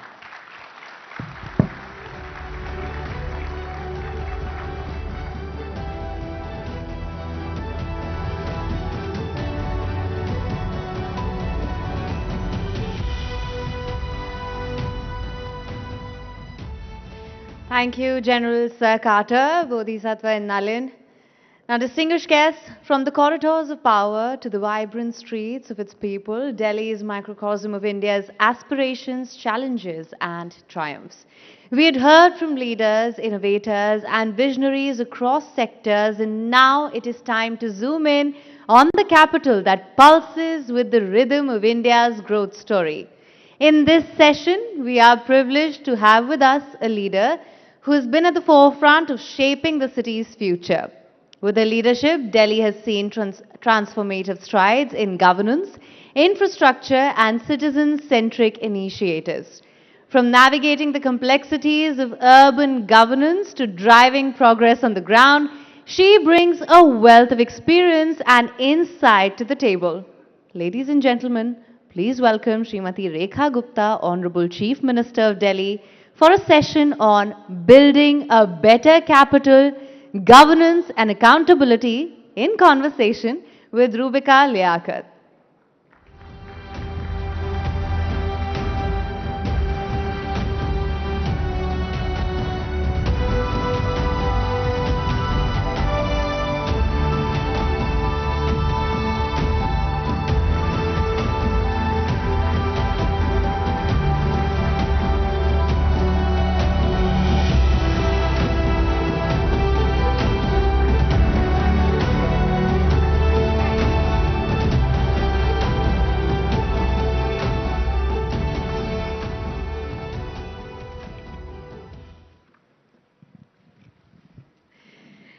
Rising Bharat के इस मंच से आप सभी का एक बार फिर से मैं बहुत बहुत स्वागत करती हूं। और इस वक्त दिल्ली की मुख्यमंत्री रेखा गुप्ता स्टेज पर मौजूद हैं। बीजेपी की इकलौती महिला मुख्यमंत्री, जितने भी राज्यों में इस वक्त बीजेपी की सरकार है उनकी मैं बात कर रही हूं। 27 साल बाद जब भारतीय जनता पार्टी ने जीत का परचम लहराया दिल्ली में, देश की राजधानी में, तो रेखा गुप्ता वो नाम जब सुना तो कहा कि कहां से, कैसे, और आज ऐसे रेखा गुप्ता जी यहां राइजिंग भारत के मंच पर जोरदार तालियों से इनका स्वागत कीजिए। रेखा जी, सवाल तो बहुत सारे हैं क्योंकि राइजिंग भारत में अगर राइजिंग कैपिटल की बात नहीं होगी तो कैसे चलेगा।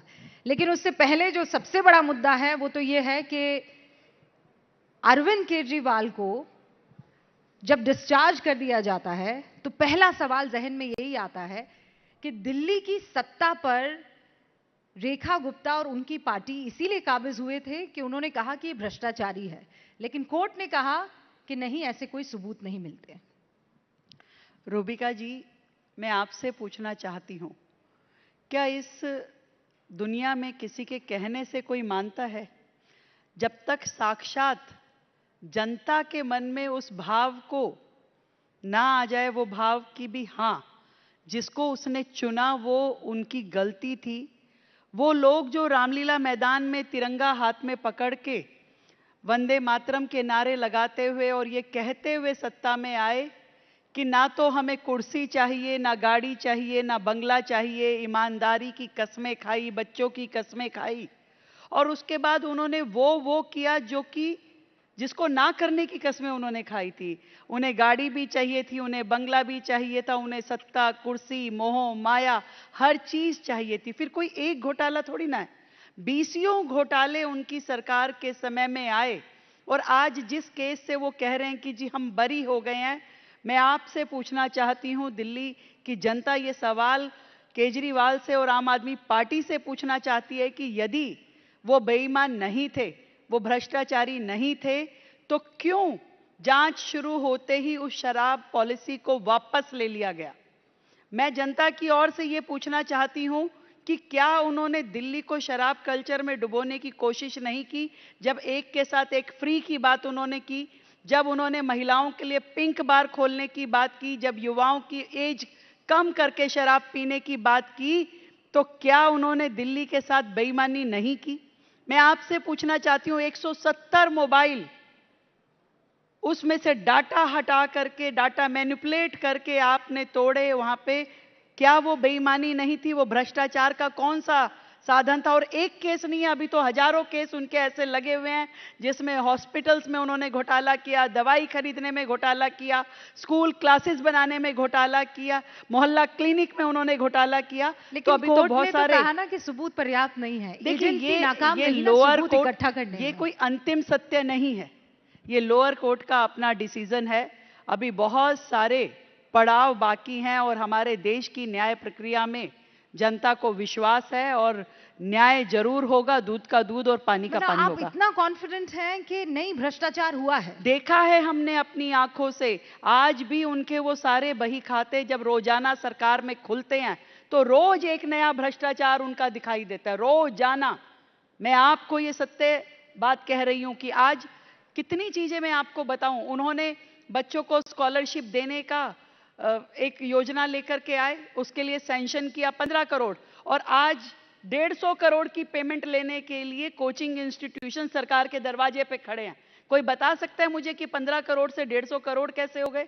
एक बुजुर्गों को कुछ सीनियर सिटीजन्स को रेम्यूनरेशन देने का एक योजना उन्होंने बनाया, 2-3 साल पेमेंट दिया, उसके बाद बंद कर दिया। तो हमने सरकार में आने के बाद कहा कि भी ये पेमेंट कंटिन्यू करना चाहिए, दिखाइए जरा क्या योजना है। तो पता चला रिकॉर्ड में कोई योजना ही नहीं है, कोई सैंक्शन ही नहीं है, कोई कैबिनेट का नोट ही नहीं है। और वो कहां से दे रहे थे, किसको दे रहे थे, क्या कर रहे थे? ऐसी सैकड़ों उनकी बेईमानियां दिल्ली सरकार के खातों में रोजाना दिखाई देती है। लेकिन आपको दिखाई दे रही है, कोर्ट को नहीं दिखाई दे रही है। कोर्ट ये कह रही है कि पर्याप्त सबूत नहीं है। देखिए, हमारी न्याय प्रक्रिया बहुत लंबी है, यहाँ अलग अलग लेवल पे सुनवाई होती है। आज निचले कोर्ट ने जो बात कही वो अंतिम सत्य नहीं है। इस न्याय की लड़ाई लंबी जरूर दिखती है, परंतु जनता ने न्याय कर दिया है और न्यायालय भी न्याय करेगा, हमें विश्वास है। आज बड़ा सवाल ये भी है कि कांग्रेस कह रही है कि आप दोनों मिलकर खेल रहे हैं। आपने तो पोस्ट पढ़े होंगे, तो जैसे ही वो बरी हुए तो वो ये कहने लगे कि पंजाब में चुनाव है, इसीलिए आपने केजरीवाल जी को रिहा करवा दिया, बरी करवा दिया। देखिए, कांग्रेस ये जब बोलती है, वो पार्टी जिसको जनता ने नोटा से भी नीचे ले आए, जब वो ऐसी बातें कहती है तो बड़ी हंसी आती है कि वो कुछ भी कह सकते हैं। ये वही केजरीवाल साहब हैं जिन्होंने बच्चों की कसम खाने के बाद कि जी मैं कांग्रेस के साथ में गठबंधन नहीं करूंगा। तो ये तो गठबंधन तो उनका है आम आदमी पार्टी के साथ।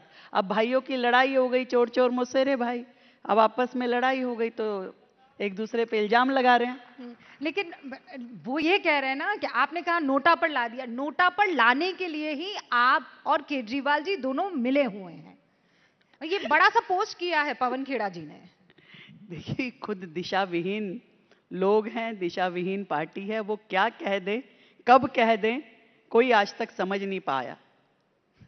अच्छा रेखा जी, साल भर पूरा हो गया है, क्या क्या काम आपने किया है और किस पर इतरा रही हैं? देखिए, एक साल यानी 365 दिन कोई इतना बड़ा कालखंड नहीं है कि मैं कहूं कि बहुत ढेर सारी उपलब्धियां आप कह रही हैं, इतरा रही हैं। पर मैं एक चीज़ पे जरूर अपने आप में संतुष्टि महसूस करती हूं कि पूरी शिद्दत के साथ, पूरी मेहनत के साथ इन 365 दिनों में दिल्ली सरकार ने, उनकी मुख्यमंत्री ने, पूरी टीम ने दिल्ली की जनता के लिए काम किया, जनता के बीच रह के काम किया और हर समस्या को आमने सामने से लड़ाई लड़ी है और उनको बेहतर समाधान देने की कोशिश की है। यही मेरी एकमात्र उपलब्धि है। जब आप ये बात कहती हैं तो विपक्ष के कुछ कड़े सवाल जहन में आते हैं। जैसे आम आदमी पार्टी कह रही है कि हमने जितना काम किया उस पर आप लोगों ने पानी फेर दिया, यानी बीजेपी की सरकार ने कहा आपने झूठे वादे किए, उसे पूर्ण नहीं किया। जितना उन्होंने दिल्ली को दिया, अब आप धीरे धीरे दिल्ली से वापस वो ले रही हैं। प्रदूषण के मामले में आपने बहुत बड़े बड़े वादे किए थे, आज भी आप देखिए वो प्रदूषण जस का तस है। ऐसा भी है कि बड़े बड़े मेहमान दिल्ली में आते हैं, वो कहते हैं सब हल हो सकता है, लेकिन ट्रैफिक की जो समस्या है उससे दिल्ली को निजात नहीं मिल सकती है। ऐसी बहुत सी चीजें हैं। तो राइजिंग भारत में राइजिंग दिल्ली उस लेवल पर पहुंची है क्या? रूबिका जी, मैं पूछना चाहती हूँ, 11 साल वाली सरकार यदि 1 साल की सरकार से इन बातों का जवाब मांगे तो क्या ये उचित है? पर फिर भी मैं देना चाहती हूँ उस 11 साल की सरकार के लोगों को जो अपने कार्यकाल में कुछ नहीं कर पाए और आज हमसे 365 दिन पूरे होने पे ये कहते हैं कि भाई ट्रैफिक कम हो, पॉल्यूशन कम हो, खत्म हो जाना चाहिए, जवाब मांगेंगे वाटर लॉगिंग का। एक एक समस्या जो दिल्ली की लीगेसी प्रॉब्लम बना करके वो लोग गए, उनकी लापरवाही, नज़रअंदाजी ने दिल्ली की प्रॉब्लम को बढ़ाया। हमने उनके समाधान के लिए काम किया है। साइंटिफिक रोड मैप के साथ रोजाना एक कदम हम आगे बढ़े हैं। आपने जिन जिन समस्याओं की बात की, आपने कहा जी उनके किए पे पानी फेर दिया। उनके किए हुए भ्रष्टाचार पे पानी फेरा होगा जरूर। उनकी भ्रष्टाचार के लिए सिस्टम में जितनी लीकेजेस थी उस पे जरूर हमने पानी फेरा होगा। वो सारे रास्ते जिसके माध्यम से भ्रष्टाचार होता था उस पूरे सिस्टम को बंद करके बहुत ही ट्रांसपेरेंट सिस्टम हमने डिजिटलाइज किया। पूरी सरकार को, हर विभाग को, सारी फाइलों को आज की डेट में दिल्ली सरकार में हर फाइल ई फाइल के माध्यम से जाती है। आज हर काम डिजिटलाइज हो चुका है, हॉस्पिटल से लेकर के स्कूल एडमिनिस्ट्रेशन तक। आज हर चीज की जवाबदेही, अकाउंटेबिलिटी तय है। तो कोई भी चीज ऐसी हो नहीं सकती कि जिसके माध्यम से जनता का पैसा किसी भी करप्शन में जाए, पहली बात। फिर आपने अलग अलग समस्याओं की बात की। आपने कहा ट्रैफिक जैम। क्या पोल्यूशन मुक्त दिल्ली कभी होगी? डेफिनेटली होगी, जरूर होगी। हर साल दिल्ली को बेहतर हवा, बेहतर पर्यावरण दिखाई देगा। ये हमारी सरकार का दिल्ली की जनता के साथ पूर्ण वादा है। और इस 1 साल में हमने जो जो पॉल्यूशन के निमित्त किया है, मैं वो भी जरूर बताना चाहूंगी। पॉल्यूशन को हमने केवल एक मौसम और एक सेगमेंट मान के काम नहीं किया। पॉल्यूशन को एज ए होल, एक पर्यावरण की दृष्टि से क्या क्या इसमें बेहतर होना चाहिए, उसमें हर विषय पे, हर सेगमेंट पे हमने काम किया। चाहे वो धूल हो, चाहे धुआं हो। जहां तक धुएं की बात मैं करती हूं तो जो वेहिकुलर एमिशन है उस पे बेहद संजीदा तरीके से सरकार ने कदम उठाए। हमने दिल्ली में नो पीयूसी, नो फ्यूल लागू किया। दिल्ली में अब तक की सबसे बड़ी इलेक्ट्रिक बसों की फ्लीट हमने ला करके दी, जो पूरे देश के हर राज्य से, बड़े बड़े राज्यों से भी ज्यादा बड़ी दिल्ली की इलेक्ट्रिक फ्लीट है। आज 4000 बसें दिल्ली में हमारे पास इलेक्ट्रिक है। और हमारा मिशन है कि 100% क्लीन फ्यूल हम व्हीकल दिल्ली को दें, पूरा ट्रांसपोर्टेशन का मोड हम बदल दें। यहां तक कि लोगों के प्राइवेट व्हीकल्स के लिए भी हम ईवी पॉलिसी लेकर के आ रहे हैं, जिसमें हम लोगों को मोटिवेट भी करेंगे, सब्सिडीज भी देंगे। लोग ज्यादा से ज्यादा पब्लिक ट्रांसपोर्ट पे जाएं, ज्यादा से ज्यादा ईवी व्हीकल्स को वो लोग लें। लास्ट माइल कनेक्टिविटी पे सरकार लगातार काम कर रही है, क्योंकि एक व्यक्ति जब तक पब्लिक ट्रांसपोर्ट को नहीं अपना पाएगा जब तक कि उसे लास्ट माइल कनेक्टिविटी ना मिले। पूरी दिल्ली में एक और बड़ा काम जो कि इस धुएं से जुड़ा हुआ है वो है आपके फिटनेस सेंटर, टेस्टिंग स्टेशंस, जिस पे पिछली सरकार ने कतई काम नहीं किया। आज हमारी सरकार ने दिल्ली में ऑटोमेटेड टेस्टिंग स्टेशंस खोलने का काम कर रही है ताकि दिल्ली का प्रत्येक व्हीकल आप मैन्युअली नहीं ऑटोमेटिकली उसकी फिटनेस चेक हो और हर व्हीकल एमिशन फ्री हो, फिट टू मूव हो। और उसके लिए पहली बार दिल्ली सरकार के द्वारा इस तरह के मूव हुए हैं। हमने अभी तक 2 ऑटोमेटेड टेस्टिंग स्टेशन उनका शिलान्यास कर चुके हैं जिनका काम जून तक पूरा होने वाला है और नए 5 की तैयारी हमारी है। और इसके अलावा पूरी दिल्ली में वृक्षारोपण से लेकर के मशीनों के द्वारा सफाई, नए लीटर पिकर लेने की व्यवस्था, इन सारे कामों को बहुत ही प्लान्ड तरीके से कि कब तक क्या काम पूरा होना चाहिए, किस तरीके से पॉल्यूशन को कम होना है। पहली बार दिल्ली में रिज एरिया जो है उसमें हमने 4200 हेक्टेयर रिज एरिया को फॉरेस्ट नोटिफाई किया जो आज तक किसी सरकार ने नहीं किया। 35 लाख नए पेड़ हमने 4 साल के अंदर लगाने का प्लान किया और वो भी ऐसे पेड़ जो इंडिजीनियस प्लांट हैं जो कि सच में ऑक्सीजन गिवर हैं, एक ग्रीन कवर शहर का बढ़े उसके लिए हमने काम किया। और पर रेखा जी जब ये सारी बातें आप कह रही हैं तो मैं अगर आंख बंद करूं तो मुझे ऐसा लग रहा है कि मैं कोई खूबसूरत से हिल स्टेशन पर आ गई हूं, है ना। लेकिन सच्चाई ये है कि वो ऐसी, जब दिल्ली में आप जाते हैं तो ऋषि सुनक को ये कहना पड़ता है कि यहाँ पे कुछ समस्याएं ऐसी हैं जो कभी खत्म नहीं हो सकती। फॉर एग्जाम्पल ट्रैफिक हो सकती हैं, खत्म हो सकती हैं जब सरकार और पब्लिक एक दिशा में चलें। पब्लिक पार्टनरशिप के साथ ही चीजें बेहतर होंगी। सरकार अपना काम करेगी, जनता उसमें अपना सहयोग देगी। सरकार पब्लिक ट्रांसपोर्टेशन लाएगी, जनता उसे उपयोग करेगी। सरकार ये ड्राइव चलाएगी, लोग पेड़ों को मेंटेन करेंगे। सरकार रोड जो अपनी वॉल टू वॉल कारपेटिंग करेगी, लोग उसे मेंटेन करेंगे। ये सारी चीजें हम सबको मिलजुल के करनी है क्योंकि दिल्ली हमारी है और हम सबकी जिम्मेवारी है। पर ये आपको लगता है कि इतनी पार्टनरशिप दिल्ली की तरफ से होगी? क्यों नहीं होगी। आज इंदौर जैसा शहर इकट्ठा एकमुश्त होकर काम कर सकता है। जब लोग हमें विदेशों की बातें कहते हैं तो विदेश कोई एक दिन में साफ सुथरे सुंदर विकसित नहीं हो गए हैं।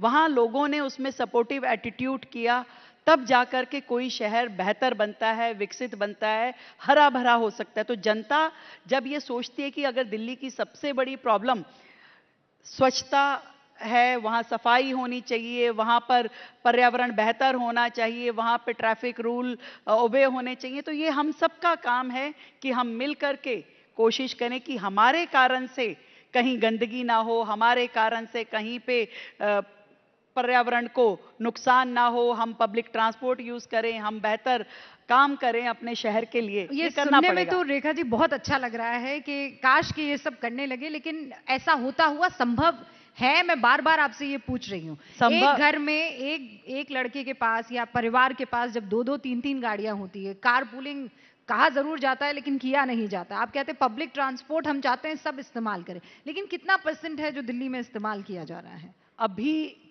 कम है, परंतु दिल्ली की जनता में इस पर्यावरण को लेके जो तकलीफ है, जो पीड़ा है, मुझे लगता है कि दिल्ली की जनता समाधान चाहती है।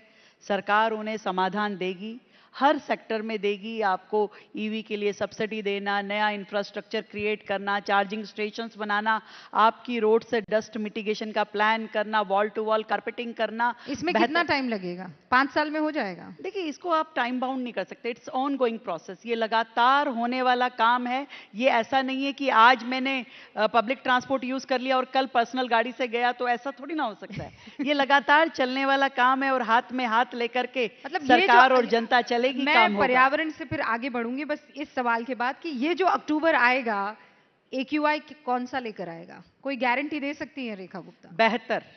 बेहतर AQI दिल्ली का होगा, बेहतर हवा होगी और हम सब लोग मिलकर के इस पे काम करने वाले हैं। एक हाल में जो इंटरव्यू हुआ था उसमें आपने ये कहा कि भैया ऐसा है कि आम आदमी पार्टी ने जो कर्ज लिया था, मेरा कुछ टाइम तो वो कर्ज चुकाने में ही चला गया है।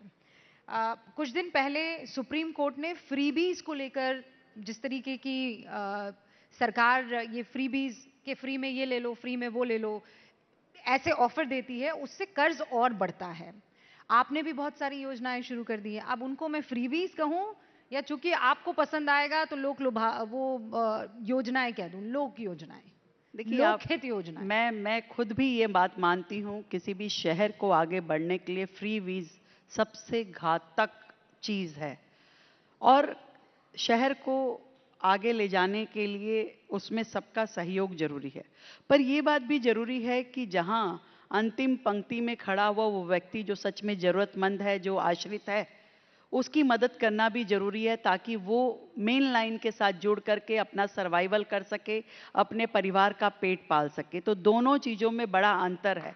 मैं जिस विचार को लेकर के चलती हूँ, मैं ये सोचती हूँ कि ठीक है, जहाँ आपको उन परिवारों को एक सपोर्ट देना है, एक हैंड होल्डिंग करनी है, वहीं आपको विकास का रास्ता नहीं छोड़ सकते। इस 1 साल में जितने प्रोजेक्ट सरकार के अधूरे पड़े थे, हमने उसको पूरा करने के लिए काम किया, और सैकड़ों नए प्रोजेक्ट पे दिल्ली सरकार ने काम किया, चाहे वो फ्लाईओवर्स हैं, चाहे अंडरपास हैं, चाहे फुटओवर ब्रिज हैं, चाहे एलिवेटेड रोड है, चाहे मेट्रो का नेक्स्ट फेज है। इन सब पे सरकार ने काम किया है, एक बेहतर दिल्ली के लिए, एक नए फ्यूचर के लिए, बेहतर इंफ्रास्ट्रक्चर के लिए। पर जब आप ये बेहतर बात कहती हैं और कहती हैं कि नहीं, जो अंतिम पंक्ति में खड़ा व्यक्ति है उस तक भी सुविधा पहुंच जानी चाहिए, तो फिर आपकी तरफ से किया गया 2500 रुपए का वादा आता है, तो वो कब दे रही हैं आप? देखिए, 2500 से पहले तो मैं बहुत कुछ जो दे चुकी, मैं उसकी चर्चा जरूर करना चाहूँगी। आज दिल्ली शहर देश की राजधानी, जहाँ हजारों लोग रोजाना आते हैं काम के, रोजगार के लिए, कोई इलाज के लिए आता है, कोई पढ़ाई के लिए आता है।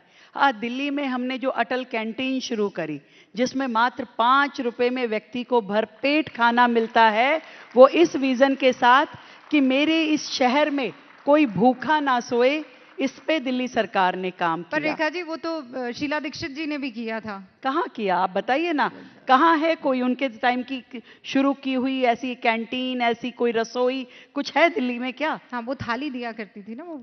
आप पता नहीं, आप लोग बताएं कोई थाली थी, वो चली, पहुंची, किसी के तक आई?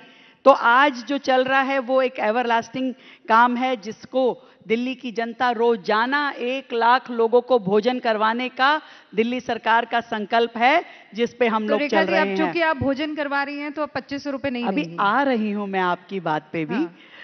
हमने कहा था कि होली और दिवाली सिलेंडर देंगे। इस होली हम दिल्ली की अपनी बहनों को सिलेंडर देने जा रहे हैं। ये एक बड़ी जो बात थी। और इसी तरीके से दिल्ली में जो हमने आयुष्मान योजना कहा था, नहीं रुकिए, हमने उसमें नहीं रुकिए, पहले आप चूंकि थाली दे रही हैं तो 2500 नहीं देंगी आप? अभी आया रही हूं मैं। सिलेंडर दे रही हैं तो 2500 नहीं देंगी आप? नहीं, आप ऐसे कैसे क्यों कर रही हैं, जैसे कि आम आदमी पार्टी का कोई कार्यकर्ता आपके अंदर से बोल रहा है। अब थमिए, अब सुनिए, मैं आ रही हूँ। मैं तो जनता की तरफ से सवाल पूछ रही हूँ। हाँ, मैं नहीं, अभी जनता जो चाहती है। का कार्यकर्ता हूँ, आम आदमी पार्टी का नहीं। मैं ये कहना चाहती हूँ, मैं आम आदमी का कार्यकर्ता हूँ। मैं ये कहना चाहती हूँ, मैंने दिल्ली की जनता की जरूरतों को समझते हुए एक प्रायोरिटी लिस्ट तय की है, जिसमें मुझे ये लगता है कि पहले दिल्ली की जनता को पानी की पाइपलाइंस की जरूरत है, हर घर तक पानी की जरूरत है, बेहतर सीवर लाइनों की जरूरत है, हर बच्चे को यहाँ पर जो स्कूल की कमी है उसको पूरा करना चाहता है, ये जो अधूरे हॉस्पिटल है इसको पूरा मुझे करना है, जो ये मेट्रो का फेज था जिसमें पिछली सरकार अपनी देनदारियां मेरे लिए छोड़ के गई थी, मैंने वो सारी देनदारियां क्लियर करने का फैसला किया। उसमें से 3000 करोड़ मैंने पिछले अकाउंट के दिए और 5000 करोड़ मैंने अगली कॉरिडोर के लिए पे किया है। मेरी दिल्ली की जनता कहती है कि पहले ये सब हमें दो और उसके बाद 2500 भी मैडम देना चाहेगी तो जरूर देगी, और मैं वायदा करती हूं कि मेरी दिल्ली की बहनों को 2500 रुपए भी मिलेंगे। मतलब सोचिए, 2500 रुपए नहीं मिले हैं तब भी रेखा गुप्ता जिंदाबाद, क्योंकि उन्हें विकास मिल रहा है। विकास के साथ में जो हमने कहा वो सब दिया जा रहा है, इसलिए दिल्ली की जनता का विश्वास हम पे है और उस विश्वास को कायम रखना मेरी प्रतिबद्धता है। पर ऑन अ सीरियस नोट, क्या आने वाले सालों में आप इस वादे को पूरा करेंगे या ये आपके लिए बोझ बन गया है? नहीं, क्योंकि कैश देने की बात थी, फ्री बीज देने की बात थी, तो ऐलान तो कर दिया, लेकिन अब बोझ बन रहा है। नहीं, ऐसा नहीं मैं कह सकती। निश्चित रूप में दिल्ली की बहनों को मजबूत करना, उनको फाइनेंशियल असिस्टेंस करना मेरी इच्छा है और मैं उसे जरूर पूरा करूंगी और इसके लिए लगातार काम चल रहा है, क्योंकि वो एलिजिबिलिटी लिस्ट, क्योंकि आज दिल्ली में जिस वर्ग को हम मदद पहुंचाना चाहते हैं उसकी एक सूची तैयार होनी जरूरी है। और ये योजना ये नहीं है कि वन टाइम योजना है, ये योजना लगातार चलने वाली, हर महीने आपको काम देना है, हर महीने आपको उनको फाइनेंशियल असिस्टेंस पहुंचानी है। तो उसके लिए एक बहुत ही अच्छा मेथड जिसके माध्यम से लगातार एक बार मदद शुरू हो तो वो चलती रहे, वो जरूरी है। हम एक पोर्टल के माध्यम से ऑनलाइन इस सारी प्रक्रिया को करेंगे ताकि कोई भी इसमें लीकेज ना रहे और कोई भी पात्र बहन उसमें छूटे ना, ये मेरी इच्छा है। अब मैं यमुना की सफाई की तरफ आ रही हूँ, क्योंकि 2500 को लेकर बहुत सवाल हुए और उसका जवाब आपने यहाँ पर दिया है। कई लोग इससे इत्तेफाक रख सकते हैं, कई नहीं भी रख सकते हैं, लेकिन क्या सच में ये जो पैसों को देने का ऐलान होता है अलग अलग सरकारों की तरफ से, ये आखिरी सवाल और फिर मैं आगे पहुंचूंगी, ये जीत का फॉर्मूला बन गया है और उसके बाद इसके क्रियान्वयन पे देरी हो तो होती रहे? देखिए, जनता बहुत समझदार है, वो जानती है कि विकास का रास्ता किस पार्टी के माध्यम से स्वरूप लेने वाला है और हर राज्य को विकास चाहिए, शिक्षा चाहिए, हेल्थ चाहिए। कोई भी राज्य केवल और केवल फ्री बीज के लालच में सरकारें नहीं बना सकता और ना बनाना चाहता। इसलिए आपकी परफॉर्मेंस बहुत इंपॉर्टेंट है और दिल्ली में जो विकास के काम इस समय चल रहे हैं और जितनी दिल्ली की समस्याएं थी, अब उनके ऊपर जिस तरीके से ट्रिपल इंजन की सरकार के माध्यम से काम हो रहा है, मुझे लगता है दिल्ली की जनता संतुष्ट है। उनकी आंखों में, उनकी निगाहों में जो आशाएं मुझे दिखती हैं वो ये कहती हैं कि आप काम करते रहिए, हम आपके साथ हैं। ये जो ट्रिपल इंजन की सरकार है रेखा जी, ये आपके लिए बहुत प्रेशर क्रिएट करती है, क्योंकि भाई पहले की सरकारों के साथ तो ये होता था कि काम नहीं होता है तो आप केंद्र के ऊपर जिम्मेदारी दे सकते हैं, या अगर कोई और छोटा काम नहीं होता है तो आप लोकल बॉडीज पर आरोप थोप सकते हैं। लेकिन आपके साथ तो ऐसा नहीं है, लेफ्ट में भी आपकी सरकार, राइट में भी आपकी सरकार और सेंटर में आप बैठी हुई हैं। तो ये ट्रिपल इंजन की सरकार प्रेशर आपके कंधों पर डाल रही है कि नहीं डाल रही है? मैं ये मानती हूं कि दिल्ली में तीनों लेवल्स पे एक गवर्नमेंट का होना इस समय का सबसे सौभाग्यशाली क्षण है, सबसे लकीएस्ट टाइम है, क्योंकि इस समय किसी भी प्रकार के आरोप प्रत्यारोप करने का कोई मौका किसी के पास नहीं है, पहली बात। और दूसरी बात, कोई क्रेडिट की लड़ाई नहीं है। आज जब मैं काम करती हूं तो इक्वली सेंट्रल गवर्नमेंट की मैं हेल्प लेती हूं, एनसीआर स्टेट्स की मैं हेल्प लेती हूं, मैं अपनी लोकल बॉडीज के ऊपर पूरा काम का प्रेशर रख के उनसे काम लेती हूं। तो कहीं से कहीं तक जनता के बीच में कोई भी जाता है तो वो काम की जिम्मेवारी उठाता है। उस काम को करने के लिए सांसद, विधायक, पार्षद तीनों मिलकर ताकत लगाते हैं और इसीलिए दिल्ली के कामों को स्पीड मिल पा रही है। तो मैं इसे लायबिलिटी नहीं मानती, मैं इसे प्रेशर नहीं मानती, मैं इसे दिल्ली के लिए एक बहुत ही अच्छा मौका मानती हूं कि इस समय जितनी मेहनत हो सके करनी चाहिए ताकि दिल्ली विकास की ओर आगे बढ़े। यमुना सफाई की ओर कब बढ़ेगी? बढ़ चुकी है यमुना जी सफाई की ओर, क्योंकि इससे पहले की सरकारों ने कभी उस विषय के महत्व को समझा नहीं था, ना ही उस पे काम किया था।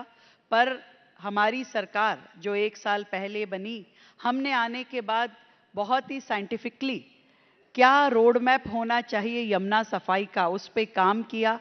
जितने ड्रेन्स यमुना जी में जाके गिर रहे थे उन सब की ड्रोन मैपिंग करी, उसकी सिल्ट की मैपिंग करी।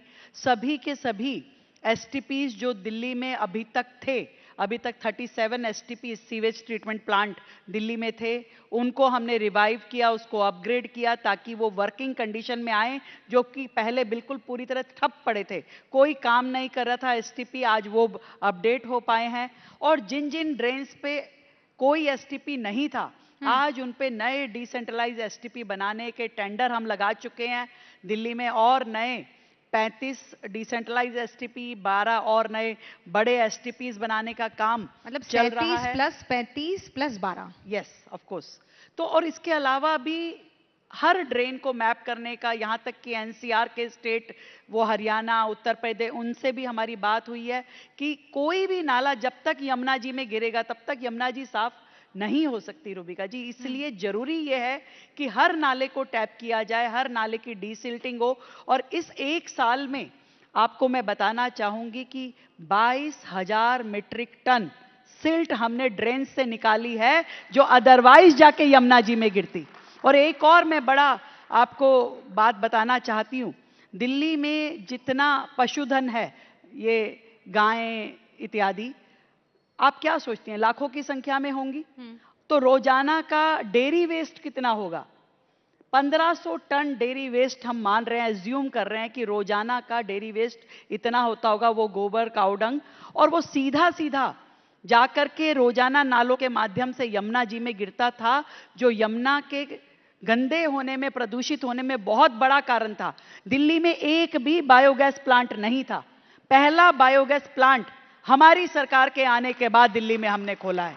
2 अभी तक हम खोल चुके हैं प्लांट। 300 टीपीडी की कैपेसिटी उसकी है। 1500 टीपीडी तक हमें उसे लेकर के आना है। इसके लिए अब सरकार काम कर रही है कि ये गोबर कहीं से भी, किसी भी रास्ते से यमुना जी में ना जाए, सिल्ट यमुना जी में ना पहुंचे, नाले यमुना जी में अपनी गंदे स्वरूप के साथ ना गिरें।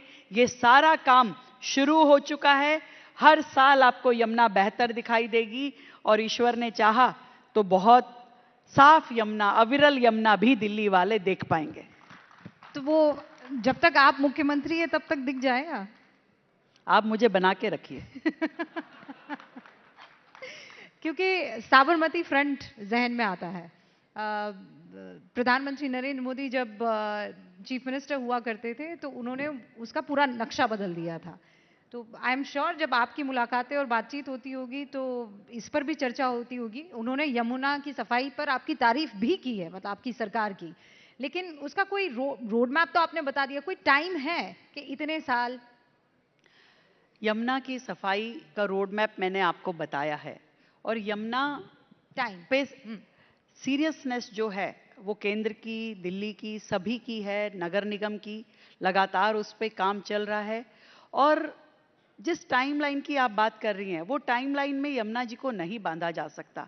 यदि आज जो एसटीपी बनना शुरू हुआ है उसे 2 साल अगर बनने में लगते हैं, वो वर्किंग कंडीशन में 2.5 साल बाद आता है। और ऐसे हर नाले को टैप करने का जो काम शुरू हुआ है, इसमें समय जरूर लगेगा। तो मतलब 2.5 साल बाद मैं क्रूज पर आपका इंटरव्यू ले सकती हूँ यमुना? क्रूज पे तो आप पहले ही ले लेना, वैसे वो क्रूज नहीं है, यमुना सफारी है। वो आप पहले भी ले सकती हैं, उसे तो हम पहले ही चला देंगे। परंतु यमुना के अविरल रूप की यदि मैं बात करूं तो उसमें समय जरूर लगेगा, परंतु सरकार की नीयत और नीतियां बिल्कुल स्पष्ट है। काम दिखाई देने शुरू हो जाएगा और आप सबको संतुष्टि होगी कि हम सही दिशा में आगे बढ़ रहे हैं। आप गजेंद्र सिंह शेखावत जी हमारे बीच पधार चुके हैं, जोरदार तालियों से उनका भी स्वागत कीजिए।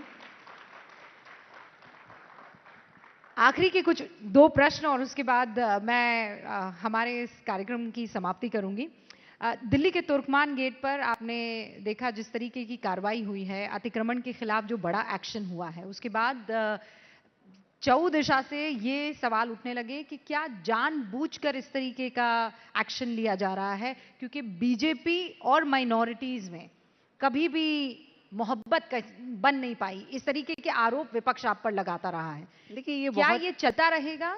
ये बहुत ही खराब एलिगेशन है। झुग्गी अगर किसी नाले पे बसी है, कोर्ट के ऑर्डर हो गए, झुग्गी को हटाया गया तो जी सरकार ने झुग्गी तोड़ दी। कोई मंदिर बिल्कुल सड़क किनारे बन गया है, रास्ते में लोगों को आने जाने में दिक्कत है, किसी ने पिटीशन लगा दी, कोर्ट ने ऑर्डर दे दिया तो सरकार ने मंदिर हटवा दिया। और अब आप कहें कि मस्जिद हटवा दी, या मस्जिद तो नहीं हटाई पर वो उसकी एंक्रोचमेंट हटा दी। ये कुछ निर्णय ऐसे होते हैं जिसमें कोर्ट के ऑर्डर होते हैं, और एंक्रोचमेंट एक ऐसा विषय है जो हर दिल्ली वासी को दिक्कत देता है। तो उसमें कुछ भी होगा, कोई भी चीज़ होगी, वो जो दिल्ली की जनता के लिए तकलीफदायक है, मुझे लगता है कि एडमिनिस्ट्रेटिव डिसीजन जो आता है कोर्ट से उसे मानना चाहिए, और वो दिल्ली के हित में है। इसमें कहीं से कहीं तक किसी प्रकार का भेदभाव या किसी व्यक्ति विशेष या किसी धर्म विशेष का ये निर्णय है ही नहीं, ये दिल्ली को बेहतर चलाने की दिशा में निर्णय है। एक आखिरी सवाल, आप जहां पर बैठी हैं यहीं पर एआई समिट हुआ था और यहीं पर कांग्रेस के आईवाईसी के कार्यकर्ता आए थे जिन्होंने शर्टलेस प्रदर्शन किया था। प्रधानमंत्री जब राइजिंग भारत के मंच पर आए तो उन्होंने ये कहा कि कांग्रेस अपने कपड़े फाड़ती रहे, भारत जो है वो आगे का रास्ता तय करता रहेगा।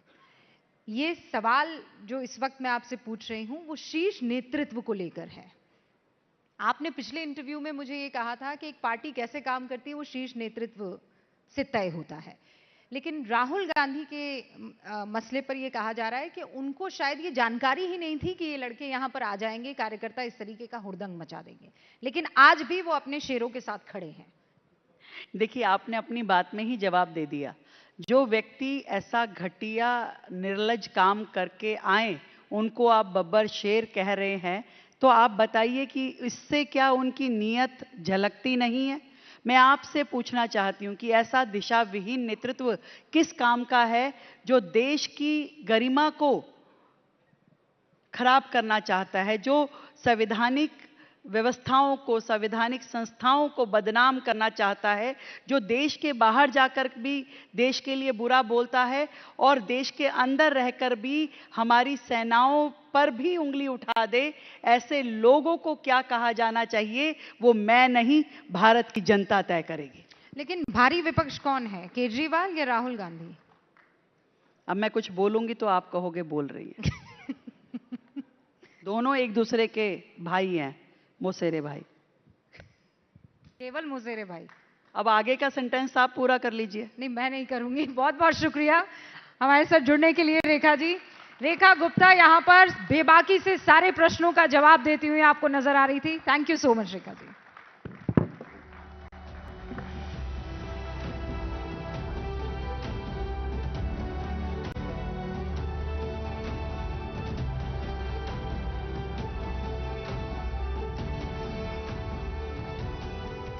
Thank you so much, Srimati Rekha Gupta, Honorable Chief Minister of Delhi, for envisioning the path to the future for Delhi.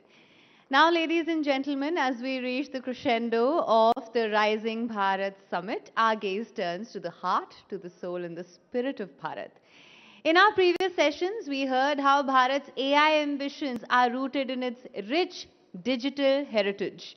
Now, let's journey through the country's cultural tapestry, where history, diversity, and creativity entwine. How does India's cultural wealth shape its global narrative? From ancient traditions to modern expressions, how is India's heritage influencing its future? In the concluding session of Rising Bharat 2026, let's explore India's cultural treasures, stories, and their impact with Gajendra Singh Shekhawat, Union Minister for Culture and Tourism, in conversation with Amish Devgan for a session on the rise of Bharat's cultural economy.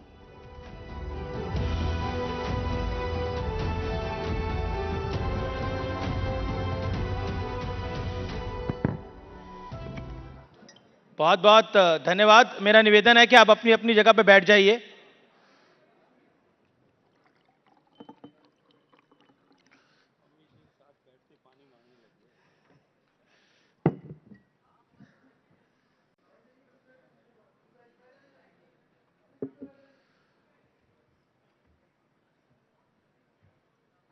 Shekhawat जी, ये आखिरी session है, आपका अभिनंदन है news 18 पर। Rising Bharat summit में आपका अभिनंदन है। आपसे आज ऐसे वक्त में बात हो रही है जब देश में mother of all deals US के साथ ट्रेड डील हो रही है, लेकिन दूसरी तरफ भारतीय जनता पार्टी की सरकार कह रही है कि भारत उभर रहा है, राइजिंग भारत है।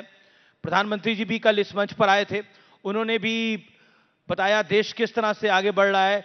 लेकिन राहुल गांधी का एक ही नैरेटिव है, वो कहते हैं कि कॉम्प्रोमाइज्ड है प्रधानमंत्री। अमीश भाई धन्यवाद आपका,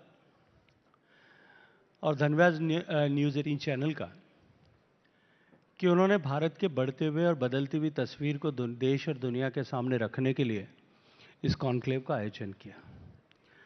आपने जब अपने प्रश्न की शुरुआत की, आपने बड़ी गर्मजोशी के साथ में बोला ये गजेंद्र भाई ये आखिरी जो है सेशन है, मैं घबरा गया। फिर आपने ठीक कर दिया कि ये इस कॉन्क्लेव का आखिरी सेशन है। जी जी, मुझे लगा मुझे धमकी दे रहे हैं। देखिए, निश्चित रूप से भारत बदल रहा है और पूरा विश्व इस बात को स्वीकार करता है। जी, नरेंद्र मोदी जी के नेतृत्व में सरकार को काम करते हुए लगभग 12 साल का समय पूरा होने वाला है, 11.5 साल पूरे हो गए। पहले 5 साल फंडामेंटल काम करके ऐसी सारी कमियां जो इतने सालों से जो कुछ हो जाना चाहिए था वो जो नहीं हो पाया, सामान्य मानवी के जीवन में बचशेष रह गई कमियों को पूरा करने के लिए काम हुआ, और उनकी ताकत को बढ़ा करके भारत के इंफ्रास्ट्रक्चर को स्ट्रेंथन करके पिछले 5 साल में माननीय प्रधानमंत्री जी के दूसरे स्पेल में देश की अर्थव्यवस्था को ऊपर उठाने के लिए काम किया। दुर्भाग्य से कोविड आया, लेकिन कोविड को भी एक अपॉर्चुनिटी, आपदा में अवसर खोजने का मंत्र देकर के देश में नया आत्मविश्वास फूंक करके अविश्वास से घिरे हुए भारत को विश्वास में तब्दील करने का काम माननीय नरेंद्र मोदी जी ने किया। भारत की अर्थव्यवस्था जिस गति के साथ में बढ़ रही है, जिस तरह से बढ़ रही है, नाउ इंडिया इज इनएविटेबल। पूरी दुनिया को भारत के साथ में कदम ताल करके काम करना ही पड़ेगा जी। और हमने देखा मदर ऑफ ऑल डील्स, जिसके लिए पिछले कई दशक से प्रयास हो रहे थे, नई शुरुआत नहीं थी, लगभग 22-23 साल से इसके लिए प्रयास हो रहे थे, वो सफल हुए और निश्चित रूप से भारत के लिए एक नया मार्ग खुला है। ठीक इसी तरह से अमेरिका के साथ में जो पूरे विश्व भर के ऊपर उन्होंने जिस तरह से एक टैरिफ का एक नया सिस्टम शुरू किया था, उसमें भारत को जो लेवरेज इस यूएस टैरिफ डील के बाद में मिला है, और भारत के किसानों का, भारत के दुग्ध उत्पादकों का, भारत के पशुपालकों का, इन सब के हितों का संरक्षण करते हुए भी भारत के हित में इस तरह का निर्णय हो पाया है। मैं ये मानता हूं कि इन दोनों के बाद आने वाले समय में भारत की अर्थव्यवस्था का सुनहरा काल जो प्रारंभ हुआ है, ये और भी ज्यादा चमकदार बनेगा। नहीं, निश्चित तौर पर सरकार अपने दावे करती है, और एज अ न्यूज़ नेटवर्क हमारा काम है कुछ सवाल पूछना और सरकार को सत्य और तथ्य की कसौटी पर कसना। किसानों के मुद्दों को लेकर राहुल गांधी बहुत सी बयानबाजी कर रहे हैं। क्या आपको लगता है कि सरकार अपना मैसेज ठीक से पहुंचा नहीं पाई, या विपक्ष को समझा नहीं पाई? देखिए, जो जानबूझ करके सोया हो ना, आंख मीच करके उसको जगाने का कोई रास्ता नहीं होता। राहुल गांधी कह रहे हैं मैं बहुत जागा हुआ हूं। मुझे मेरी बात, मैं सरकार को भी जगा रहा हूं। मुझे मेरी बात पूरी करने ले दीजिए जी। या अपने किसी पर्टिकुलर मोटिव को, अपनी किसी महत्वाकांक्षा को पूरा करने के लिए कोई अगर सोने का नाटक कर रहा हो या उससे इतर बात कर रहा हो, तब उसको जगाने का या उसको उस मार्ग से हटाना बहुत कठिन होता है। इससे इतर हट करके जो आपके पहले प्रश्न में भी जो कुछ बाकी रह गया था, उसका और आपके इस दोनों प्रश्न का उत्तर एक साथ देता हूं। देखिए, विपक्ष में होने के नाते कुछ ना कुछ करना, सरकार की आलोचना करना उनकी शायद मजबूरी होगी, लेकिन हर ऐसे अवसर पर जब भारत के 140 करोड़ लोग अपने आप को भारतीय होने पर गर्व कर सकें, हर ऐसे अवसर पर भारत को उस गर्व के बोध को नीचा दिखाने, कम करने का काम राहुल गांधी जी ने किया। मैं कुछ उदाहरण दे देता हूं आपको।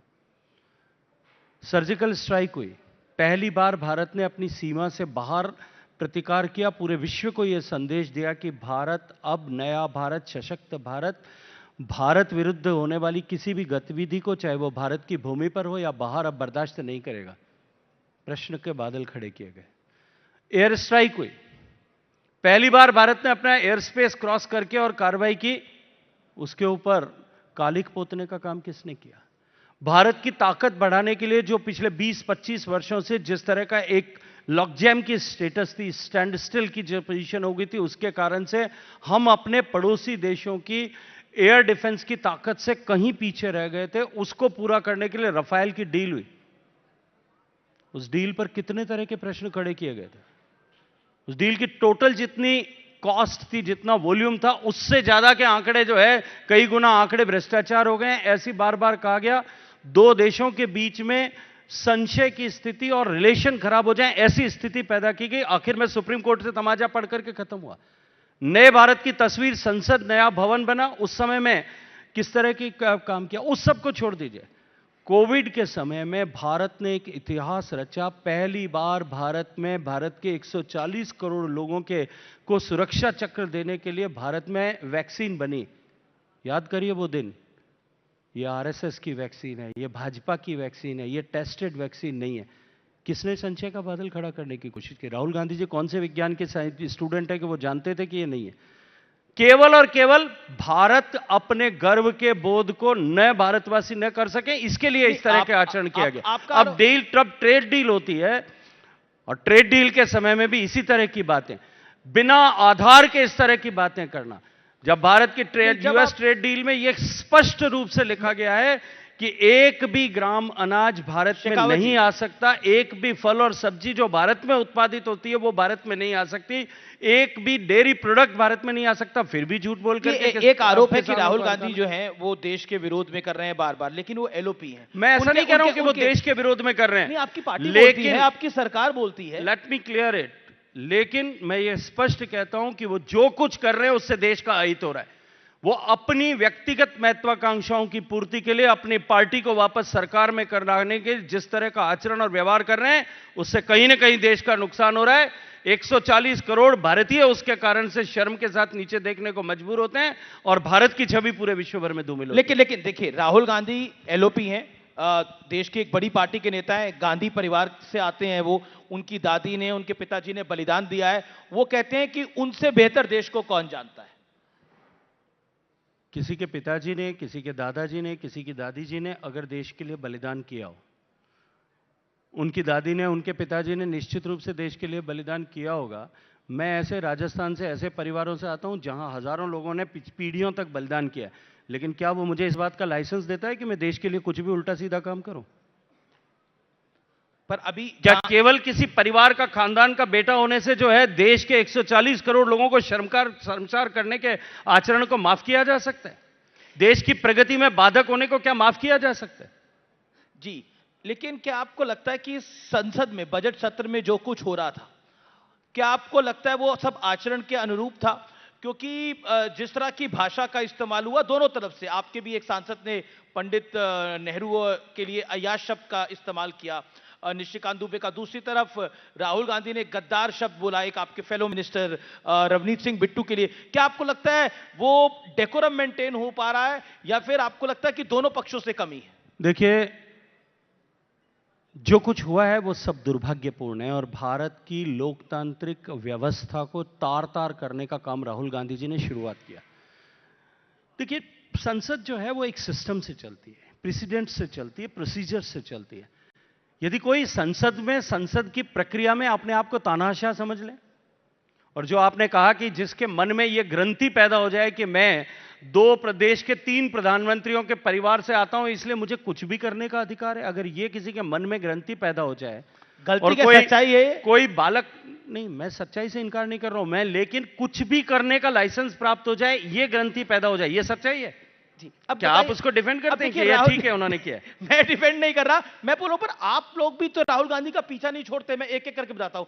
जगत प्रकाश नड्डा, बीजेपी के फॉर्मर प्रेसिडेंट, राज्यसभा में आपके नेता भी हैं, सेंट्रल मिनिस्टर भी हैं, उन्होंने राहुल गांधी को बोला अबोध बालक, और आपके मेंबर ऑफ पार्लियामेंट बोल रहे हैं अबोध बालक कोई खराब शब्द नहीं है। अच्छा, फिर गजेंद्र सिंह शेखावत, आपके एक और माफ करिए गिरिराज सिंह, आपके एक और सेंट्रल मिनिस्टर, वो कहते हैं कि अब एआई समिट का हाल देख के हमें डर लगता है कि राहुल गांधी कहीं गंजी और कहीं दूसरे अंग वस्त्र में कहीं पार्लियामेंट में ना जाइए, वो लोग बोलते हैं। अब बताइए कांग्रेस नहीं, लेकिन जिस तरह का व्यवहार और आचरण राहुल गांधी जी ने किया है और कर रहे हैं, कोई आश्चर्य नहीं है कि कभी वो उस दिन ऐसा करते हुए भी नजर आ जाए। आपको लगता है राहुल गांधी गंजी और किसी और चीज में आ जाएंगे पार्लियामेंट? देखिए, अब तक जो उन्होंने आचरण और व्यवहार किया वो अबोध बालक के जैसा ही है, जिसको भारत के गर्व का बोध न हो, वो केवल और केवल सेल्फ कॉम्प्लिसेंसी की स्टेज में जी रहा हो, उससे कुछ भी अपेक्षा की जा सकती है। लेकिन कांग्रेस कहती है कि राहुल गांधी से डर रही है भारतीय जनता पार्टी। वो बोलते हैं, 4-4 मंत्री बोलने के लिए आते हैं, नैरेटिव पूरी सेशन में राहुल गांधी सेट करके चले गए हैं। नरवणे साहब की किताब हो या बाकी मुद्दे, राहुल गांधी नैरेटिव सेट कर रहे हैं, सरकार फॉलो कर रही है। ये कांग्रेस का एक सेंस ऑफ सेल्फ कॉम्प्लिसेंसी में जब लीडर जीने लगता है ना, तब पॉलिटिकल हाई सिस्टम में जो है, it always flow from top to bottom, तब पार्टी भी उसी तरह से बिहेव करने लगती है। लेकिन मैं आपको आज जिम्मेदारी से एक बात कहता हूं कि अपने व्यवहार से जिस तरह से कांग्रेस सिमटते सिमटते सिमटते सिमटते सिमटते आखिरी कोने तक पहुंच गए, माइक्रोस्कोप लगाना पड़ता है ढूंढने के लिए, वो कांग्रेस में, विद इन द कांग्रेस, ये जो कुछ व्यवहार राहुल गांधी जी कर रहे हैं और जो एग्रेशन दिखा रहे हैं, वो इसलिए है कि वो अब उनका सिमटना प्रारंभ हो गया है। अपने आप को कांग्रेस में प्रासंगिक बनाए रखने के लिए उनको ये एग्रेशन का जो है स्यूडो सेंटिमेंट एक्सप्रेस करने की कोशिश करनी पड़ रही है। पर इस बार 99 सीट्स आई हैं, थोड़ा बेटर परफॉर्मेंस हुआ है। क्या आपको लगता है कि ये जो एआई समिट इसी भारत मंडपम में जिस तरह का विरोध दर्ज हुआ और फिर बब्बर शेर कहा गया, कल प्रधानमंत्री भी इस मंच से आए थे, उन्होंने बोला जनता ने इनको लात मारी है, क्या आपको लगता है कांग्रेस क्यों डिफेंड कर रही है इस चीज को? देखिए, जो कुछ हुआ, स्टैंडिंग बाय इट, जो कुछ हुआ, मैंने कहा वो उसी सीक्वेंस का हिस्सा था। एआई समिट जो दुनिया की सबसे बड़ी एआई समिट थी, जिसमें भारत का प्रभुत्व पूरी दुनिया स्वीकार कर रही थी, भारत दुनिया का तीसरा बड़ा प्लेयर इसमें है, इसको दुनिया मान रही थी। उस समय में जब भारत के लोग ऐसी उपलब्धि पर गर्व कर रहे थे, उस समय फिर उस पर जो है कालिक पोतने का पाप जो है राहुल गांधी जी ने और उनके लोगों ने किया, और उनको बब्बर शेर कह करके उनके आचरण और व्यवहार जो था, उसका मानसिक नंगापन जो है लीडरशिप का, वो उस दिन प्रदर्शित हुआ और उनको बब्बर शेर कह करके भी मानसिक नंगापन जो है वो दिखाई दिया है। मैं एक और विषय पर आता हूं जो आपके दिल के करीब है, वंदे मातरम। 1937 में वंदे मातरम के 2 टुकड़े कर दिए गए थे और उसके बाद अब वंदे मातरम दोबारा राष्ट्रगीत के रूप में पूर्ण स्वरूप में गाया जाने लगा है। इसके क्या मायने हैं? क्योंकि ऑपोजिशन इस पे क्या बोल रहा है मैं बाद में आऊंगा, लेकिन ये लाने के पीछे औचित्य क्या था, सवाल ये है। मैं प्रतिप्रश्न करता हूं कि उसको काटने के पीछे क्या औचित्य था, पहले इस पर चर्चा होनी चाहिए।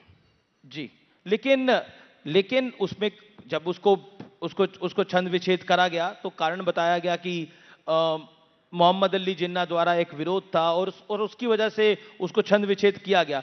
लेकिन आज भी मोहम्मद अली जिन्ना के द्वारा किए गए विरोध के कारण से एक ऐसे महान गीत जिसने भारत के स्वतंत्रता संग्राम को एक सूत्र में बांधने का काम किया, उस गीत को काट दिया था। क्या भारत को आजादी के ठीक बाद में यह निर्णय नहीं करना चाहिए था कि इसको वापस पूरे सिरे से पूरे तरीके से संपूर्ण सम्मान देते हुए उसको वापस पूर्णता के साथ में गाया जाए? लेकिन देखिए, क्योंकि आपकी मंत्रालय वो है, तो इसलिए मैं ये सवाल पूछ रहा हूं।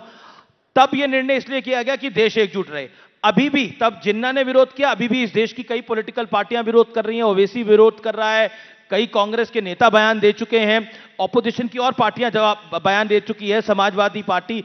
वो कह रहे हैं कि भारतीय जनता पार्टी एक बार फिर राष्ट्रगीत का मुद्दा उठा के हिंदू मुसलमान का घिनौना खेल खेलना चाहती है। इस देश के अंदर कोई और लॉजिक नहीं है। देखिए, जिस पार्टी ने इस देश को हमेशा बांटा, पहले देश को बांटा, देश का बंटवारा स्वीकार किया, फिर देश को बोली और भाषा के नाम पर बांटा, फिर देश को मजहब के नाम पर बांटा, फिर देश को अमीर और गरीब के नाम पर बांटा, फिर देश को अगड़े और पिछड़े के नाम पर बांटा।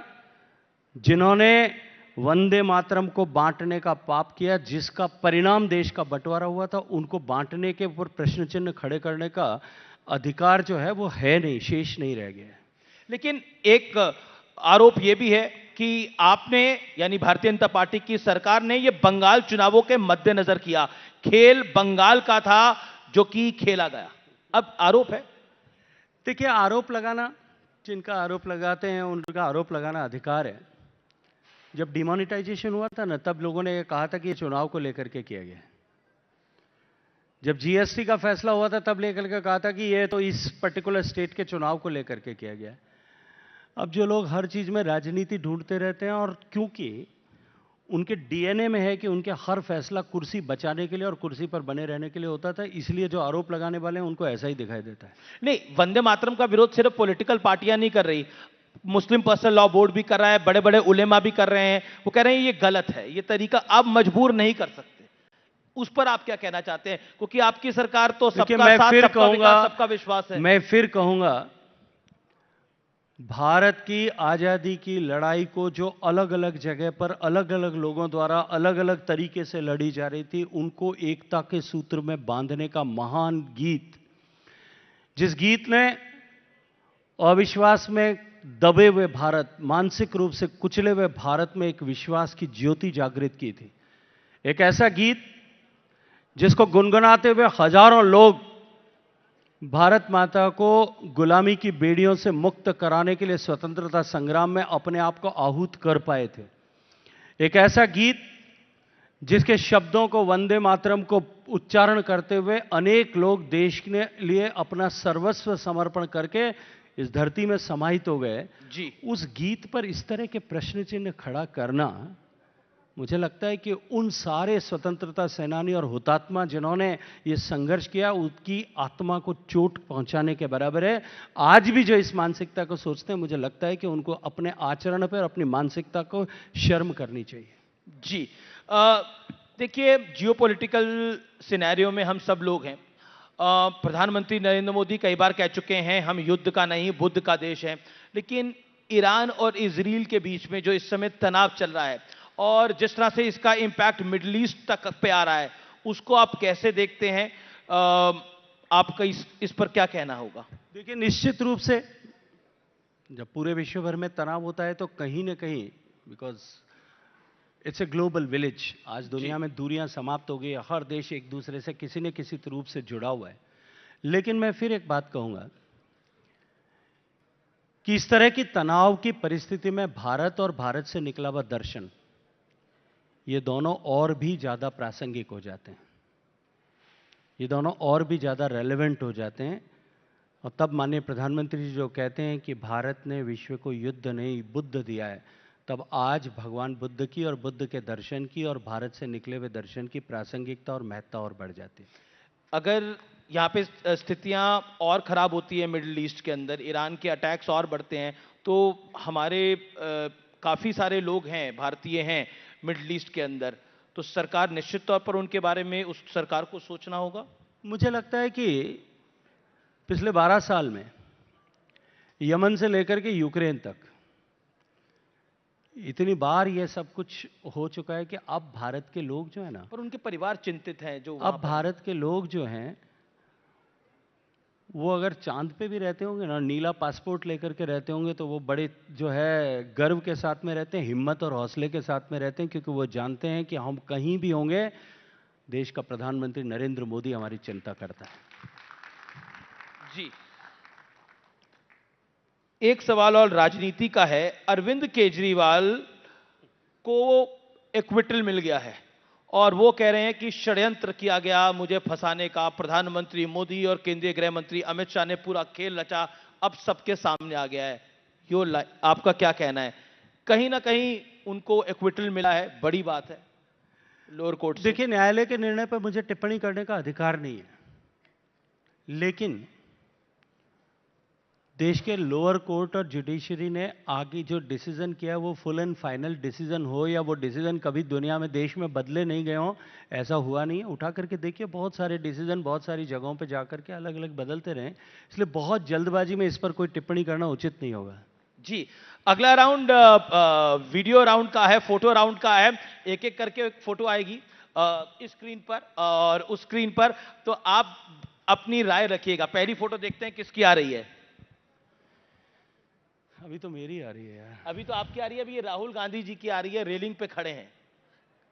चलिए, रेलिंग पे खड़े हैं तब तक तो ठीक है, ऊपर से कूद कब रहे हैं उसका इंतजार करना चाहिए। अगली फोटो देखते हैं किसकी आ रही है। सवाल है विपक्ष का बेहतर नेता कौन है?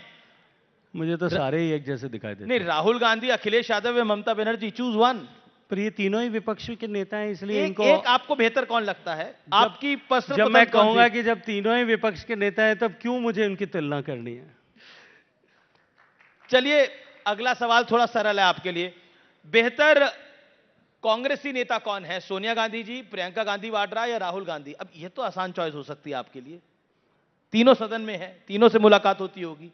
नहीं, मेरी तीनों से मुलाकात होती है, उसके जो है उसके सिलेक्शन के या उसके असेसमेंट के क्राइटेरिया अलग अलग हो सकते हैं। फिर भी सोनिया गांधी जी कंपैरेटिवली ग्रेसफुल रहती हैं, प्रियंका जी जो हैं कंपैरेटिवली सिंसियर रहती हैं पार्लियामेंट में, और भाई साहब के बारे में मैं कोई टिप्पणी नहीं करूंगा। जी, अगले अगले अगले सवाल के ऊपर आते हैं और ये आखिरी है। बेहतर प्रधानमंत्री कौन है? अटल बिहारी वाजपेयी, डॉक्टर मनमोहन सिंह, नरेंद्र मोदी? ये प्रश्न वैसा ही है जैसा मुझे ये पूछा जाए कि आपके दादा आपके लिए ज्यादा बड़े आदर्श हैं या पिता? जी, लेकिन फिर भी जवाब तो सभी के पास होता है। आप कुछ कहना चाहेंगे? लगता है कि ये कभी जो है अपने बुजुर्गों के प्रति, अपने बुजुर्गों के लिए तुलना की नहीं की जाती है मित्र, कभी नहीं की जाती। हम उस संस्कार में पैदा नहीं हुए कि हम अपने बुजुर्गों में अपने लीडर्स की तुलना फ्लिप कर लेते हैं। अटल बिहारी वाजपेयी से क्या सीखते हैं एक लाइन में? सौहार्द, निरंतरता, करुणा और उसके बाद में शब्द संचय। जी। डॉक्टर मनमोहन सिंह? किसी भी परिस्थिति में आदमी मौन कैसे रह सकता है? अटल जो है मनमोहन सिंह जी, उससे ज्यादा बड़ी कोई पाठशाला नहीं हो सकती। कितने भी दबाव सहलें, कितने भी अपमान सहलें, कितनी भी जो है संकष्ट सहलें, उसके बाद में भी मौन रहें और स्थित प्रज्ञ रहें, ये मनमोहन सिंह जी से सीखा जा सकता है। प्रधानमंत्री नरेंद्र मोदी? वो तो चलती फिरती पाठशाला है। मेरे जैसे हजारों ऐसे लोग होंगे जो उनसे कुछ न कुछ सीख करके आज इस मुकाम तक जहां कहीं हुए हैं वहां पहुंचे होंगे। जी, बहुत बहुत धन्यवाद। लेकिन 150 साल हो रहे हैं वंदे मातरम को, तो आप अपने अंदाज में एक बार अगर वंदे मातरम बोलना चाहें तो। वंदे मातरम। तालियों के साथ साथ दीजिए वंदे मातरम। जय हिंद। बहुत बहुत धन्यवाद मंत्री जी, आपका हमारे साथ आने के लिए और इस सेशन में भागीदार बनने के लिए बहुत बहुत धन्यवाद।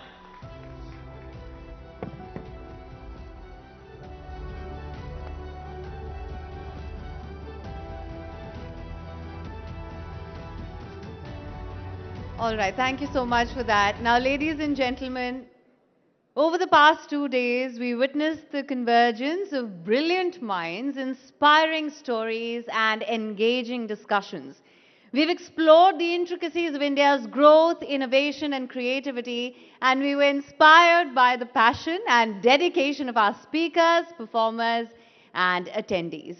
As we wrap up, we carry with us a renewed sense of purpose, a deeper understanding of the complexities and opportunities that lie ahead, and a stronger connection with one another.